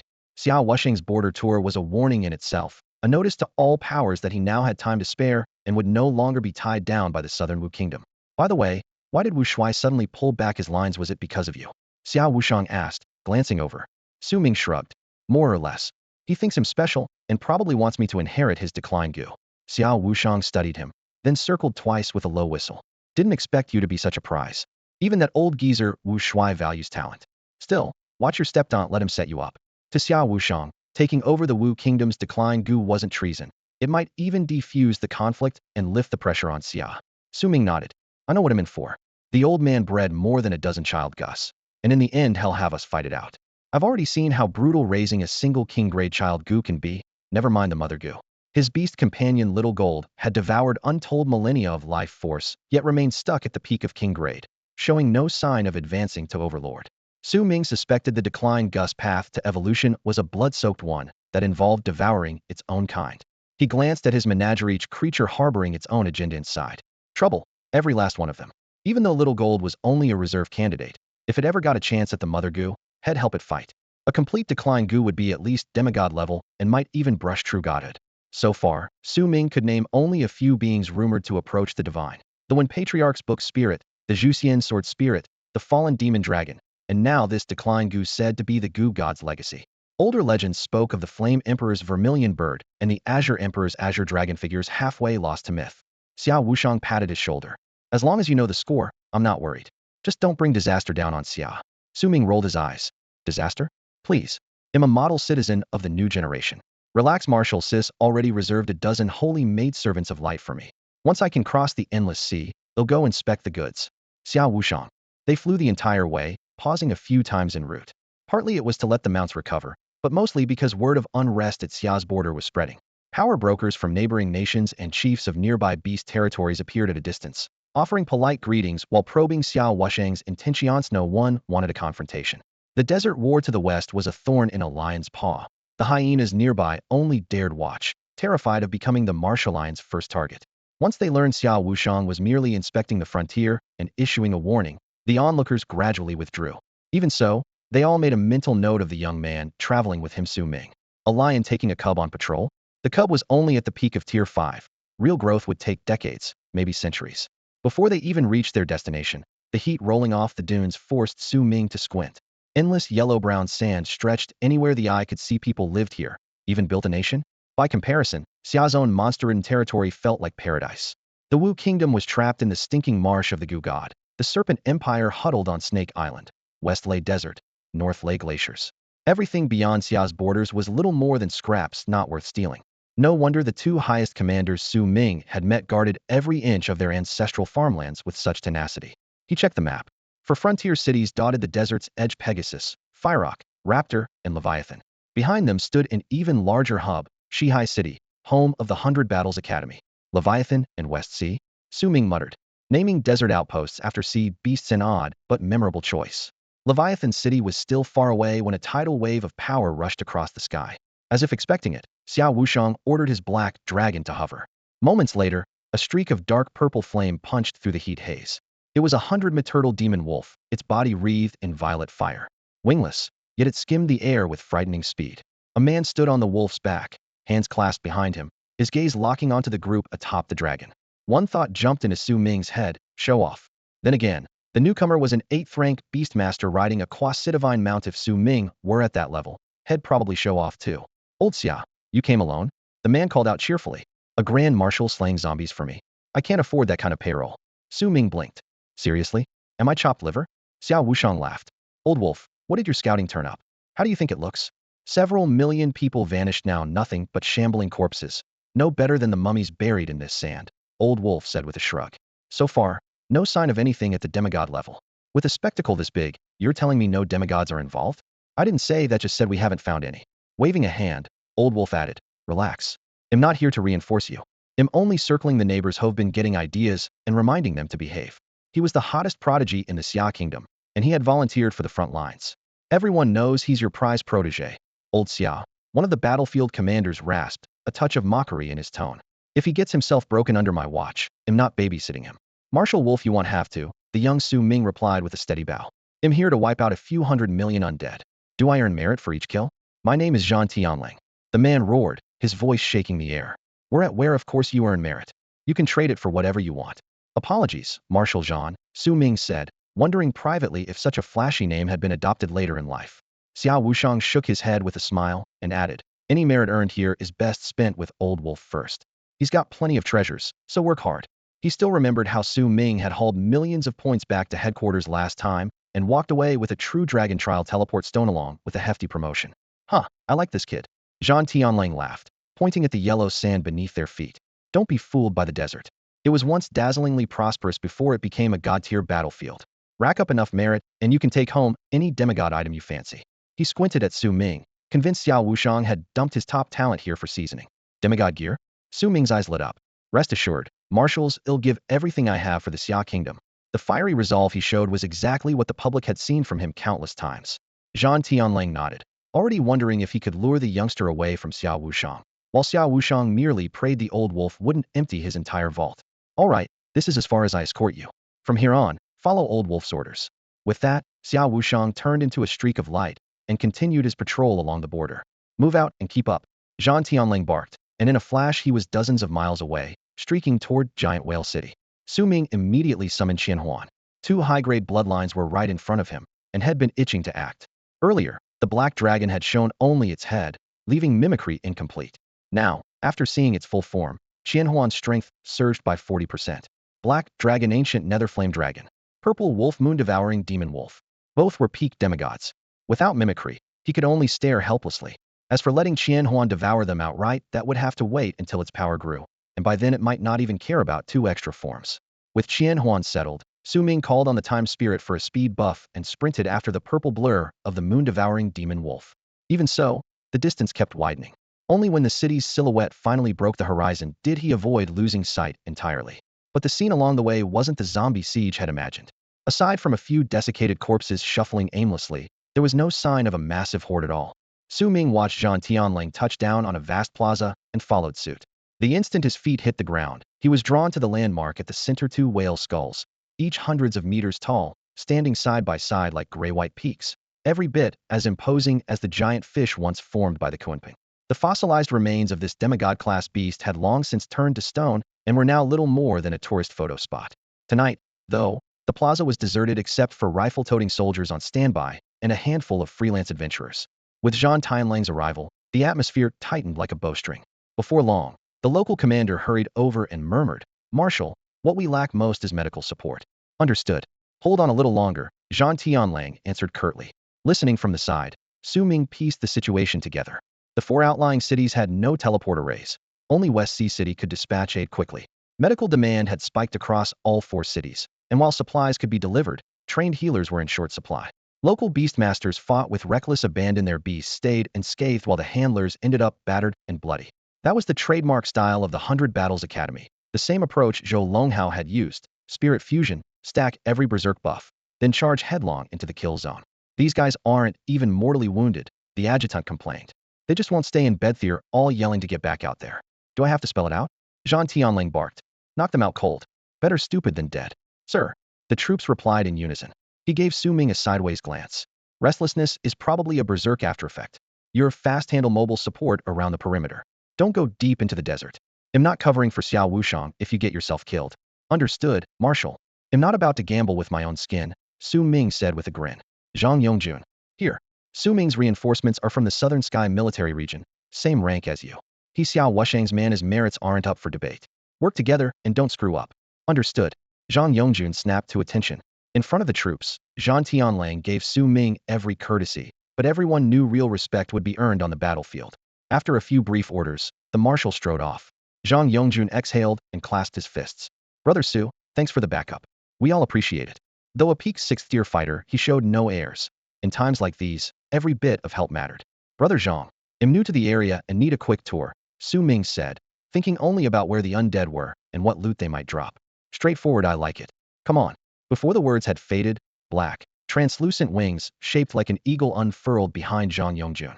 He shot into the sky toward the city limits, Su Ming right on his tail, 2 streaks carving through the air. Moments later they were outside Giant Whale City. The settlement had no walls, its buildings low and rough-hewn in pure desert style. If a zombie horde hit, it would never hold. Brother Zhang, I heard things were dire. Why don't I see many undead? Su Ming asked, scanning the empty dunes. Those damn things are crafty, Zhang replied.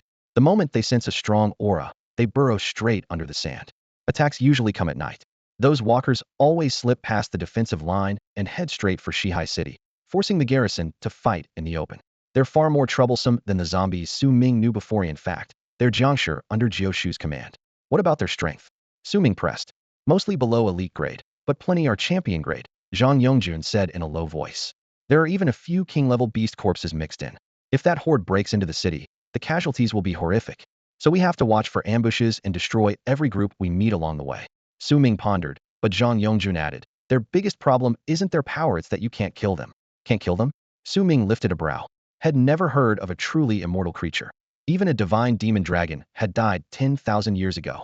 To be exact, unless you burn them to ash or chop them into pieces, they'll be back on their feet in no time, Zhang Yongjun said, still shaken by the memory. That was classic undead behavior.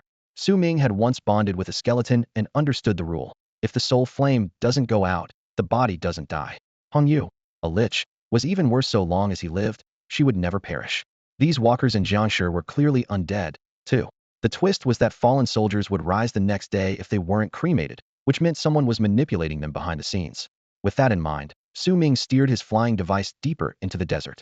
Under the scorching sun, most walkers burrowed beneath the sand to escape the heat. Qianhuan, blow them out.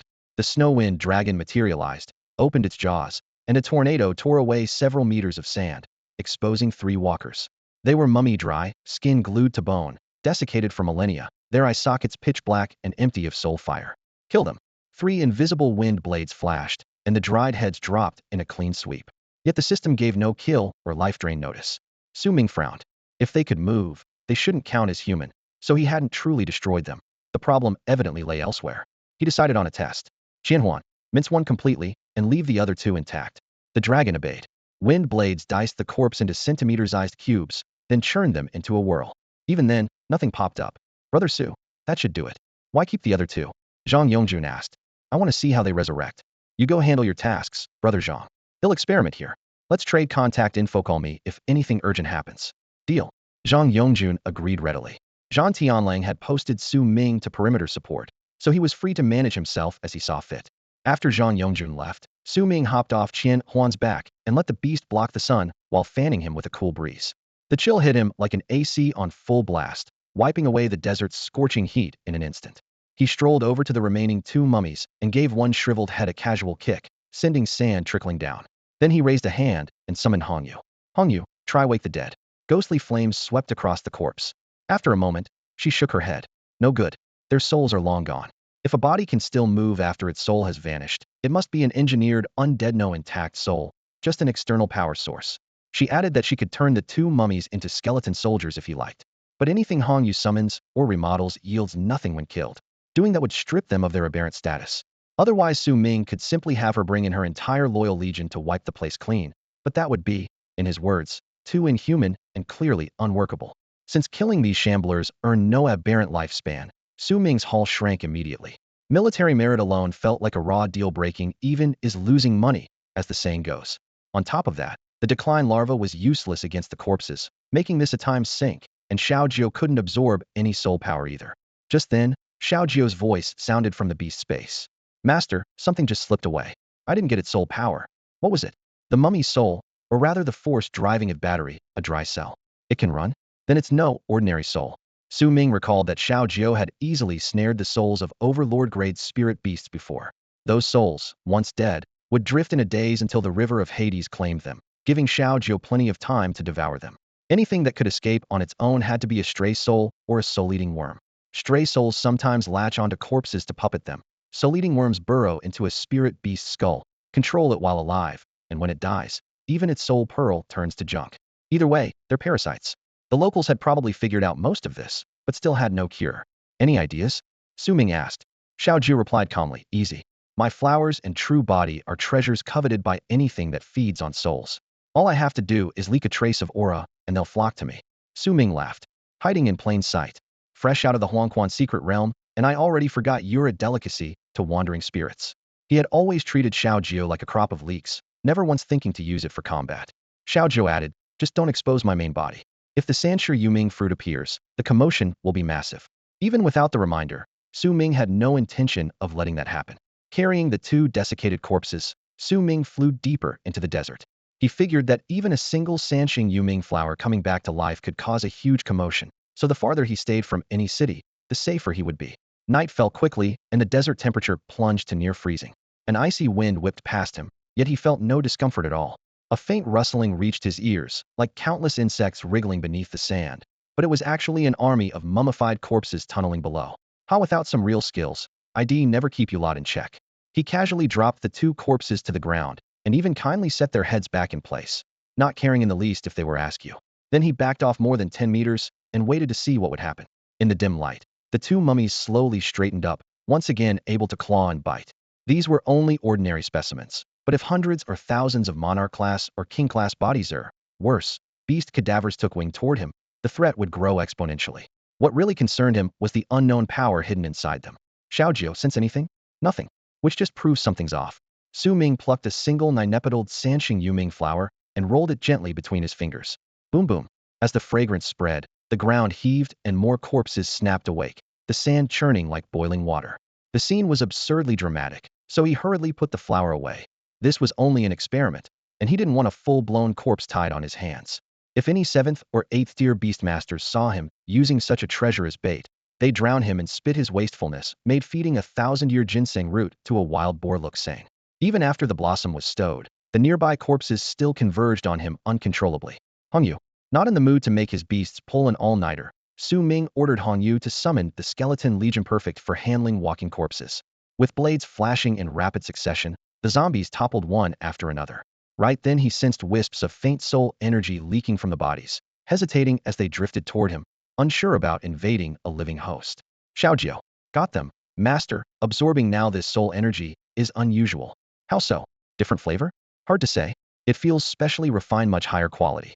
Xiao Jiao had sampled Nether River miasma, soul pearl essence, and the fresh souls of beastmasters and their partners. This new recipe left it uncertain how to describe the taste. Forget it, just eat. Quick, don't let it get away. Relax, master, it's not escaping. I've got this. You'd better hurry. Give it another minute, and this stuff will start drilling into my brain. At that moment, Su Ming felt as if a swarm of mosquitoes were circling him, each trying to decide where to take a bite. Killed 5 elite-grade evil wraiths, harvested 5.2 years of alien lifespan from each. 12 transcendent-grade wraiths, 1.2 years apiece. 43 awakening-grade wraiths, 0.3 years each. Su Ming stared at the readout for a long while, both amazed and puzzled. It was the first time he had ever seen fractions instead of whole years. Stranger still, these so-called evil wraiths had no star ranking, only a blanket tier designation. They felt nothing like normal living creatures. Worst of all, the lifespan he drew from them was several times lower than usual, even less than what he got from corrupted beasts. Still, extra lifespan was extra lifespan. He let out a slow breath. If each kill yielded less, he would just stack up the numbers. Right now he cared about only 2 things. 1. Boosting his clearing speed. 2. Helping Xiao Jiao grow so the little one could break free of its reliance on the netherworld realm. Xiao Jiao alone would not be enough. He had to carry his own weight too. The wraiths buzzed about like mosquitoes until they finally dived into his body, only to be pulverized a heartbeat later by his brutal mental force. A literal cannon shot at mosquitoes, delivered on the spot. With his current psychic strength, even a Peking-class monster would think twice before trying anything. Unfortunately, mental power was an internal attribute. If nothing invaded, there was nothing to hit. That was the Beastmaster's common dilemma. No outward technique, only passive defense. In the end, it always took two to tango. The dry corpses scurrying below were soon 80% cleared, and Su Ming hit his quota. Time to plan the next step. His tests had proved three things. Evil wraiths must possess a corpse to revive. Once the corpse is shattered, they either flee or get drawn to netherbloom flowers. Either way, they still end up dead in Su Ming's hands. His top priority now was streamlining the process for maximum yield. Lost in thought, he returned to Cita City and decided to grab some sleep. Early the next morning, Su Ming sought out Zhang Yongjun. You want a complete map of the endless desert of the Western Sea? Exactly. What for? Going deep into the dunes. Even Marshal Zhang has been in there a few times and came back empty-handed. Zhang Yongjun frowned, clearly skeptical. Kid, you've barely arrived and you're already planning a major operation? That doesn't quite line up with the Marshal's deployment. I might be able to solve the corpse crisis, but I have to test something first. You'll need to head into the desert's heart. More or less. Su Ming kept his plan to lure the corpse tied to himself under wraps. He'll have to clear this with the Marshal. Of course. He had expected that and waited patiently. Moments later, Zhang Yongjun returned with the comm still live, switched it to speaker, and gave Su Ming a nod. Marshal Zhang Yongjun called out. A rough voice crackled through.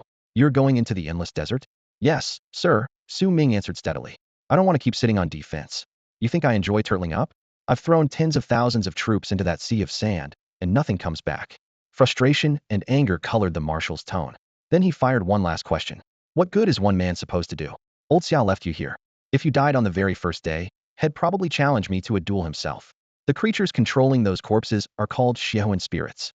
I'm not sure if you've heard of them. Marshal, Su Ming said calmly over the comm. Xiaoan what? Zhang Tianlang asked, raising an eyebrow. Go on. I won't bore you with the basics. They're essentially an undead breed. Su paused. It so happens I know how to deal with them, and it won't put me in danger. I rely on more than speedy, can also blink through space, as I'm sure you've heard. Like I said, I don't gamble with my own life. There was a brief silence. Then Jean muttered to himself. Looks like I underestimated you. No wonder old Xia escorted a kid. Here turns out he wasn't babysitting. He was sending me reinforcements. His tone sharpened. They'll give you the maps, but the desert shifts constantly, so they're not worth much. The only fixed points are a few oasis kingdoms, and even those are ghost towns now. If you want to investigate, be my guest. Thanks, Marshal Jean. Save your thanks. If you end this mess, you'll get full credit. The line went dead. Brother Su, come with me, Zhang Yongjun said, leading him to his office. Documents covered the entire wooden desk. Zhang shoved a thick stack of maps toward him. Kid, are you sure you can handle those monsters? Tell me what you need. Su leafed through the sheets, sand trickling off their corners. Beyond a handful of oases, the terrain changed daily. Rolling dunes last month could collapse into sinkholes this month. He pulled out the oldest parchment, its coastline still clearly drawn. Zhang, was this desert really once a sea? It was, Zhang nodded. The land for 1,000 li around us is still dry, but farther out lies the old seabed. He tapped the center of the map. If not for that catastrophe, this would be the richest region. 10,000 years ago, it was a thriving kingdom. What lies beyond the great desert? Su asked. The anti-magic sea, and its core is as deadly as the abyss. Don't even think about it, Zhang warned solemnly. The desert's depths are crawling with fiends, some of them demigod level. Su nodded. I understand. For now, stopping the mummies comes first. Hearing you say that sets my mind at ease. On behalf of the Western Command and its people, thank you. Be careful out there, and may victory be yours. Zhang knew even he couldn't cross the endless desert alone. The young man before him had found a solution overnight, and his respect for Su grew. No need for formalities, Su said, rolling up the maps. We're all just defending our land. I might cause a bit of commotion out there, so don't panic, just keep the city steady. Got it. With an ancient chart and the latest survey in hand, Su Ming took his leave and flew out of Leviathan City toward the desert. Su Ming had meant to set aside some time to inspect the giant whale skull and figure out how the creature had died. However, the mission in front of him was more urgent, and the skull certainly was not going to sprout legs and run away. He gave his storage pouch a casual pat, still wondering if the whale had spent half its life cultivating, finally touched the threshold of the demigod realm, and then been caught in the backlash of some god-tier battle crack, dead on the spot. Elsewhere, Zhang Tianlang had already reported Su Ming's movements to Xiao Wushang. Even though he had approved Su Ming's plan to venture deeper, the idea of a fifth-tier cultivator marching alone into the heart of the desert made him nervous. He feared Xiao Wushang would come after him later. After all, that man was famously impartial, yet fiercely protective of his own, and Zhang Tianlang knew he could not beat him. Old Xia, that prodigy you sent just volunteered to head into the deep desert, and I couldn't talk him out of it. He's only leaving now? Xiao Wushang sounded mildly surprised. It's just him, one person, fifth tier, going straight into the great desert. Zhang Tianlang repeated, certain the other man had misheard. I hear you. For now, Forget the mummified corpses, Xiao Wushang ordered. Reinforcements from the Wen and Zhou clans will be there soon and should stabilize the situation. The old scorpion on your side seems restless. Keep an eye on it. It wouldn't dare. I wiped out its entire soul-devouring scorpion brood, Zhang Tianlang sneered. When the time comes, you may not need to lift a finger, Xiao Wushang said calmly. It will probably eat every last one of its own kin and settle things on its own. Damn beast. It's an infernal soul-devouring scorpion, technically just an insect. Every demigod has the same goal ascend to godhood, nothing shameful about that. Xiao Wushang changed the subject. Enough. They'll keep an eye on it and wipe it out sooner or later. Zhang Tianlang grunted. After a brief silence, Xiao Wushang suddenly asked, by the way, do you have any Storm Thunder Divine Iron or 7th tier undead materials? Storm Thunder Divine Iron. Undead materials? What are you up tottering to make the old tree bloom again? Planning some shady breakthrough? Zhang Tianlang rambled. Do you have any or not? I've got a skeletal overlord grade undead. Rare stuff needs just the right conditions. You could gather 100 corpses and still not get a complete one. Who knows which tomb it crawled out of? It might even have been a demigod in life. Name your price, Xiao Wushang cut him off. That's more like it. Zhang Tianlang replied at once. Less than half an hour later, Su Ming reached the nearest oasis Fire Ant City, also called the Fire Ant Kingdom or simply the Fire Ant Tribe. The place was small, big enough to sustain only a few tens of thousands of people. Because it sat close to Giant Whale City, many residents had managed to flee there when the cataclysm struck. The desert also held settlements with similar names: Sand Scorpion City, Wild Ox City, Moonfox City, and the like, each named after the local signature beast. Some overlord class or demigod monsters that were not overly vicious had chosen to coexist with humans, charging a bit of protection money. The arrangement resembled the monster-sheltered Serpent Kingdom, but it was far less extreme and required no sacrifices. Su Ming spread out an old and a new map for comparison and confirmed that 10,000 years ago this oasis had actually been several towering peaks. They had avoided burial beneath the shifting sands only because they were too tall. It wasn't the march of time that reshaped the land. It was the force of a god-level battle. With a single stroke, the Sword Emperor slew the demon dragon and split the planet in two, leaving the eastern and western continents staring across a newborn sea. The shockwaves still haven't faded. Haitian Gorge, Longfeng River, Jade Urn Cliff, Whalefall Bay, Blue Moon Pool, the Western Sea, the kingdom of the merfolk, once famed places now survive only in tattered scrolls, buried beneath drifting sand. Su Ming opened the map. He immediately ruled out Fire Ant City, which lay too close to Xia, and crossed off the out-of-the-way country of the Wild Ox. His eyes settled on the center Moonfox City, former site of Blue Moon Pool, and, in the past, one of two cities shielded by the demigod beast known as the Nine-Tailed Moon Fox, the other being the Wild Ox realm. Since the Oasis catastrophe, when every human inside perished, both demigod beasts had vanished without a trace. Qianhuan, northwest move out. Moonfox City lay 3,000 kilometers from Xia's border. Rather than crawl through the scorching daylight, Su Ming ordered Qianhuan to tear open space and jump. The spatial ripple winked out, and a world of swirling yellow sand rushed toward them. Built from cream-colored stone, Moonfox City resembled a smooth jade pendant half buried in the desert. Its gates yawned open, streets lay deserted, and no signs of combat remained. It seemed that, in a single instant, 1,000,000 Soulscamoners and Beastmasters alike had dropped dead. Now their corpses wandered aimlessly among dunes and ruins. Blue Moon Pool, once larger than the city itself, had shrunk into Moon Lake, the only remaining water source and the reason the settlement still existed at all. Su Ming didn't rush to deploy the 3-life Nether Blossom. Instead, he strolled along the lake's rim, waiting for nightfall. Night descended. A pale glow rippled across the water, brighter than other desert nights. Su Ming chose an open stretch of ground and began to set his plan in motion. 3,000 kilometers meant little to him, barely a tenth of the map, and he had no intention of relying on the Nether Blossom alone. Xiaojiu, find another spot to stretch your legs. As a nether-type spirit with no physical form, Xiaojiu had no objections. An instant later, 3-life nether fruits, several 9-petaled nether blossoms, and heaps of third-grade nether grass appeared, piling high along the shore. Boom. The air seemed to vanish, plunging the world into instant silence. The empty city trembled, as if 1,000 armies were charging or a mountain were collapsing under a magnitude 10 quake.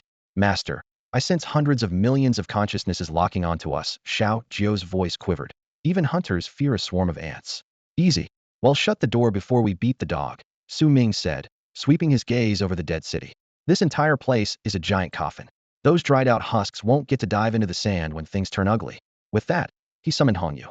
Hongyu, it's your time to shine. Understood. Soldiers face soldiers, generals face generals. Su Ming had no intention of wasting time mowing grass. To be honest, once Su Ming realized that Xiaojiu was irresistibly attractive to both the shambling corpses and the malevolent spirits within them, the course and outcome of the incident were already set. The only question left was how much profit he could squeeze out of it. The simplest plan would be to choose any of the 4 border cities of the Xia Kingdom, summon Xiaojiu there, and let the 8th-tier beast tamer Zhan Tianlang casually dispatch a demigod-class, moon-devouring demon wolf. A few charges would wipe out nearly every corpse and lift most of the burden from the garrison. Yet that approach would force Su Ming to reveal too many cards while actually earning less massive amounts of alien life essence, hefty military merit. Even a legitimate chance for Xiaojiu to feed on evil spirits would all vanish. A handful of demigod-grade materials could never make up for such a loss. Given that, he had no choice but to reluctantly handle the harvest himself. After all, even if Zhan Tianlang owned those demigod-level materials, Su Ming could still exchange merit for them openly later, sparing himself any debt. As for the system's merit tab, whether Xiao Wushang had meddled with it or it was built that way from the start, it now recorded Su Ming's contributions at this site separately, clearly determined not to credit Zhan Tianlang. On Hong Ye's side, the summoning ritual was already underway. As the bone-white magic circle flickered, rows of commander-class skeleton soldiers touched down in perfect order, ivory blades ringing from their sheaths, their cold gleam washing over the yellow sand. These were the true backbone of today's battle. The Monarch-class Frostbone dragon looked impressive, but it struggled against desert corpses. Icy breath only gave dried cadavers a strange glaze, and its breath of undeath did nothing to exposed bones. Su Ming had no intention of pulverizing the horde in a single sweep. He preferred to take his time. As long as fresh evil spirits kept arriving to possess them, the corpses could be recycled indefinitely, preserve the bodies, and you had endless refills. The real targets were the spirits, not the shells. Without the spirits, those husks were merely moving targets, no, walking bundles of merit points. He just wasn't sure how the system would score repeated kills on the same body. Clack, clack, clack. Skeletal swordsmen strode forward, shields and axes banging out muffled metallic thuds. Skeletal wolf riders spurred their mounts to envelop the flanks. Archers raised their bows. Bone-winged drakes beat through the sky and cast long shadows. Farther back, skeletal blade demons brandished 4 arms at once, skeletal bats shrieked upward, and skeletal javeliners formed ranks and let fly. Counting every unit, Hong Yu controlled at least several 100 million troops in her necropolis realm, more than half of them elite tier or higher. Even with such a terrifying host and tens of thousands of monarch-class combatants, all she could secure in that martial world was a tiny patch of land, drawing only a sideways glance from a single overlord-level lich sovereign testament to the necropolis plains brutality. Hong Ye's current strength came partly from the 10th Ascendier accelerated growth Su Ming had granted her, and partly from the necropolis plains' inexhaustible manpower. Underfoot stretched an endless land paved with bones. Overhead, newborn skeletons appeared without pause. They could never be wiped out, never fully cleared, the cycle never ending. Though the undead came in many varieties, Hong Ye's domain was still confined to the skeleton zone. She had yet to truly encounter ghosts, zombies, and other branches. Perhaps only after she advanced to overlord or even demigod would she meet those higher species. For this particular harvest, however, low-tier bone troops were more than enough, and they cost her almost nothing. Crimson soul fire flickered in her eye sockets as her mental energy poured into the array, and white bones burst from the ground. Summoning these lesser units placed only a light burden on her reserves. Draining her mental power in one go could still bring forth several hundred commander-class soldiers at a time. The only limitation was that she could summon just 4 ordinary skeletons at a time, or a dozen of the modified blood skeletons. To field a real army, Hong Yu had to chant without a break, so the scene in Su Ming's mid and instant tidal wave of bones remained out of reach. Luckily, the skeleton summoning spell was only at the perfect tier and could still evolve, and the walker horde needed time to arrive. That gave Hong Yu enough room to finish her defenses, and in any case a walker was no match for even the lowest commander rank skeleton. After settling Hong Yu on the surface, Su Ming told Qianhuan to manifest as the Badiang Quanghu beast spirit and switched to possession mode. Power flooded his body in a heartbeat, wrapping him in an invisible suit of armor. No pain, no fatigue, only energy screaming for release. So this is how strong beast spirit possession is? Su Ming couldn't help marveling. Besides the inherent boost of an overlord form, Qianhuan's base stats were outrageous 3 or 4 times those of a normal monarch rank beast, explaining the terrifying result. At a thought, he blurred forward like a loosed arrow and slammed into the tallest stone pillar in Yuehu City. Boom. The column shattered, the whole structure caving in. Amid the swirling dust, Su Ming brushed rubble from his clothes, completely unhurt, but a little sheepish. I only wanted to try flying, and I went straight through a wall. You could have slowed down. I assumed you wanted the full experience, Qianhuan replied calmly. Fine, he'll try again. Su Ming focused on his new body. Every muscle fiber and joint could ignite in an instant, letting him hover or sidestep in any direction. Invisible wings lay folded behind him. Once spread, they would launch him to blistering speed. Qianhuan estimated that while it couldn't match teleportation for long-distance travel, in combat this velocity could decide everything. The idea of chasing down overlord or even demigod rank beasts and pounding them into the ground sent hot blood surging through Su Ming's veins. For the next few hours, Hong Yu kept summoning skeletons, stacking a dense defensive ring, while Su Ming practiced modulating power and speed. He flattened a few dozen empty houses along the way, but finally found a rhythm he could control. Only then did he understand why every cadet at 100 Battles Academy carried that fearless streak. Beast spirit possession didn't just boost muscle, it drove a tamer's mind to meet danger heat-in. Without the nerve to stare death in the eye, disaster was inevitable. Su Ming wasn't truly fearless, just held enough trump cards to stay alive. Rustle rustle. Clack clack. Suspended in the moonlight, Su Ming gazed beyond Yuha's walls. An ocean of walkers swayed there, a dark field rolling like grain at night. All 4 gates yawned open, and the front ranks were already sprinting toward Moon Lake. As the distance shrank, he saw they were faster than had imagined, many scuttling on all fours like ghouls. Every last one of them shared a single instincto devour the Sanshir Yuming fruit that made their lingering souls tremble. If letting those mummified corpses catch a single whiff of the 3-life nether blossom is like feeding a 1,000-year-old ginseng to a wild boar, then the 3-cycle nether fruit in his hand is nothing less than a 9-turn rebirth pill. One bite, and the evil spirits inside those corpses would shed their shells, reincarnate as humans, and be born with SS-level talent. Beyond Su Ming's line of sight, the sand sea churned. Around Moonfox City, fresh fissures split open one after another, and corpses surged out like a tide. Farther away, thousands of kilometers off, the horde that had been charging toward the Xia border abruptly wheeled around and poured toward the city. Instinct normally drove them to hunt the living. Yet the fragrance that pierced the soul was more irresistible than flesh and blood. 3,000 kilometers away, the garrisons of the 4 frontier cities noticed the same anomaly. Usually, once night fell or the temperature dropped, endless mummies would burst from the earth to assault the walls, while even larger numbers skirted the cities, pushing inland and attacking every living thing they encountered to swell their ranks. Once out of the desert, they were nearly unstoppable. Tonight, though, the corpses still emerged but did not attack. Instead, they all marched back into the deep desert. Old Zhang, what's it like on your side? Those damn things pulling back too? The commander atop the walls of Giant Condor City kept his voice low over the radio. Yeah, looks that way, Zhang Yongjun replied, eyes locked on the waves of sand. Should we join forces and chase them down? No need, Zhang Yongjun said, shaking his head. Reinforcements are already on the move. We just need to hold the city. Reinforcements? That's news to me. Only one person. He crashed at my place last night and went into the desert alone at dawn. That tough? Which 8th-tier powerhouse is it? The voice on the other end sounded stunned. Out on Moon Lake, Su Ming had already stowed Xiao Jiao in his spiritual domain and once again held up the 9-nepedaled 3-life nether blossom. The nether fruit had merely been a warning shot. It was far too precious to keep dangling.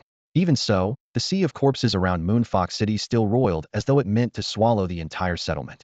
Taking it out and putting it away again is such a hassle.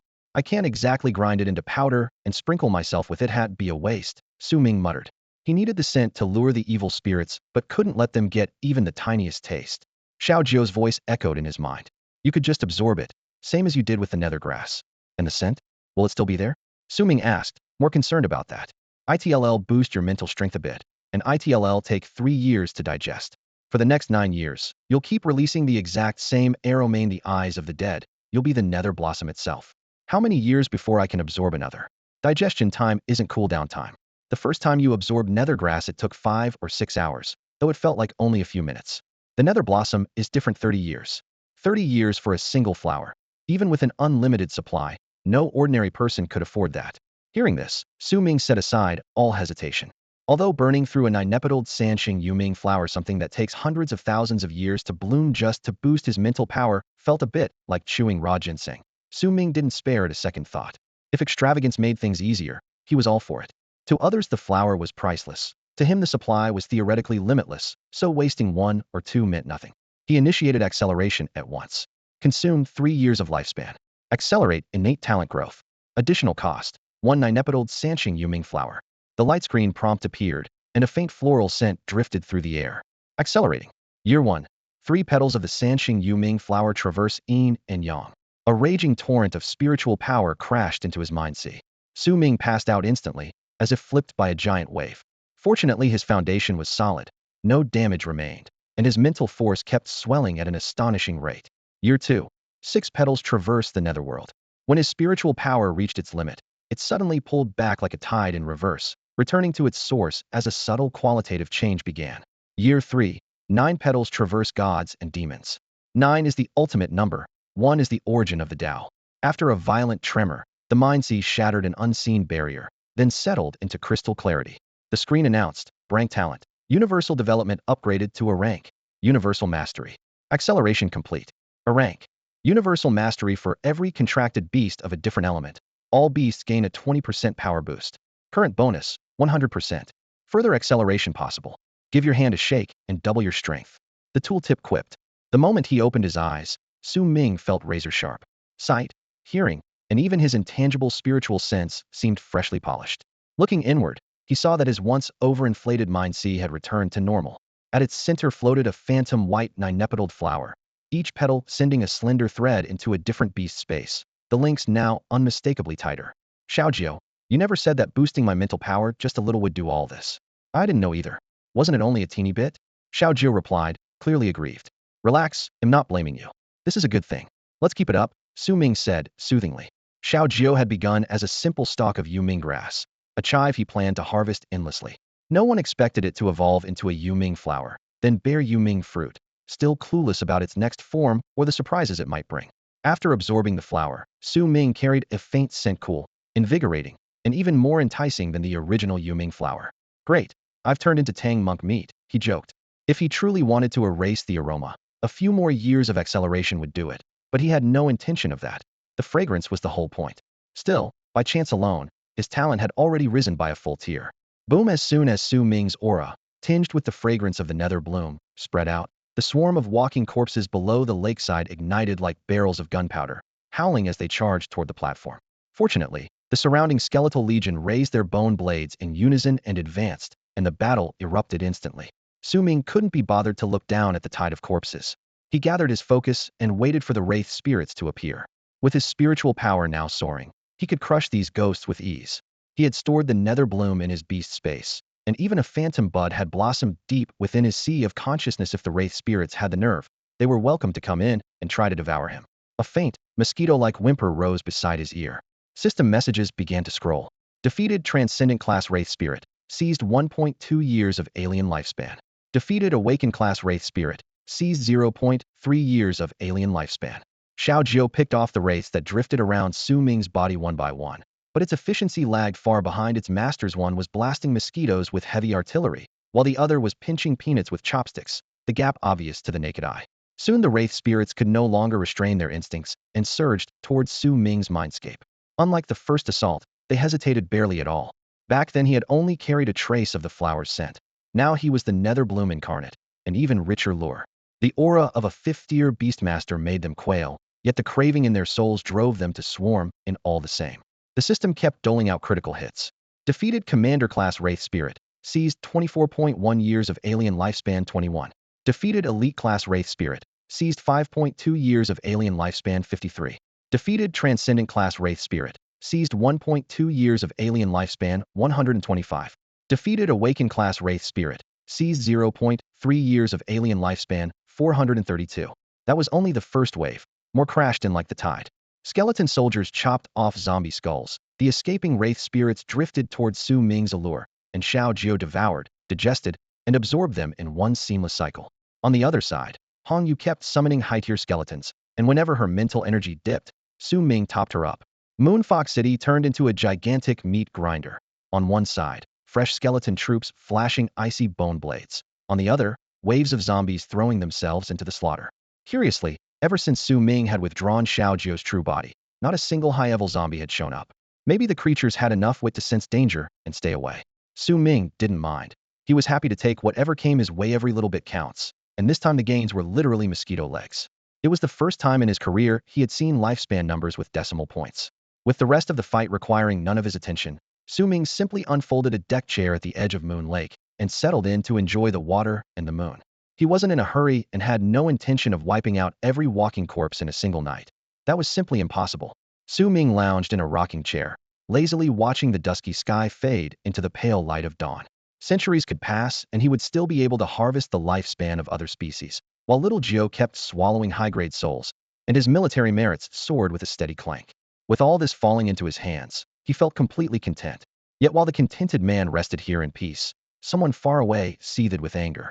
10,000 miles from Moonfox City, deep in the desert where the western sea once lay, only endless dunes remained.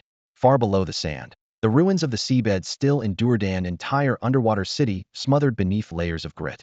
Inside one surviving ruin, a formation held open a spacious chamber, bright as day. A colossal altar stood at the center, its surface etched with sea serpents, whale sharks, and half-forgotten deities. Beneath it, a pool of pitch-black water glimmered. Countless vengeful souls spiraled above, their wails as grating as dull blades gnawing on bone.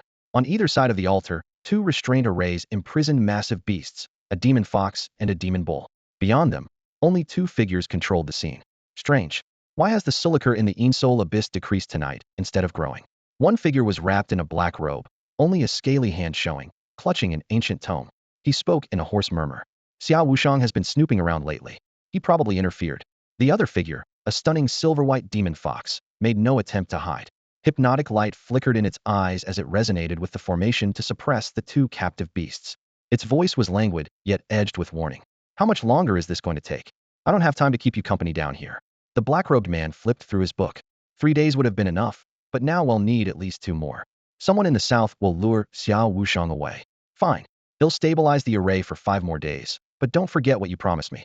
The fox flicked its tail. Don't worry. I keep my word. A mass of deep blue blood seeped from his chest and hovered over his palm. He chanted a secret art, refining it into a thin stream that trickled into the dark pool. The fox watched in silence, a flicker of dread crossing its eyes. Nothing good ever came from the Einsol abyss. Morning arrived in a blink. Su Ming stretched and rose from the chair. At some point during the night, he had drifted off. Around midnight, the evil spirits must have sensed something and stopped reviving the slain corpses. Otherwise, the fight would have dragged on till dawn. In the latter half of the night, only a few stray zombies reached the walls, and he cut them down with a single swing, no threat at all. He looked around. Corpses lay in chaotic heaps across the battlements, though there wasn't much blood, just an ugly scene. Did those evil spirits simply give up? He muttered. If so, his plan to stockpile zombies as an endless refill station would need tweaking. He had intended for the corpses to revive every night, so he could cut them down again and again, letting his merit snowball. It worked at first, then abruptly stalled, and now the bodies just blocked the way for new arrivals. Even if the zombies no longer revived, he could have little Jiu lure in another horde after dark. For now, though, the battlefield had to be cleared. Hong Yu, dump all these corpses into the lake. After giving the order, he eyed the skeletal soldiers nearby.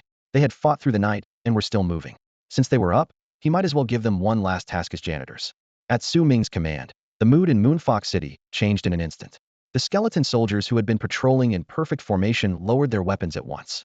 Each grabbed a few desiccated corpses and, joints clicking, marched to Moon Lake, dumping the remains as if they were emptying trash cans. Farther out, flying units beat their bony wings and hurled bodies into deeper water, working with the efficiency of an assembly line.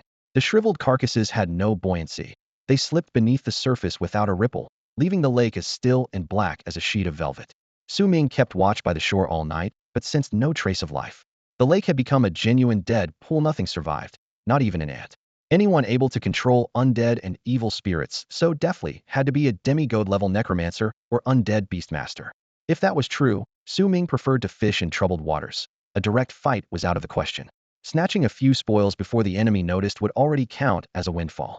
Inside the beast-taming space, Xiao Jiao advanced smoothly to Monarch class, 3-star under Su Ming's constant infusion of soul power.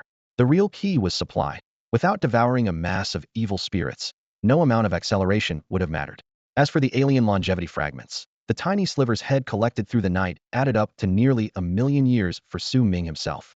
Only about 200,000 dried corpses lay outside the city, and even dumping them all into the lake failed to change the water in the slightest. The dead that arrived overnight came from just a few hundred kilometers away. If things went smoothly, fresh carcasses would keep pouring in. Su Ming had no intention of supervising the skeleton janitors. Instead, he pulled out his communicator and called Zhang Yongjun. Brother Su, are you okay? If something goes wrong, get back here right away. Relax, Su Ming answered, his tone steady. Anything happened in Giant Whale City last night? There was a pause, and Zhang Yongjun lowered his voice. So that racket was you? We thought the corpses were about to riot, but they all headed deeper into the desert. Same thing near West Sea City. Good. If it works, that's enough. Bro, did you hit their nest? They sure looked panicked. Su Ming gave a dry cough. Cough, what nest? Maybe an out-of-towner like me just smells extra fresh. A brief silence followed, then a helpless laugh. For Su Ming, Diverting the corpse tide and easing the pressure on Xia's border was the main goal. A few stragglers wouldn't cause much trouble. From the start, the biggest threat wasn't the walking corpses but the desert beasts they drove ahead. The main force of the undead was only now reaching the border. If the mastermind had a grand plan, it would unfold in the coming days. Evil spirits cannot be wiped out without special methods, so they must be the linchpin of that scheme. Any power tied to souls revolves around death and fear. The enemy clearly wants war and slaughter to magnify those spirits. Su Ming might claim the undead had no lair, but that didn't mean the evil spirits lacked one. Barring any surprises, the demigod who had been pulling the strings was probably there as well. Su Ming weighed the risks and opted not to challenge that demigod heathen for now. Being able to stay by the ruins and slowly absorb corrupted souls was reward enough. His one worry was how long this period of quiet growth could truly last. The cleanup of Yuehu City went quickly. Da Bai, Hong Yu, and the other summons hurled every remaining corpse into Moon Lake, then shoved the fallen walls and shattered beams in after them. Strangely, no matter how much they dumped in, the lake's surface never so much as rippled, and the water level stayed exactly the same. With the work finished, Su Ming decided to camp on the spot. He summoned Da Bai, Hong Yu, and Shi Ling, treating it as a rare team-building exercise. Qian Huan also disengaged from possession and roamed around freely, shifting forms at will. This time it turned into a fledgling Kuanpeng, wings still half-grown, splashed into the lake, and in the next heartbeat became a giant fish cruising along the bottom. While the spirits played by the water, Su Ming sat cross-legged and absorbed the remaining few hundred stalks of nethergrass in one breath. If he waited any longer, their potency would dissipate. As he regulated his breath, his peripheral vision caught the little Kuanpeng under the surface, reminding him of the demon dragon scale he had stuffed into his storage ring. Last time he had only glanced at it through a time anchor, witnessed a clash between gods, and been ejected almost immediately. Now that his mental strength had multiplied several times over, he should be able to endure far longer. He took out the dark violet scale. Ordinary in appearance, it looked like any other piece of armor, giving no hint that it could let him peek into its owner's life. Unfortunately, his time anchor was still only at the perfect tier, limiting his view to 10,000 years. If he could raise it to transcendent, he might see much farther. Shi Ling, use this as a medium. Target, 9,500 years ago. The scale quivered. Light flashed before his eyes, and he again found himself inside that familiar blood-red space, the Kunpeng's belly. This time the black pillar was gone, and only gray-black miasma coiled around the scale. The Kunpeng seemed gravely wounded and dormant, showing no sign of life. 9,550 years ago. He pushed further back. The scene shifted once more. The demon dragon had not yet fallen.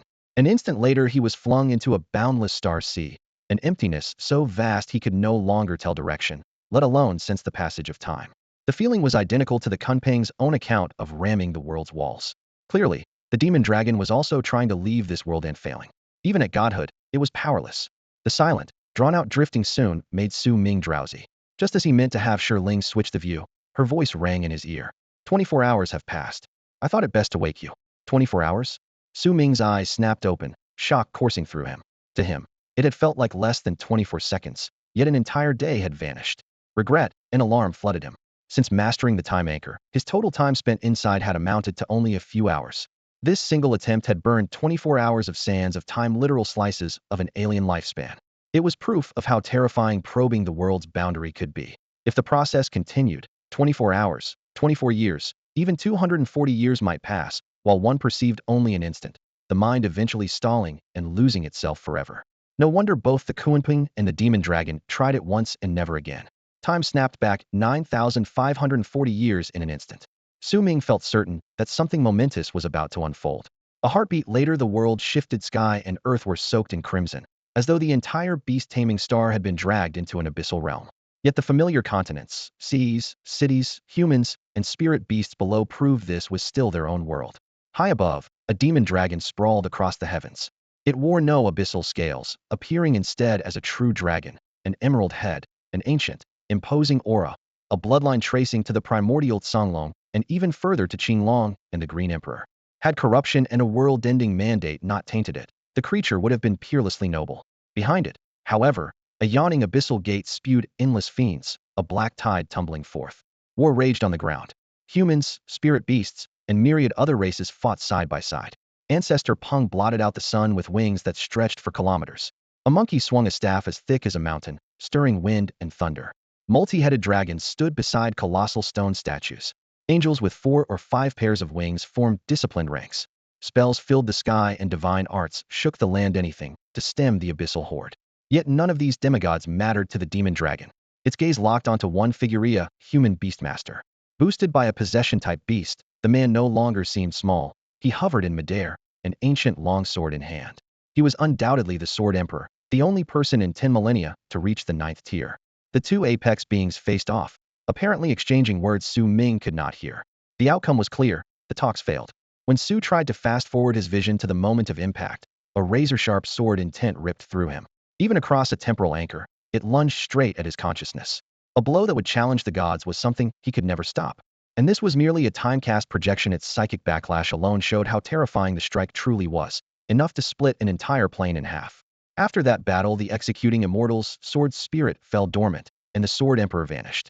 Su Ming had never heard of a Sword Emperor's tomb, which might be the Xia clan's deepest secret. Even though his spying was cut short, he gained something. The repeated cycle of watch, retreat, repeat tempered his mental defenses, a strange kind of masochistic training. He then traced the demon dragon's life from 10,000 to roughly 9,500 years ago and found only one pattern. It was either fighting or racing to the next battle. Come to think of it, was the dragon female? She fought like a berserker. After a draw against the flesh tree, the demon dragon went on to fight two more battles, one with an abyssal troll and another with a colossal raw-blood python. Each clash pitted god-tier beings against one another, and none of the combatants could gain the upper hand. When the forces of the abyss realized they had nothing to gain, the demon dragon sheathed its claws and returned to the beast-tamer world.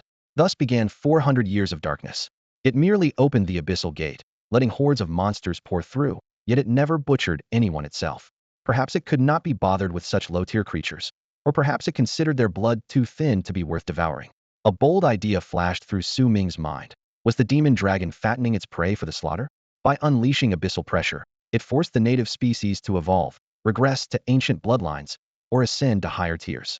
Once their blood became rich enough, it would swallow them all in one gulp, using their endless nutrients to pave its own path. That theory at least explained why it was free-range farming an entire world. If it had truly wanted to wipe out the world, a creature of its size and god-level power could sneeze the planet back to the cellular age. Yet it refrained, giving humans and spirit beasts room to grow. Unfortunately, even the most meticulous plans can miss. Fareed demon dragon was ultimately beheaded by the Sword Emperor with the Juxian sword. The blade seemed to appear out of thin air, a plot twist so bizarre it bordered on absurd. Su Ming was unsure whether the legend was real, and he decided not to dwell on it. Tangent tales are best treated like a movie and enjoyed for what they are.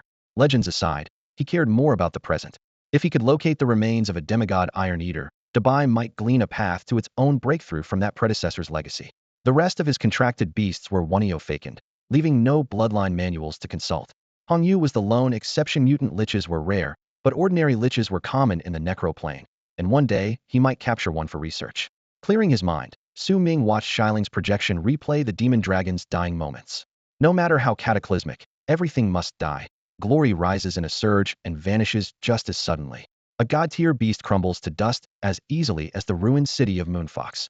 After quitting the vision, he asked Shirling to use a fragment of the city's wall as a focal point and rewind time again, hoping to track down the mastermind.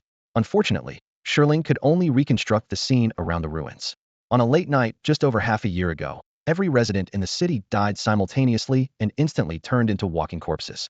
As for the city's guardian, the demigod, nine-tailed Moonfox, it was nowhere to be found. It had almost certainly been eliminated in secret before the plot was set in motion.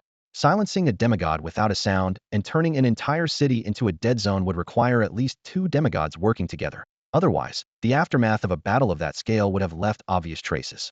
Su Ming frowned, convinced that this zombie disaster was only the appetizer and that something worse was looming. He glanced around as if an unseen assassin might grin and stab him in the back at any moment. As the army's marshal, Zhang Tianlang had surely reached the same conclusion. Perhaps he had never dared to probe the desert's heart for fear of getting hooked. Killed a sovereign-level evil soul, looted 54.8 years of alien lifespan. The abrupt system prompt snapped him out of his thoughts. What's going on? Su Ming looked up at the blazing sun. It was broad daylight, hardly the hour for evil souls to prowl. Su Ming hadn't sensed any attempt at soul invasion. It was, in fact, his first time killing a monarch-class evil wraith's shadowy mass had been erased outright by the netherflame Xiaojiu had unleashed before it could even strike back. Something's in the water. Qianhuan's voice exploded in his mind. What is it? Su Ming asked. Something tried to gnaw at my soul, so I took it out. Su Ming chuckled. A mere evil wraith daring to breach an abyssal beast's mind? That's suicide. The spirit had been reduced to dust, not a trace of soul power, left rather a shame. So there really are wraiths down there? Yeah, plenty of dried corpses reanimated under the surface. They can't reach the top, so whatever's inside them climbs out, Qianhuan said. The lake masked all aura, which was why the spirits hadn't been drawn to Su Ming. Right now Moon Lake was practically a pot of corpse soup. Without Qianhuan diving in, no one would have known a whole other realm lay beneath. Let's check it out. Su Ming dismissed Debai and Hong Yu and leapt onto the giant fish Qianhuan had become. The Kunping's massive tail flicked. Low ripples spread as it slid below the surface. Qianhuan's mimicry form was only entry level, yet it handled the situation easily. A thin water shield wrapped Su Ming, shutting out the icy lake without obscuring his sight. Just as Qianhuan said, corpses began to stir. They drifted, flailing at nothing until the evil wraiths inside abandoned them, and they fell lifeless again. As they dove, Su Ming saw that Moon Lake was gourd-shaped narrow above, wide below and seemed to link to an underground river at the bottom. If someone wanted to lay a trap on the lakebed, the conditions were perfect. 1. Superb swimming ability. 2. A location beyond the reach of demigod detection. 3. Utterly covert methods. A lake this size couldn't simply be poisoned. Coupled with the sudden wraith activity, the answer was obvious. Su Ming's walking ghost flower physique made him perfect bait the moment he entered the water. Every wraith escaping a corpse was drawn to him, only to be snapped up by Xiaojiu. He barely moved, didn't even summon his skeleton soldiers, while the depths turned into an automatic grind fest, much to his own surprise. But the source of these spirits mattered more. Qianhuan tracked the origin. Got it. They soon exceeded normal diving depths, even deeper than when Pingzu had taken him into the Forbidden Sea. Darkness swallowed everything. The faint blue gleam on Qianhuan's scales vanished the instant it appeared. Anyone else would have fled long ago, and even a demigod beast would find nothing appealing here. Though sparse, Su Ming still sensed stray wraiths drifting up from farther below. This tunnel doesn't lead to the Forbidden Sea, does it? He muttered. Doubt it. I feel no demonic aura, Qianhuan replied. Without a Kunping body, few aquatic beasts could survive at this depth. An ancient map surfaced in Su Ming's mind. This place was once marked as Bue Pool. There wasn't much to describe. The chamber was simply vast, with the Western Sea lying beyond its outer rim. Su Ming suspected that this underground cavity was secretly linked to ancient waterways. Old-world technology was inferior to modern science, yet its command of beasts and arcane arts was just as sophisticated, and many techniques had vanished with time. What lay buried here might be priceless treasure, a force capable of devastating the world. As he pondered, insight flashed in his eyes. Tracing the evil wraith's escape route, Qianhuan had swum along a pitch-black subterranean river for quite a while before stopping at a cavern on the riverbed, the source of every disturbance. Deep inside, a faint green light pulsed. Hold up. Qianhuan was about to charge in when Su Ming stopped him. He had Ling open a window into the near future. Once he saw nothing lethal would happen in the next few seconds, he signaled Qianhuan to proceed. The cave was dark and damp. A thin pocket of air clung to the roof, keeping the water from flooding it completely, probably why whoever set the array had chosen this spot. Aside from that, it was featureless. Without the wisps of evil wraiths as guides, Su Ming would never have found it. He glanced upward, unsure whether they were even beneath Yuhu City anymore. The jagged walls offered no foothold, so he remained on Qianhuan's broad back. The glimmer came from the ceiling, where a slightly flatter slab of rock bore a carved array. At first glance it looked ordinary, yet specks of phosphorescence in the carving cast a soft green glow, and nearly invisible black pigment filled the channels. Only at close range could one see the details. Su Ming leaned in, then scratched his head. None of it made sense to him. While he studied it, the array pulsed. A thin gray-black thread bulged, and an evil wraith squeezed out with a shrill screech, declaring its intent to conquer the world, only to be gulped down a heartbeat later by Xiaojiu, who had been lurking nearby. The scene was like a frog on a lotus leaf waiting for mosquitoes, effective, but painfully slow. After a few cycles, Su Ming understood. This array was merely a trivial link in a much larger plan, scarcely significant enough to affect even a corner of Yuhu City. He ran the implications in his mind. If someone used evil wraiths to taint a water source over years, time itself might refine the poison into an instant kill effect. The oasis kingdom in the desert depended on water. No toxins were needed, just slow, subtle seepage to plant disaster unnoticed. In a densely populated, river-laced land like the Xia kingdom, the destruction would dwarf anything the Temple of Demonic Calamity had ever unleashed. So, did the mastermind choose not to spread it, or were they simply unable to act beyond the desert? Su Ming leaned toward the latter. He stopped dwelling on it and focused on the practical question. Could this stage of the scheme benefit him? If not, he would return to the surface, wait for nightfall, lure out the walkers, and repeat last night's tactic, tedious, but reliably profitable. His only worry was whether the puppet master would notice. Wraiths kept dying. Corpses kept acting. Upanion with sense would know someone was meddling. Do it once, and they might ignore it. Do it twice or thrice, and their patience would surely snap. Let me go out and give it a try. Little Nine sent a sudden mental message. Su Ming merely grunted in reply. He understood nothing about formations or soul power. The only one who did was little Ninny, a creature that fed on souls, and, after tasting countless flavors, had developed the palate of a seasoned gourmand. He cleared a flat patch at the edge of the array as Little Nine's plot of land. The instant Little Nine revealed its true form, the runes blazed brighter and the streams of light sped up. The spawn rate of evil spirits dropped from 1 every 30 seconds to 1 every 20. Yet this was only an outer subsidiary array with no core engine, so the change was far from transformative. Su Ming knew Little Nine had not appeared for a few extra spirits.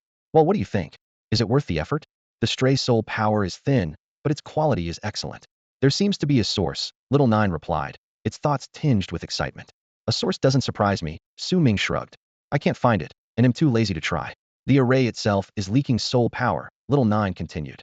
It's only a trickle, but because the array never stops, the leak is constant. A never-ending drip feed? In theory, yes. While the array summons evil spirits, it also drags in energy. The loss is negligible compared with what the spirits provide, so no one bothers to patch it. Fine, let's take a sip first. Su Ming raised his hand and triggered acceleration. Expend 1,000 years of lifespan. Accelerating growth of the 3-cycle netherfruit. Additional cost, low-grade Insol spring vapors. As the cold system voice rang out, time warped around the sapling. Year 1, the 3-cycle netherfruit slowly absorbed the vapors. Growth was minimal. Year 1,000 absorption continued. Growth was still sluggish. When the acceleration ended, the fruit had not gained a single star, yet Su Ming was exhilarated. His hunch was confirmed. The little array had an endless refill. The mastermind likely wouldn't spare it another glance. To complete the overall design, there had to be many such branches. How is it, Little Nine? I can barely survive on this. If I want to evolve, it'll need twice the time. Only double? No problem. Su Ming laughed and poured on even more power. Deep within the underground ruin, a black-robed figure was making final preparations when he noticed the Insol Springs waterline had dipped. He rubbed his eyes and looked again. Something was definitely wrong. Look, the nine-tailed fox beside him cried. The spring, once on the verge of overflowing, was collapsing segment by segment, as though a colossal beast below were guzzling it dry. What is going on? The black-robed man shouted in shock and fury. He rushed to the edge, leaning over to peer inside, yet he dared not step closer, let alone descend to investigate. The violent movement ripped his black cloak apart, revealing his true form. He was no human at all. Fine silver-gray scales covered his face, reflecting an icy sheen in the gloom, and twin gills pulsed behind his ears. An upright, bipedal fishman, a gyren stood before them. A gyren. The nine-tailed moon fox, only just released, snapped awake and cried out. Jiao Zun's gaze was frigid. I am Jiao. I have nothing to do with humankind. Heh, if you're so proud of being Jiao, why did you split your tail into legs? The bull-headed behemoth sneered through the clarity of brief freedom. Laughable. Huh. The visionary charmed fox curled its tail and pricked up its ears, studying the scene. The nine-tailed moon fox demanded, visionary charmed fox, we're both of the fox clan. Why are you helping a Jiren against me? I'm not telling. A flash of beguilement flickered in the fox's eyes, and both half-divine beasts were instantly bound again. It turned to Jiao Zun. Your plan's gone off the rails. The water level's dropping too fast. Should we abort? Success had been only days away, but now the Insol spring had fallen so sharply it might take a century to recover. Impossible. Jiao Zun was livid, his gills flaring. I've waited millennia for this. I will not fail now. Then what do you suggest? I'm just the hired help. The visionary charm fox flexed its claws, irritation creeping into its voice. I finally show myself and end up stuck here. Throw the bull in first. Jiao Zun, nursing old grudges, wanted to use the half-divine bull as a sacrifice to replenish the water. Now, that wasn't in the plan. One move and Zhang Tianlang will notice. Maybe even Xiao Wushanga can't be far. The fox frowned. I don't care. Only by feeding it to the spring can we make up the loss at once. Jiao Zun was half mad, ready to force the ritual. A vague sense of dread stirred in the fox's heart. Fine, but if things go south, I'm not dying with you. Enough talk. Begin. Jiao Zun snarled, unwilling to wait another second. Elsewhere, Su Ming stuck to his motto never waste free gains and pushed Xiao Zhuo's realm straight to the peak of monarch. Yet after the boost from the 3-cycle netherfruit ended, the fruit still hung from the branch, unchanged. Its dark green leaves were yellowing, the stem bending as though it could no longer bear the weight. Is it time to pick it?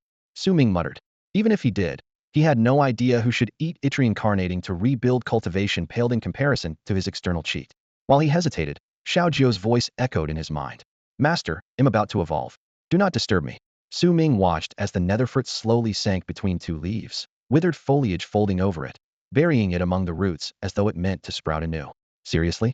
Wait for me, he yelled inwardly. He was only 5th tier. He hadn't reached the 6th yet, and Xiao Jiao was already preparing an evolution? After a moment's thought, he realized only Xiao Jiao had met all the criteria. Big White still lacked 6th tier wind thunder metal, Red Jade needed undead materials, Thousand Illusion required abyssal power, and Time Spirit had to wait until he himself reached the 6th tier. So Xiao Jiao's evolution most likely meant storing up energy for the future. It looked as though the little fellow was planning something big for him. Su Ming had no idea whether anyone had ever seen a third life nether fruit before. But a sprout grown from the fruit seed? He would bet no one on Earth had witnessed that. The pet beasts in front of him were like a gang of unruly kids, each one more of a headache than the last. Shaking his head, he patted Xiao Jiao and drew it back into the beast space. As long as the contract stood, no matter how grotesquely Xiao Jiao evolved, it would always be his beloved son. With a flash of light the creature vanished, yet the bond stayed taut, siphoning his soul power almost as quickly as when it was outside. That was enough to keep it alive, but if he wanted it to advance, he would need soul energy of a much higher grade. Higher grade? What am I supposed to dose laughter a few monarch-class beasts or take out a couple of 7th-rank tamers? He grumbled. Roar. A low bellow rolled up from the depths of the world. Ice crawled down his spine. Heaven and earth seemed to weep, a wordless sorrow spreading everywhere. It wasn't aimed at him, but it announced that something monumental had just happened. His phone buzzed. Xiao Wushang's urgent text held only 5 words. A demigod has fallen run. No voice message, no extra chatter, clearly to save him every second. Su Ming called back at once. I'm safe, Marshal Xia. What happened? Which demigod went down? The disturbance came from the Bull Kingdom, Xiao Wushang answered, her voice grave. Most likely their guardian, a bloodstone barbaric bull, a demigod. A heartbeat later she added, wait, don't tell me you had anything to do with it? Marshal, have you mistaken me for someone else? I can't meddle in a demigod fight, Su Ming protested. I only cleared out a pack of dried corpses so nobody would notice me. I plan to take things slow. So it's pure coincidence? Then you get no credit. Still, if your actions forced them to reveal themselves, that's commendable. Ahem, I did find a little trick. Su Ming lowered his voice. Someone planted a formation beneath Moon Lake that keeps venting nether spring aura. That's probably what wiped out the city. I only used a tiny well, a billionth off the nether spring myself. Nether spring? How do you even know about that? Xiao Wushang asked urgently. Doesn't matter, he said.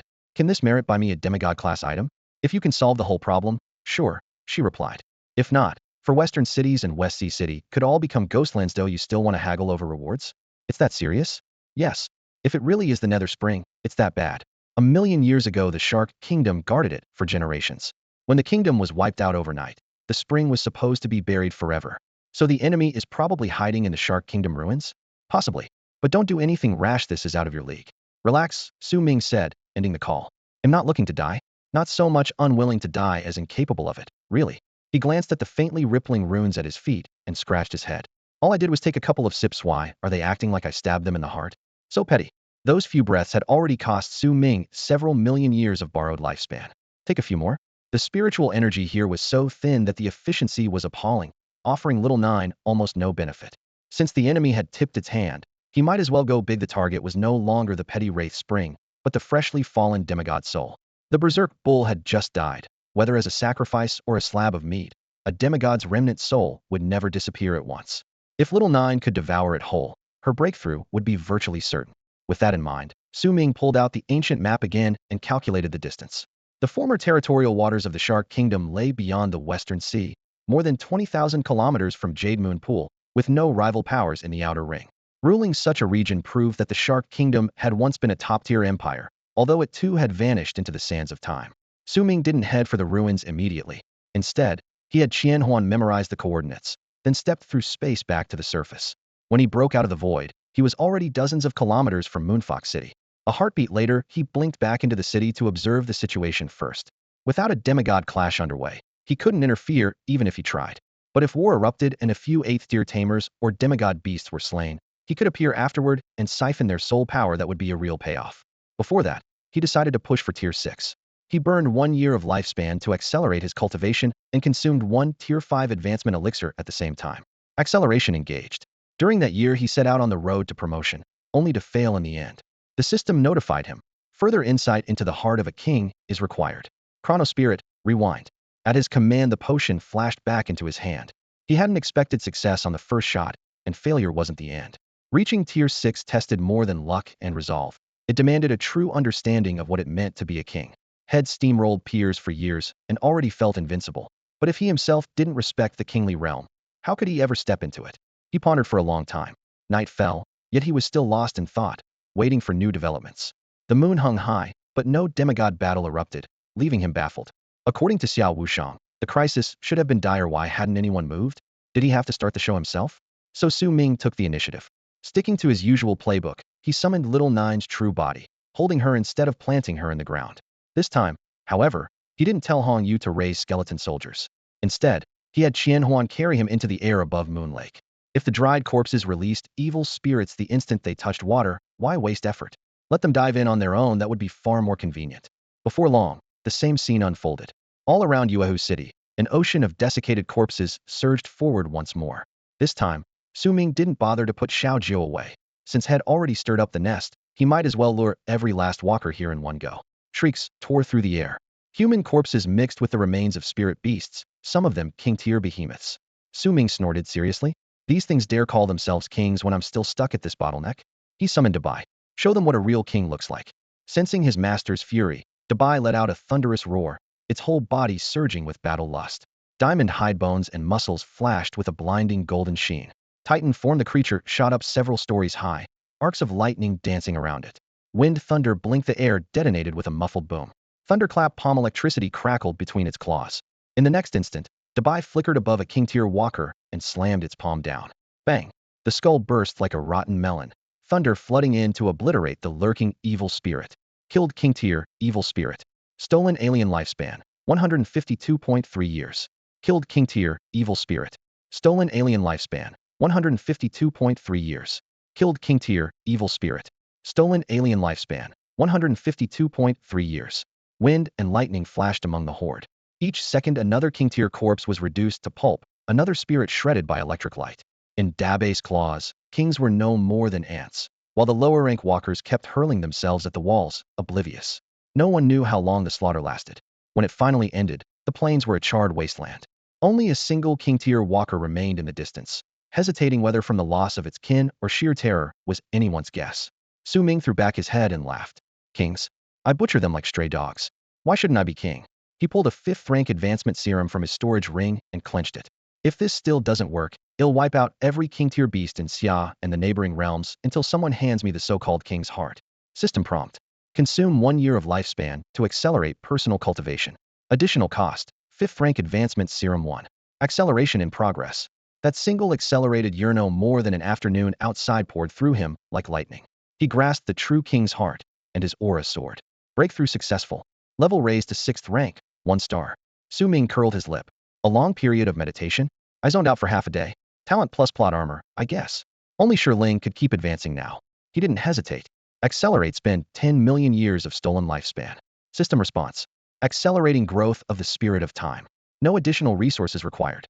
Acceleration in progress. Year 1 million. Spirit of time breaks through to king tier, 1 star. New skill. Time stop novice.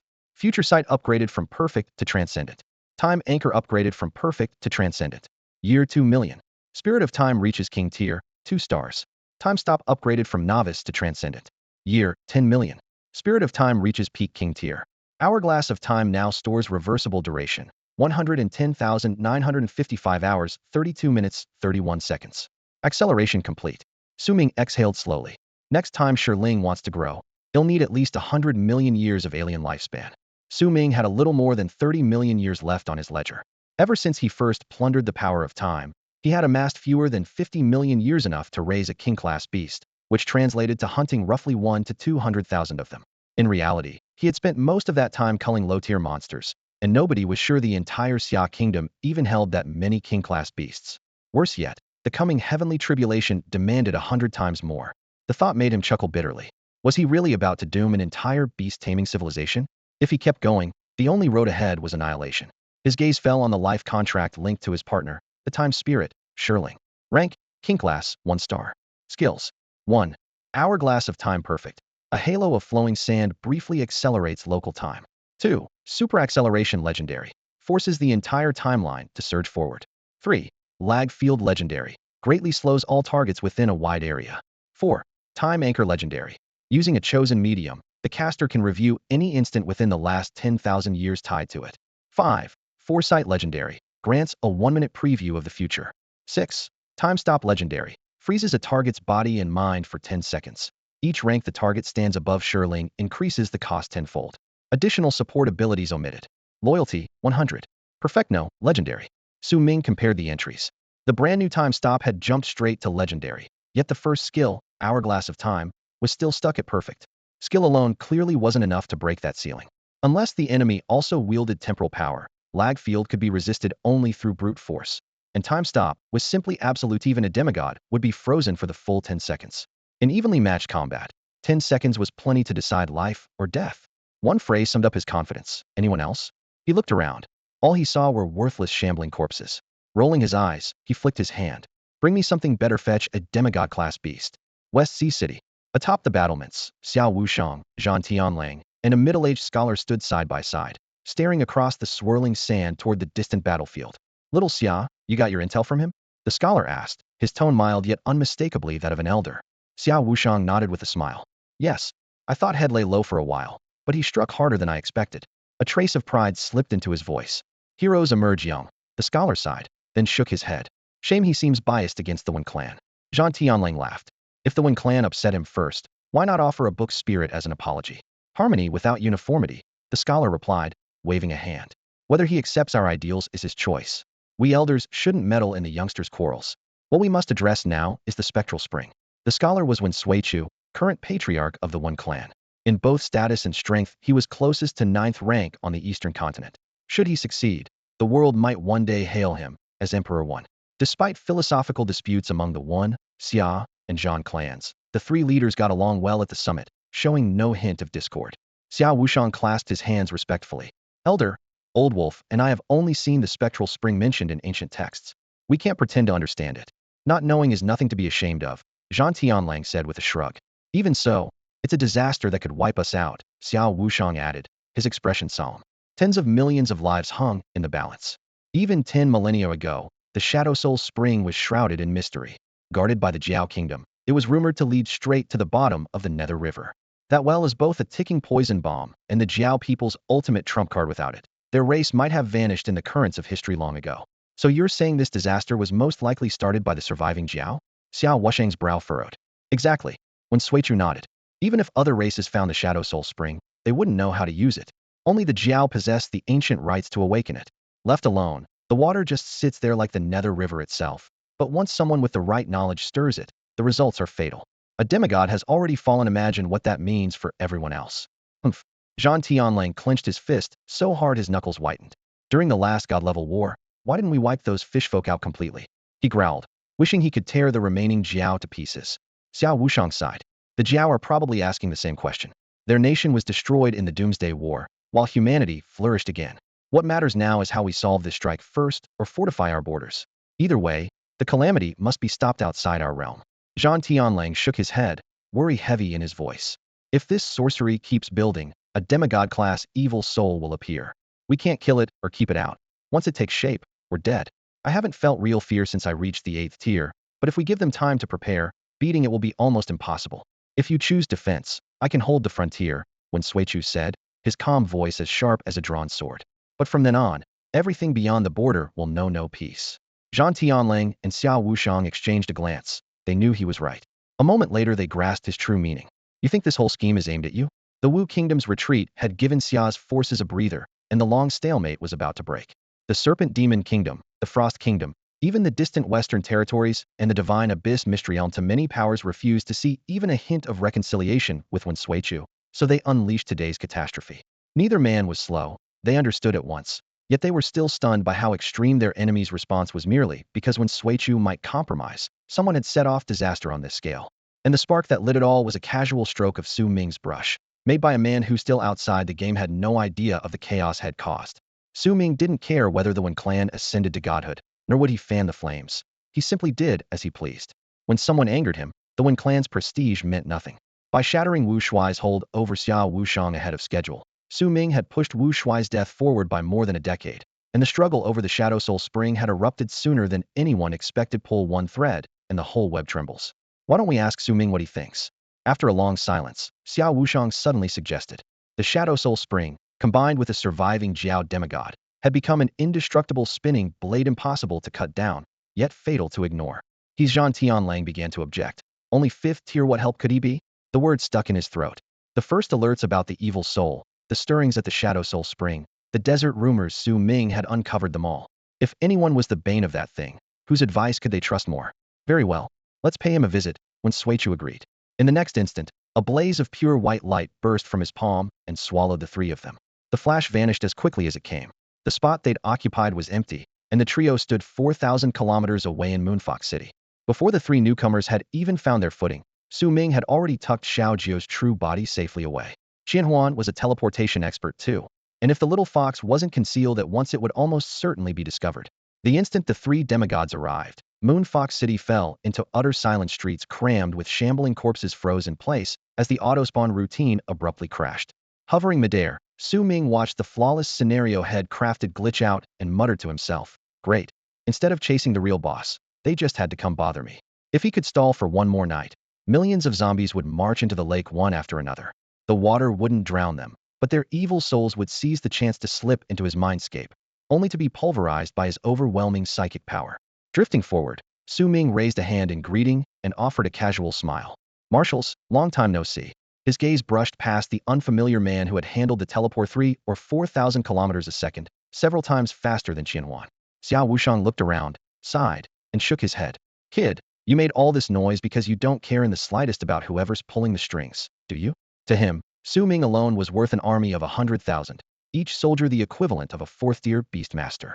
Su Ming shrugged. "Come on, you three are here to keep order. Soldiers fight soldiers, generals fight generals. If somebody wants trouble, they should take it up with you first." Subtext: "Hurry up and do your job, so I can fish in muddy waters. Don't shove me onto the front line." Cough. Cough. Xiao Wushang and Zhang Tianlang exchanged an awkward look. They were fine with straight-up combat, but getting wiped out in an instant by some sneaky spirit would be a pathetic way to die. The elderly Wen Suichu finally spoke. "Young friend Su Ming, I am Wen Suichu. Are you using yourself as bait to lure those evil spirits?"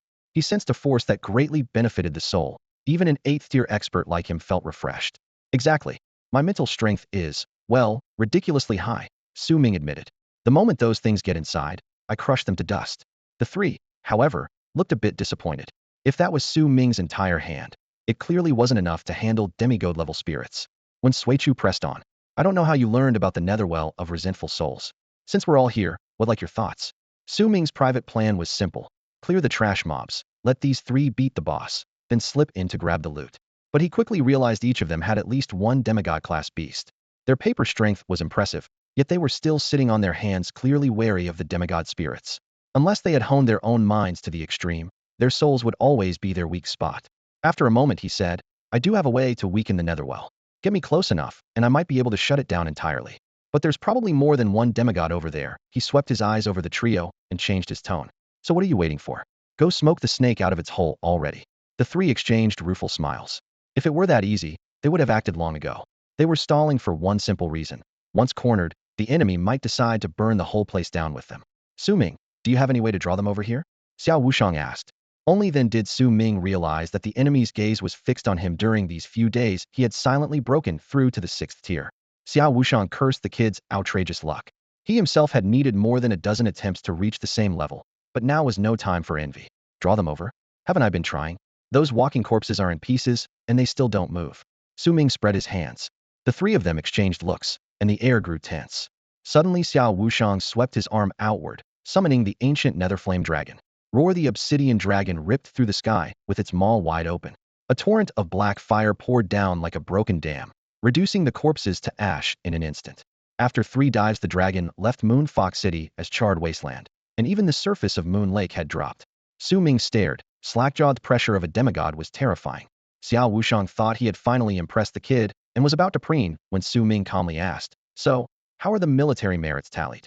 Xiao Wushang almost slipped from midair. "All yours. But get that Zhao clansman out here, or you won't see a single point." "Final try." Su Ming shrugged and turned away, urging Qianhuan to flicker through space toward the formation he had prepared earlier. That array had been set up for this exact moment. He had hoped the Xia Kingdom's demigod would act first, but both sides had chosen to wait. Now his only option was to drain the Einsoul Nether Spring until the opponent could no longer stand it until they broke. Every debt would be pinned on Xiao Wushang anyway. Leaving the battlefield, Su Ming slipped through space and returned to the cavern. Inside, Xiao Jiao was curled up in deep sleep. The Yin Soul power here was not enough for an immediate evolution, but it laid solid groundwork, sparing Su Ming from feeding its soul pearls every few days. Without summoning its main body, Xiao Jiao could absorb the energy through him. Su Ming pressed his palm to the glowing formation. This gave the highest absorption rate. System 1 million years of lifespan consumed, accelerating the growth of the 3-life nether fruit.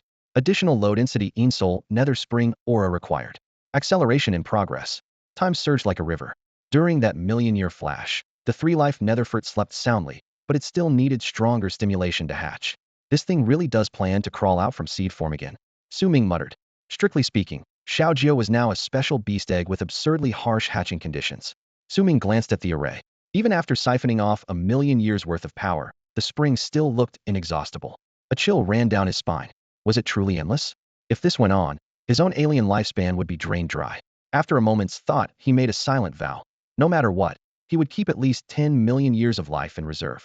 If the Jiao kept hiding, he would dive in himself to see whether they were fish or turtle. While Su Ming carved away at his own lifespan in huge chunks, he was unaware that a million-year draw had already lowered the water level of the Yin Soul nether spring at a pace visible to the naked eye. Xiao Jiao has hit an evolutionary bottleneck. If not for that, it would still be shooting upward in strength. Elsewhere, beside the nether spring of wandering souls, the Shark Lord teetered on the edge of fury. Who was it? Who on earth was it? Not only had his whereabouts been exposed ahead of time, someone even butchered a demigod-grade wild bull.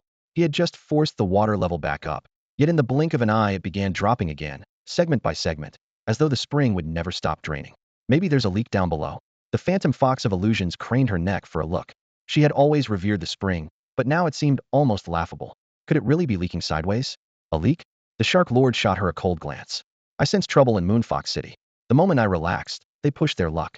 Tossed the 9-tailed Moonfox in, as well we're going out to meet them. What about this place? The ritual is already running. With the Shark clan's heritage behind it, anyone who enters dies. First we stop them from ruining the nether spring, he said, a rare note of panic creeping into his voice. His original plan had been to resurrect 4 peak demigod shark specters and use them to sweep across half of Xia. One mishap after another had forced him to scale back. Now he would be lucky to raise 2. He had no idea who the culprit was, but instinct told him Moonfox City and Xiao Wushang were involved ever since that man appeared. Nothing had gone right. Fine, but I can't reveal myself directly. He'll support you from a distance, the Phantom Fox said, clearly reluctant to face the 3 beast tamers Hedon. Humph, that won't be necessary. The Shark Lord raised a hand, formed a seal, and chanted in a low voice. The wild bull's corpse rose from the depths, deathly aura swirling around it, its blank eyes milky white. Its body shrank to a size he could control. Then a bull-shaped specter clawed its way out of the water and slipped into the carcass. The Phantom Fox felt a chill. Outwardly, it was still the same demigod wild bull, yet inside it was nothing like its former self.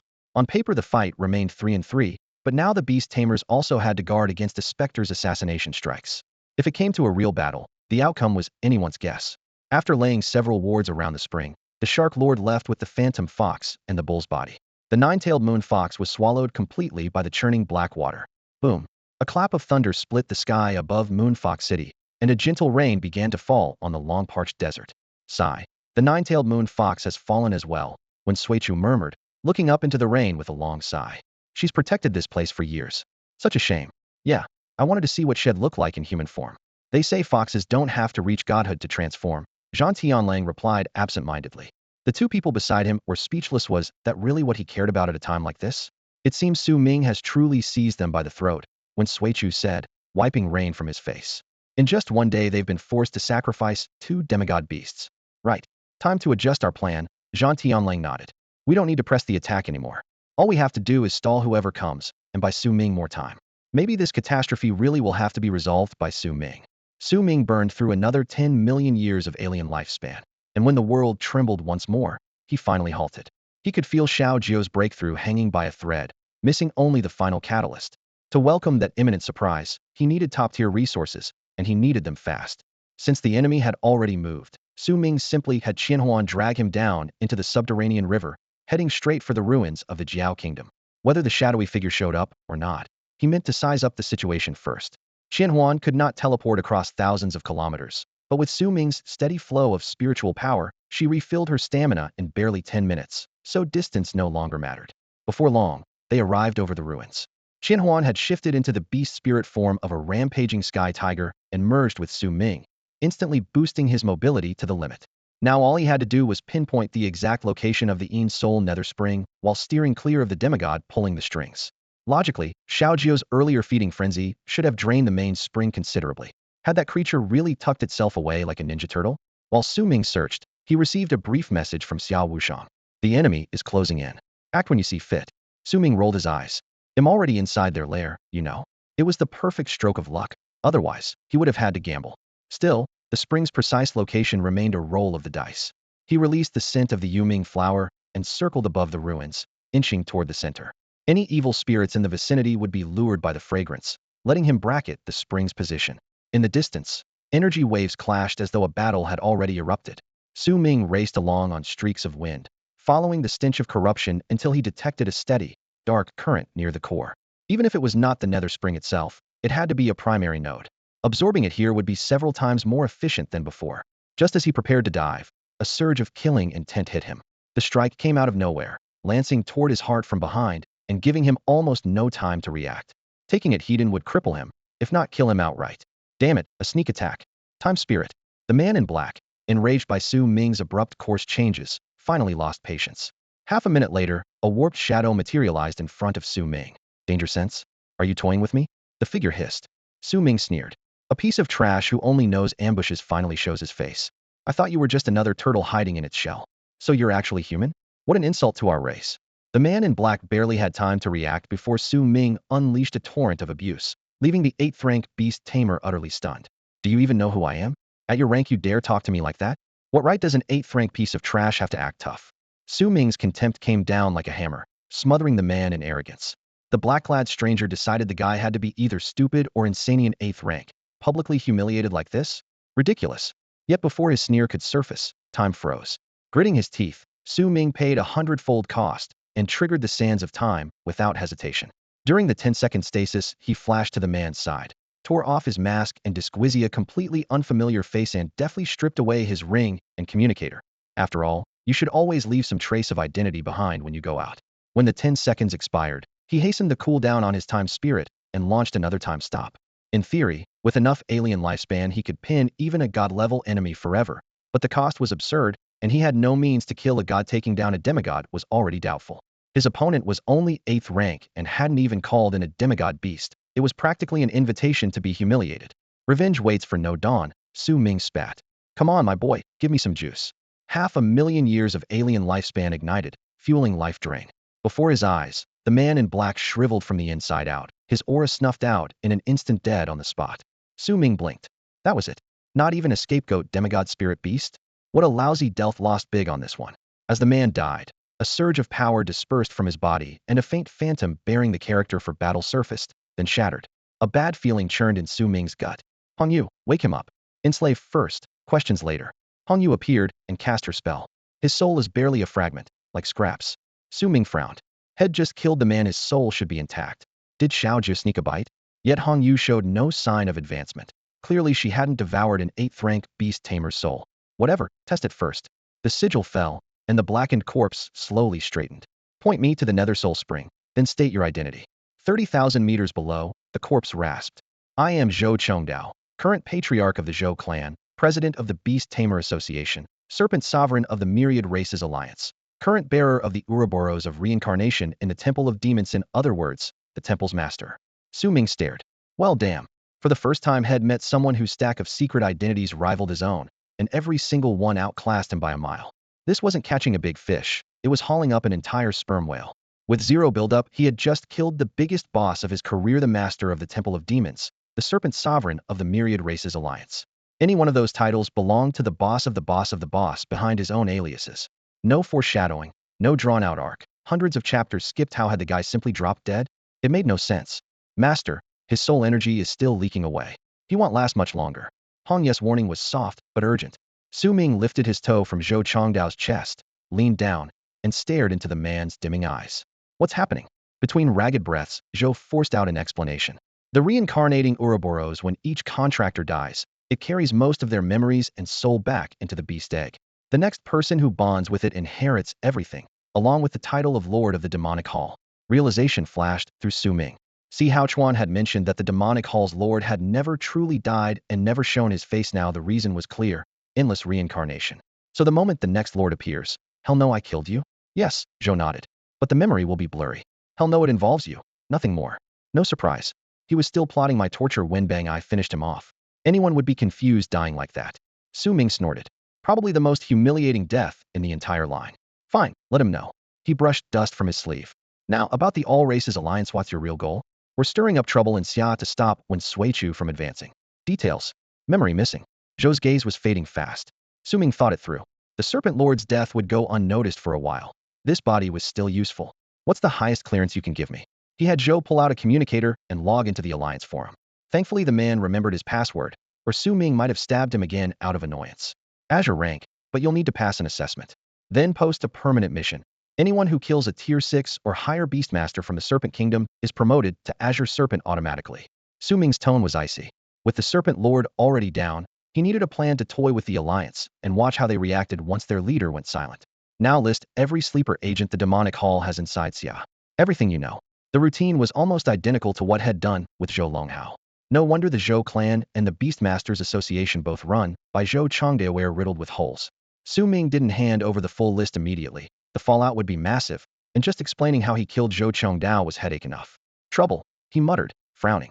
If I get the chance, I'll wipe them all out. If not, they can breathe a little longer. He could erase the whole event with a time rewind and act like it never happened, but Su Ming never let an attacker walk away. Vengeance never waits till dawn. Xia, the demonic hall, and the Alliance could deal with the aftermath. Had be long gone. Before Zhou grew completely cold, Su Ming squeezed out one last bit of intel. The Ouroboros itself had almost no combat power. Its only job was endless reincarnation, and once bonded, it eroded the master's mind and hijacked the body. Zhou's real fighting BS, a demigod shadow devouring draconic wraith, and a demigod living grimoire never even had the chance to act. Su Ming sent them straight to the grave. A pity they died without ever showing their strength, just as humiliating as their master.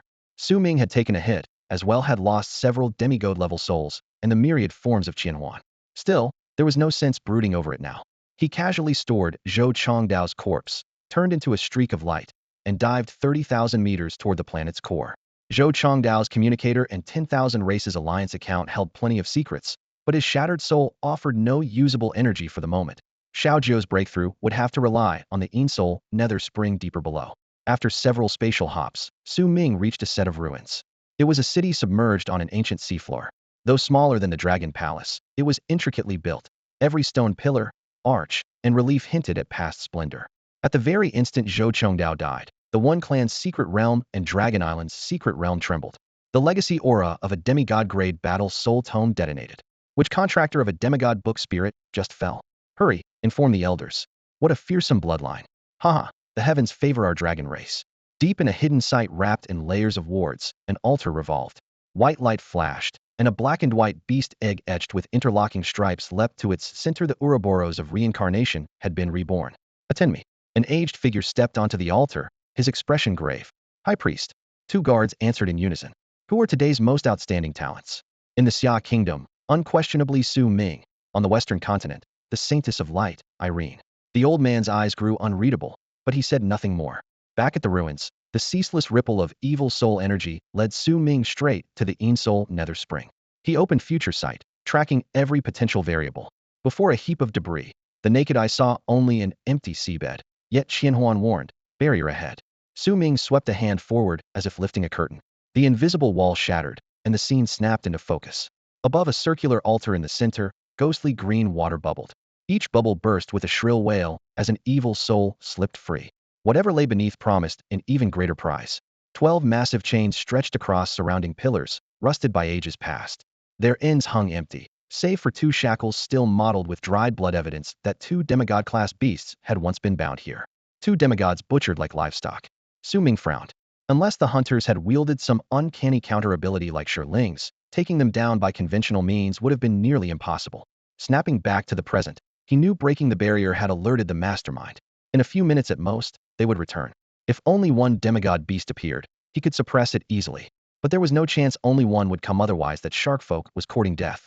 Su Ming moved in with deliberate care, his mind cycling through dozens of perspectives that spanned the next 60 seconds. He quickly concluded that no new threats would appear within that minute. Ahead of him, The pitch-black Soul spring gleamed with a dull light. The damp traces around the pool suggested that something had just crawled out. Wisps of spectral power leaked from the water, only to be siphoned away by the altar and the formation, where they were refined into threads of sinister energy, clearly a man-made construct. Xiaojiao, dinner time. He called softly, but only his own voice echoed back. From earlier tests, he knew the spring would react only if Xiaojiao's core was exposed. The moment he released it, he would have to be ready to retrieve it, in case a demigod-grade wraith burst free. Ordinary spring energy no longer satisfied Xiaojiao. What he needed was the qualitative leap brought by such a creature. Chronospirit. Engage transcendental acceleration and the deceleration field. Prepare for time stasis. The silent command flashed through his mind. A faint glow rose at his side. Thought doubled in speed, and even the dust motes seemed frozen. Every blink from here on could decide life or death. He clasped Xiaojiao's core, counted 1 second, 2 seconds, 3, then snapped it back. Boom. The Soul spring erupted like powder ignited, black water surging skyward like a volcano on the verge of explosion. At that same moment above Yuhu City, a light rain was kept at bay by a massive shield. Within the barrier, a jet-black dragon coiled in midair, its scales rasping with a deep hum, while on the opposite side a moon-devouring demon wolf burned with violet flame, fangs gleaming. When Suichu maintained the shield, Xiao Wushang and Zhang Tianlang guarded its flanks. Outside, a raging bull wraith bellowed at the sky. Without the shield, the two marshals from the rival military districts might have been forced into a direct clash. In the first exchange, the bull's corpse had been blasted apart. The wraith hiding inside tried to launch a sneak attack, but was intercepted, and the battle slipped into stalemate. In high-level fights, it's kill in one blow, or don't start at Alavarion's fully equipped, so it's either you vaporize me, or I vaporize you. Jiao Zun surveyed the field and sneered. Is this really all the so-called ancient dragonkin and pre-cataclysm tome spirits can do? Hey, I'm standing right here, care for a duel? Zhang Tianlang bristled. The Shark Lord flicked his tail fin, arrogance dripping from every word. When I ruled the Western Sea, your Xia nation didn't even exist. Are you stalling in hopes someone will come save you? When Suichu answered in a low voice. You may be the last of your kind, Lord Jiao. Survival is hard enough, why provoke another war? Not for long. Jiao Zun's smile was icy. Even as a wraith, I will see the glory of the Shark clan thunder across the world again. Zhang Tianlang snorted. Heard you split your tail to grow legs and lost the power to breed. Self-castration, huh? Ha ha ha, my mouth's as vicious as Su Ming's. Before the words had fully left his tongue, Jiao Zun exploded in rage, sea blue aura churning into a swirling sandstorm. From the depths of that storm, a colossal wolf materialized and hurled itself at the shield. Boom. The barrier buckled, forced several meters downward, but its lights still blazed, shaken, yet unbroken. Even the eldest of them, when Suichu, was still little more than a late-born junior in Jiao Zun's eyes. A sea wind heavy with briny sweetness swept across the rocks at their feet, sending up a spray of fine white foam. Standing where the breakers crashed, Jiao Zun kept his eyes half closed, as though he could hear the pulse of the ocean's deepest trenches. By seniority, he was a living relic from the same era as the former Sword Emperor. Though he had remained at the demigod realm, he was a peerless one, or he could never have survived untouched to this day. Even the once world-shaking Kuanping had nearly fallen to him. Centuries of tempering had made his presence unfathomably deep, every move like a hidden current in an ocean trench. Don't grandstand, little wolf, stop provoking him. When Suichu spoke by divine sense while shielding Xiao Wushang and Zhang Tianlang. Keep him occupied, every moment we buy counts. If that fails, we'll think of something else. In a straight fight, he did not fear Jiao Zun. The book spirit was not his only demigod-grade beast. But protecting Xiao Wushang and Zhang Tianlang mattered more, so he had no choice but to defend. Unless he could finish the battle in a single thunderclap, a drawn-out fight would let the lurking evil spirits strike back. The memory of Su Ming killing Zhou Chongdao in an instant was still fresh. No matter how strong a god-tier beast may be, it can be helpless before an evil spirit. Jiao Zun, only steps away, was wrapped in a shimmer of illusion, half real, half ethereal, a secret art that put him beyond reach of an instant kill. At this level there were only two paths, stare each other down for centuries, or settle life and death in a single blow. Nothing in between. At the same time, Jiao Zun sized up the 3 8th-tier beastmasters from Xia Nation. Snake Lord's intelligence had reassured him. The rest of Xia's 8th tiers were tied up at the front, and Xiao Wushang's stay here was limited. If he could keep them busy, no one would dismantle the array meant for the evil spirits.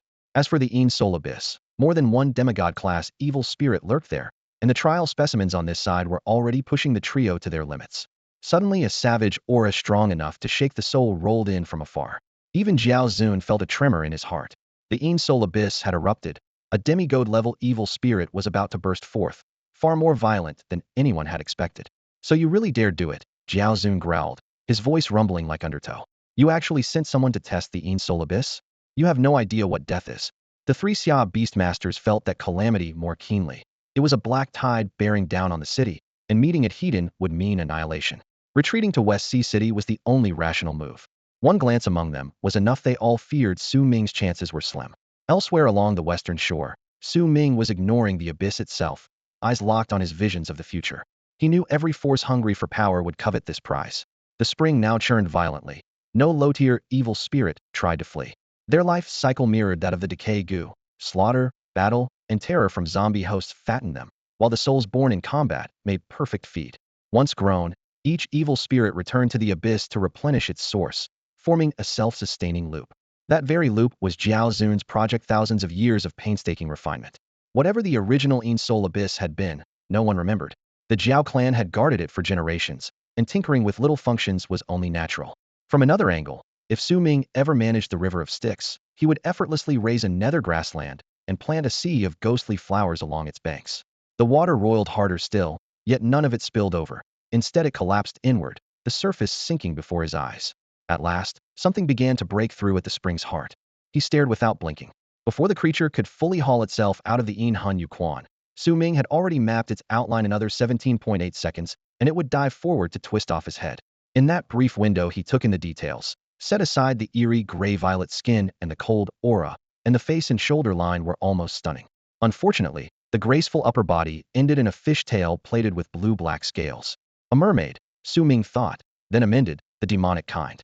This mermaid wraith slaughtered people, gnawed on flesh, and feasted on souls. Her claws flashed, and her eyes blazed with murder. Come on, sisteroo brother, he muttered, then ordered Shirling. Freeze time in 14.2 seconds. After giving the command, he actually shut his eyes, as though too scared to watch the coming carnage. His heartbeat ticked like a second hand in his ears until a piercing screech shattered the silence. Scree. Su Ming snapped his eyes open. His gaze met the mermaid wraith's lifeless gray orbs, but her pupils were hollow and reflected nothing. Shirling, next time don't cut it that close. He grumbled, even as his hand flashed out and plunged into her chest. Xiao Jiu, soup's up fish soup this time. Eat well. System prompts appeared one after another. You expend 1 million years of lifespan to accelerate the Sanshur Yuming fruit. Using super high-grade, ultra-concentrated soul power. Acceleration begins. Year 1. The Sanshur Yuming fruit, violently stimulated, instinctively draws in soul energy. Year 10,000. Absorb no longer suffices. It tears a demigod-level soul apart, devouring it shred by shred while the target offers no resistance. Year 542,341. The fruit gives a satisfied belch. After eating only 1/5, it completes its metamorphosis. The shell bursts, roots and shoots sprout, and it evolves into the Liujuan reincarnation tree. King class, 1 star. Skill awaken light of samsara. Year 1 million. The Liujuan reincarnation tree finishes gnawing the remaining wraith clean, advancing to peak king class. Acceleration complete. System settlement. Demigod peak wraith slain. Alien lifespan plundered. 3,000 years. In under a minute, a peak demigod wraith had been drained dry by a king-class plant. This wasn't ants killing an elephant. It was an elephant being chewed for 1,000,000 years. Light of samsara forces any being that does not belong to this world into reincarnation. Su Ming raised a brow. Xiaojiu, what counts as doesn't belong to this world? Direct exorcism always struck him as simpler than splitting hairs. Depends on your mood, Xiaojiu answered bluntly. Oh, if I say they don't belong, then they don't. Nice skill. Su Ming scanned his beast-taming space. A milky light of samsara wrapped Xiaojiu like a thin film, brightening even his own sea of consciousness with gentle warmth. From now on, any evil spirit that touched his soul wouldn't be facing artillery against a mosquito, it would be a nuke against a mosquito. Xiaojiu's evolution was complete, but the turbulence in the Een Hun Yuquan had only just begun outside. Barely a few dozen seconds had passed. The semi-divine demon soul didn't even have time to scream before it vanished, and it was only the first to fall. Shirling's time stop meshed flawlessly with Xiaojiu's true form. Any soul that poked its head out was frozen in place and erased before it could struggle. Su Ming had worried that a swarm might overrun him, but now he had just one thought. Bring it on. Sensing another ghastly skull rising from the bottom of the well of restless souls, he flicked a finger. Time locked. The creature hung motionless in midair. Su Ming promptly summoned Xiaojiu if there was going to be a fight. Head rather pressed the attack. Tree shadows burst from the ground as the six-fold reincarnation tree materialized in the ruins, possibly for the first time in history. A pale yellow curtain of reincarnation light swept outward, swallowing the entire site. With the well and every lurking spirit taking the brunt. Killed peak semi-divine demon soul. Plundered 3,000 years of alien lifespan. The target disintegrated the instant it appeared, leaving nothing but cold numbers in the battle log. Not a scrap of energy went to waste. Xiao Jiu either gulped it down or let it seep back into the spring so it could ingest it a moment later. The light flashed non-stop, data scrolling madly. Killed Overlord class Demon Soul. Plundered 345.1 years 12. Killed King class Demon Soul. Plundered 152.3 years 45. Killed Monarch class Demon Soul. Plundered 54.8 years 232. The spring boiled, black mist roiling. Any spirit brushed by the light imploded into pure soul energy. Didn't want to show yourselves? Fine, once the spring runs dry, you'll die anyway. Since leaving Biluo City, Su Ming had burned through more than half his alien lifespan. At last he could replenish the stock. He studied Xiao Jiu's true body and found it far more luxuriant. The original nethergrass had merged completely with the roots and branches, and the count kept climbing. The more spring water it absorbed, the faster the canopy spread. Every new leaf was a third-rank stalk of nethergrass. So now you're munching leaves instead of grass. Guess you're not chives anymore, Su Ming joked, though leaves that regrow the moment they're cut were chives in all but name. The trifold nether flower had been transplanted onto a side branch, clearly outside the main trunk. Suddenly Su Ming spotted a fist-sized fruit dangling high on the tree. Xiao Jiu, that's not another nether fruit, is it? Those are only good for the dead. No. Good. How long till it's ripe? Normally 600,000 years. Here, with these resources, 1% of that. 6,000 years. About what a ginseng fruit to Keisha. Su Ming laughed and immediately cranked up time acceleration on Xiao Jiu. Bzzz. The waterline dropped visibly. Half-rotted corpses surfaced, bones glimmering with cold phosphorescence. Wails echoed from the depths. But before the reincarnation tree, every restless soul was trapped in a barrel.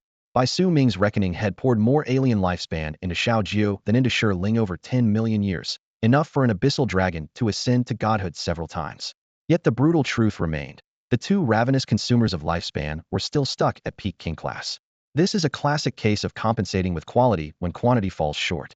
Shi Ling may only be at the awakening tier, yet with the time hourglass and extra time sand he can still reverse the flow of Tamiya power easily on par with divine rank. Elsewhere, Xiao Jiu's fruit had just ripened. Su Ming looked up to see a full 50 or 60 golden fruits hanging from the branches, releasing an intoxicating aroma. Xiao Jiu, what do these fruits do? Any living creature that eats one gains an extra 100 years of life. Even a wraith can absorb it, turning a yin soul into a yang soul. A yang soul is still incorporeal, but it can leave the nether river and fears neither sunlight nor thunder. Seriously? That's basically a ginseng fruit. Without hesitation, he plucked one and popped it into his mouth.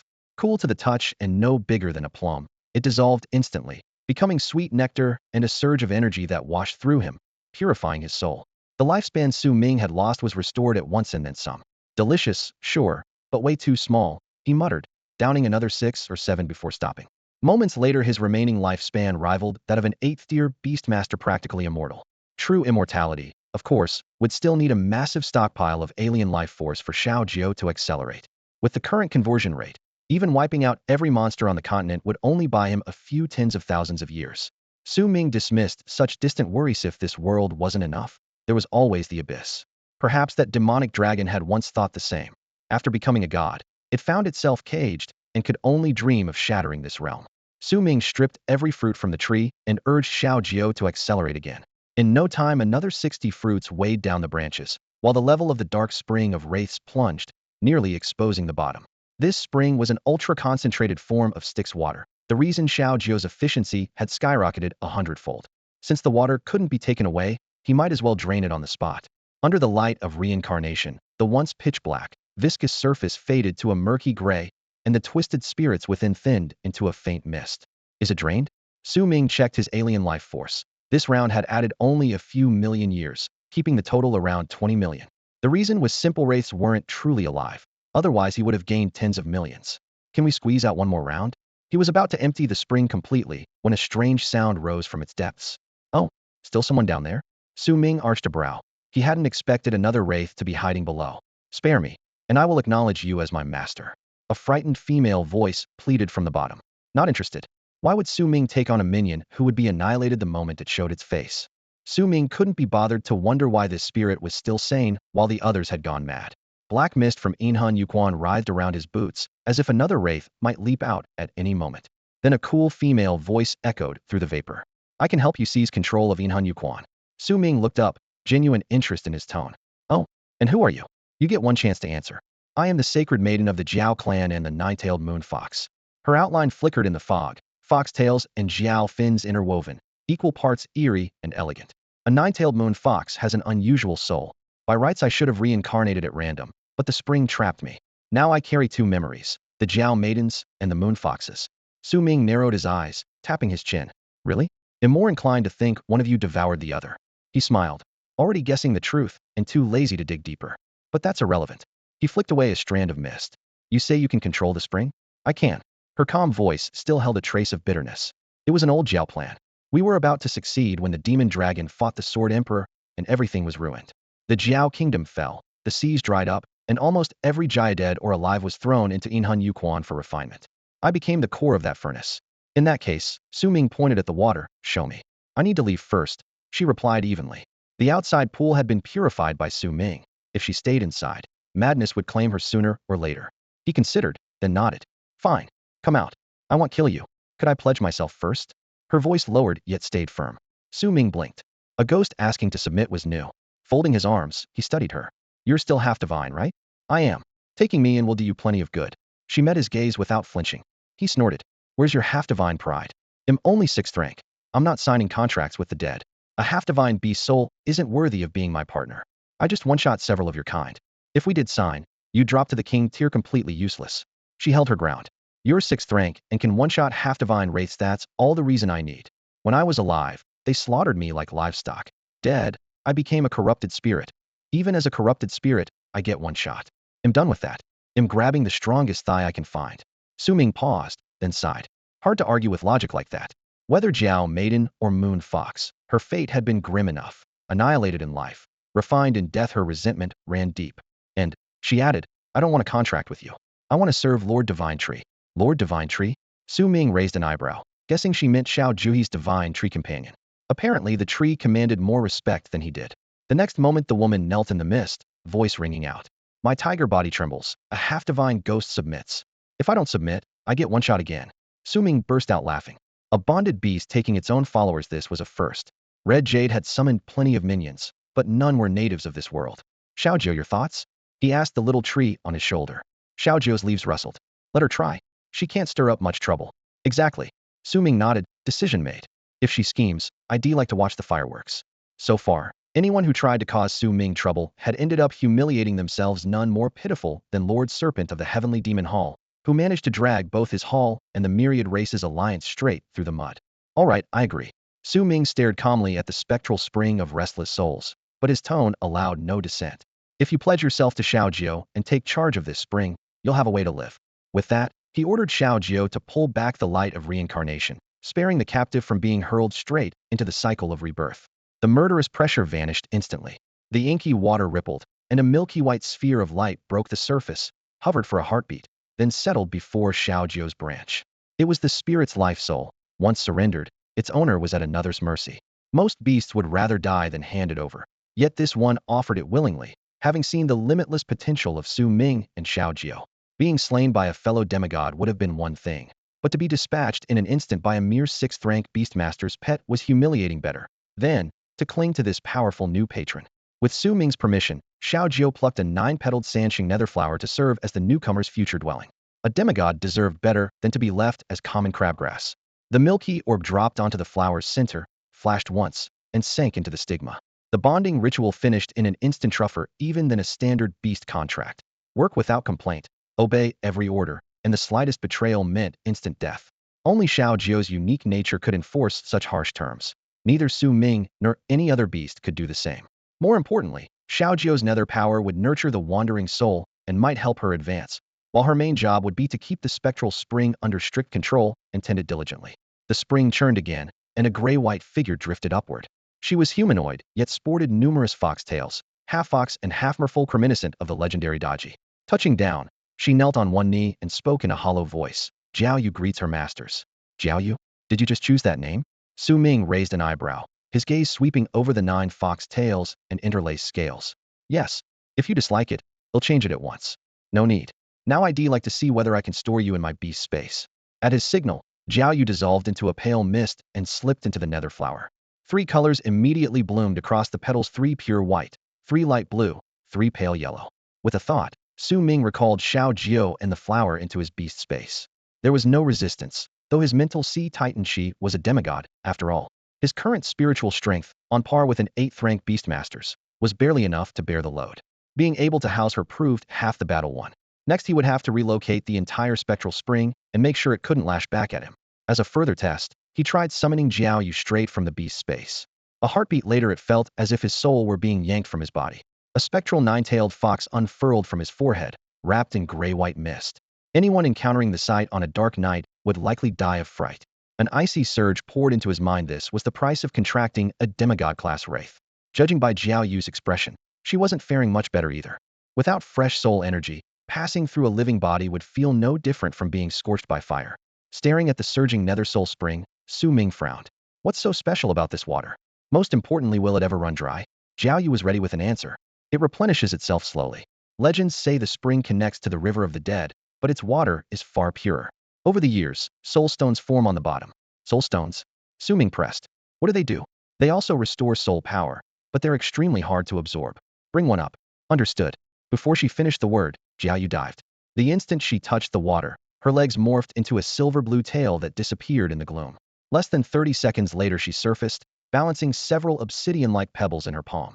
Even at a distance, Su Ming felt an icy sting. The soul power locked inside them was so condensed it would be a nightmare to extract. With a flick of his wrist, he swept the stones into his spatial ring. They'll study them later. He turned to her. You've been invaluable so far. Now, seal up the spring. If you can execute my plan perfectly, they'll reward you. Jiao Yu nodded solemnly. Controlling the nether soul spring has been my people's dream for tens of thousands of years. I never thought the day would come only after my tribe was wiped out. She inhaled, forming a complex seal with both hands. Gray soul mist rose from her body and drifted to the 4 corners of the spring. In the next instant, boom, the entire undersea ruin quaked. Shattered columns and crumbling walls threatened to collapse. Su Ming glanced around, cursing inwardly. Are we about to be buried alive? Yet even that mattered less to him than whether the spring could be taken away. Xiao Jiao needed it, and this water was purer than anything else. Fortunately, the tremor lasted only a moment. The whole spring suddenly compressed into a gray-white beam that howled into Jiao Yu's body, leaving a bottomless pit behind. It worked. Su Ming exhaled. She hadn't lied after millennia bound to the spring. She was practically its living anchor. Without the 9-tailed moon fox's guidance, she'd still be a corrupted spirit. With the mission done, he sent Jiao Yu back the way they came, letting her slip through his mind sea into Xiao Jiao's beast space. A chill seeped along their mental link, making him shiver. Xiao Jiao, give her a fruit. It was both a reward and a way to shift her from yin to yang, so he wouldn't feel as though an air conditioner was blasting him all day. Thank you, master. Jiao Yu accepted the fruit. Her spirit form absorbed it instantly. Ashen skin brightened to a gentle ivory, though faint traces of death still lingered. She then transferred the nether soul spring into Xiao Jiao's realm. It was now as vital to them as Hong Ye's phylactery. Barring an emergency, Su Ming had no plans to move it again. Jiao Yu became the resident gardener, watering Xiao Jiao every so often. Now a yang spirit, she was even more certain she'd made the right choice. Such a life-extending treasure, handed over so casually, was nearly unheard of. Clinging to this patron might really give her a shot at reaching the divine realm one day. A mournful howl rippled through the air. At the instant Su Ming pocketed the Yin Soul Spring, far beyond the ruins of Yuehu City, the rampaging demigod-class savage bull wraith shuddered as though its life had been drained away. It let out a brief whimper, then dissolved into black mist and vanished without a sound. That creature had been Jiao Zun's trump card, several times more dangerous than an ordinary ghost, with almost no weakness except its bond to the spring. Had he controlled 4 or 5 more of its kind, the entire Xia nation would have trembled. Yet in less than 10 minutes the battlefield had flipped, leaving everyone feeling as though the feast had ended before the first course. What just happened? That thing exploded out of nowhere. Something's gone wrong for them. What are we waiting for? Let's smash him. Hold it. Could be a trick. Xiao Wushang clenched his fists and muttered, I never want to meet that thing again. I'd rather face Wu Shuai. The suffocating sense of total suppression once was more than enough. On the other side, Jiao Zun was even more shocked than the rest. He knew better than anyone that the wraith's tether had truly snapped. It had vanished like a kite whose string had been cut. Such beings were rejected by heaven and earth, so their deaths never stirred a cosmic anomaly. That was why Su Ming's slaughter at the spring had drawn no omen. But this particular body had been under his direct control, and its sudden destruction sent ice through his veins. Even so, he maintained a calm facade. Even if my wraith doesn't move, none of you will dare show yourselves, he said, while his divine sense swept the area in frantic circles. Suddenly a message burst into his mind. Zhao Zun, change of plans. Shizun just ran into trouble. I thought he wasn't showing up. What could have happened? Don't know. I'm pulling out good luck. As the voice faded, the illusion blanketing the battlefield began to crumble, and once hidden figures came into focus. Zhao Zun realized instantly. The elusive fox had withdrawn. That damn fox, damn.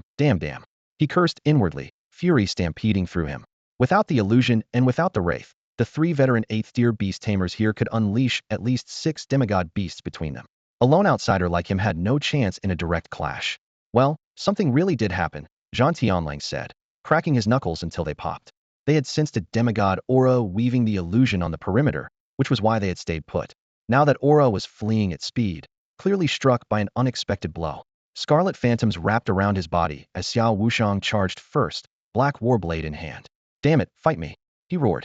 Boom, the blade swept sideways, carving a 10-kilometer furrow in the earth. Overhead, a black dragon coiled among the clouds and spewed torrents of dark fire, scorching the broken land red-hot. Moments later, when Suichu and Zhang Tianlang arrived, the combined force of the 3 surging like a tidal wave, but they found only lingering vapor and fading spiritual traces. He got away.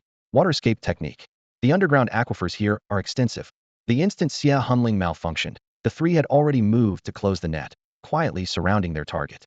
Unfortunately, Zhao Zun was still a half-divine powerhouse. Without a sure-kill move, it was almost impossible to keep him once he chose to flee. Ask that kid how he's doing. Any injuries? Zhang Tianlang said in a low voice. After this fight he no longer dared take Su Ming lightly. Without Su Ming's precise strike at the creature's weak spot, the crisis would never have ended so cleanly. Xiao Wushang glanced at his communicator, one eyebrow twitching. He says he's already back in Giant Whale City.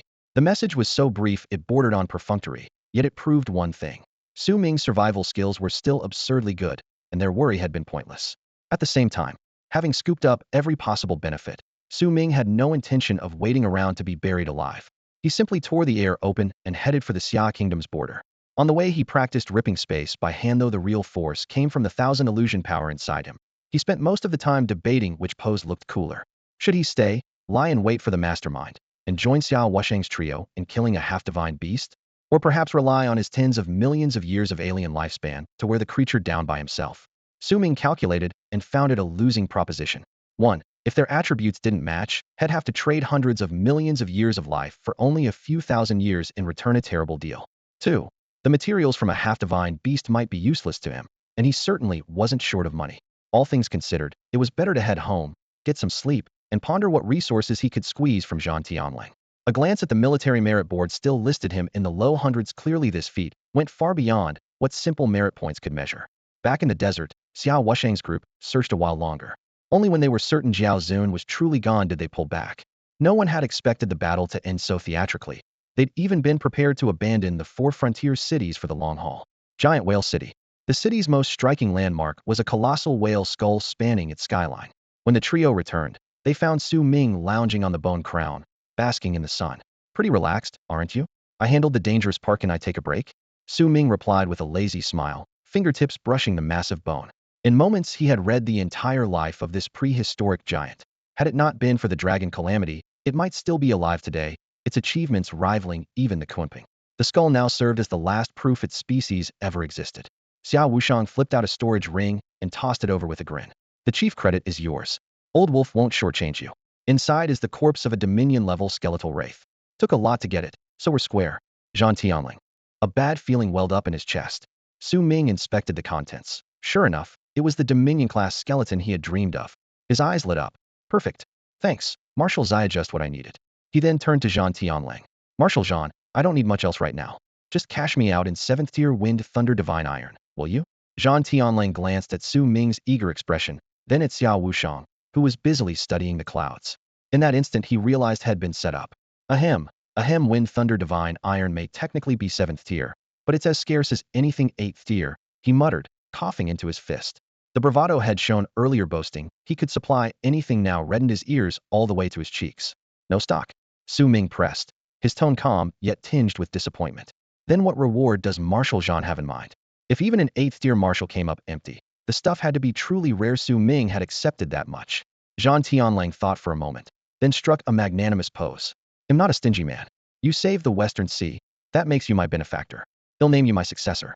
When I retire, every resource under my command will be yours. Xiao Wushang could only stare, question marks practically floating over his head. When Suichu adjusted his spectacles and opted for a silent ellipsis. You're serious? When Suichu whispered.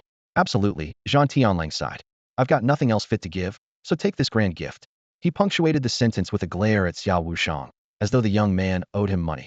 Another promissory note, Su Ming thought, massaging his brow. Even if he did inherit, who knew how many years that would be? He offered a polite smile. Marshal, your retirement is ages away. Take your time. Find the iron later, and we'll settle up then. Zhang Tianlang didn't want an IOU hanging over his head. Inspiration struck. How about this? Let the moon-devouring demon wolf give you a pup. A half-divine cub. How does that? He never finished. The wolf promptly bucked him off, and man and beast tumbled across the courtyard in a tangled heap. Su Ming's mouth twitched. Another day, another outrageous stunt from Marshal Zhan. Amid the commotion, when Suichu suddenly spoke, his voice low but full of anticipation. Young friend Su, I've been meaning to ask what is that subtle fragrance on you. Since you're asking, Elder One, I suspect you already have a guess, Su Ming replied with a faint smile. When Suichu nodded, then shook his head. A guess, yes, but it sounds impossible. 3-life nether bloom, at least 6 petals.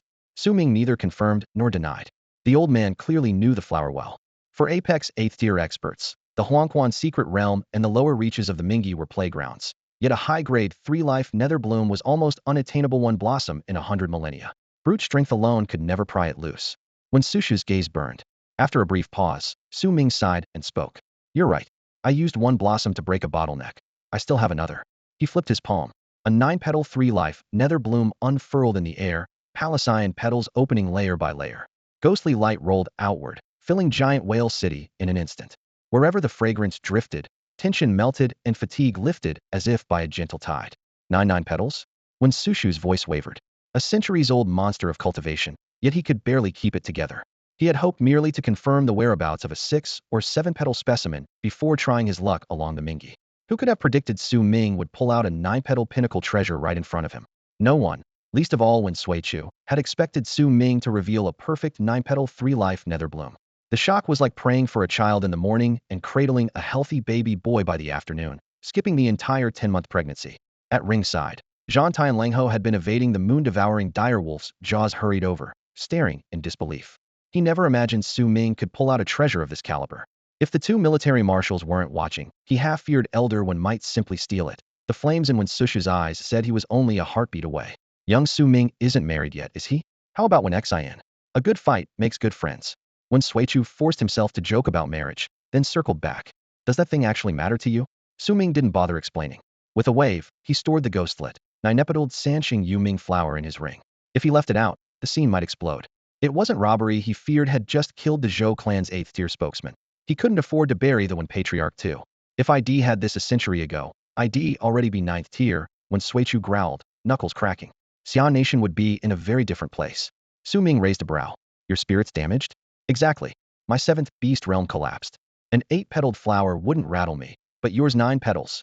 I've only heard of it, never seen one. You've prepared 100 years. Even without it, your odds aren't 0, or the others wouldn't be so eager to stir things up. When narrowed his eyes. Oh, you know the inside story? Just a guess, Su Ming muttered, cursing the slip his intel came from Zhou Chongdao's corpse in his ring. Well, let it go. With this flower my chances soar. The alien races won't sit by and watch. This isn't a century Agathiel, never let us rise in peace. Better to strike first than guard the door forever. Su Ming nodded, calm but firm. He'll trade the 9-petaled Sanxing Yuming flower with the one clan, but only at a public auction in the capital. If you want it, bring something worthy. Let everyone see. Zhang Tianlang, Xiao Wushang, and when Suichu all stared, Su Ming had just laid his cards on the table. Xiao's political map was about to be redrawn. Veins bulged on Wen's temple as he held the blazing hot potato. A quick cut hurts less than a long one, Su Ming said. I play offense, not defense. Silence spread until the 2 marshals spoke first. Zhang Tianlang rumbled, I'm in. 2 demigod beasts guard the west. Only that old scorpion is restless enough to keep them down. He'll strike first the empty desert there meant his district suddenly had free hands. Xiao Wushang nodded. I agree, but wait until Wushuai dies. The old man has only a few years left and is settling his affairs. Su Ming voiced no objections and turned to Wen Suichu. The patriarch stroked his beard, inhaled deeply, and said, fine. Let's see who our real allies are, who smiles while stabbing us in the back, and which parasites need rooting out. When Suichu had made his decision. Parasite? Su Ming almost laughed. The biggest parasite in the world was lying comfortably inside his own storage ring. He quietly wondered how long it would take before news of Zhou Chongdao's death broke. The thought had barely formed when Sui Chu glanced at his communicator, and his expression changed. Elder One, what happened? Su Ming asked casually. A demigod rank book spirit holder has fallen. It appears to be someone from the Zhou clan, Sui Chu said gravely. At his words, Marshals Zhang Tianlang and Xiao Wushang both stiffened. An old eighth tier like Zhou dead, just like that? Zhang Tianlang frowned. When did it happen? Xiao Wushang pressed. While we were staring down the merfolk, Sui Chu said. Old Zhou's movements were always secret. How could he just? The three exchanged looks, questions piling up. Was Zhou Chongdao the real target, and their own battle merely a diversion? Yet there wasn't a single clue. All they had was the message the book's spirit brought back from the One clan's secret realm. No body, no battle scars, not even a demigod-level energy surge anywhere in Daxia. Who would guess the killer was the unremarkable Su Ming standing right beside them? This is serious. There may be more to come. Stay alert, Sui Chu warned. They're still inside Daxia. They won't make big waves, Xiao Wushang said coldly. Old Zhou liked poking around secret realms and abyssal rifts. It could have been an accident. Times are chaotic. Better to be cautious, Sui Chu concluded. The grim news snuffed out the relaxed mood. Xiao Wushang and Sui Chu decided to return to the capital to deal with the fallout. Su Ming, however, was asked to stay. Not wanting to owe him a favor or issue a formal reward, Zhang Tianlang told him to pick one demigod-grade material from the military warehouse. Su Ming glanced over piles of monster hides and bones. None of them appealed to him. Marshal Zhang, how about letting me see the demigod rank beast you keep here? He suggested. The old scorpion? You're not asking me to kill it, are you? Zhang Tianlang narrowed his eyes. If the chance arises, why not? Su Ming grinned. 50-50, you get the crystal core, I take the body. How's that? In 3 sentences, he had already arranged how to split the corpse of the infernal devourer scorpion. Zhang Tianlang's heart skipped. This kid is crazier than I am. You think a demigod beast is as soft as those two we dealt with before? To kill one, would need triple containment. Just the two of us? Even if we manage it, you'd be dead first. I only said I wanted a look, I never said we had to fight. Su Ming shrugged. What? Afraid to take a peek. Once I see it, I can mimic its form. Whether we attack is your call. Seeing the scorpion counts as your reward? That easy? Zhang Tianlang asked suspiciously. Your warehouse has nothing I want, and you won't let me leave empty-handed. What else can we do? Fine, Zhang Tianlang said at last. They'll take you to see it. Damn it. I should have known old Xia wouldn't swap a sovereign-class skeletal revenant for nothing. If you wanted it, you should have said so sooner. Only then did Su Ming realize that the sovereign-class bone Xiao Wushang had sent him had come from the beastmaster standing before him, Zhang Tianlang. Since the deal worked in his favor, he let it slide. The next morning, Zhang Tianlang rode his mount at the head of the group, with Su Ming and Qian Huan close behind, the trio streaking northwest through the sky. Half an hour later, rolling hills appeared on the horizon. It was still desert, yet the scorching heat had fused vast stretches of sand into translucent glass that flashed blinding reflections. Anything capable of turning sand to glass had to be an exceptionally powerful fire-type beast. This region lay less than 1,000 kilometers from Huiyan City. The unique terrain shielded the city from drifting sand, but a single stir from the demigod-level beasts hiding here could reduce the whole place to ashes in minutes. That old scorpion is deadly poisonous, and its fire ability is vicious. We're just here to observe it clash with it, Heaton, Zhang Tianlang warned. Relax, it can't hurt me, Su Ming replied with a faint smile. Poison? Perfect for Qian Huan. Devouring it would only boost his resistance. The infernal flame soul-devouring scorpion, which could once have been spared, now had to die. Zhang Tianlang clicked his tongue silently. Where does he get that confidence? He wondered, yet he couldn't forget how Su Ming had turned the tide not long ago. Making Su Ming his successor had never been a win. The man had the strength and the nerve. Su Ming just wasn't interested. What was so great about old Xia anyway? Broke as a pauper, and had still tricked him out of a 7th-tier skeleton. Marshal Zhang, if a chance appears, can you take it? Su Ming suddenly asked. Huh, what chance? Zhang Tianlang barely finished speaking before the ground began to quake. Hiss, crack, crack, crack. Tens of thousands of fiery red scorpions erupted from the sand, carpeting the gray-yellow ground with clacking shells. Then the true titan arrived. A burning dune ahead collapsed with a thunderous roar as a colossal scorpion nearly a kilometer long burst from the earth. Its body was a pale ash gray, its twin pincers, towering like twin peaks, and the carapace on its back were wreathed in ghostly blue, flame sand, awe-inspiring sight. It feeds on spirit veins. There's a rich load of spirit stones beneath us, Su Ming said from Qian Huan's back, delight gleaming in his eyes. Qian Huan had just reported, Morph Stack 1, now at 20 layers. Zhang Tianlang, why have you left your city to invade my lair? The infernal flame, soul-devouring scorpion's rasping voice grated like sandpaper. Zhang Tianlang opened his mouth to reply, but Su Ming's calm voice beat him to it. Marshal, unleash your strongest move now. Huh? Attack what? Zhang Tianlang was momentarily confused, yet his body moved without hesitation. In an instant, more than a dozen buffs descended on the moon-devouring demon wolf at his feet. Bloodlust frenzy, power unleashed, speed surged, their lights flared at once, and the wolf's muscles swelled as its bladed claws sliced the air with a whistle. In less than a second, Zhang Tianlang unleashed every support-type beast art he had, stacking their effects to the limit. When he finally looked up, he realized the semi-divine infernal soul-eater scorpion ahead of him hadn't reacted at all. At semi-divine level, both sides should move in perfect sync, yet the giant scorpion stood like a stone carving. With the arrow already on the string, Zhang Tianlang had no choice but to strike. Ultimate finisher moon eclipse, soul-reaving slash. Heaven and earth flipped.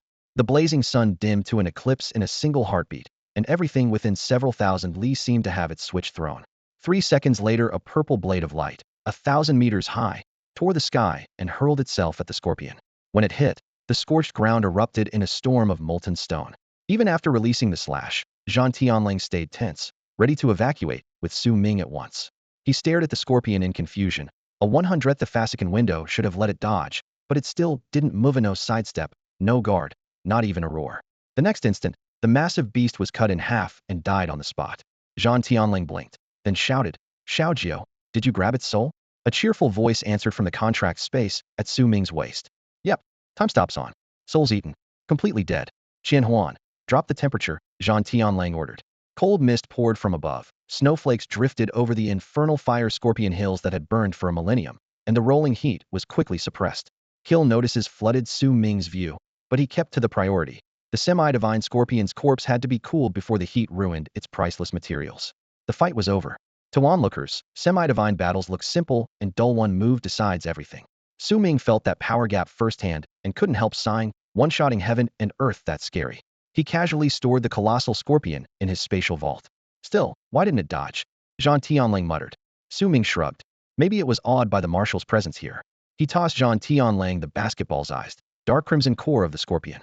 By prior agreement, it was his, and Su Ming had no interest in contracting a poisonous insect-type beast anyway. That was when Zhang Tianlang put it together. "You froze it for 5 whole seconds?" Judging from everything he'd seen, he already knew the answer. Su Ming nodded. "Right. I've got a support beast that can speed things up or slow them down." Remembering the scorpion frozen in place, Zhang Tianlang realized it was less slow and more time-locked. He opened his mouth to ask more, but Su Ming coughed to hide his fatigue. "That cost a lot. I won't be back to full strength for 10 days, maybe half a month. Let's head home." They cut through the sky toward the Xia Kingdom. The trip had earned them a semi-divine trophy, and let Su Ming test semi-divine combat strength. The verdict was brutal. Without an absolute life-saving ace, you simply wouldn't dare pick a fight. Even with 2 or 3 semi-divine beasts of his own, a human beastmaster might still balk at hunting a wild one. In the blink of an eye, more than half a month had passed since Su Ming returned to the imperial capital. Other than unwinding in a top-tier club, he spent the days quietly gauging how every faction reacted to Zhou Changdao's downfall. Street patrols had doubled, armored columns came and went, and several military districts were clearly shifting their troops. The simultaneous disappearance of 2 demigod beastmasters was a brutal blow to the Xia Kingdom, so the leadership sealed off all information, fearing that public shock would invite immediate aggression from hostile powers. The first to fall silent, oddly enough, was the Temple of Heavenly Demons. Its once orderly chain of command lost its top leader overnight. The upper echelon were frantic behind closed doors, yet no one dared show alarm. The loose alliance of 10,000 clans, by contrast, seemed placid on the surface. What truly stirred the waters was a commission issued under the Serpent Lord's name. The mission ordered operatives to enter the Forbidden Sea and kill a 6th-tier beastmaster from the Serpentine Kingdom, with instant promotion to Green Serpent rank as the reward. Many dismissed it as absurd until someone casually took down a 6th-tier Serpentine beastmaster on the coast, submitted the trophies, and was genuinely promoted. News spread like wildfire, leaving the other lords' subordinates green with envy. Only a handful at the very top knew the Serpent Lord might be in trouble, and every major power pretended ignorance, turning the whole scene into an eerie calm before the storm. Even Su Ming felt the oppressive atmosphere. Half a month later, he packed away the supplies delivered by Shang Run and boarded the train back to the Forbidden Sea. He had posted the welfare mission himself. He couldn't let others collect rewards while he left empty-handed. Besides, he planned to irritate the Serpentine Kingdom and search for the bones of a demigod-grade, iron-eating beast along the way. This time Shang Ren had procured 5th-tier Xian magnetic mithril, perfect for covering Dabase's basic metal needs. High-tier wind and thunder ores were still rare finds. Ever since he met Shang Ren, Su Ming's wish list had barely changed. Hoard every kind of metal for Dubai. Defy wasn't so much a gold-devouring beast, as its peers' advancement resources were even scarcer. Sometimes no one could even confirm those resources existed. Fortunately, theory predicted Defy could advance safely to Monarch tier, and every required material was at least rumored to exist. That alone was a stroke of luck. The shortage of wind and thunder metals was offset by fresh intelligence from Shangrun. Beyond the Xia Kingdom lay a vast public secret realm called the Divine Abyss. Elite fighters from both eastern and western continents battled the abyss there year-round. It was the world's foremost frontline against that darkness. 6th, 7th, and even demigod-tier resources were anything but rare inside. If Su Ming wanted an endless supply of top-grade ores, that was the place to find them. After teleporting to the city closest to Biluo City, Su Ming didn't rush to set out again. The moment he landed, he retrieved from his spatial ring the 7th tier, Overlord-class skeletal corpse Xia Wushang had given him. He had spent the past few days relaxing and had nearly forgotten about it. Hong Yu wouldn't mind a short delay either way. The skeleton was roughly humanoid and bone-white from head to toe, yet it stood several dozen meters tall, a bit higher than an ordinary king-class undead. Size was never the undead's strong suit. Their bodies were interchangeable, patched together from whatever bones they found. Su Ming laid the massive corpse flat on the ground. With a lift of his hand, a crimson flash appeared and Hong Yu materialized. Hong Yu, see if there's anything useful in here, he said. Hong Yu's entire body was blood red, and its bone flames now flickered with excitement. An Overlord-class skeleton. Enough for me to advance. If I were already at King tier, it would be even better, but we'll hunt for better materials later. Expend 10,000 years of lifespan to accelerate the blood-cursed lich's growth. This acceleration will consume one Overlord-class skeleton. Acceleration in progress. Year 1. The blood-cursed lich faces a choice. 1. Replace its own body with this skeleton, a simple step that erases previous mutations. 2. Refine the skeleton's essence over a long period and merge it, a slow path with greater potential. Hong Yu chose the second path without hesitation. Year 8766. Refinement complete. The essence of the Overlord-class skeleton fully merged. Hong Yu's entire frame began to molt. Agony and reconstruction intertwined. Year 8862. Metamorphosis complete. The blood-cursed lich has evolved into a skeletal lich king. Rank advanced to king class, 1 star. New skill learned. Gate of the Dead. Year 10,000. Acceleration finished. Skeletal lich king advanced to king class, 3 stars. Gate of the Dead mastered, combining all blood and necrotic traits at full power. Su Ming dismissed the prompt and turned to Hong Yu. The lich was only slightly taller than before and still crimson, yet a translucent, jade-like bone shell now coated its frame. The once flowing scarlet bones were sealed inside this jade armor, their bright red tempered by a hint of restrained emerald, giving it a calmer, steadier presence. Because only skeletal materials had been used for this evolution, the blood and necromancy lines could serve only as support. Strengthening either path in the future would require matching resources. Apart from abyssal blood jade, Su Ming had seen few high-quality blood affinity items. For necromancy, he had only the Necromancer's Codex. This was, after all, a world of the living, where undead resources were scarce. Hong Yu, is Gate of the Dead just an upgraded version of Skeleton Summon? Su Ming asked. Hong Yu shook its head, the sound echoing through its bones. No, Gate of the Dead lets any undead cross planes. It's not limited to the skeletons I've contracted. With enough mental power, I can extend its duration and raise the level of the undead that pass through. I can even open a portal from the vampire or undead realms to this one. However, I can't sign contracts with the other 2 races. So that means we can kill them? Hong Yu gave a definite answer. Yes. Su Ming's eyes lit up and he muttered. Isn't that basically ordering takeout? The skeleton minions Hong Yu summoned couldn't deal fatal blows, but wild undead had no such restrictions. In a heartbeat, he devised a complete plan to bleed the undead. Plain Dryany Master Exploit Farmer would call him a pro. Where others saw a weapon for maximum carnage, he saw one question. How much can I farm?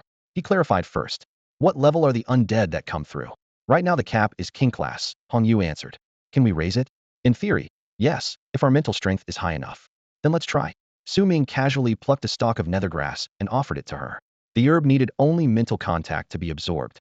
Until now had never bothered boosting his beast's mental power. His infinite cooldown made skill recovery trivial, like eating gourmet meals every day and never learning to cook. But with skill ceilings in play, mental strength was critical. Energy from the nethergrass surged with Hong Yu's mind tide. She digested it easily. Su Ming nodded. Great. If we're short on undead materials later, we'll just make them ourselves. He jerked his chin. All right. Summon something from the necro set. Necromancy meant ghosts and wraiths similar to soul beasts, but full-fledged undead companions. Hong Yu raised her hands, voice low. Gate of the Departed. Hum. A gray stone door appeared in midair, icy wind howling out. An instant later, a tide of phantoms flooded the living world, wailing with malice thick enough to freeze the air. They meant to shred the living, yet saw only blazing sun and barren peaks. If they didn't find hosts fast, sunlight would cook them. Soon they sensed the lone human aura nearby, and it smelled maddeningly delicious. Their hesitation lasted a heartbeat. They swarmed straight for Su Ming's mind sea, eager to nest. A grin tugged at his lips. Xiaojiao, delivery's here to begin. The revenants poured in like crawfish crawling into a pot. Even semi-divine evil spirits popped like soap bubbles. 1,000, 10,000, it didn't matter. The moment they entered, they vaporized into pure soul force. Xiaojiao devoured it, storing the excess in the ghost spring. Gardener Gus stood aside, scalp tingling. What necromancer would dare serve this man a meal? Only then did she realize had cooked it up himself. From now on, the undead plane, like the abyss, was just another of his future gardens. The test over, Su Ming was delighted. Endless soul power, and extra lifespan perfect. The only downside was the low level. If he could reel in tens of thousands of sovereign class or semi-divine wraiths, that would be a real feast. Under normal circumstances, Hong Yu can keep the gate of the dead open for barely 10 minutes when acting alone. Within that short window, the number of spirits it can summon depends entirely on its stored energy or pure luck in placing the gate where ghosts are already thick. Since teaming up with Su Ming, however, everything has changed. For him, the gate has become a truly unlimited usability. Every 10 minutes, Su Ming forcibly accelerates Hong Yu's mental recovery and resets the cooldown on Yu Ming grass absorption. The wraiths, just erased by Xiao Jiao's reincarnation light, break down into pure soul power, which in turn feeds Xiao Jiao and nourishes the Yu Ming grass.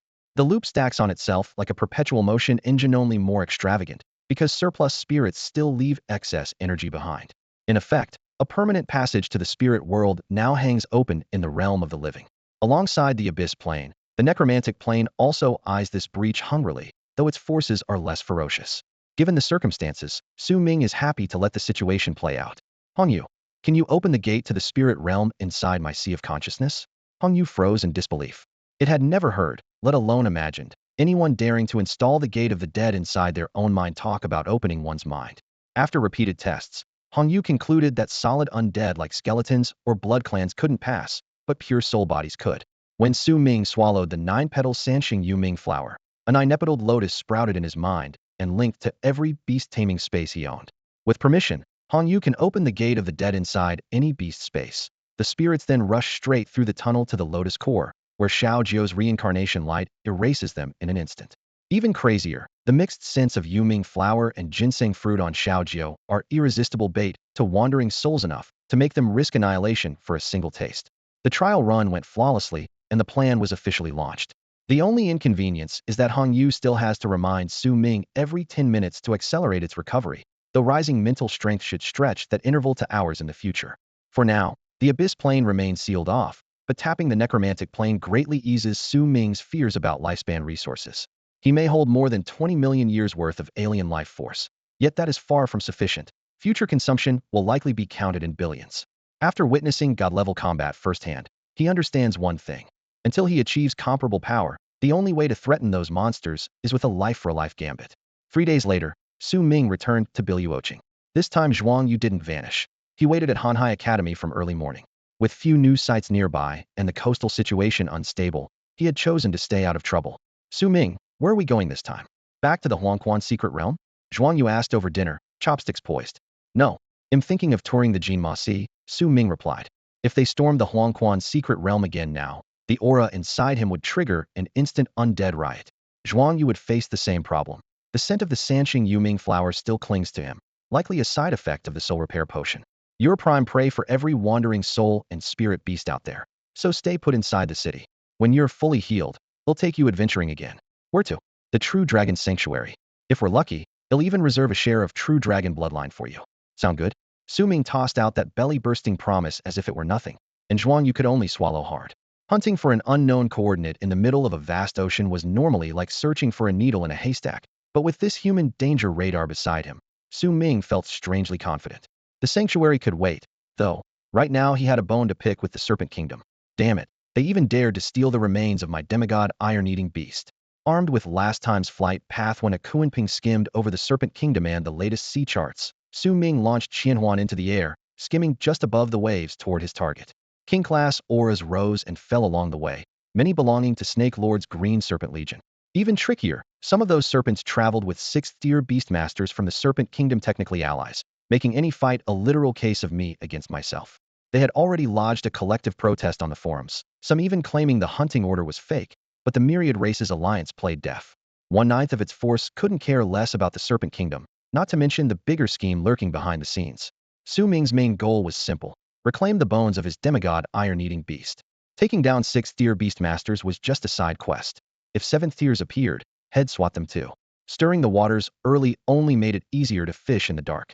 Public chatter about hunting the Serpent Kingdom grew louder by the day, yet their response remained weak. No 7th-tier maneuvers, not a glimpse of their guardian demigod beast. Coupled with the sudden fall of the Heaven Demon Hall Master, the Serpent Kingdom's leadership was dazed after a non-stop pummeling. They woke up feeling as if the sky had collapsed. As the demonic haze ahead thickened, Su Ming signaled Qinhuan to slow down.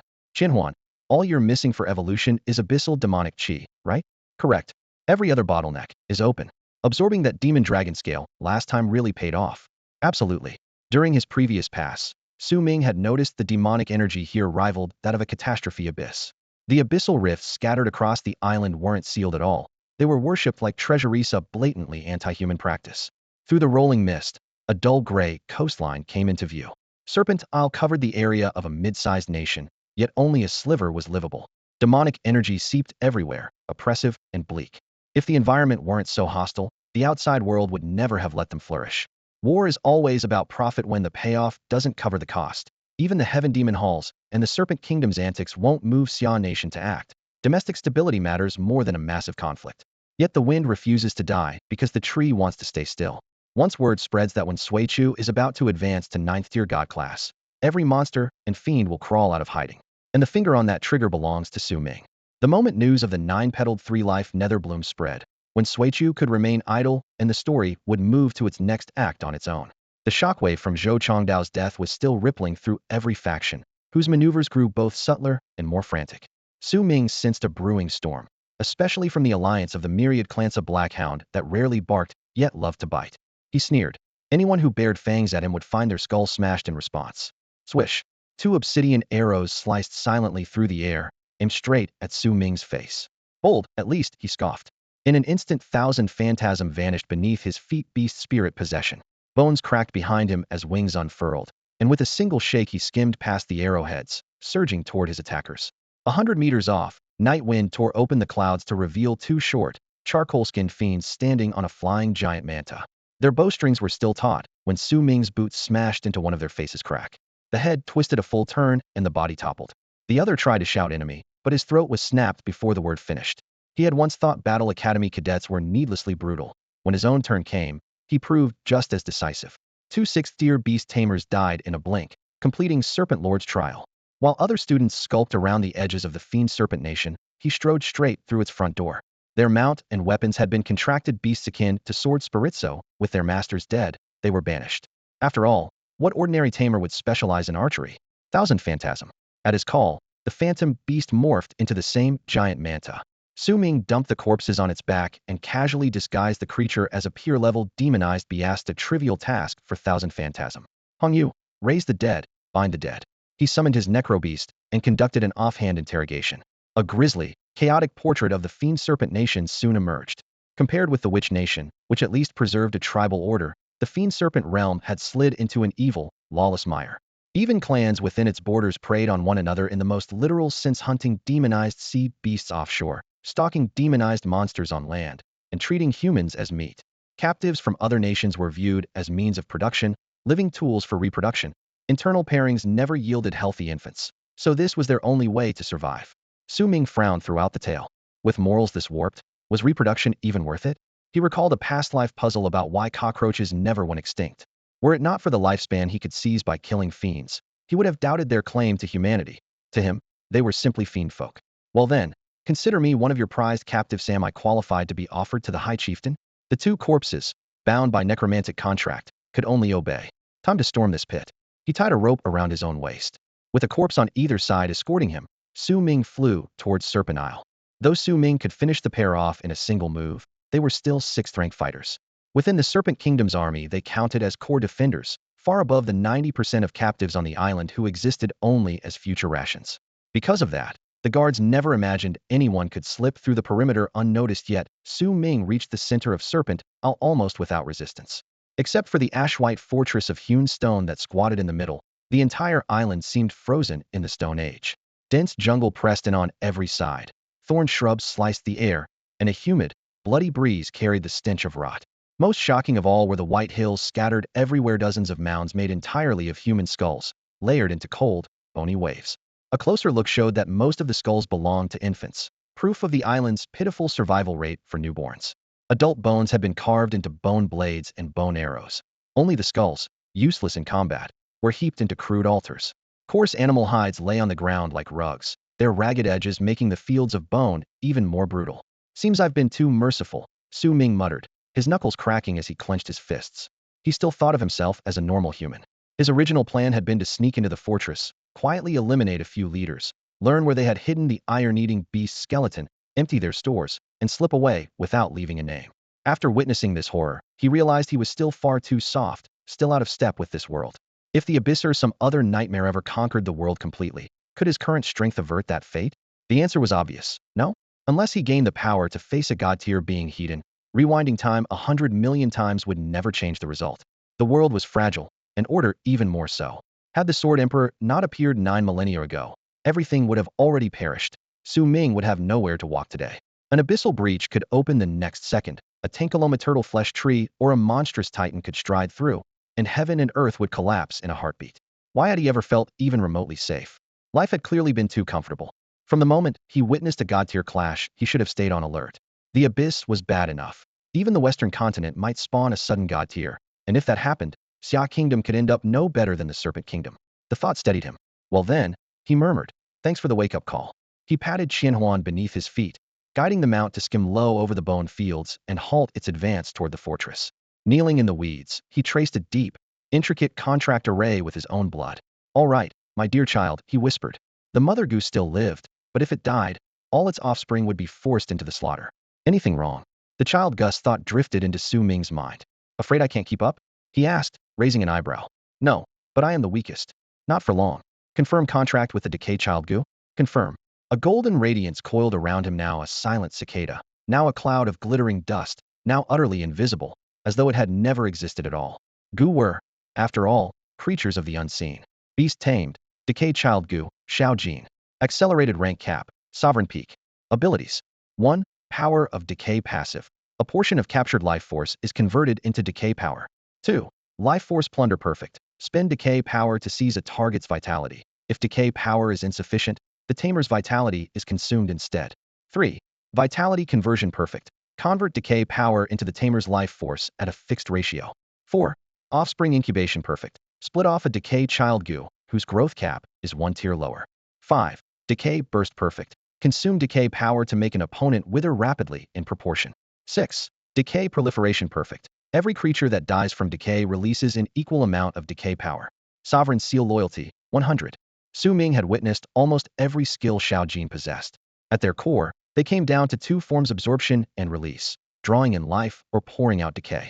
He had no need for Xiao Jin to convert vitality for him, nor did he expect the creature to breed. What mattered was its power to make all things wither. Since Xiao Jin had taken up residence inside him, some abilities had lain dormant, but once their contract was sealed, the insect could finally leave his body and spread decay even more efficiently, just like the day the seed of decline first emerged, turning the entire insect prison into a wasteland and forcing a border city of Xia to evacuate. That creeping desolation left even demigods helpless unless they had the perfect antidote. Today Su Ming meant to unleash that terror on the Serpent Demon Kingdom. No detours, extermination. Xiao Jin, what's the ratio after a decay burst? Against a sovereign class creature, you can trade 1 life for 1. Against a demigod, only a few percent at best. By design, Gu insects rank 1 tier higher than beasts of the same grade. As a king-class Gu, Xiao Jin was equivalent to a sovereign-class beast, yet the gap in vitality against a demigod was still dozens of times. Demigods also had far tougher bodies. Normally no one could leap 2 tiers and kill one with a decay Gu. Only Su Ming could make up the difference with his own lifespan. How long can a demigod beast live? 10,000 years. More? 100,000? He muttered, then sneered. Doesn't matter. First wipe out every last demon. Letting them exist 1 more second is a sin. At most, 3 demigods lurked in serpent demon territory. If they showed up 1 by 1, he would kill them just the same. Gotta start with those 2. Two demonfolk corpses, draped with Xiao Jin, were carried into the sky by Qian Huan and hurled toward the gray-black stone city ahead. Before the patrols inside noticed, Qian Huan landed with Su Ming at a distance. The shambling bodies lurched toward the gate. How much decay power remains? Roughly the lifespan of 1,000,000 years at sovereign level. So you skim that much off the top?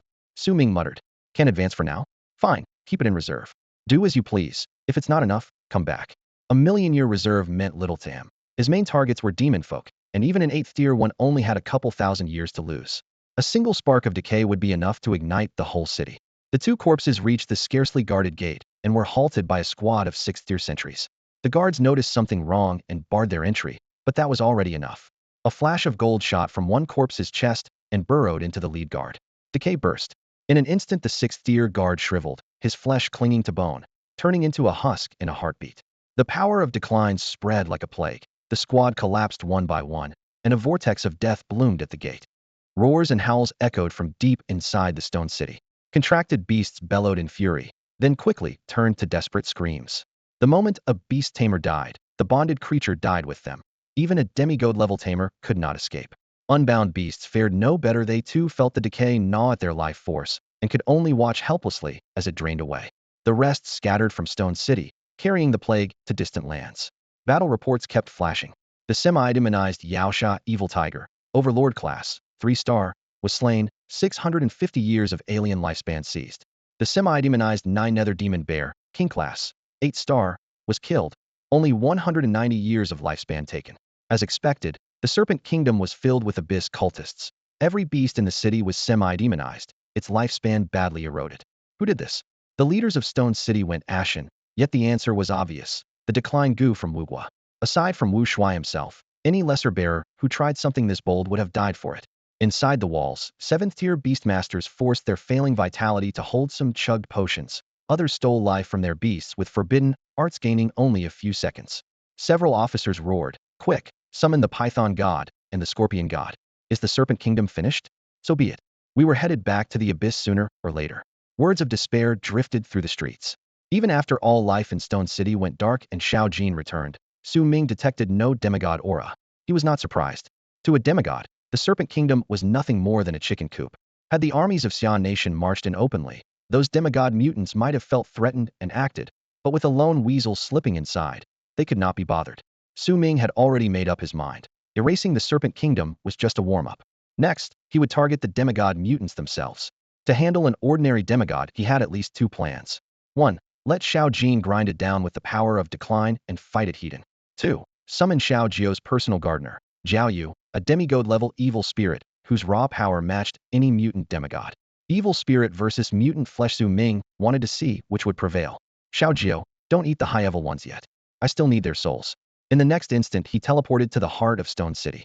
The streets had collapsed, dust still hung in the air, and several shriveled corpses, human and semi-demonized beasts alike, lay scattered. They had not even glimpsed their enemy before silently withering away. By Su Ming's estimate, Xiao Jin had spent at most 100,000 years of decline energy to wipe out the entire Serpent Kingdom. The demon folk, already short of vitality, merely burned through what little remained. No, they would not even get a chance to reincarnate. Their souls were now Xiao Jiu's rations. Since obtaining the declined Gu, Su Ming had kept Xiao Jin on a tight leash. He never allowed it to act in human settlements. It had moved only 3 times. 1. The Abyssal Passage. 2. The beheading of the heaven-slaying Home Master. 3. Today's destruction of the Serpent Kingdom. By now, he and the Abyss and the demon folk were sworn enemies. Hongyu. He casually selected a few corpses that seemed to have some seniority and signaled Hongyu to refine them into undead, though for the moment, he refrained from enslaving them. Why? Why haven't I fallen into the abyss? My soul, it's been imprisoned. A mass of long desiccated corpses lay twisted together, unleashing heart-rending screams. Sand seeped from the cracks in their leathery skin, carrying a sickly sweet reek of rot. Su Ming stood before the heap, arms crossed, eyes cold. The abyss? Do you even know what that is? All you think about is hurling yourselves in. Your brains are broken. His laugh scraped like metal on stone. Who are you? Was it your doing, man of Wugua? The dried-up leader croaked, chunks of rotten meat dropping from its throat. Looks like none of you browsed the net. Su Ming shrugged and signaled to Hongyu. Fine, show them dying isn't the easy escape they imagine. Hongyu obeyed. Crimson flames flared at her fingertips and plunged into the corpses' ruined chests. Brittle bones clicked in measured rhythm, and blood-red light flooded the empty eye sockets, turning the dead into perfect puppets. Unmasking once more. Do you know where the bones of a demigod-class Iron Eater are? Su Ming's voice was calm, but glacial. We don't. Damn. His fist tightened until the knuckles whitened, almost tearing the undead apart again. Then he let go. Mortals like these lived only a few centuries. How could they remember events from millennia past? With their current level of civilization, even proper histories were hard to keep, let alone a demigod's remains. The Iron Eater's bones had probably been used for something trivial long ago. Later generations never knew their value. If so, he had to hunt down the original culprit, the Gorgon. Realizing this, Su Ming understood he couldn't stay under the radar. He needed to act openly and flush every hidden demigod into the light. Yet had grown comfortable playing the scavenger of the desert. Others walked into traps, and he reaped the spoils. The Shark Sovereign was a tailor-made disguise, and Su Ming wore it with ease, happy to enjoy the ride. Had always assumed the world's demigods were secretly plotting, either striving for true godhood or planning to end everything, while he could profit as the bystander. Reality might be the opposite. 9 times out of 10, those demigods were probably snoozing out of sheer boredom. One more thing, do you know where the Gorgon is, or where she might be? Unconvinced, he added the question. Enslaved undead seldom gave nuanced answers. We don't. The serpent god may have gone deep into the anti-magic sea, or to the western continent. Su Ming compared that to see Heiachuan's intel and found it aligned. What about the other two, the scorpion god and the hydra?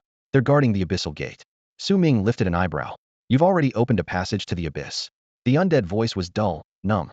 Only 2 unstable portals. When disaster hit, the ancestors forced them open as they were closing, so the abyssal miasma keeps leaking out. That's more like it. Su Ming calculated. So far, every abyssal eruption had destroyed at most a single secret realm and hadn't dragged the world into total ruin. The portals were small and would eventually seal themselves. The undead added, the Gorgon is the serpent god. The creature with 1 snake head and 3 scorpion tails is an evil god. Su Ming sneered. So the Hydra isn't one of your gods? The Hydra has lost all reason. It's become a pure abyssal beast. Heh, so even you think a mindless beast isn't fit for godhood? It's all about interests. Faith is just a facade. Pathetic. His voice was low, as though commenting on the absurdity of the world. Pathetic, the undead echoed, voices dry as shattered pottery drifting on the wind. Afterward, Su Ming slung the one corpse that knew the most over his shoulder and headed off to meet the scorpion god. Show me the way, he ordered. Then bury everybody in the serpent demon kingdom, yours included. Even so, he was still kinder than the locals who left their dead to rot in the wild. Guided by the corpse's trembling finger, Su Ming soon reached a canyon wedged between 2 peaks. The abyss below was bottomless, a torn, bleeding gash haloed in thick red mist. At a glance, it wasn't pure black. The haze dyed it the shade of dark, winered seawater. Yet to Su Ming it was child's play compared to a real abyss, of fissure that rips both earth and sky, shredding the clouds themselves. Ready for a demigod-class monster at any second, he leapt in. He never touched the canyon floor. Halfway down, a force yanked him into another spacea, familiar, dead secret realm, like the one where Head once found the time spirit, now hopelessly tainted by abyssal blight. Nothing here would ever awaken, let alone nurture any spirit of heaven and earth. What surprised him was the silence. Head expected a giant maw waiting to swallow him, yet nothing moved but dim rock walls and drifting fog. What's this? Still asleep? He muttered. Instead of plotting the world's end, you're napping. He flew toward the thickest swirl of miasma. The path was littered with bones, human and far larger beast alike, proof the ruler here still hungered for flesh. At the heart of the realm, a lake of roiling magma appeared without warning. Its crimson glare set the stone walls ablaze, and the heat seemed to scorch the air itself. Before he could speak, a low, buzzing voice rose from below. A sacrifice? An enemy? Only you? It already knew Head broken in, and that the serpent demon kingdom lay in ruin. It simply couldn't be bothered to move. A snakehead, 3-tailed scorpion? Su Ming raised an eyebrow. Wrong. Call me the abyssal 3-tailed scorpion. Boom. 3 pillars of crimson light, each as thick as a palace column, shot from the lake bed, ready to vaporize him in a blink. Su Ming vanished an instant beforehand, untouched even by their after heat. Insect. The bellow shook the chamber as magma surged like an erupting volcano. A kilometer-tall monster burst from the lake. Half snake, half scorpion, crowned with a massive triangular head. Below, countless segmented legs sprawled outward. 2 titanic claws writhed like stunted heads, and 3 dark red scorpion tails arched high over its back, barbs dripping molten rock. It's been ages since anyone stood before me and spoke, the creature rumbled, sparks dancing in its wake. Oh, you must be terribly bored, scorpion-tailed, 3-headed snake, Su Ming replied, deliberately twisting the name again. I despise snakes. The resulting roar tore at the ears, unleashing a storm of lava in every direction. Had this happened outside, the entire central stone city would already be cinders. Even an overlord-class beast couldn't last long. It would burn, be sliced apart, then rot under abyssal corruption. But with Qianhuan fused to him, every resistance Su Ming possessed was maxed out.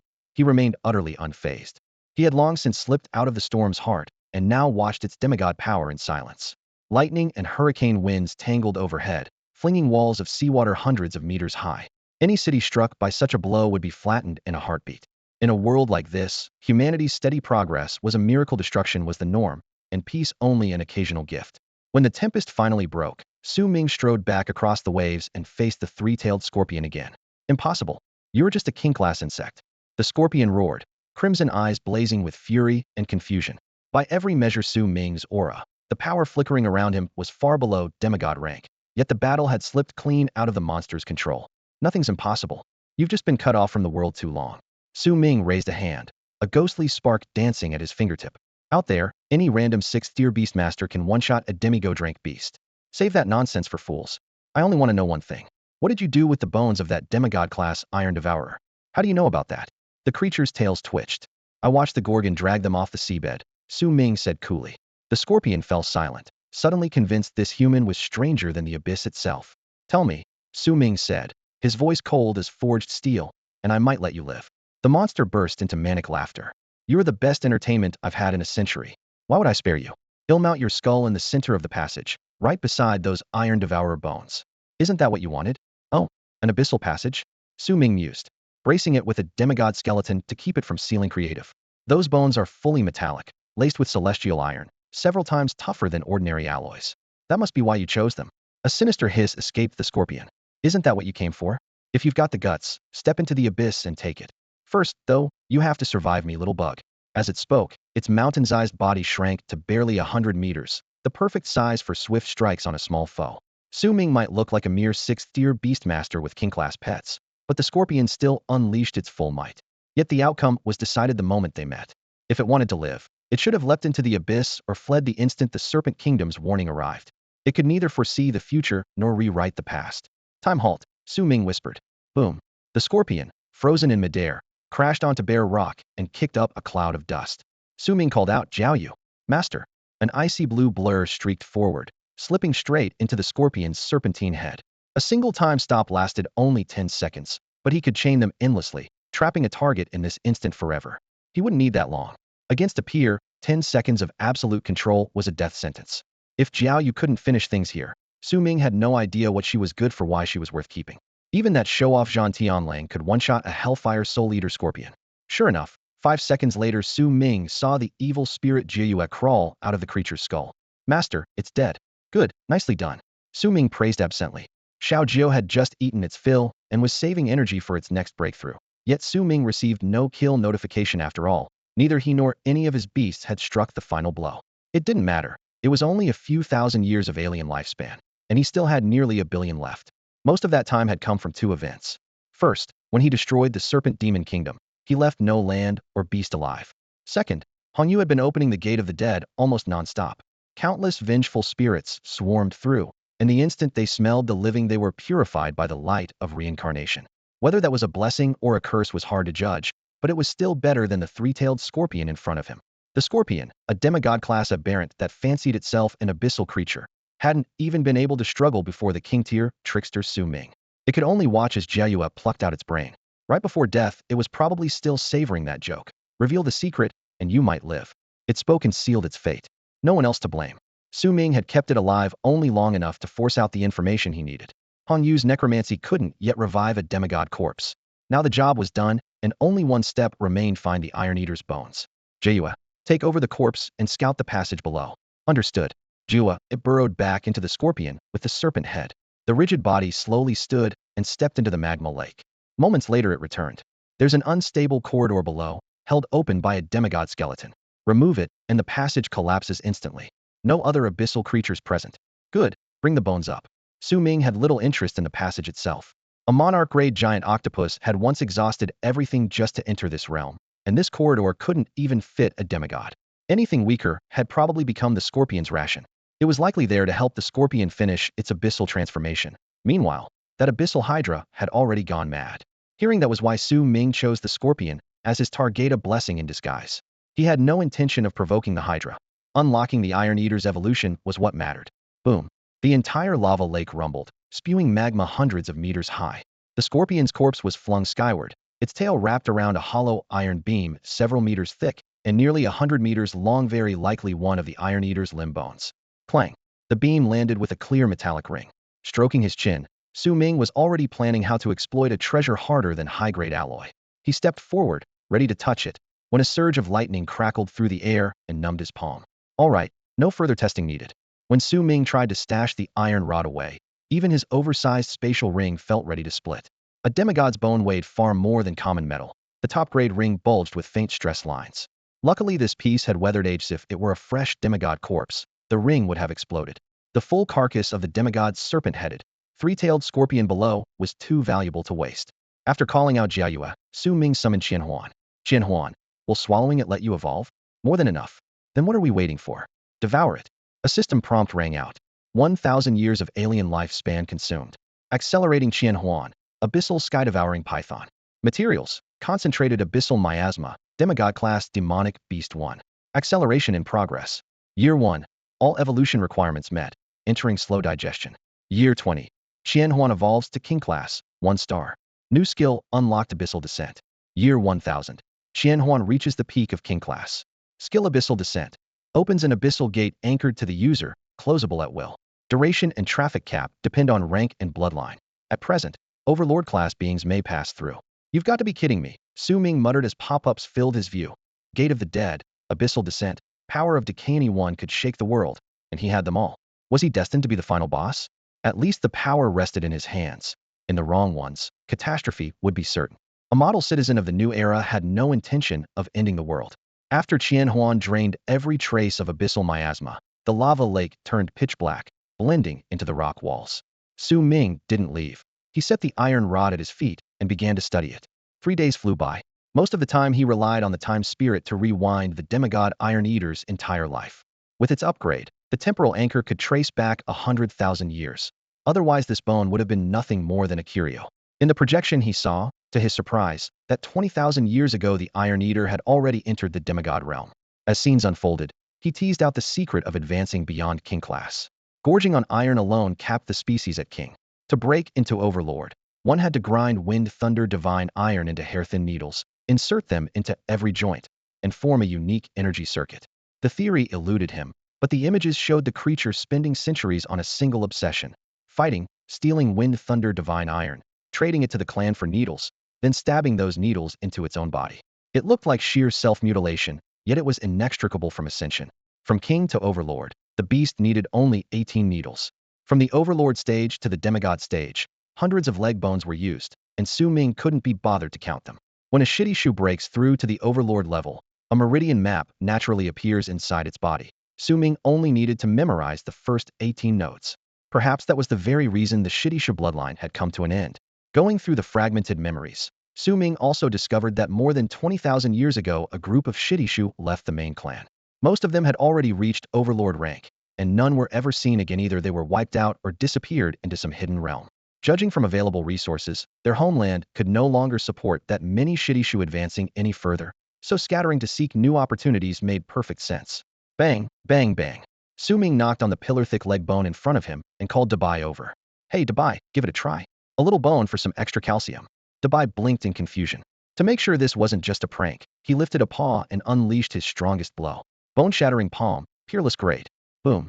The bone, who knew how many tons it weighed, didn't move an inch, not even a palm print.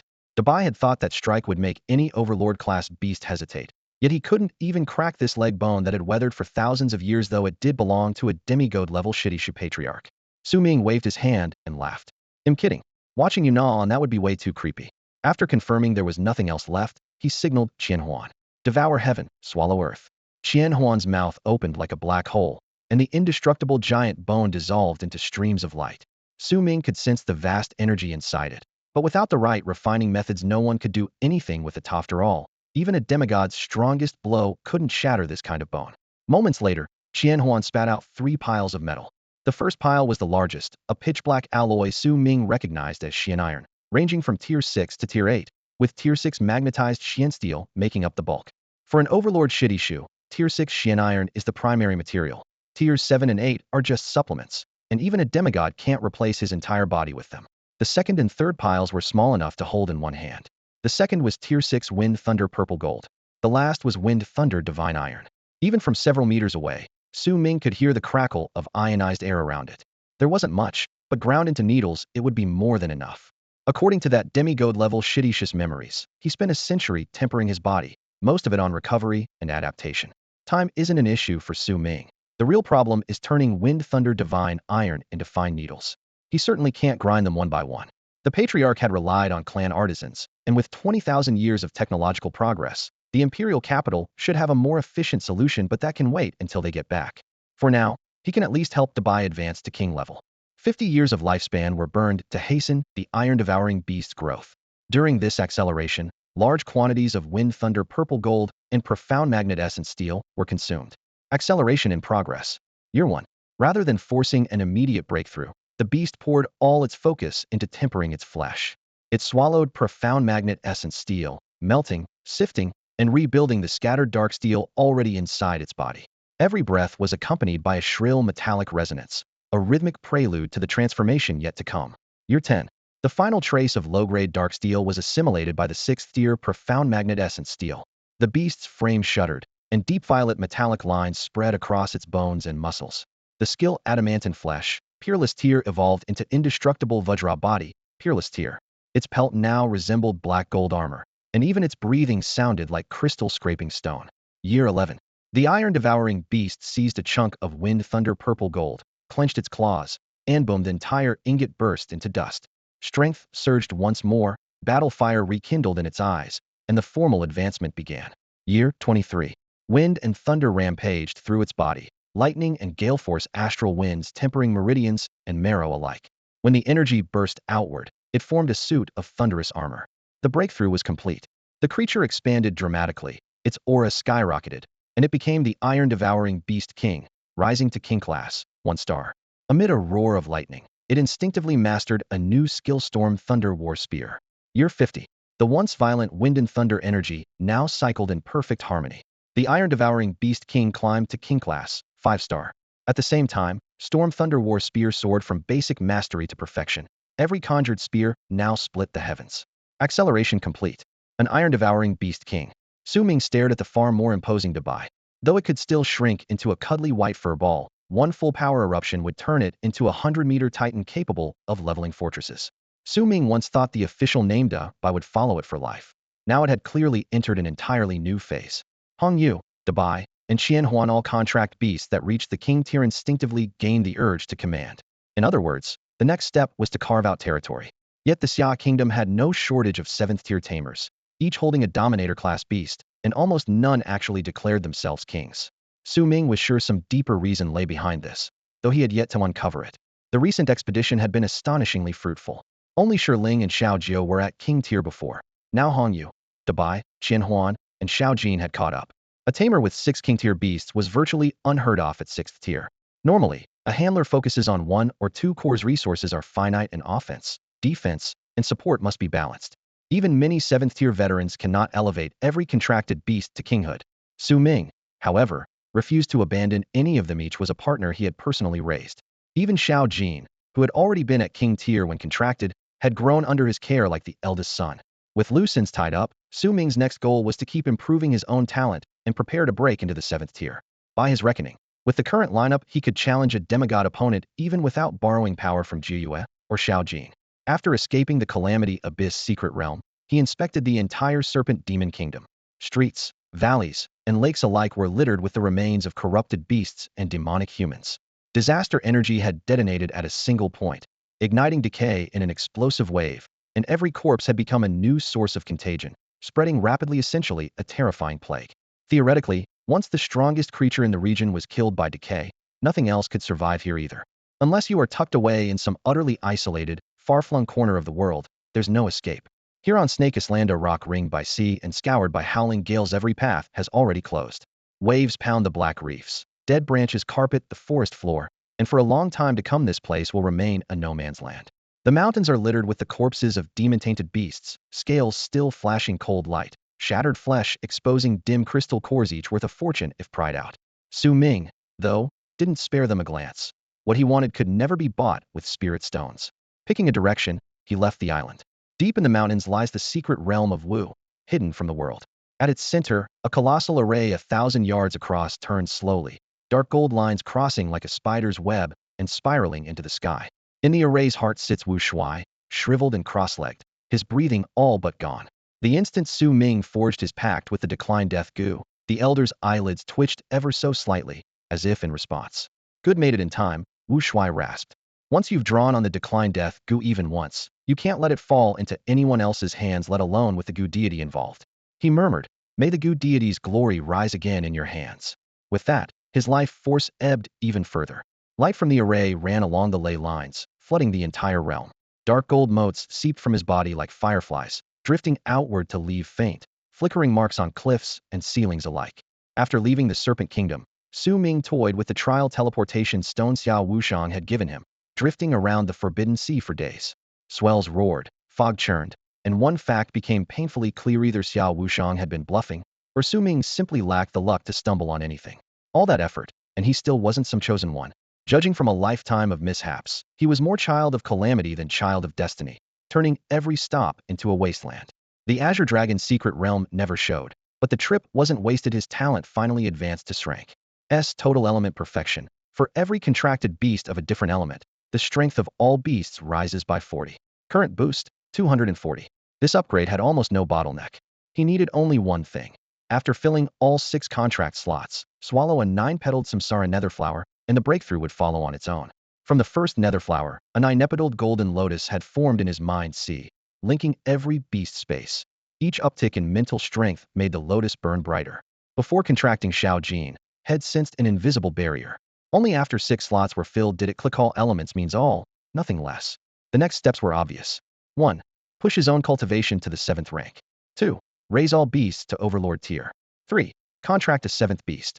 At that point, an S-strength talent would likely arrive on its own: step on your own foot and soar, as the phrase went. One question remained. Which beast deserved slot 7? True dragon bloodline.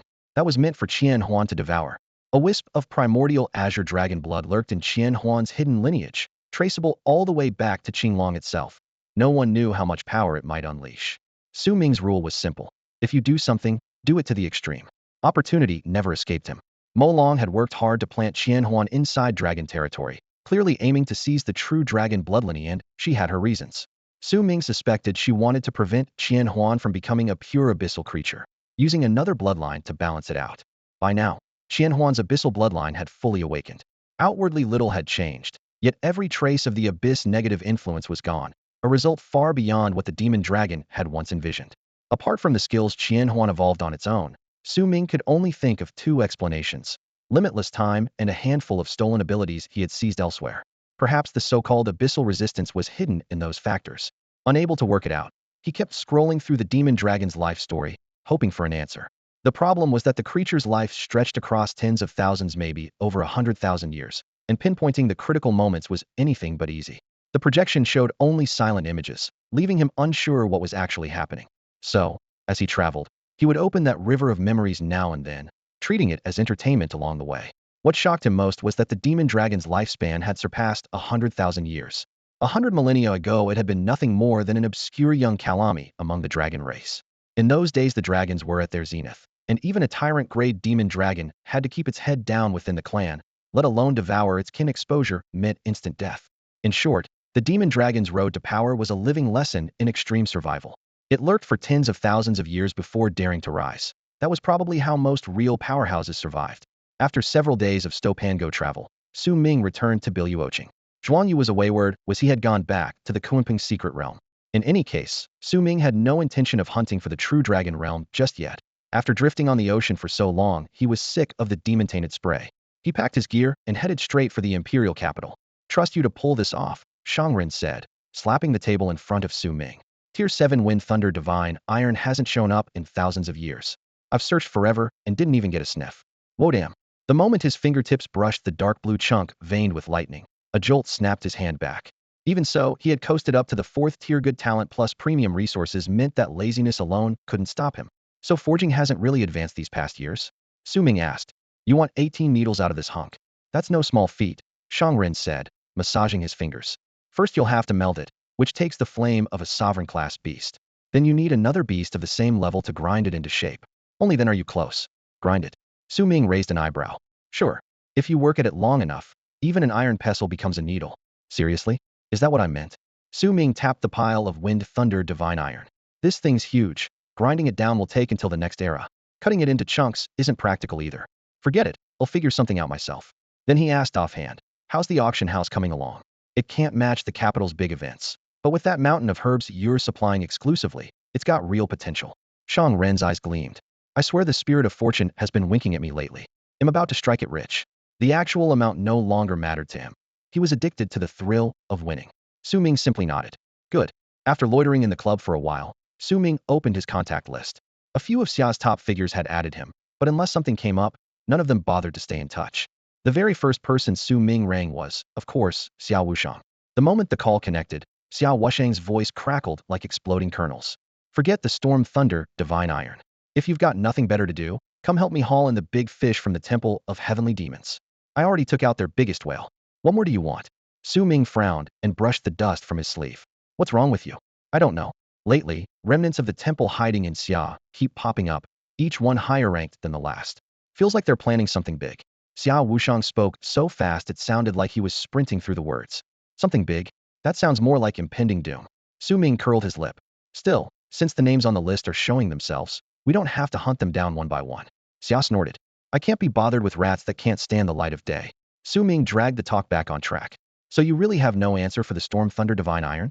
He knew perfectly well that if Xiao Wushang did have a solution, he'd agree first, and then saddle Su Ming with the dirty work. Old foxes, every last one of them. Ahem, it's only a 7th tier material. It's not as if I can't handle it. Xia coughed, then shifted his tone.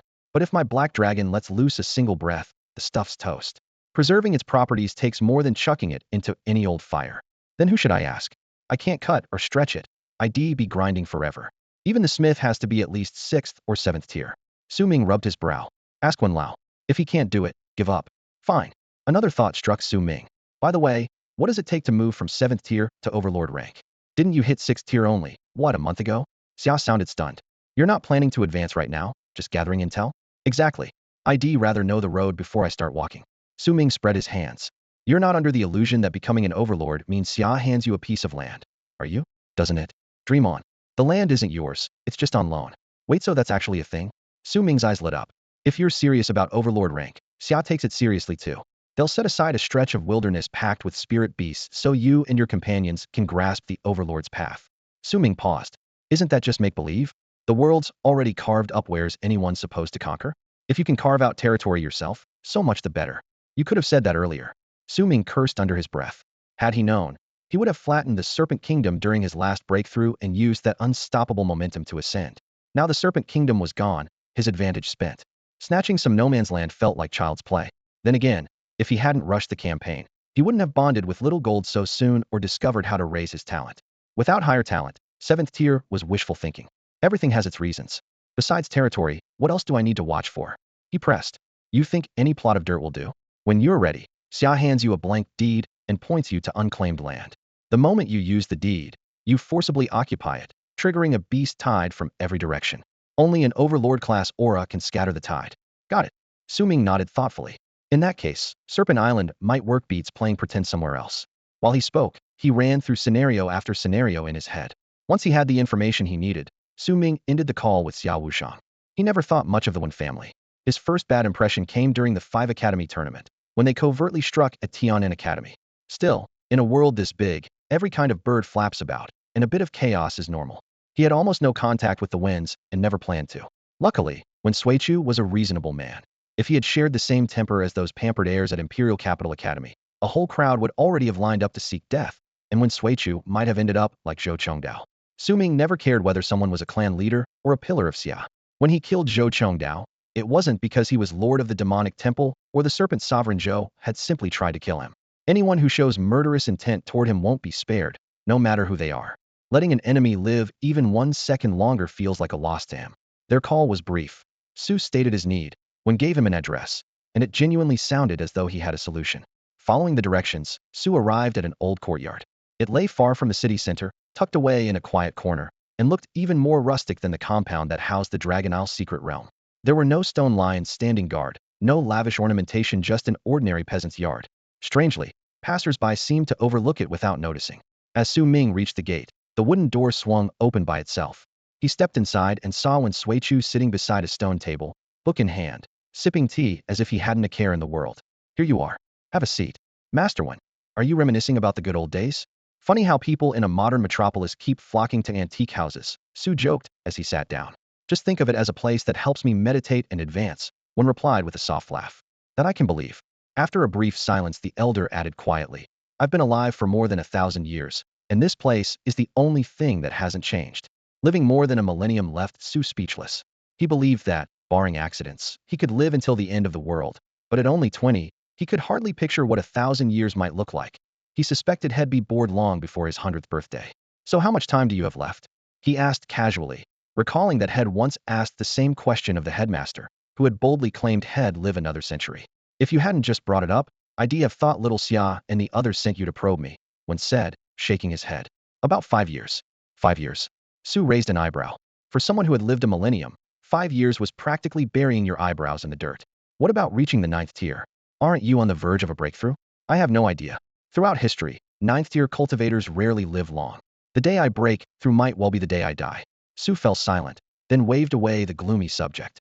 Enough of that. About my Asueto, you really have a way to handle it?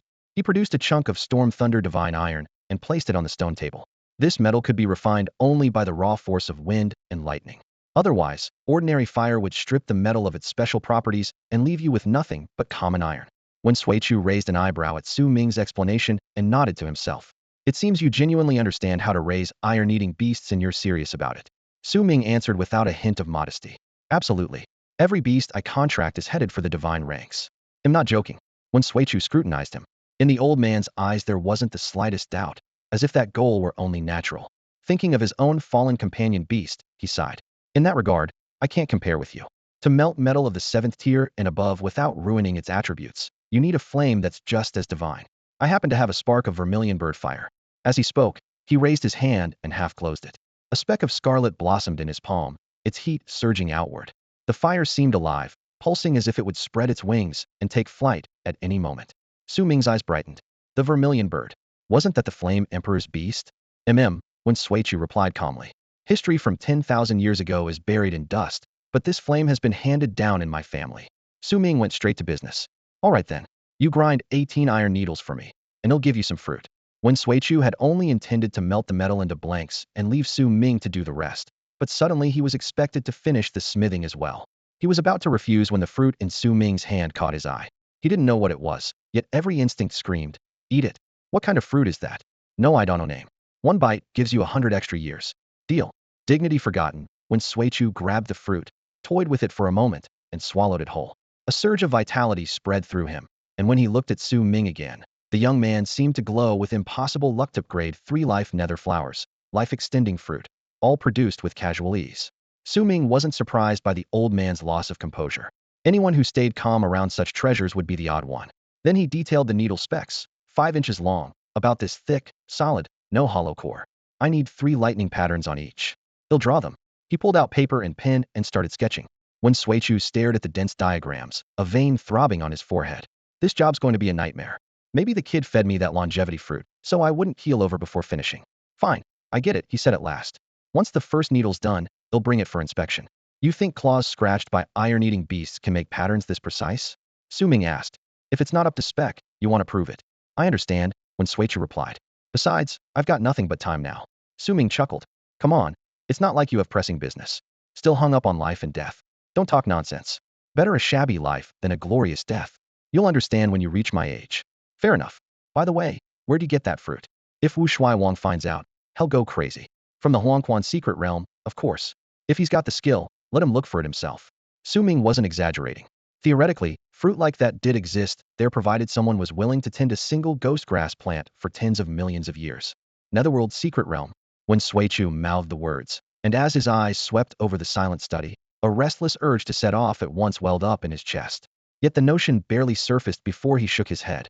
Heaven might not grant him such outrageous luck. Rather than gamble in a place rumored to be lethal, he would be wiser to placate the young monster of genius before him now. That was a tangible opportunity. So, you truly have no intention of marrying? Wenxin would suit you perfectly, when Suichu said, twisting his beard as he changed the subject. You want me to discuss marriage with a woman I've met exactly once? Elder One, do you honestly believe that descendant of yours however many generations removed deserves me? Su Ming raised a brow, half joking, half serious. When Suichu flushed and coughed. A younger woman and an older man is in line with the natural order, after all. Su Ming chuckled. If even Wenxin doesn't measure up, then in the entire Xia kingdom stretching 1,000 years backward or forward there won't be anyone worthy of me. So it hardly matters, he added with a shrug.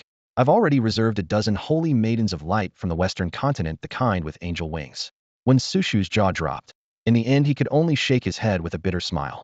Now that had secured a competent hired hand, Su Ming finally felt relieved. If he had to oversee everything himself, he might as well hunt down the offshoot of Iron Eaters that left some 20,000 years ago and see if he could grow quietly in some obscure secret realm.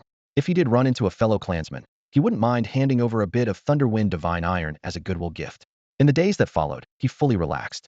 Whenever boredom struck, he lent Xia Wushang a hand, capturing the Demon Heaven Hall's remaining sleepers. Once Su Ming appeared, those undercover agents could no longer suppress the demonic energy inside them. The Xia kingdom soon slipped into an atmosphere of collective anxiety. Some feared that terrorists would spring up out of nowhere. Others worried this was merely the opening act of a larger upheaval, and rumors of a power reshuffle spread wildly. The most ridiculous version claimed the Wen Patriarch was on the brink of death and was capturing people for a longevity sacrifice. Absurd as it sounded, the gossip carried just enough plausible detail, and every single rumormonger was purged. The major clans and the imperial court reached a tacit agreement.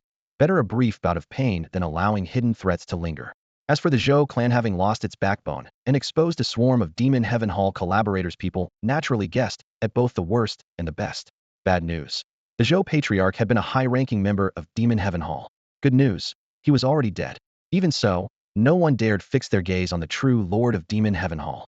The Ouroboros of reincarnation endless cycles. Life everlasting was tantamount to immortality, and the very thought made one's scalp prickle. 2 weeks later, when Suichu finally delivered the first sample of the Thunderwind Divine Needle. On a hillside outside the imperial capital, sunlight broke through the clouds in ragged streaks.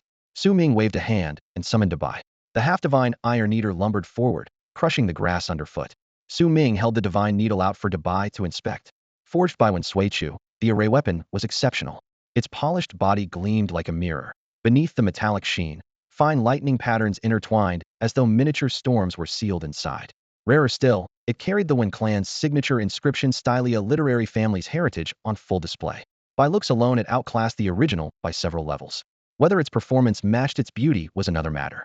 Whenever Su Ming watched the half-divine Iron Eater jab itself with the needle, the creature's contorted grimace was enough to dissuade him. Clearly, the process was anything but pleasant. Dubai, the needle has to go right here, in the hollow where your palm meets your forearm. Yes, that's the spot. Su Ming guided Dabe's large hand, pressing his fingertip into the tiny recess to mark it precisely. He wasn't sure what would happen, but they had to try. If things went wrong, the only fix would be to rewind time and erase the pain from Dabe's memory. The thought made him frown. Dabai might suffer for this. Wyan. The Wind Thunder Divine Needle landed in Dabe's palm, cold and unyielding. Barely 10 centimeters long, it looked insignificant against Dabe's hulking frame. The wind and thunder power pulsing along its shaft was tangible, laced with a peculiar energy that made one's heart quiver. Strangely, Dabai showed no fear, as if its bloodline already recognized the force. It drew a deep breath, held the needle in its left hand, flipped its right hand over, and aimed the tip at the hollow. Crack! The iron needle vanished into flesh in an instant.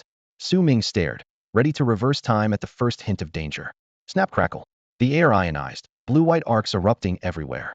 Boom. The sky churned as storm clouds gathered at frightening speed. Seeing this familiar omen, Su Ming's pulse quickened. The vision from his temporal anchor was repeating itself. A demigod-level smith truly lived up to the legend's success on the very first attempt. Roar! A thunderous bellow burst from Dabe's chest. Power flooded its limbs like a raging torrent, impossible to contain. In the next instant, lightning gathered around its right hand, compressing into a meter-long spear, its shaft wrapped in a whirling gale. Skillwind Thunder War Spear. Dabai hurled the spear skyward. Boom, boom, boom. Explosions ripped through the clouds, blinding white light tearing open the heavens. Rain that should have cascaded down was vaporized before a single drop could reach the ground. Su Ming looked back at Dabai. Wind and lightning coiled around its right arm, stubbornly refusing to fade, as though the first shackle had been broken. That single strike, he was sure, could have annihilated any overlord-class creature. Yet Dubai was still far from complete. Its star level hadn't even reached the peak of King tier, and 17 Wind Thunder Divine Needles remained to be implanted. Even more surprising, Dubai showed no pain. Its movements were effortlessly smooth. Dubai, how do you feel? Su Ming asked. Wyan. Dubai scratched its head, wearing its usual goofy expression, seemingly unbothered by the iron needle lodged in its arm. Su Ming weighed the situation. Dabe's foundation was already unbreakable. Its constitution and defense were maxed out, flawless. Without this precise angle, the needle might never have pierced it. In fact, Dubai couldn't have hurt itself even if it tried. His earlier worries had clearly been unnecessary. Having tasted such power, Dabe's eyes gleamed with excitement, eager for another round. Yet forging a Wind Thunder Divine Needle was no easy feat. When Suichu had spent half a month crafting this single one, and even with practice, the pace couldn't improve much. Having Xia's most revered smith act as his personal long-term blacksmith was a privilege no one else would dare dream of. Su Ming was already planning for the hundreds of needles still needed, assuming he could first locate enough Wind Thunder Divine Iron. About one thing he was certain: across this entire continent, there was almost no Wind Thunder Iron ore left. Last time they managed to recover only a single leg bone from a demigod-level iron-devouring beast. The rest of the skeleton, Su Ming guessed, was either still in the cave guarded by the abyssal nine-headed serpent or had been hidden elsewhere by the Gorgonch, might even have carried the pieces to She continent long ago to stir up trouble. Even if every fragment were one day gathered, the remains still might not be enough for Dubai to push through to the demigod realm. Some loss is inevitable. That worry, however, lies far down the road. At present, Su Ming's only lead on Wind and Thunder Divine Iron is the so-called Xinyuan's secret realm. The lightning shadow leopard he encountered earlier had let slip that beyond Xia's borders there were other regions where demon clans and humans fought without end. Putting the clues together, Su Ming was almost certain the place it referred to was exactly the Xinyuan's secret realm. Yet no official source even mentions it, and whatever lies inside remains a complete mystery. 3 months later. Hey, old Weno. Senior, when could you hurry up a little? Beside the ancient well in the courtyard, Su Ming squatted on a stone slab, watching when Suichu, a quasi-divine expert of Xia, sleeves rolled. The old man honed a needle thinner than a hair against a whetstone. Lightning ran along the tip. Sparks flew. The air reeked of hot metal. When Suichu felt a bit aggrieved. He had assumed this was supposed to temper Su Ming's mindset, yet he was the one doing all the hard labor, but had already accepted a full century of Su Ming's lifespan as payment. Like it or not, he had to finish the job even if it wore him out. I aim for perfection, he said solemnly. 1 rune needle a week is my limit. The inscription must be flawless or it dishonors my craft. Su Ming opened his mouth, then swallowed the words, just make it work, before they escaped. Catching the look, when Suichu half smiled. Why so anxious? Because I want to reach the top, the strongest, highest, god tier, unbeatable. The words burst out before Su Ming reined himself in. Still, I know everything has its order. Haste makes waste. The old man set his tools aside, strolled over to the stone table, and sipped fragrant tea with the unhurried grace of the courtyard's lone cat. Only then did Su Ming grasp why a finished needle took a full week. This half-divinity believed in work-life balance. Grinding needles was labor, tasting tea was living. As when Suichu resumed his work, Su Ming sensed the faint tremor of a companion beast aura inside the man's body. Pondering the future, he asked, if someone on She continent reaches godhood before you, or if a god-class creature from the abyss suddenly shows up, won't you worry? When that day comes, tall pillars like you will have to hold up the sky. Such lofty concerns for one so young. When Suichu nodded approvingly. But the abyss isn't worth fretting over yet. Without another god helping from this side, no passage big enough for an abyssal demon god can open. Even the demon dragon of old didn't dare let a demon god through. He paused, calm as ever. She continent is a genuine threat, yes. Even if they ascend first, they won't massacre ordinary folk. At worst, they'll prune back the branches that grow too high people like us. That's it. Su Ming raised an eyebrow. Indeed. We're all human. After all, when Suichu said with quiet conviction. When an external enemy appears, humanity stands together. For the race as a whole, that might even be a blessing. Su Ming fell silent. He hadn't expected the old man to be such a sage. Maybe he had simply lived too long and stopped caring about most things. What he truly could not do was let his secrets slip. Even a single hint would drive half-gods and even full gods into madness. For the moment, he preferred to believe that the top brass of Xia had refrained from digging deeper out of moral scruples. Whether it was the 9-petaled samsara nether flower, the life-extending fruit, or the other miracles he had revealed, he would not have been surprised if they had tried to pry. But anyone who crossed his bottom line would find no mercy. The thought gave him the absurd impression that he was still a decent man. Outsiders might never understand, but when the calamity of the demon dragon erupted, mankind had been one step from extinction. As for the Sword Emperor, he fell to his wounds right after slaying the creature, not now, but on the battlefield that day. The legend entered the abyssal rift and never returned. Almost no one who enters that secret realm ever comes back. The scattered reports suggest there is only one way out, fighting clear through the far side of the abyss. Was the demon dragon itself a fugitive from that very realm? Most likely. Since no crisis was pressing at the moment, Su Ming made a decision. He would wait until he reached 7th tier, raise Defy, Xiao Jin, Qian Huan, and the rest of his beasts to overlord rank, and then explore the rift himself. The rules were clear. Only those at 7th tier or above were allowed inside. Once any of his beasts stepped into demigodhood, he was confident of tackling the abyss. A solo duel with the demon dragon might be a stretch, but he believed in his teamwork with his contracted beasts enough to traverse the entire chasm. With the plan in place, Su Ming calmed down and focused on upgrading Dabe's strength. In his spare time, he helped Xiao Wushang hunt down the remaining members of the Temple of Heavenly Demons, and he did it not from the shadows but by live-streaming the raids to the public. Wanxing City, in the northern reaches of Xia. Remote as it was, the city lord had to be at least 7th tier and command 2 overlord-grade beasts to hold the post. Now, high above the clouds, Qianhuan stretched its wings while Su Ming sat cross-legged on its back, Dabai and Hong Yu standing beside him. Even in the sky, these signature beasts were impossible to miss. Countless eyes turned upward, instantly recognizing the bane of the heavenly demons Su Ming. Xiao Jin, Xiao Jiao, and Shi Ling remained hidden, reserved as his trump cards.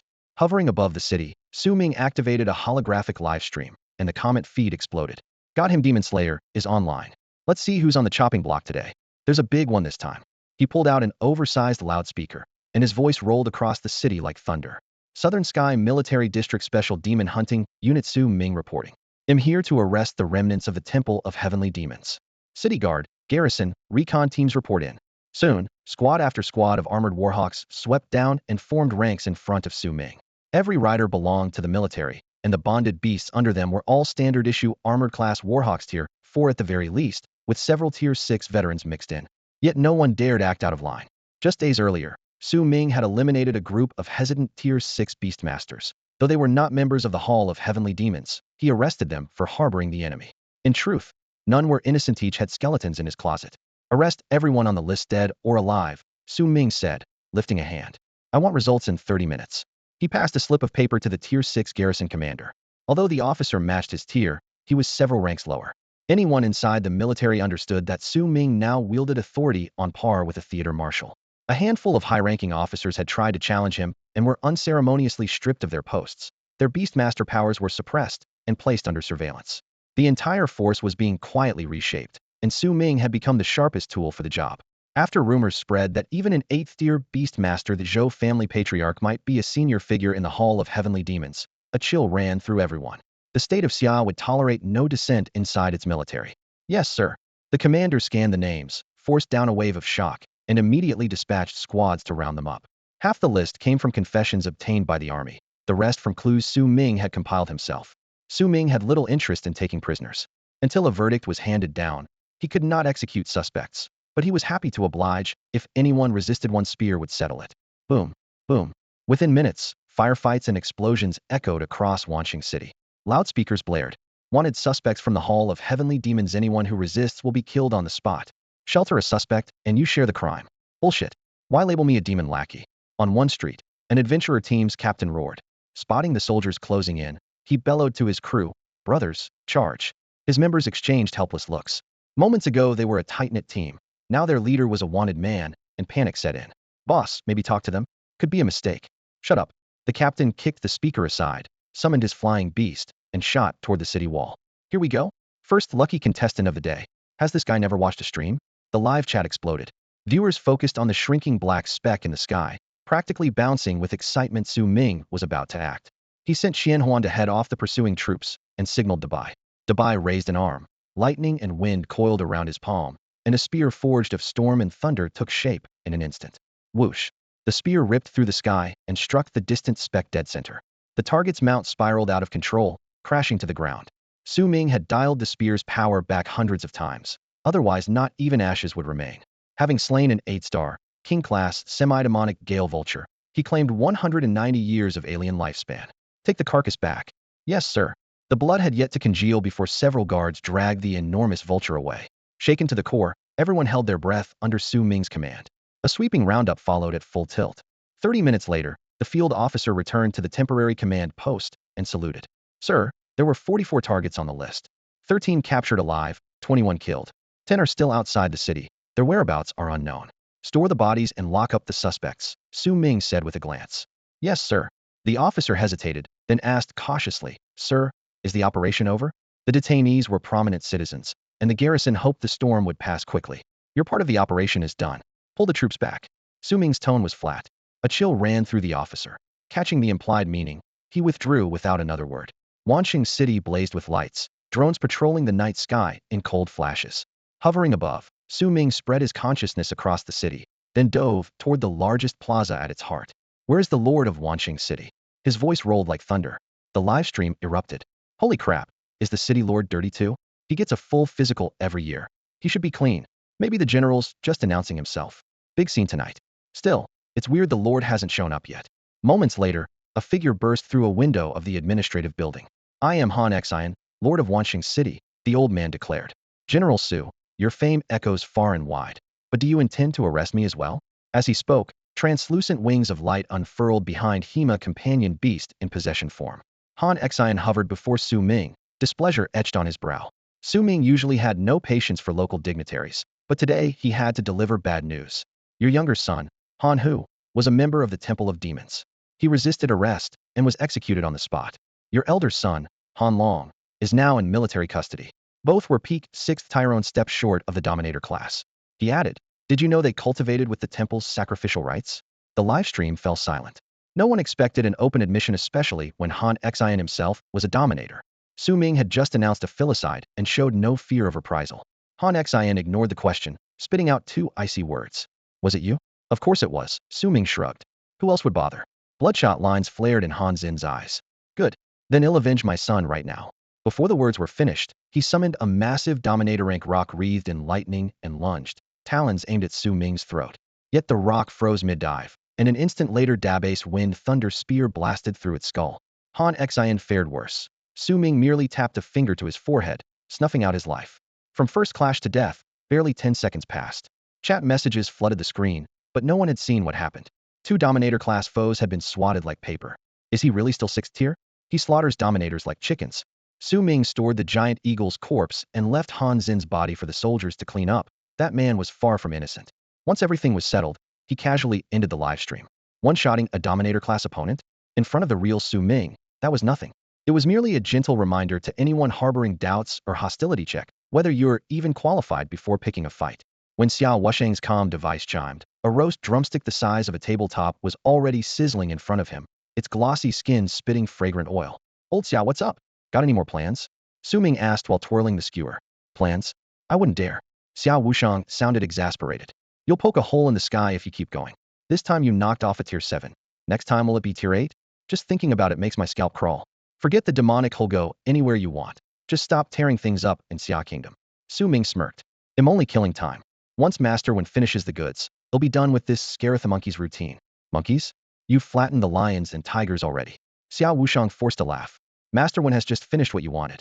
Come pick it up, son. If you knock off another general or city lord, the whole world will explode. That fast? Didn't you say it'd take at least another month? Su Ming raised an eyebrow. We all lent Master Wen a hand during our meetings, Xiao Wusheng chuckled. A bizarre image surfaced in Su Ming's mind. Several theater marshals, and when Suichu huddled around a forge, discussing national strategy while madly hammering metal. He couldn't help but laugh. After ending the call, he patiently roasted the drumstick until the skin crisped and the meat turned tender, tore off huge bites, and finally clapped his hands in satisfaction before heading back to the imperial capital. Half a year had passed since he last left the Forbidden Sea. With the wind thunder divine needles when Suichu had forged, he planned to return and search once more for the true dragon sanctuary. If it worked, great. If not, he'd scrap the idea. Worst case scenario, he would wait another 6 months and try advancing to tier 7. Dragon bloodline. He could always butcher a few demigod dragons and devour them. That might do the trick. After the needles were done, only a sliver of wind thunder divine iron remained. Far too little to forge anything else. In the open market, even a speck of this metal would spark a frenzy among wind thunder beast tamers. For creatures that required only tiny amounts, a few grains of powder could trigger evolution. Without further delay, Su Ming boarded a flying shuttle for the Forbidden Sea, using the trip to accelerate Daba's digestion. Consume 10 years of lifespan to speed up the iron-eating Beast King's growth. This acceleration will use a portion of Wind Thunder Divine Iron. Acceleration in progress. Year 1. Guided by the Divine Iron, 18 acupoints inside the Beast King lit up, gradually sketching an intricate network of wind and thunder meridians. Year 10. The network took shape, elemental power flooded its flesh, skill potency skyrocketed tenfold, and its overall strength climbed to the peak of king class. As needle after needle sank into its body, Su Ming kept catalyzing Defy. With no extra training or spirit stones needed, the massive creature's aura rose steadily, its power growing naturally. Su Ming had done the same. Whenever he hit that listless sage time, he simply accelerated his training cycle, turning himself into a perpetual motion machine. Before he knew it, he had pushed to the peak of the 6th rank. Zhuang Yu was still shut away in the Kunpeng secret realm, grinding through a self-imposed boot camp. When Su Ming pinged him, Zhuang replied at once, "I can come out anytime." Hearing that, Su Ming skipped a detour to Biluoqing and headed straight for the coast. Before meeting up, he flew a few aimless laps with the true dragon trial teleport stone in hand. The stone showed no reaction, not even a change of hue. It charged once every century, and because no one had used it for ages, it still held at least one entry if they could find the true dragon realm at all. Once that was clear, Su Ming stopped wasting time and made for the Kunpeng secret realm. He had barely come to a hover when Zhuang Yu burst out of the sky on his Kunbeast mount, aura solidly in the 5th rank. "Wait, how are you 6th rank already?" Zhuang blurted. Had been grinding like mad inside the realm. Sure had caught up with the frontrunners, only to see Su Ming leap into the T0 bracket. Details. 5th, 6th close enough. Su Ming waved him off. "Fine. So what's the plan? Hunting for the true dragon realm? The ocean's huge. Here." Su Ming tossed him the teleport stone. "It lights up when we're near the place." The moment Zhuang took it, a faint violet sheen rippled across the surface. "You're on navigation," Su Ming added. "Go with your gut." Marshal Xia pulled that ancient black dragon of his from in there. He baited the hook with a casual promise. An ancient black dragon. Zhuang's blood started to race. He could already picture himself bonding with some proud heir of the dragon line. But there was only one stone. What if only one person could enter? "You're the one going in. They'll keep watch outside." Su Ming was blunt. "If there's a dragon egg, it's yours. I believe you. Even if there isn't, just getting a look around is payoff enough." Zhuang nodded, secretly heading off the awkward only one egg scenario. Su Ming chuckled. "Relax. My contract slots are full. I just want to upgrade my familiar's bloodlines. Besides, entry is capped below 7th rank, so we'll try our luck now." "Got it." Zhuang's gaze lingered on the snow wind dragon that Qian Huan had morphed into, and he understood. "Don't worry," Zhuang said with an easy grin. "I usually have pretty good luck, though it sometimes drags trouble along for the ride." "Huh, leave the trouble to me. A treasure hunt without danger usually means the loot is junk." Su Ming knew all about Zhuang's adventure radar.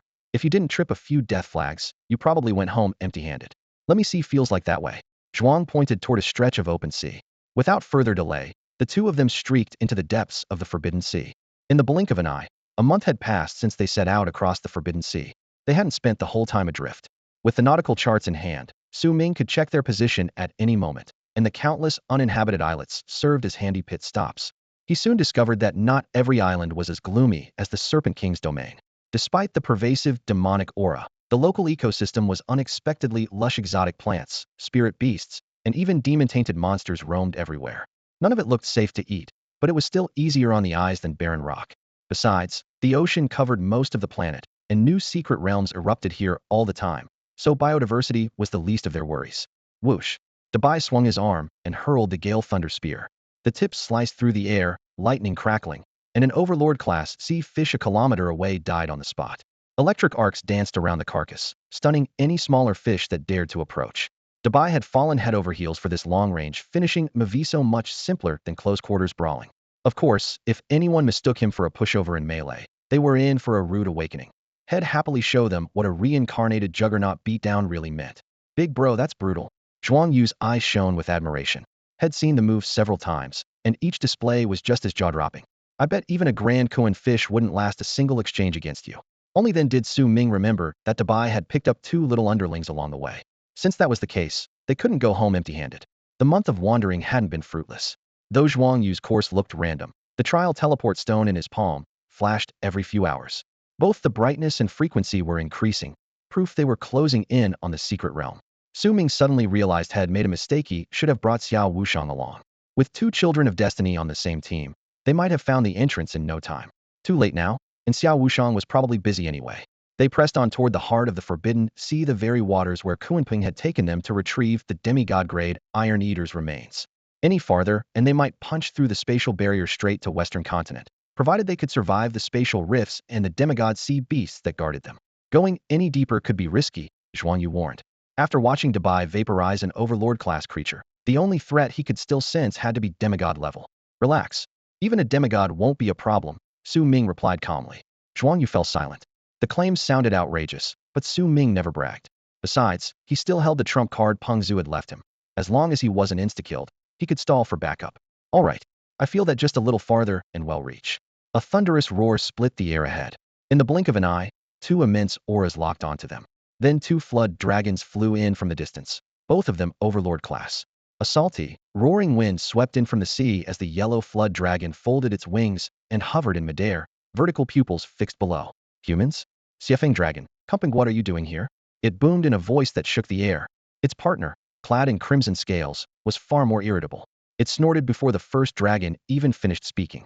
Whatever brings you, brings us. You puny humans dare meddle in the true dragon's secret realm? The words had barely left its mouth when it literally began to spray. A torrent of dragon fire exploded forth, a pillar of scarlet flame rushing straight at Su Ming and the Xiefeng dragon beneath him. Degenerate beast. Debay's eyes went cold as lightning gathered around the spear in his hand. Swish. A streak of icy light cut through the blaze. In a heartbeat, the spear pierced the fire, stabbed into the red flood dragon's jaws, and ran it through from throat to tail. Arg! A shrill scream echoed across the sky. The crimson dragon died instantly, its massive corpse crashing into the anti-magic sea and throwing up towering waves. Sea beasts nearby shrank back, while the scent of blood spread quickly through the spray. The surviving yellow dragon froze, scales bristling. Moments ago, it had been bickering with its brother over who would carry the trial teleport stone. Now it was alone. Spare me. In the Yellow River Dragon King, officially recognized by the state of Xia. It stammered, voice quivering. In broad daylight, you're still bluffing? Government post, huh? You? Su Ming sneered. I've been in the family for generations. The yellow dragon had never expected to be dismissed so casually at overlord level. Hand over the trial teleport stone and answer my questions, and I might let you live. 3 seconds your call. Su Ming raised 3 fingers. The stone's in my stomach, we only had one. The yellow dragon coiled itself into a tight bow. Zhuang Yu, fetch it, Su Ming ordered. On it. Zhuang Yu vaulted onto the dragon's back and soon pulled a dusky gold trial stone up through its throat. During the lull, the yellow dragon couldn't help mumbling. I thought the realm was capped at 7th tier. How did you get in? With dragon blood. The limits bumped to overlord. Dubai replied offhandedly. So unfair. It's supposed to be a dragon realm. The yellow dragon grumbled, voice fading. Su Ming skipped the debate. What else should we watch out for inside? Talk. If you want revenge, send your demigod ancestor. 2 wouldn't dare. The yellow dragon flicked its tail, almost curling into a mudfish. The realm opens once a year and stays open for 1 month. Anyone holding a trial stone can enter and will be ejected automatically after a month. The stone then needs 100 years to recharge. We're less than a month from the next opening. So you've been in before. What's it like? Mostly ruins, corrupted by abyssal miasma. Few resources left, but a horde of demonized dragons roams around. We just try our luck. The yellow dragon answered honestly. The realm's right up ahead, anchored here by a fragment of a dragon palace. That's why the miasma seeped in, otherwise nothing would have gone wrong. Good enough. You can go. Su Ming waved him off. Remember, send a demigod if you want revenge. I really don't dare. The yellow dragon bobbed its head frantically and backed away. Zhuang Yu handed the trial stone to Su Ming. Forget it, Scram. Su Ming couldn't be bothered to say more and let the creature flee. The two of them kept flying. When they passed the enormous red Jiaolong carcass, Su Ming, true to his waste-nothing creed, signaled Qian Huan to swallow it whole. The flesh dissolved into energy in an instant. Just as had predicted, the Jiaolong bloodline was badly degraded. The meal offered almost no gain. Without the baptism of a true dragon bloodline, these creatures could never rise beyond the overlord tier. No wonder they had gambled their lives here. For Su Ming, though, the danger was a mere footnote. Unless a swarm of demigods showed up, he could handle it with ease. They drew closer to their goal, and the violet light from the trial's teleportation stone in their hands burned ever brighter. Through the mist ahead, a barren rocky islet emerged, its center pulsing with the same purple halo. Hold on. Su Ming raised a hand, halting Zhuang Yu. What is it? Something's down there. Gain altitude. As he spoke, Su Ming had already taken Qian Huan several dozen meters higher. Zhuang Yu hurried to follow. Anything that made Su Ming this cautious could kill him in a heartbeat. Su Ming could have forced his way through, but he preferred to steamroll obstacles, not throw his life away. Hovering in midair, they looked down. Dark currents churned beneath the island, and a purple portal was slowly forming. The real threat lurked deeper. Dragons again, all of them corrupted. A quick sweep revealed more than 100, every one overlord class. Whether they had escaped the secret realm or been drawn here by its aura, Su Ming favored the latter. He didn't care if the two Jialongs had known. Of course they had, and they were scheming. Once the realm opened, distance didn't matter. You could be teleported from afar, yet the yellow Jiaolong had kept that fact to itself. Zhuang Yu, too, saw the shadowy giants beneath the surface, and his face went pale. Hundreds of overlord-class beasts, thrilling, but lethal. He was only 5th tier with a single lord-tier little Kuan. One clash, and head be shredded. Even Su Ming, back at 5th tier, had never faced a lineup like this. A searing golden light suddenly bloomed in Su Ming's palm. He flicked it toward the sea like a falling star. When the glare faded, a thumb-sized golden insect sank into the water, radiating cold. Su Ming, what is that? The brilliant gold made Zhuang Yu's hair stand on end. Pure poison, touch it and die. Back up so you don't get caught. Su Ming's voice was calm, yet lethal. Roars erupted. Agony spread in an instant, and the sea exploded into towering waves. Corrupted Jialongs thrashed like eels in boiling oil. Defy, get ready, this is your stage, Su Ming murmured. The toxin drained their life force, and the dragons scattered. Some burst from the water, trying to break skyward. Swish! A snow-white spear tore through the air, spiked one Jialong through the skull, and slammed the corpse back into the sea, blood spraying everywhere. The stench drove the remaining dragons into an even wilder frenzy, but they still couldn't find their assailant. All they felt was their life ebbing away. They had been hanging on by a thread, and now they were about to tumble into the abyss of death. The instant the first Geodragon crashed into the sea, drained of vitality, the plague burst forth in full. Any creature still lingering in these waters was doomed victim and carrier alike. Powered by Su Ming's nearly boundless lifespan, the withering Gu no longer needed to siphon life. It simply converted everything into pure decay and hurled it outward.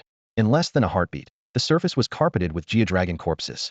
Only a handful had been killed outright by Defy. The vast majority slipped beneath the waves without a sound. Farther out, sea beasts drawn by the stench of blood charged in, only to die the moment they crossed the boundary. There were just two ways to neutralize the blight. Let Shao Jin devour it all, or do nothing and wait for time to wear it down. Unfortunately, the area was swarming with corrupted Geodragons, no demigods in sight. When the moment was right, Xu Ming recalled Shao Jin, who casually erased the lingering miasma. This round cost Shao Jin tens of thousands of years of life, but it stole the same amount for Xu Ming, so the ledger balanced. To Xu Ming, the loss was trivial, barely a fraction of the alien lifespan he controlled. If a demigod barged in, he would love to see whether they could withstand the drain of several million years. Xu Ming, is this your true strength? It's terrifying. Zhuang Yu stared at the drifting carcasses, fighting to steady his pulse. It's just a trump card I keep for monsters. Otherwise, it offends the heavens, Xu Ming replied calmly. Power itself is neither good nor evil. It depends on who wields it. Then what about a demigod? Zhuang Yu pressed. Heh, it's enough that you understand, Xu Ming said, offering no more. Zhuang Yu drew in a sharp breath. He had once seen Xu Ming as a goal to chase. Now he could only laugh wryly and let the thought die. While they spoke, the pair landed on a nearby islet. Qian Huan, clear away those bodies, Xu Ming ordered. They still carry a trace of dragon blood, save enough of them, and we'll find a use. They're corrupted creatures. Aren't you worried about poisoning yourself? Zhuang Yu cautioned. Relax, it won't be using its stomach, Xu Ming answered softly. Zhuang Yu understood at once, another strange bloodline trick, no doubt. Days slipped by, and the violet glow on the two trial portals grew ever brighter. At last, both stones rang with a resonant dragon's roar. The time had come. The true dragon secret realm was open. Let's go. As the words left Su Ming's mouth, the two turned into streaks of light and vanished. A flash later, Xu Ming stood at the center of a circular array. 24 towering stone pillars surrounded him, most cracked and ready to fall. The formation was barely holding together, maintaining only a fragile equilibrium that could collapse at any moment. When it did, nothing would bar entry or exit, but the place would become a paradise for demons. This had once been sacred ground for the dragon clan. Now it reeked of demonic aura, its former glory reduced to a desolate ruin. Luckily, the two had emerged close together. Otherwise, Xu Ming would have had to search for Zhuang Yu. I never imagined the dragon's fabled domain would end up like this, Zhuang Yu murmured, sweeping his gaze around the wasteland. Perhaps it was the memory of the Kunping clan's secret realm. The Kunping secret realm before them was no longer the ancient roost of that species, but a pocket dimension Pingzhu had later hollowed out in the deep sea. The true ancestral nest had long since been buried in the dust of history. Come on, let's see if anything's still useful, Su Ming said, stepping forward. The demonic taint is so heavy that most of the dragon eggs are probably dead. He crossed the array in a single stride, his cloak snapping in the sea wind. Everywhere he looked, the architecture matched a true dragon's size, palaces piled like mountains, domed roofs spearing the cloud layer. Rubble littered the ground. Now and then a pearl the size of a fist glimmered in a crack, like a star fallen to earth, hinting at past splendor. The discordant parts stood out at once. Squads of puppet golems drifted by, occasionally colliding with fully corrupted dragon whelps. As Su Ming had expected, Both golems and hatchlings were saturated with demonic miasma. Fortunately, their veins still carried true dragon blood, making them precious fuel for Qian Huan's power. 7 days later, the realm was almost picked clean, save for one last dragon temple ruin at its deepest point. For Zhuangyu, the trip had been thrilling yet safe. For Su Ming, it had been a simple sweep. The hard part ended the moment they located the place, and everything since was profit. The mass of corrupted dragons Qian Huan had swallowed now lay dormant in its belly, awaiting full digestion. Refining that bloodline would take time. Before the temple, a shattered plaza shuddered with cold drafts. Faint dragon silhouettes swam in midair, where lingering true dragon aura tangled with jagged streaks of black corruption. Whether anything's left comes down to this place, Su Ming said, eyes on the gate. There is, Zhuang Yu answered, nodding with conviction. Something big stashed inside. If I'd known your instincts were that sharp, would have come here first. You have to save the best dish for last, or there's nothing to look forward to. Fair point. Su Ming chuckled. Whatever the temple held, Qian Huan had already unlocked several ancient azure dragon forms from the blood it had swallowed. The only one who might leave empty-handed was Zhuang Yu, who had done all the running for more than a month. The answer would reveal itself soon. If even you call it a big haul, it must be. Su Ming warned. Stay alert. He raised a hand, summoned the red jade, and murmured, Gate of the Dead. Boom gray-white light yawned open, and ranks of skeletal legions marched out with heads held high. These were true vassals of the Lich King, not the low-grade skeletons whose lifespans could be harvested. Go tear that ruin down, Zhuang Yu commanded with a wave. Back in the Dragon Palace, Su Ming had learned well that dragons were hypersensitive to undead aura. Driving an undead army straight into a dragon temple was the ultimate blasphemy. If anything lurked inside, it would never sit idle. Even creatures utterly warped by demonic energy still obeyed the instincts carved into their blood. Those flood dragons, for example, lingered outside the true dragon realm despite their corruption, hoping someday to molt into full dragons. Memories branded into soul and blood never change. Su Ming was ready to rattle the sixth elder inside. There was no need to tear the place down. The moment the vast skeleton horde marched through the temple gate, a deafening roar erupted Druhar. The whole secret realm shook as if hit by a magnitude 10 quake. The ground heaved, stone shards flew, and a howling gale burst from the entrance, snapping dozens of lord-class skeletons apart and scattering their bone clubs. An enormous dragon's head, the size of a mountain, rose from behind the shrine. From its bulk alone, Su Ming knew it was demigod class. He muttered, Damn, that's a big one, and yanked Zhuang Yu back at full speed to avoid the fallout. The dragon was clearly wind-affiliated. Its breath turned into blades of air that sliced thousands of undead into mangled fragments. Filthy undead. It roared, pulverizing the stragglers. Only then did it notice the two humans in the distance. Lifting its head, it growled, black mist curling from its throat. Senior, we're here for true dragon blood. Is there any left? Su Ming shouted. True dragon blood, the thunderous voice held bitterness. It's inside me, but it's been corrupted. The mist thickened. The dragon's body twisted and swelled as its aura surged. In a flash, an azure-black dragon thousands of meters long shot skyward, its eyes pitch black and murderous. You dare covet true dragon blood? Die! With a casual flick of its tail, a terrifying shockwave tore toward them. Su Ming sneered. Let's see what you've got. Too bad you're only demigod class. Time stop, he shouted. Instantly, the colossal dragon froze as if bound by invisible chains and plummeted from the sky. Su Ming flashed forward while Zhuang Yu stared in disbelief. One look and a demigod's finished? The scene felt so absurd it shattered his worldview, yet he pushed himself to follow. During the fall, Su Ming stayed close, layering buffs onto himself. Don't expect to wake up before you die, he muttered. Jiao Yu, can we kill this thing? It's tough. I need more time. How long? 3 minutes. Make it happen. Compared to the 10 seconds it had taken to decapitate the three-tailed scorpion earlier, 3 minutes felt almost leisurely. An ability that could immobilize a demigod for that long was beyond outrageous. Su Ming thought, give me infinite time, and I could starve a god to death. Boom. The dragon slammed into the temple, shattering the last intact structure into rubble, yet it still showed no sign of waking like a corpse. Su Ming, is it done already? Zhuang Yu asked, incredulous. Not yet. That's more like it. I knew it couldn't be that easy. 10 seconds later, a beam of white light shot into Su Ming's forehead. Done, he exhaled. Qian Huan reminded him, Master, the dragon's soul hasn't fully dissipated. I know.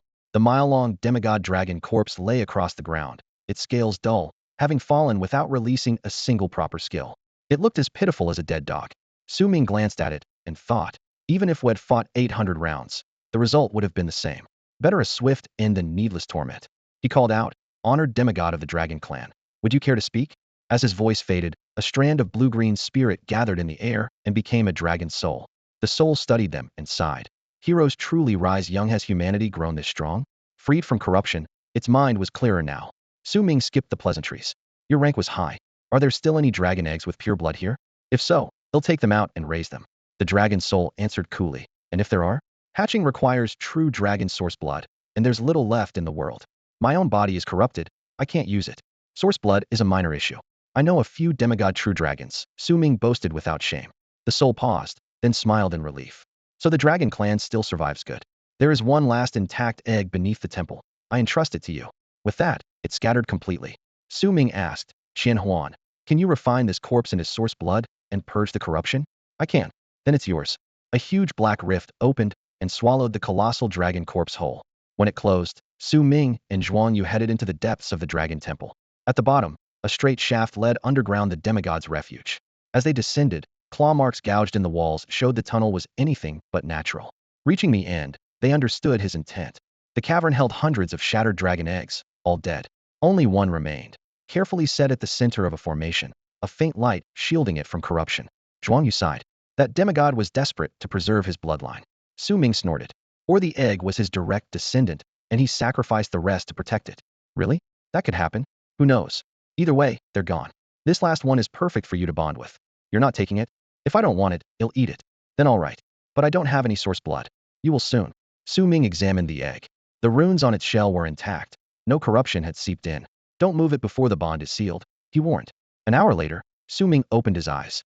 All right, draw the contract array. They'll supply the source blood. Thank you, Zhuang Yu replied, getting to work.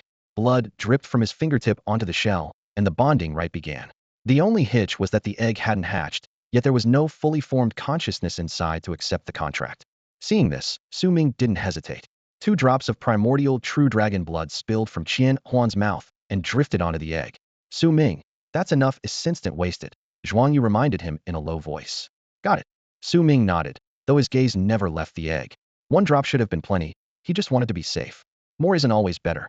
They still held more than 100 drops of primordial dragon blood, the distilled life of an entire demigod drank true dragon. No wonder Xiao Wushang had almost blown up when Su Ming asked him for a barrel of dragon blood. Even squeezing a fully grown black dragon dry wouldn't yield half this amount. While Zhuang Yu forged the contract with the egg, Su Ming went to work. He channeled his power to help Qian Huan digest the remaining essence and the pile of flood dragon corpses it had swallowed earlier. Then he casually tossed the hundreds of lifeless dragon eggs nearby to the creature as well. Though these eggs had lost their vitality and held no more essence, each carried a different draconic bloodline many long extinct. For Qian Huan, that was the real jackpot. Every new bloodline meant another layer added to its morph stack. Spend 10,000 years of lifespan to accelerate the growth of Qian Huan, abyssal, sky-swallowing python. The system prompt exploded in Su Ming's mind. Time itself stretched as primordial blood and dragon flesh poured in. Year 1 Qian Huan focused on breaking down the mixed dragon flesh inside its body, crude yet efficient. Year 3, 000 the final shred of meat was absorbed. Morph stack layers shot to 125, and the skill advanced from mastery to perfection. Year 3, 001 it finally began gnawing on the priceless, true dragon essence. Year 10, 000 only 1/3 had been absorbed, yet 40% of the ancient Azure Dragon bloodline had awakened. Morph stack perfect grade. For every form mastered whose bloodline rank matches or exceeds its own, overall power rises by 40%.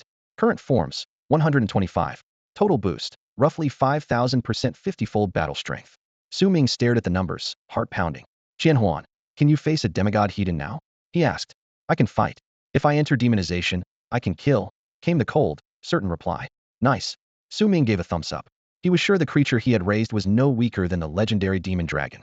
The next objective was clear expand the morph library past 1,000 forms, every one at least as strong as a true dragon. The demon dragon had waged endless wars, triggering apocalyptic storms to force bloodlines to evolve so she could devour them. Su Ming, armed with the secrets of reshaping, could reach the same heights without the slaughter. The abyss, the divine abyss ruins, the western continent, even the undead plane. A fiery light flashed in his eyes. He intended to summon every rare undead race he could find to round out Qian Huan's catalog. Once it stepped into god tier, its power would defy imagination. It was already thousands of times stronger than its peers. With an exalted grade morph stack, the multiplier could soar to tens of thousands. The thought made Su Ming draw a sharp breath. Staying cooped up in Xia Nation felt wasteful. He needed to explore a wider world, plunder more powerful races, unearth ever rarer bloodlines. As long as the blood was strong, whether devoured or not, it could make Qian Huan stronger. More than half of the true dragon's primordial blood remained more than enough to finish awakening Qian Huan's ancient azure dragon bloodline. Seizing the moment, Su Ming poured the rest of the dragon blood into the array, sped up the growth of Qian Huan's abyssal, sky-swallowing python once again, and burned 20,000 years of his own life in a single burst. Acceleration initiated. Year 1. True dragon blood surged through Qian Huan's body. His bones and scales hummed softly, like the overture to an impending metamorphosis. Year 15,347. The final drop of blood was refined. The ancient azure dragon bloodline hit full awakening, and a new skill azure dragon form surfaced deep in his soul. Year 20,000. Bloodline and skill merged flawlessly.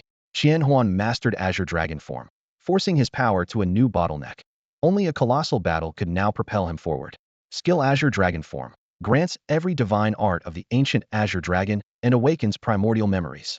While transformed, overall combat power increases tenfold. The formation's glow faded. In Snowwind dragon form, Qian Huan lifted his head. The once white scales had turned sky blue. His body length had multiplied. Horns flashed razor sharp, and talons glinted like frosted iron. Every movement radiated crushing pressure. How do you feel, Qian Huan? Su Ming asked through divine sense. My power is boiling, Qian Huan replied, his breath rumbling like wind and thunder. I also understand why I'll need another dragon bloodline to reach the god tier. There's no bottleneck below that step, but crossing it requires a second dragon lineage. Su Ming recalled the earlier vision of Qian Huan's 3 heads and nodded silently. Half a day later, a crack split the dragon egg at the center of the array. Success in hatching also meant the contract was sealed. At Su Ming's signal, Qian Huan checked the hatchling's form. No new transformation appeared, confirming that azure dragon form was compatible. A slender hatchling emerged, its scales etched with faint azure wind patterns, strikingly similar to the earlier semi-divine dragon they had seen.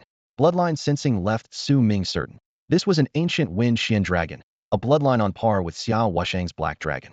Ruhar. Under Qian Huan's aura, the hatchling trembled, squeaked, and dove straight back into its beast space. Your dragon evolved into that. Zhuang Yu's mouth twitched. You call that a routine power-up? How's anyone else supposed to keep living? Su Ming chuckled. My routine methods can now solo a demigod. He looked up at the sky, sealing the ancient sanctuary. Let's go. The true dragon secret realm has done its job. The last trace of true dragon bloodline has been put to use. At the exit of the secret realm, not a single demigod dragon showed up for revenge. Sweeping the area with his soul sense, Su Ming detected nothing unusual. Zhuang Yu shrugged. You plan to let them run so you could hook a bigger fish, right? After watching you slay a demigod, they're probably scared witless. I promised them a way out, and I keep my word, Su Ming said calmly. Forget it, let's head back. Now that Qian Huan's ancient azure dragon bloodline was fully awakened, there was no need to hunt demigod dragons. If they ever needed another bloodline, he would simply turn his sights on the wild dragon kings that roamed the open seas. The Xia kingdom had commissioned these guardians to patrol the wilderness waterways and keep the aquatic monsters in check. Every lake and canal out there fell under their protection. So if Su Ming casually cut down a couple of unruly beasts, no one would notice, and even if they did, no one would dare press the issue. After settling Qian Huan's bloodline problem, only one goal remained: advancing to Tier 7. Qian Huan, Defy, and Ling were all stuck at the threshold of the overlord stage. Han Yu still lacked a few undead components. Xiaojin had to wait for the old codger Wu Shuai to run out of time, so it could devour the rest of the declined Gu. And Ziogeus' missing element was still unclear, though it was probably soul power, something Su Ming planned to gather in the Netherworld's secret realm. In short, the only variable outside his control was Wu Shuai's lifespan. Everything else, materials and conditions, was already lined up. With those next steps in mind, he headed back to Biluoqing. After a few days of rest, Su Ming stepped into Si Heiachuan's residence. He had already confirmed with Xiao Wushang that each of the 4 military district marshals held a special authority territory expansion. In peacetime there were no real campaigns, so the privilege had been repurposed to help beast tamers push for the overlord rank. It hasn't even been a year since we last met, has it? And you've climbed 2 tiers? Si Haochuan asked, teacup in hand, unable to hide his shock. Going from Tier 6 to 7 was nothing like moving from 3 to 4, yet Su Ming only seemed to accelerate. When I hit a bottleneck, I break through. Who wants to wait? Su Ming shrugged. You're rising too fast. We're not planning to retire this early. Relax, I'm not after your seats. Once I conquer the Western continent, you can retire then. Su Ming spoke casually. Si Haochuan skipped the argument and went straight to business. Which territory do you want? Just stay away from the Netherworld's secret realm. If that place flares up again, you'll have a headache. Don't worry, Marshal C. I already picked one. Su Ming spread his hands. Kid, you're not planning to stir up trouble outside our borders, are you? Calm down, it won't be in your jurisdiction. Si Haochuan produced a dark gold command talisman. Take it. Once activated, it declares sovereignty over the area, and triggers a beast-tied assault. There's only one. I have more than one contracted beast, you know. The talisman can be used repeatedly, but you can't hand it to anyone else. If you've got the skill, let several beasts break through at once. Su Ming weighed the talisman. So this territory will be won by my own hands? If you can truly expand our borders, no one will stop you. Si Haochuan replied with a shrug. Then wait for my good news. Turning on his heel, Su Ming left. Watching his silhouette disappear, Si Haochuan muttered, that kid, does he really want to set off something huge? Su Ming's uncanny exploits were already army legends. On the southern sky front, one word from him sent Xiao Wushang on leave and made the Wuguo forces withdraw on their own. Rumor said Wu Shuai favored him and wanted to name him heir. That at least sounded plausible. But in the long-drawn Western Sea War, Su Ming showed up and, within days, eliminated the problem at its source. The entire fleet refused to talk about it. If not for Su Ming, someone as boastful as Zhang Tianlang would never have kept quiet. By contrast, his latest feat, merely clearing a single calamity abyss, almost felt mundane. Si Haochuan hoped things would stay that way. Any bigger, and he feared the shock might give him a heart attack. Su Ming knew the route to Serpent Isle like the back of his hand, and had long since regarded it as his private domain. It was, after all, territory he had conquered with his own hands. Oddly enough, the fall of the Serpent Kingdom had stirred no reaction outside. It was as if no one had even noticed the nation's disappearance. On reflection, that made sense. The entire island was shrouded in a miasma of decay potent enough to strip life from any ordinary traveler, and the Serpent Kingdom's reputation for madness meant almost no neighbor ever bothered to visit. Even if a few survivors had escaped, they were unlikely to broadcast the news. In a few centuries, some new tribe might quietly grow in a forgotten corner of the world. Before setting sail, Su Ming had picked up a faint demigod-level aura and energy fluctuation from the sky. He guessed that only a Medusa, an abyssal hydra, or perhaps some sea beast coming ashore to hunt could appear on the island. The word hunt triggered another thought: the countless corpses strewn across the land. Sure enough, when he arrived, the once mountainous heaps of bodies had all but vanished. By his rough estimate, tens of millions of corpses had been gnawed clean within barely half a year. The deathly power that had once been lethal even to monarch-level beings had thinned to the point of near disappearance. Following the lingering traces deeper toward the island's heart, he found a zone where abyssal miasma was especially dense, the lair of the abyssal hydra. Last time, urgency had kept Su Ming from dealing with that demigod. Now, with no worshippers left on the island, the pet had naturally broken free to devour the dead. Whether a tiger, a house cat, or a demigod-class creature from the abyss, anything that could be tamed was, in essence, still a pet. This time he didn't plan to suppress it personally. He wanted Qianhuan to test its newfound strength. Landing atop a mountain, Su Ming looked out over a crimson landscape. After the abyssal rift exploded, molten lava had poured onto the surface, and now and then abyssal beasts darted through the fiery rivers, making it seem from a distance as if an army from the abyss was storming the land. He knew better. That passage was far too narrow for truly powerful abyssal monsters. To a god-tier being, everything below was trash. Qianhuan, go try it out, Su Ming ordered. Got it. Qianhuan launched into action. The ancient azure dragon was only about 150 meters long, less than a tenth the size of an average demigod, but at the demigod level, size meant little. Just as a bullet can pierce steel plate, victory depends on the absolute limits of offense and defense. A streak of blue shot straight toward the lair. The audacious approach drew no response. To the abyssal creatures ahead, Qianhuan was merely a larger insect. However, Qianhuan had no intention of showing them any mercy. A pale cyan glow gathered around Qianhuan before transforming into a streak of azure lightning that slashed straight toward the demon nest. Boom! A thunderclap split the sky. The crimson miasma vanished in an instant, exposing the gray-black earth below. It looked as though a massive hand had stamped a scar into the ground. Cracked soil seeped blood-red ichor in a ghastly display. Lying at the center was the fully abyss-corrupted beast, the abyssal, nine-headed hydra. The monster was grotesquely engorged, its 9 necks crowded together, and its body swollen until the scales threatened to burst. It had never been so well fed, and the pressure Su Ming felt from it was overwhelming. As the rumble faded, 9 pairs of eyes snapped open and glared at the insect in the sky, disbelief written across each face. A creature that weak dares to court death? Does it think I'm too full to eat again? Roar! All 9 heads bellowed at once. Molten lava and prismatic energy blades erupted, merging into a torrent of destruction that streaked toward Qianhuan. Yet he flickered like lightning, slipping through every gap. Not even a scale was singed. Frustrated by its futile assault, the hydra grew even more savage. Never rational to begin with, it rose abruptly from the lava lake. Its upper body alone soared a kilometer high, while the lower half still churned below. Each head dwarfed Qianhuan many times over. Its breaths, now tainted by abyssal corruption, sprayed fire, lightning, and corrosive black mist, yet Qianhuan's innate resistances brushed them aside. Abyssal energy, in particular, seemed to weaken in his presence. The fight would eventually come down to close combat, but the Hydra hadn't realized that and kept bombarding wildly. Bored with the stalemate, Qianhuan unleashed his strongest form demonic primordial azure dragon. His stats spiked 20-fold, black chains of aura coiling around his cyan dragon body. Watching him, Su Ming glimpsed the shadow of the demon dragon. To grow stronger, to evolve, to shatter, every Kajino price was too high. A sky-shaking dragon roar echoed. Power surged through Qianhuan's chest as an azure black bolt condensed into a spear of lightning and crashed down at the abyssal hydra.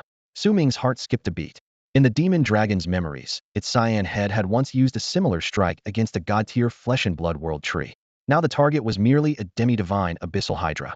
Instinct screamed at the hydra to dodge, yet some ancient impulse urged it to kneel before the insect. Furious, it rebelled. I have fallen into the abyssoist corruption, triple one's power? Why yield to a bug? It must be the fault of that inferior bloodline. No ill defy fate. It reared up, 9 heads gathering torrents of power to meet the lightning heathen. Blood-red light, molten stone, and pitch-black demonic flames fused into a colossal wave that surged toward Qianhuan. 9 heads. One will they hurled their combined might against Qianhuan's thunderous spear. Yet Qianhuan was far from finished. A single lightning bolt was nowhere near its limit. Since its opponent wanted a heating clash, it would play along to the end. In the next instant, boom, boom, boom, 2 monstrous forces ripped open the air above the sea, and shockwaves swept across the entire region. Even Biluoqing, hundreds of kilometers away, felt the disturbance. People there realized with horror that a demigod-level battle was raging in the depths of the ocean. The first to bear the brunt was the area where Su Ming stood. 2 world-shattering energies slammed into each other again and again, only to cancel out at the point of impact. The aura of annihilation made the abyssal overlords on the far side of the rift shudder and scurry back crazy. Maybe, but not stupid. The sea beasts near Serpent Island had bolted long ago, the furthest already 100 kilometers out. After several rounds, the fight was still deadlocked. Qianhuan, who had planned to end things in a single overwhelming strike, was clearly annoyed by this war of attrition. It had once boasted, I can slay a demigod. Yet its first demigod opponent happened to be an abyssal hydriolite, even among demigods, its only limitation being that it could never ascend to full godhood. High above, Qianhuan abruptly halted its assault. Facing the hydra's incoming blast, it neither dodged nor blocked, simply hovered as if drained of strength. Out of juice already, insect? The abyssal hydra sneered, pouring on more power as a raging torrent of energy hurtled toward Qianhuan. The idea that a mere king-class beast could trade blows with it was unsettling enough. Now it wanted nothing more than to turn the upstart into dust. But the hydra quickly froze. The attacks that struck Qianhuan were like raindrops on iron, raising faint ripples before the light shroud around Qianhuan absorbed them, thickening the gathered energy instead of dispersing it. The hydra roared and launched itself skyward, thousands of meters of serpent body breaking free of the magma lake, flinging molten rock in every direction. Despite its size, it moved with astonishing speed. In a blink it was upon Qianhuan, its tail whipping out to swat the foe from the sky. Only then did Qianhuan move. A slight flicker, and it slipped past the blow. The tail whooshed through empty air and smashed into a nearby peak. The mountain split in two, a fissure snaking for hundreds of kilometers and carving a new gorge. Qianhuan glanced back with utter contempt, vile, inferior, beneath notice. That single look felt like a slap in the hydra's faces. Its rage spiked into madness. Qianhuan gave it no chance to erupt. Black clouds knitted together overhead, forming an ink-dark curtain. A heartbeat later, tens of thousands of ebony lightning bolts poured down, locking onto the hydra. Demonic heaven-cleansing thunder prison. Black lightning was the bane of abyssal creatures. No matter where the hydra fled, the bolts tracked it unerringly, making escape impossible. In less than a second its scales were flayed open. Lightning intertwined with abyssal power, not corrupting it, but shredding its nerves, driving the already deranged beast even further past the brink until only raw instinct remained. Seconds later the thunderstorm dispersed. The charred colossus plummeted, melting the ground into bubbling lava. The air reeked of burnt flesh and sulfur. And still, it was not yet dead. For an ordinary demigod, that strike would have killed them 10 times over. But the abyssal hydra's vitality was unbelievable. It was still hanging on. Give it 10 days or half a month, and it would bounce back stronger than ever. Su Ming refused to give it that chance. He burned a year of his own lifespan to heal Qianhuan. Within a few heartbeats, Qianhuan was restored to peak condition, with plenty of room to grow. Qianhuan, finish it. Understood. Black lightning crackled around Qianhuan, and 9 thunderbolts as thick as mountain pillars formed in an instant. Boom, boom, boom. In one breath, the 9 savage heads were severed. crashing into the lava lake and sending up towering flames. Killed a peak demigod abyssal hydra and plundered 3,000 years of alien lifespan. Seeing the prompt, Su Ming exclaimed, "Awesome." From now on, Qianhuan was his strongest weapon, even handier than the decay Gu Shaojin because the decay Gu came with serious strings attached. Even Wu Shui Wang, who had wielded it for over 1,000 years, rarely went on killing sprees. Most of the time he used it only against peers or for strategic deterrence, unwilling to burn his own life force. Only a madman like Su Ming treated lifespan as loose change. He had Hong Yu summon an undead bone dragon, then leaped onto its back and flew over the lava lake. The abyssal portal remained open. He had left it as a fallback so he could one day enter the abyss at will. Unfortunately, Qianhuan's abyssal descent only let abyssal creatures come here, not him. Hong Ye's Gate of the Dead had the same issue, neither of them could pass through to the necromantic plane. Meanwhile, Qianhuan had swallowed every fragment of the Hydra's corpse. There was no rush to digest it. He could wait until he advanced to Lord Tier, then refine that flesh and blood to assault the demigod boundary. All of Su Ming's demigod-grade resources now flowed to Qianhuan, yet the undead line had almost nothing. Compared with the war-hungry abyss, the necro-plane stayed quiet, seemingly incapable of a large-scale invasion. If an undead apocalypse ever did erupt, its threat would match the abyss. After scouting the area and finding no further spoils, he claimed a nearby peak with a blank land deed. The lingering demigod aura would keep beast tides away. With time to spare, he helped Hong Yu and the others raise their mental strength. Hong Yu improved the most she was, after all, a true spellcaster. "Master, that lich sovereign is trying to contact me again." "The Lord Tier lich? What does it want?" "It wants to enter this world." "Oh, getting restless?" "Makes sense, I'm probably the only lich in millions of years who's come this far here." Skeletons and phantoms draw no notice, but the moment a lich king or worse, an undead sovereign appears, the worlds will move to erase it. Once it shows up, it gets hunted down. If they want in, let them try. I'm only afraid they don't have the guts. Su Ming was worrying about Hong Yu's shortage of undead resources when the distant, prying presence obligingly sent fresh offerings his way. The stranger was cautious, releasing only a small squad of corpse puppets to make contact and proposing to send an envoy. He had turtle hiding in a muddy pond. Su Ming sneered. He ordered his men, "Tell it this, I'm an evil necromancer who once wiped out a nation of 10 million just to forge a domain of death. If it wants a demonstration, let it send the envoy." With that, he raised his eyes to the mountain of bones that loomed like a jagged peak. "I think that's exactly what they mean," Hong Yu murmured beside him. The air was thick with the scent of death, almost identical to the undead plane, yet somehow fresher. The undead plane was saturated with decay, but lacked allure. Here, the warmth of newly ended lives hung in the air like an uncorked bottle of strong liquor. Once the half-god aura had completely faded, Su Ming led Hong Yu to the foot of one of the bone mountains. "Begin." Hong Yu nodded, necrotic light flaring in her palm as the Gate of the Dead thundered open. First marched out a squad of monarch-class skeletal guards, bone armor scraping and glinting coldly. They were followed by a slow-moving file of corpse puppets, mummified, skin-tight bodies with no blood in their veins, yet still capable of housing souls, a clear step above ordinary skeletons. There were 5 in all. The leader was of king rank. The real envoy, however, would be that supremely cautious overlord-class lich lord. "What a delicious scent," one corpse puppet rasped, its shriveled eyes bulging as the sound echoed through the empty valley. Su Ming stepped forward, his voice calm and courteous. "I am Su Ming. How should I address you?" "Frail human, you may call me His Majesty Rohel." An overlord-class lich daring to style himself Majesty? Su Ming snorted inwardly, but kept his face impassive. "Lord Rohel, this is my territory. It was once a primitive human kingdom, isolated from the mainland and largely untouched. What do you think of it?" Rohel glanced around and gave a derisive snort through his nasal cavity. "Primitive indeed. The strongest here was probably only king rank, which let you have your way. Tell me, what level is this world's true apex power?" "You're right, I'm hardly impressive," Su Ming said modestly. "On the far side of the continent, there's a massive empire with dozens of overlord-class beings. I don't dare venture there lightly." "Dozens of overlords?" "Child's play." Rohel tapped his bone staff. "I command dozens of overlord-class bone lords myself, if only they could cross over." Su Ming's eyes narrowed. A probe. If Hong Yu advanced to overlord rank, she could open a gate large enough for peers. "So you're saying your current strength isn't enough to let an overlord through?"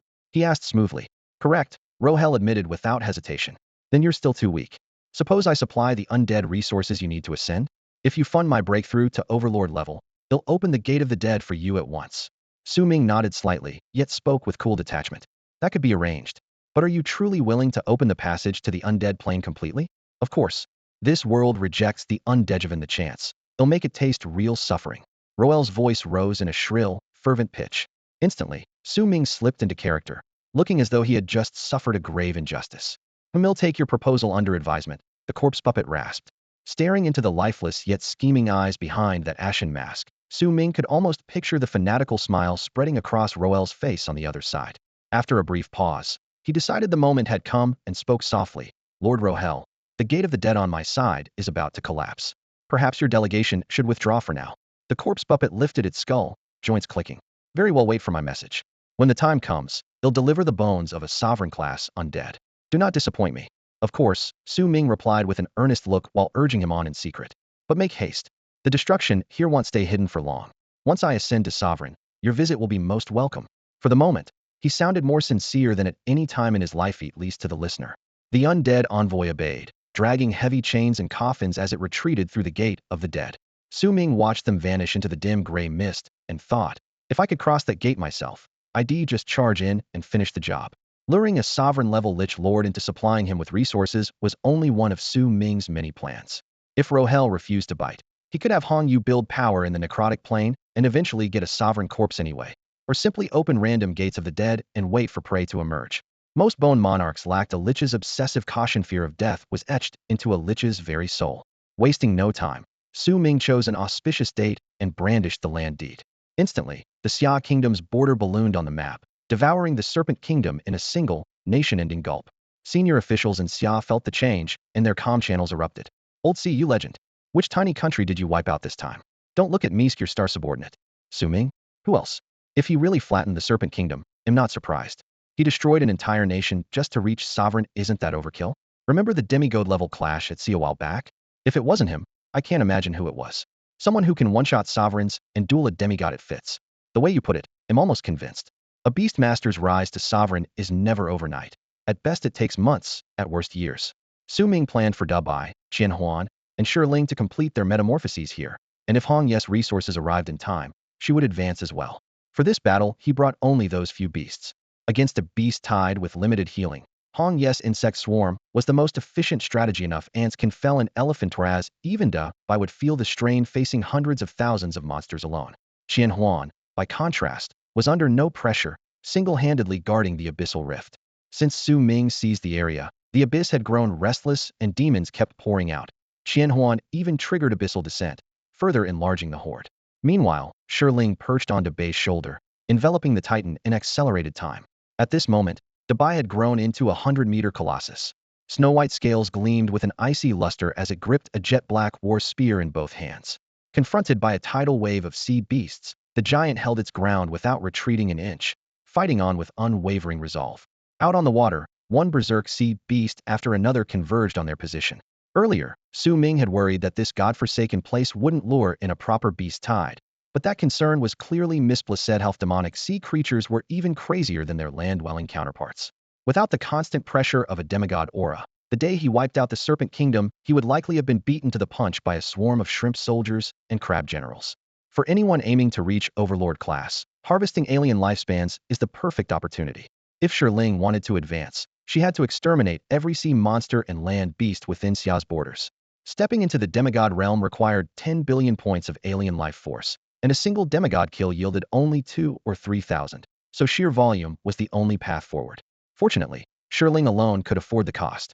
Her bizarre skill was downright broken. So far, no enemy had managed even a token resistance. 7 days later, Hong Yu reopened the gate of the dead in the clearing. This time, a neatly ranked army of skeletons strode out, each hefting a massive bone club that gleamed with a cold sheen. A closer look showed every fragment came from overlord-class skeletal undead. Su Ming didn't believe Rohel had personally hunted one down as a favor. The old monster had lived tens of thousands of years and had no shortage of spare parts. Donating a few he didn't need only made him seem generous. The two ancients were playing chess across the void, and neither mistook the other for a fool. Though the bones came from different bodies, they were enough to assemble 2 complete overlord skeletons. Rohel clearly didn't want his investment to flop. Once he committed, he went all in. Su Ming accepted the gift without ceremony and told Hong Yu to absorb it on the spot. Layers of ghostly white light seeped into her frame, joints churned and reshaped, and she finally stepped across the threshold into overlord rank.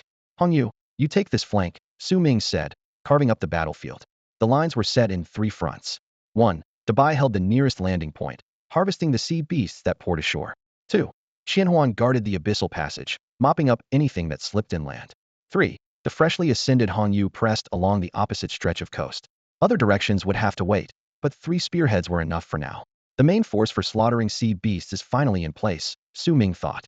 From here on, the fighting was up to them. He only had to watch.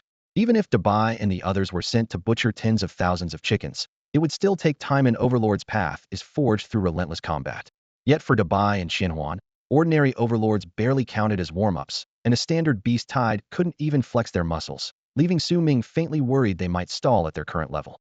Hong Yu's undead, by contrast, spanned every tier, from basic bone soldiers to king-class revenants.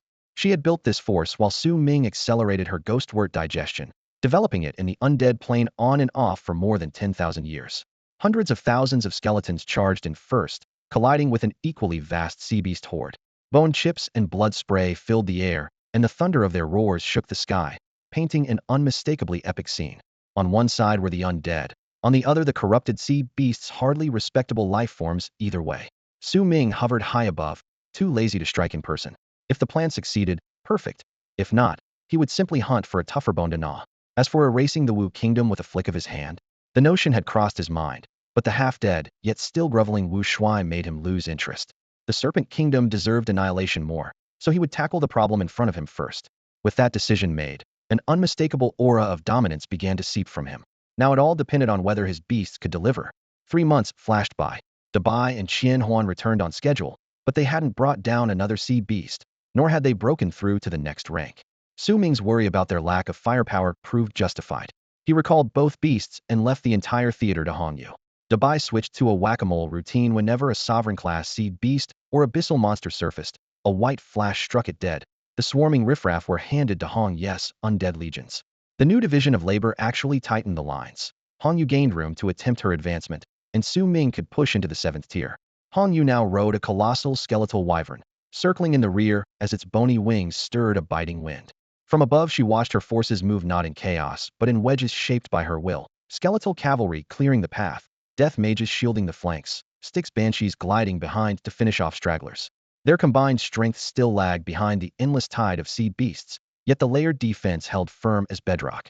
The lone risk was the slow attrition of the troops she had summoned from the plane of undeath. If she failed to ascend this time, she would have to retreat and regroup. The battlefield stank of rot and brine. Waves slammed the shore, sea beasts bellowed like iron hammers on an anvil. The undead, emotionless, knew only to advance and rend. Shattered bone, mangled armor, and torn flesh piled 2 and 3 layers thick, raising the island itself. The mutated sea beasts might be born mad, but the skeletal ranks cared even less for life, driving forward under Hong Yu's mental lash until the last shard of bone turned to dust. At last a streak of gold erupted from Hong Yu's chest, a torch flaring across the cold sky. Her near-human frame shot upward, joints stretching to several times their length. Alabaster wings unfurled gilt edges, and her aura surged. Almost simultaneously, the distant surf exploded as 4 or 5 sovereign-class sea beasts the size of buildings blasted through the waves. Hong Yu raised a bone-clawed hand, scarlet light in her palm coalescing into a chain of lightning. One sweep, and the crimson bolt ripped across the water, roasting their spines to charcoal and killing them on the spot.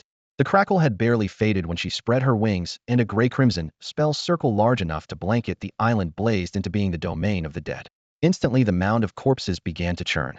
Shattered skeletons reformed into bone warriors. Sea beast carcasses shed flesh and rose as fresh ivory. Without a command, the reborn legion charged the still struggling tide. Each enemy, they felt, swelled their own ranks. Within moments, the last sea beast's dying cry was swallowed by the wind, leaving only vast silence and endless bone. Power surged through Su Ming at that same moment, carrying him smoothly into the 7th tier. The level itself meant little. He rarely fought on the front lines, and the boost to his physique was modest. The real value was the extra contract slotted unlocked, and the higher ceiling it gave his beastmaster talent, paving the way toward godhood. Once this plane was pacified, he meant to aim for loftier horizons and perhaps pay a visit to the abyss or any other world that caught his eye. Hong Yu had just advanced to overlord tier, bringing the promotion campaign to a temporary close. Defy and Qianhuan were already far beyond others of their rank, and the battles here could no longer temper them, especially Qianhuan, who could swat a demigod aside without effort. Defy was less dominant, yet still strong enough to fight an average demigod to a standoff. Even so, Su Ming had no intention of leaving. He always finished what he had promised. Hong Yu, how's the preparation on the undead plane? He asked through their mental link. Roel's been itching to move, Hong Yu replied, her voice icy yet tinged with excitement. He's teamed up with several undead overlords and has our territory completely surrounded. If we break our word, they'll attack immediately. Nice. Buy one get a few extra, Su Ming said with a crooked smile as he looked around. Let's see if we can hook an even bigger fish this time. They want to come, so let's oblige them, Hong Yu answered. As a newly minted lich lord, she could only open a gate of the dead large enough for overlords. But once her mental strength grew, letting demigods through would be just a matter of time. Judging by Roel's eagerness, they could already send demigod-level projections. Whatever tricks they're planning, Su Ming murmured, watching mana converge. I just hope they bring something worth the trouble. When the long incantation ended, a gate of the dead thundered into existence on the clearing. Its dark red frame was carved with ominous runes, emerald soulfire flickering in every crack. The first to emerge was Rohel, a lich lord wrapped in a cloak of black and gold thread. He wasn't skeletal. His body was a shriveled corpse, skin like dried bark stretched over bone. A black gold crown of unknown metal gleamed dully on his skull, and his bearing was every bit as regal as Jean Tianlang's. They stared at each other in silence. Rohel raised a hand, tore open a second, smaller gate, and stepped inside. The portal stayed, and within moments he returned, this time trailed by 6 skeletal overlords. The main gate remained wide open, signaling their plan. Retreat at will, trust unnecessary. Su Ming watched, smiling. Lord Rohel, do you still not trust me? He asked. It isn't distrust, Rohel said, his tone icy. Your lich servant just advanced. I doubt she can keep the gate stable for long. If I share the load, isn't that safer? Rohel, quit wasting words. One of the skeletal overlords rumbled. This human's worthless, now let me eat him. Bone wings flared as the creature lunged at Su Ming.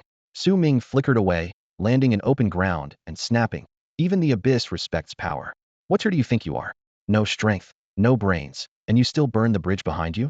You really are useless now, Rohel said, voice calm yet chilling. Once we take this world, they'll turn you into an immortal lich. Consider it a reward. Huh, conquer the world? With you lot. Su Ming laughed. He snapped his fingers, and Qianhuan shot out like a rainbow to orbit him. Dropping all pretense, he soared into the sky. You think this world holds only a few dozen overlords? You think the demigods will miss a feast like this? Rohel snorted and raised his staff, pouring power into the gate. The portal ballooned, its frame stretching with a sound like tearing cloth until it towered a kilometer high. Roar! Black mist churned inside, and a colossal dragon's skull emerged, its bleached bones outlined by green soulfire, teeth like sabers, horns curving menacingly backward. In short, a skeletal dragon's head.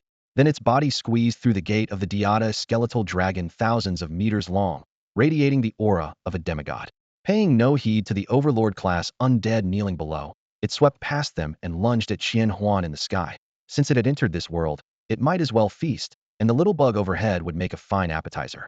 Qianhuan, this one's probably not worth your time. Thinking of one-shotting it? Forget it, leave it to Defy, Su Ming said casually. Defy, go play with it. When you're done, remember to collect the bones. Ing. Defy answered and flashed to a stop above the dragon's skull. Thunderclap palm. Bullmelt palm. 2 blows landed, lightning and gray mist entwined. The dragon's head rang like a gong. The damage wasn't fatal, but it was humiliating, and it had no way to dislodge the king-class Zerg perched on its crown. Furious and mortified, the dragon fled toward the horizon, finally diving into the sea with waves exploding behind it. Su Ming wasn't the least bit worried about Defy. He stayed astride Qianhuan, hovering in midair while facing the overlord-class skeletal undead under Roel's command. The undead below were collectively dumbfounded at demigod skeletal dragon being toyed with by a king-class Zerg. An illusion. It has to be an illusion. Su Ming's lips curled. Rohel, it seems your demigod master is as brainless as the rest of you. Despicable insect. Rohel hissed, unleashing a jet-black death ray at Su Ming. Qianhuan didn't bother to dodge, taking the hit head-on without so much as a scorch mark on its carapace. Roel's brow twitched and knew something was wrong, yet he still felt secure. The gate of the dead was under his control. He could retreat whenever he wished. He ordered several overlord-level skeletal undead forward. Su Ming tired of the charade. Qianhuan raised a claw. A turquoise bolt of lightning fell, and 5 overlord undead were reduced to ash. Is that all? You expect a backwater like the Serpentine Kingdom to help me break through? Su Ming sneered. Rohel felt his breath seize. The insignificant little bug had turned into a cataclysm in the blink of an eye. In a thousandth of a second, he slipped into the gate of the dead only to be hurled back the next instant. Even with shriveled eyes, Su Ming could see the terror lurking in those sockets. I was willing to play house with you for a while, but you're all so pathetic, Su Ming said, stepping through the air to land before Rohel, his tone full of disdain. Roel's voice trembled. What did you do? I was clearly back in the undead plane. What did I do? Su Ming rolled his eyes. Just used a skill worth Oh, 100 million years of lifespan.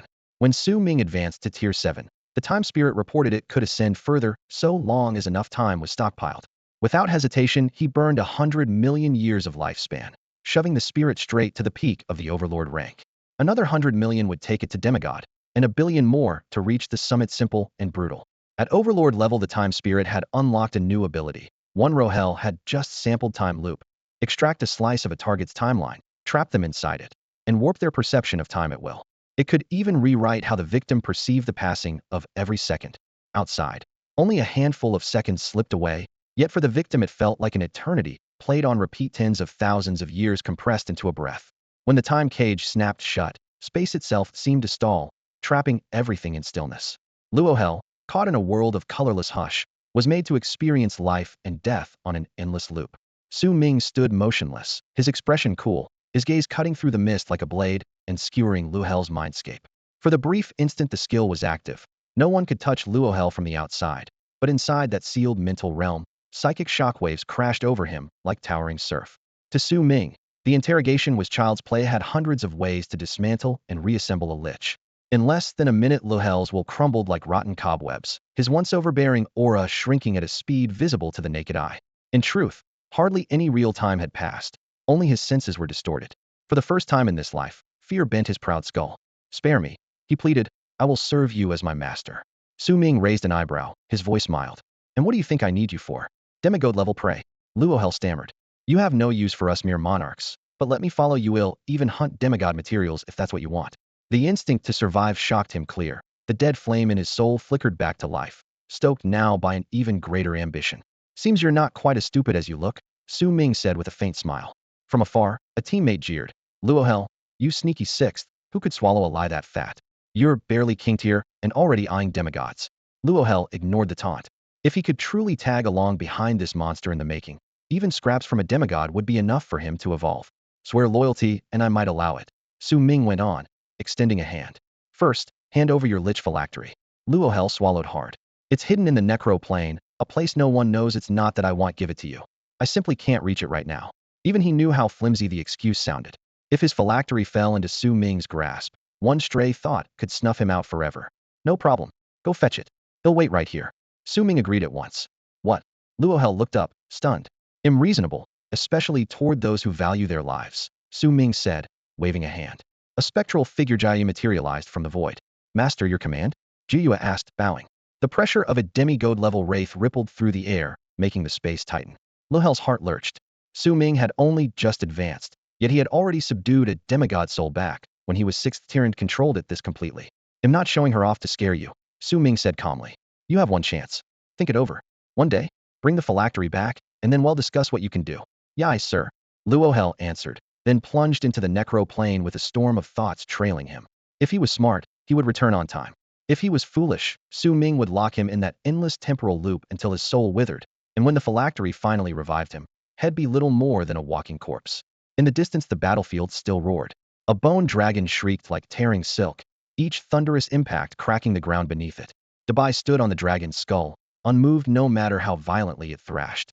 He ignored every other target, driving one crushing palm after another into the creature's head until its soul fire trembled, on the verge of being ground to dust. At that moment, Su Ming sensed that Defy was on the verge of enlightenment. "We're still in the middle of a fight, big guy," he muttered to himself, but battlefield epiphanies were hardly unusual. Of all his pets, Defy was the most diligent. Born with weak foundations, he had made up for it through relentless training. Su Ming immediately burned 50 years of his own lifespan and activated Iron-Eating Beast King growth acceleration. No additional resources could be invested during this boost. Acceleration initiated. Year 1. The Iron-Eating Beast King broke into Overlord class, evolving into an Iron-Eating Beast Sovereign, rated Overlord 1 star. It comprehended Wind Thunder Divine Force. The more Wind Thunder Divine Iron stored in its body, the easier it could wield storm and lightning, and its combat power surged.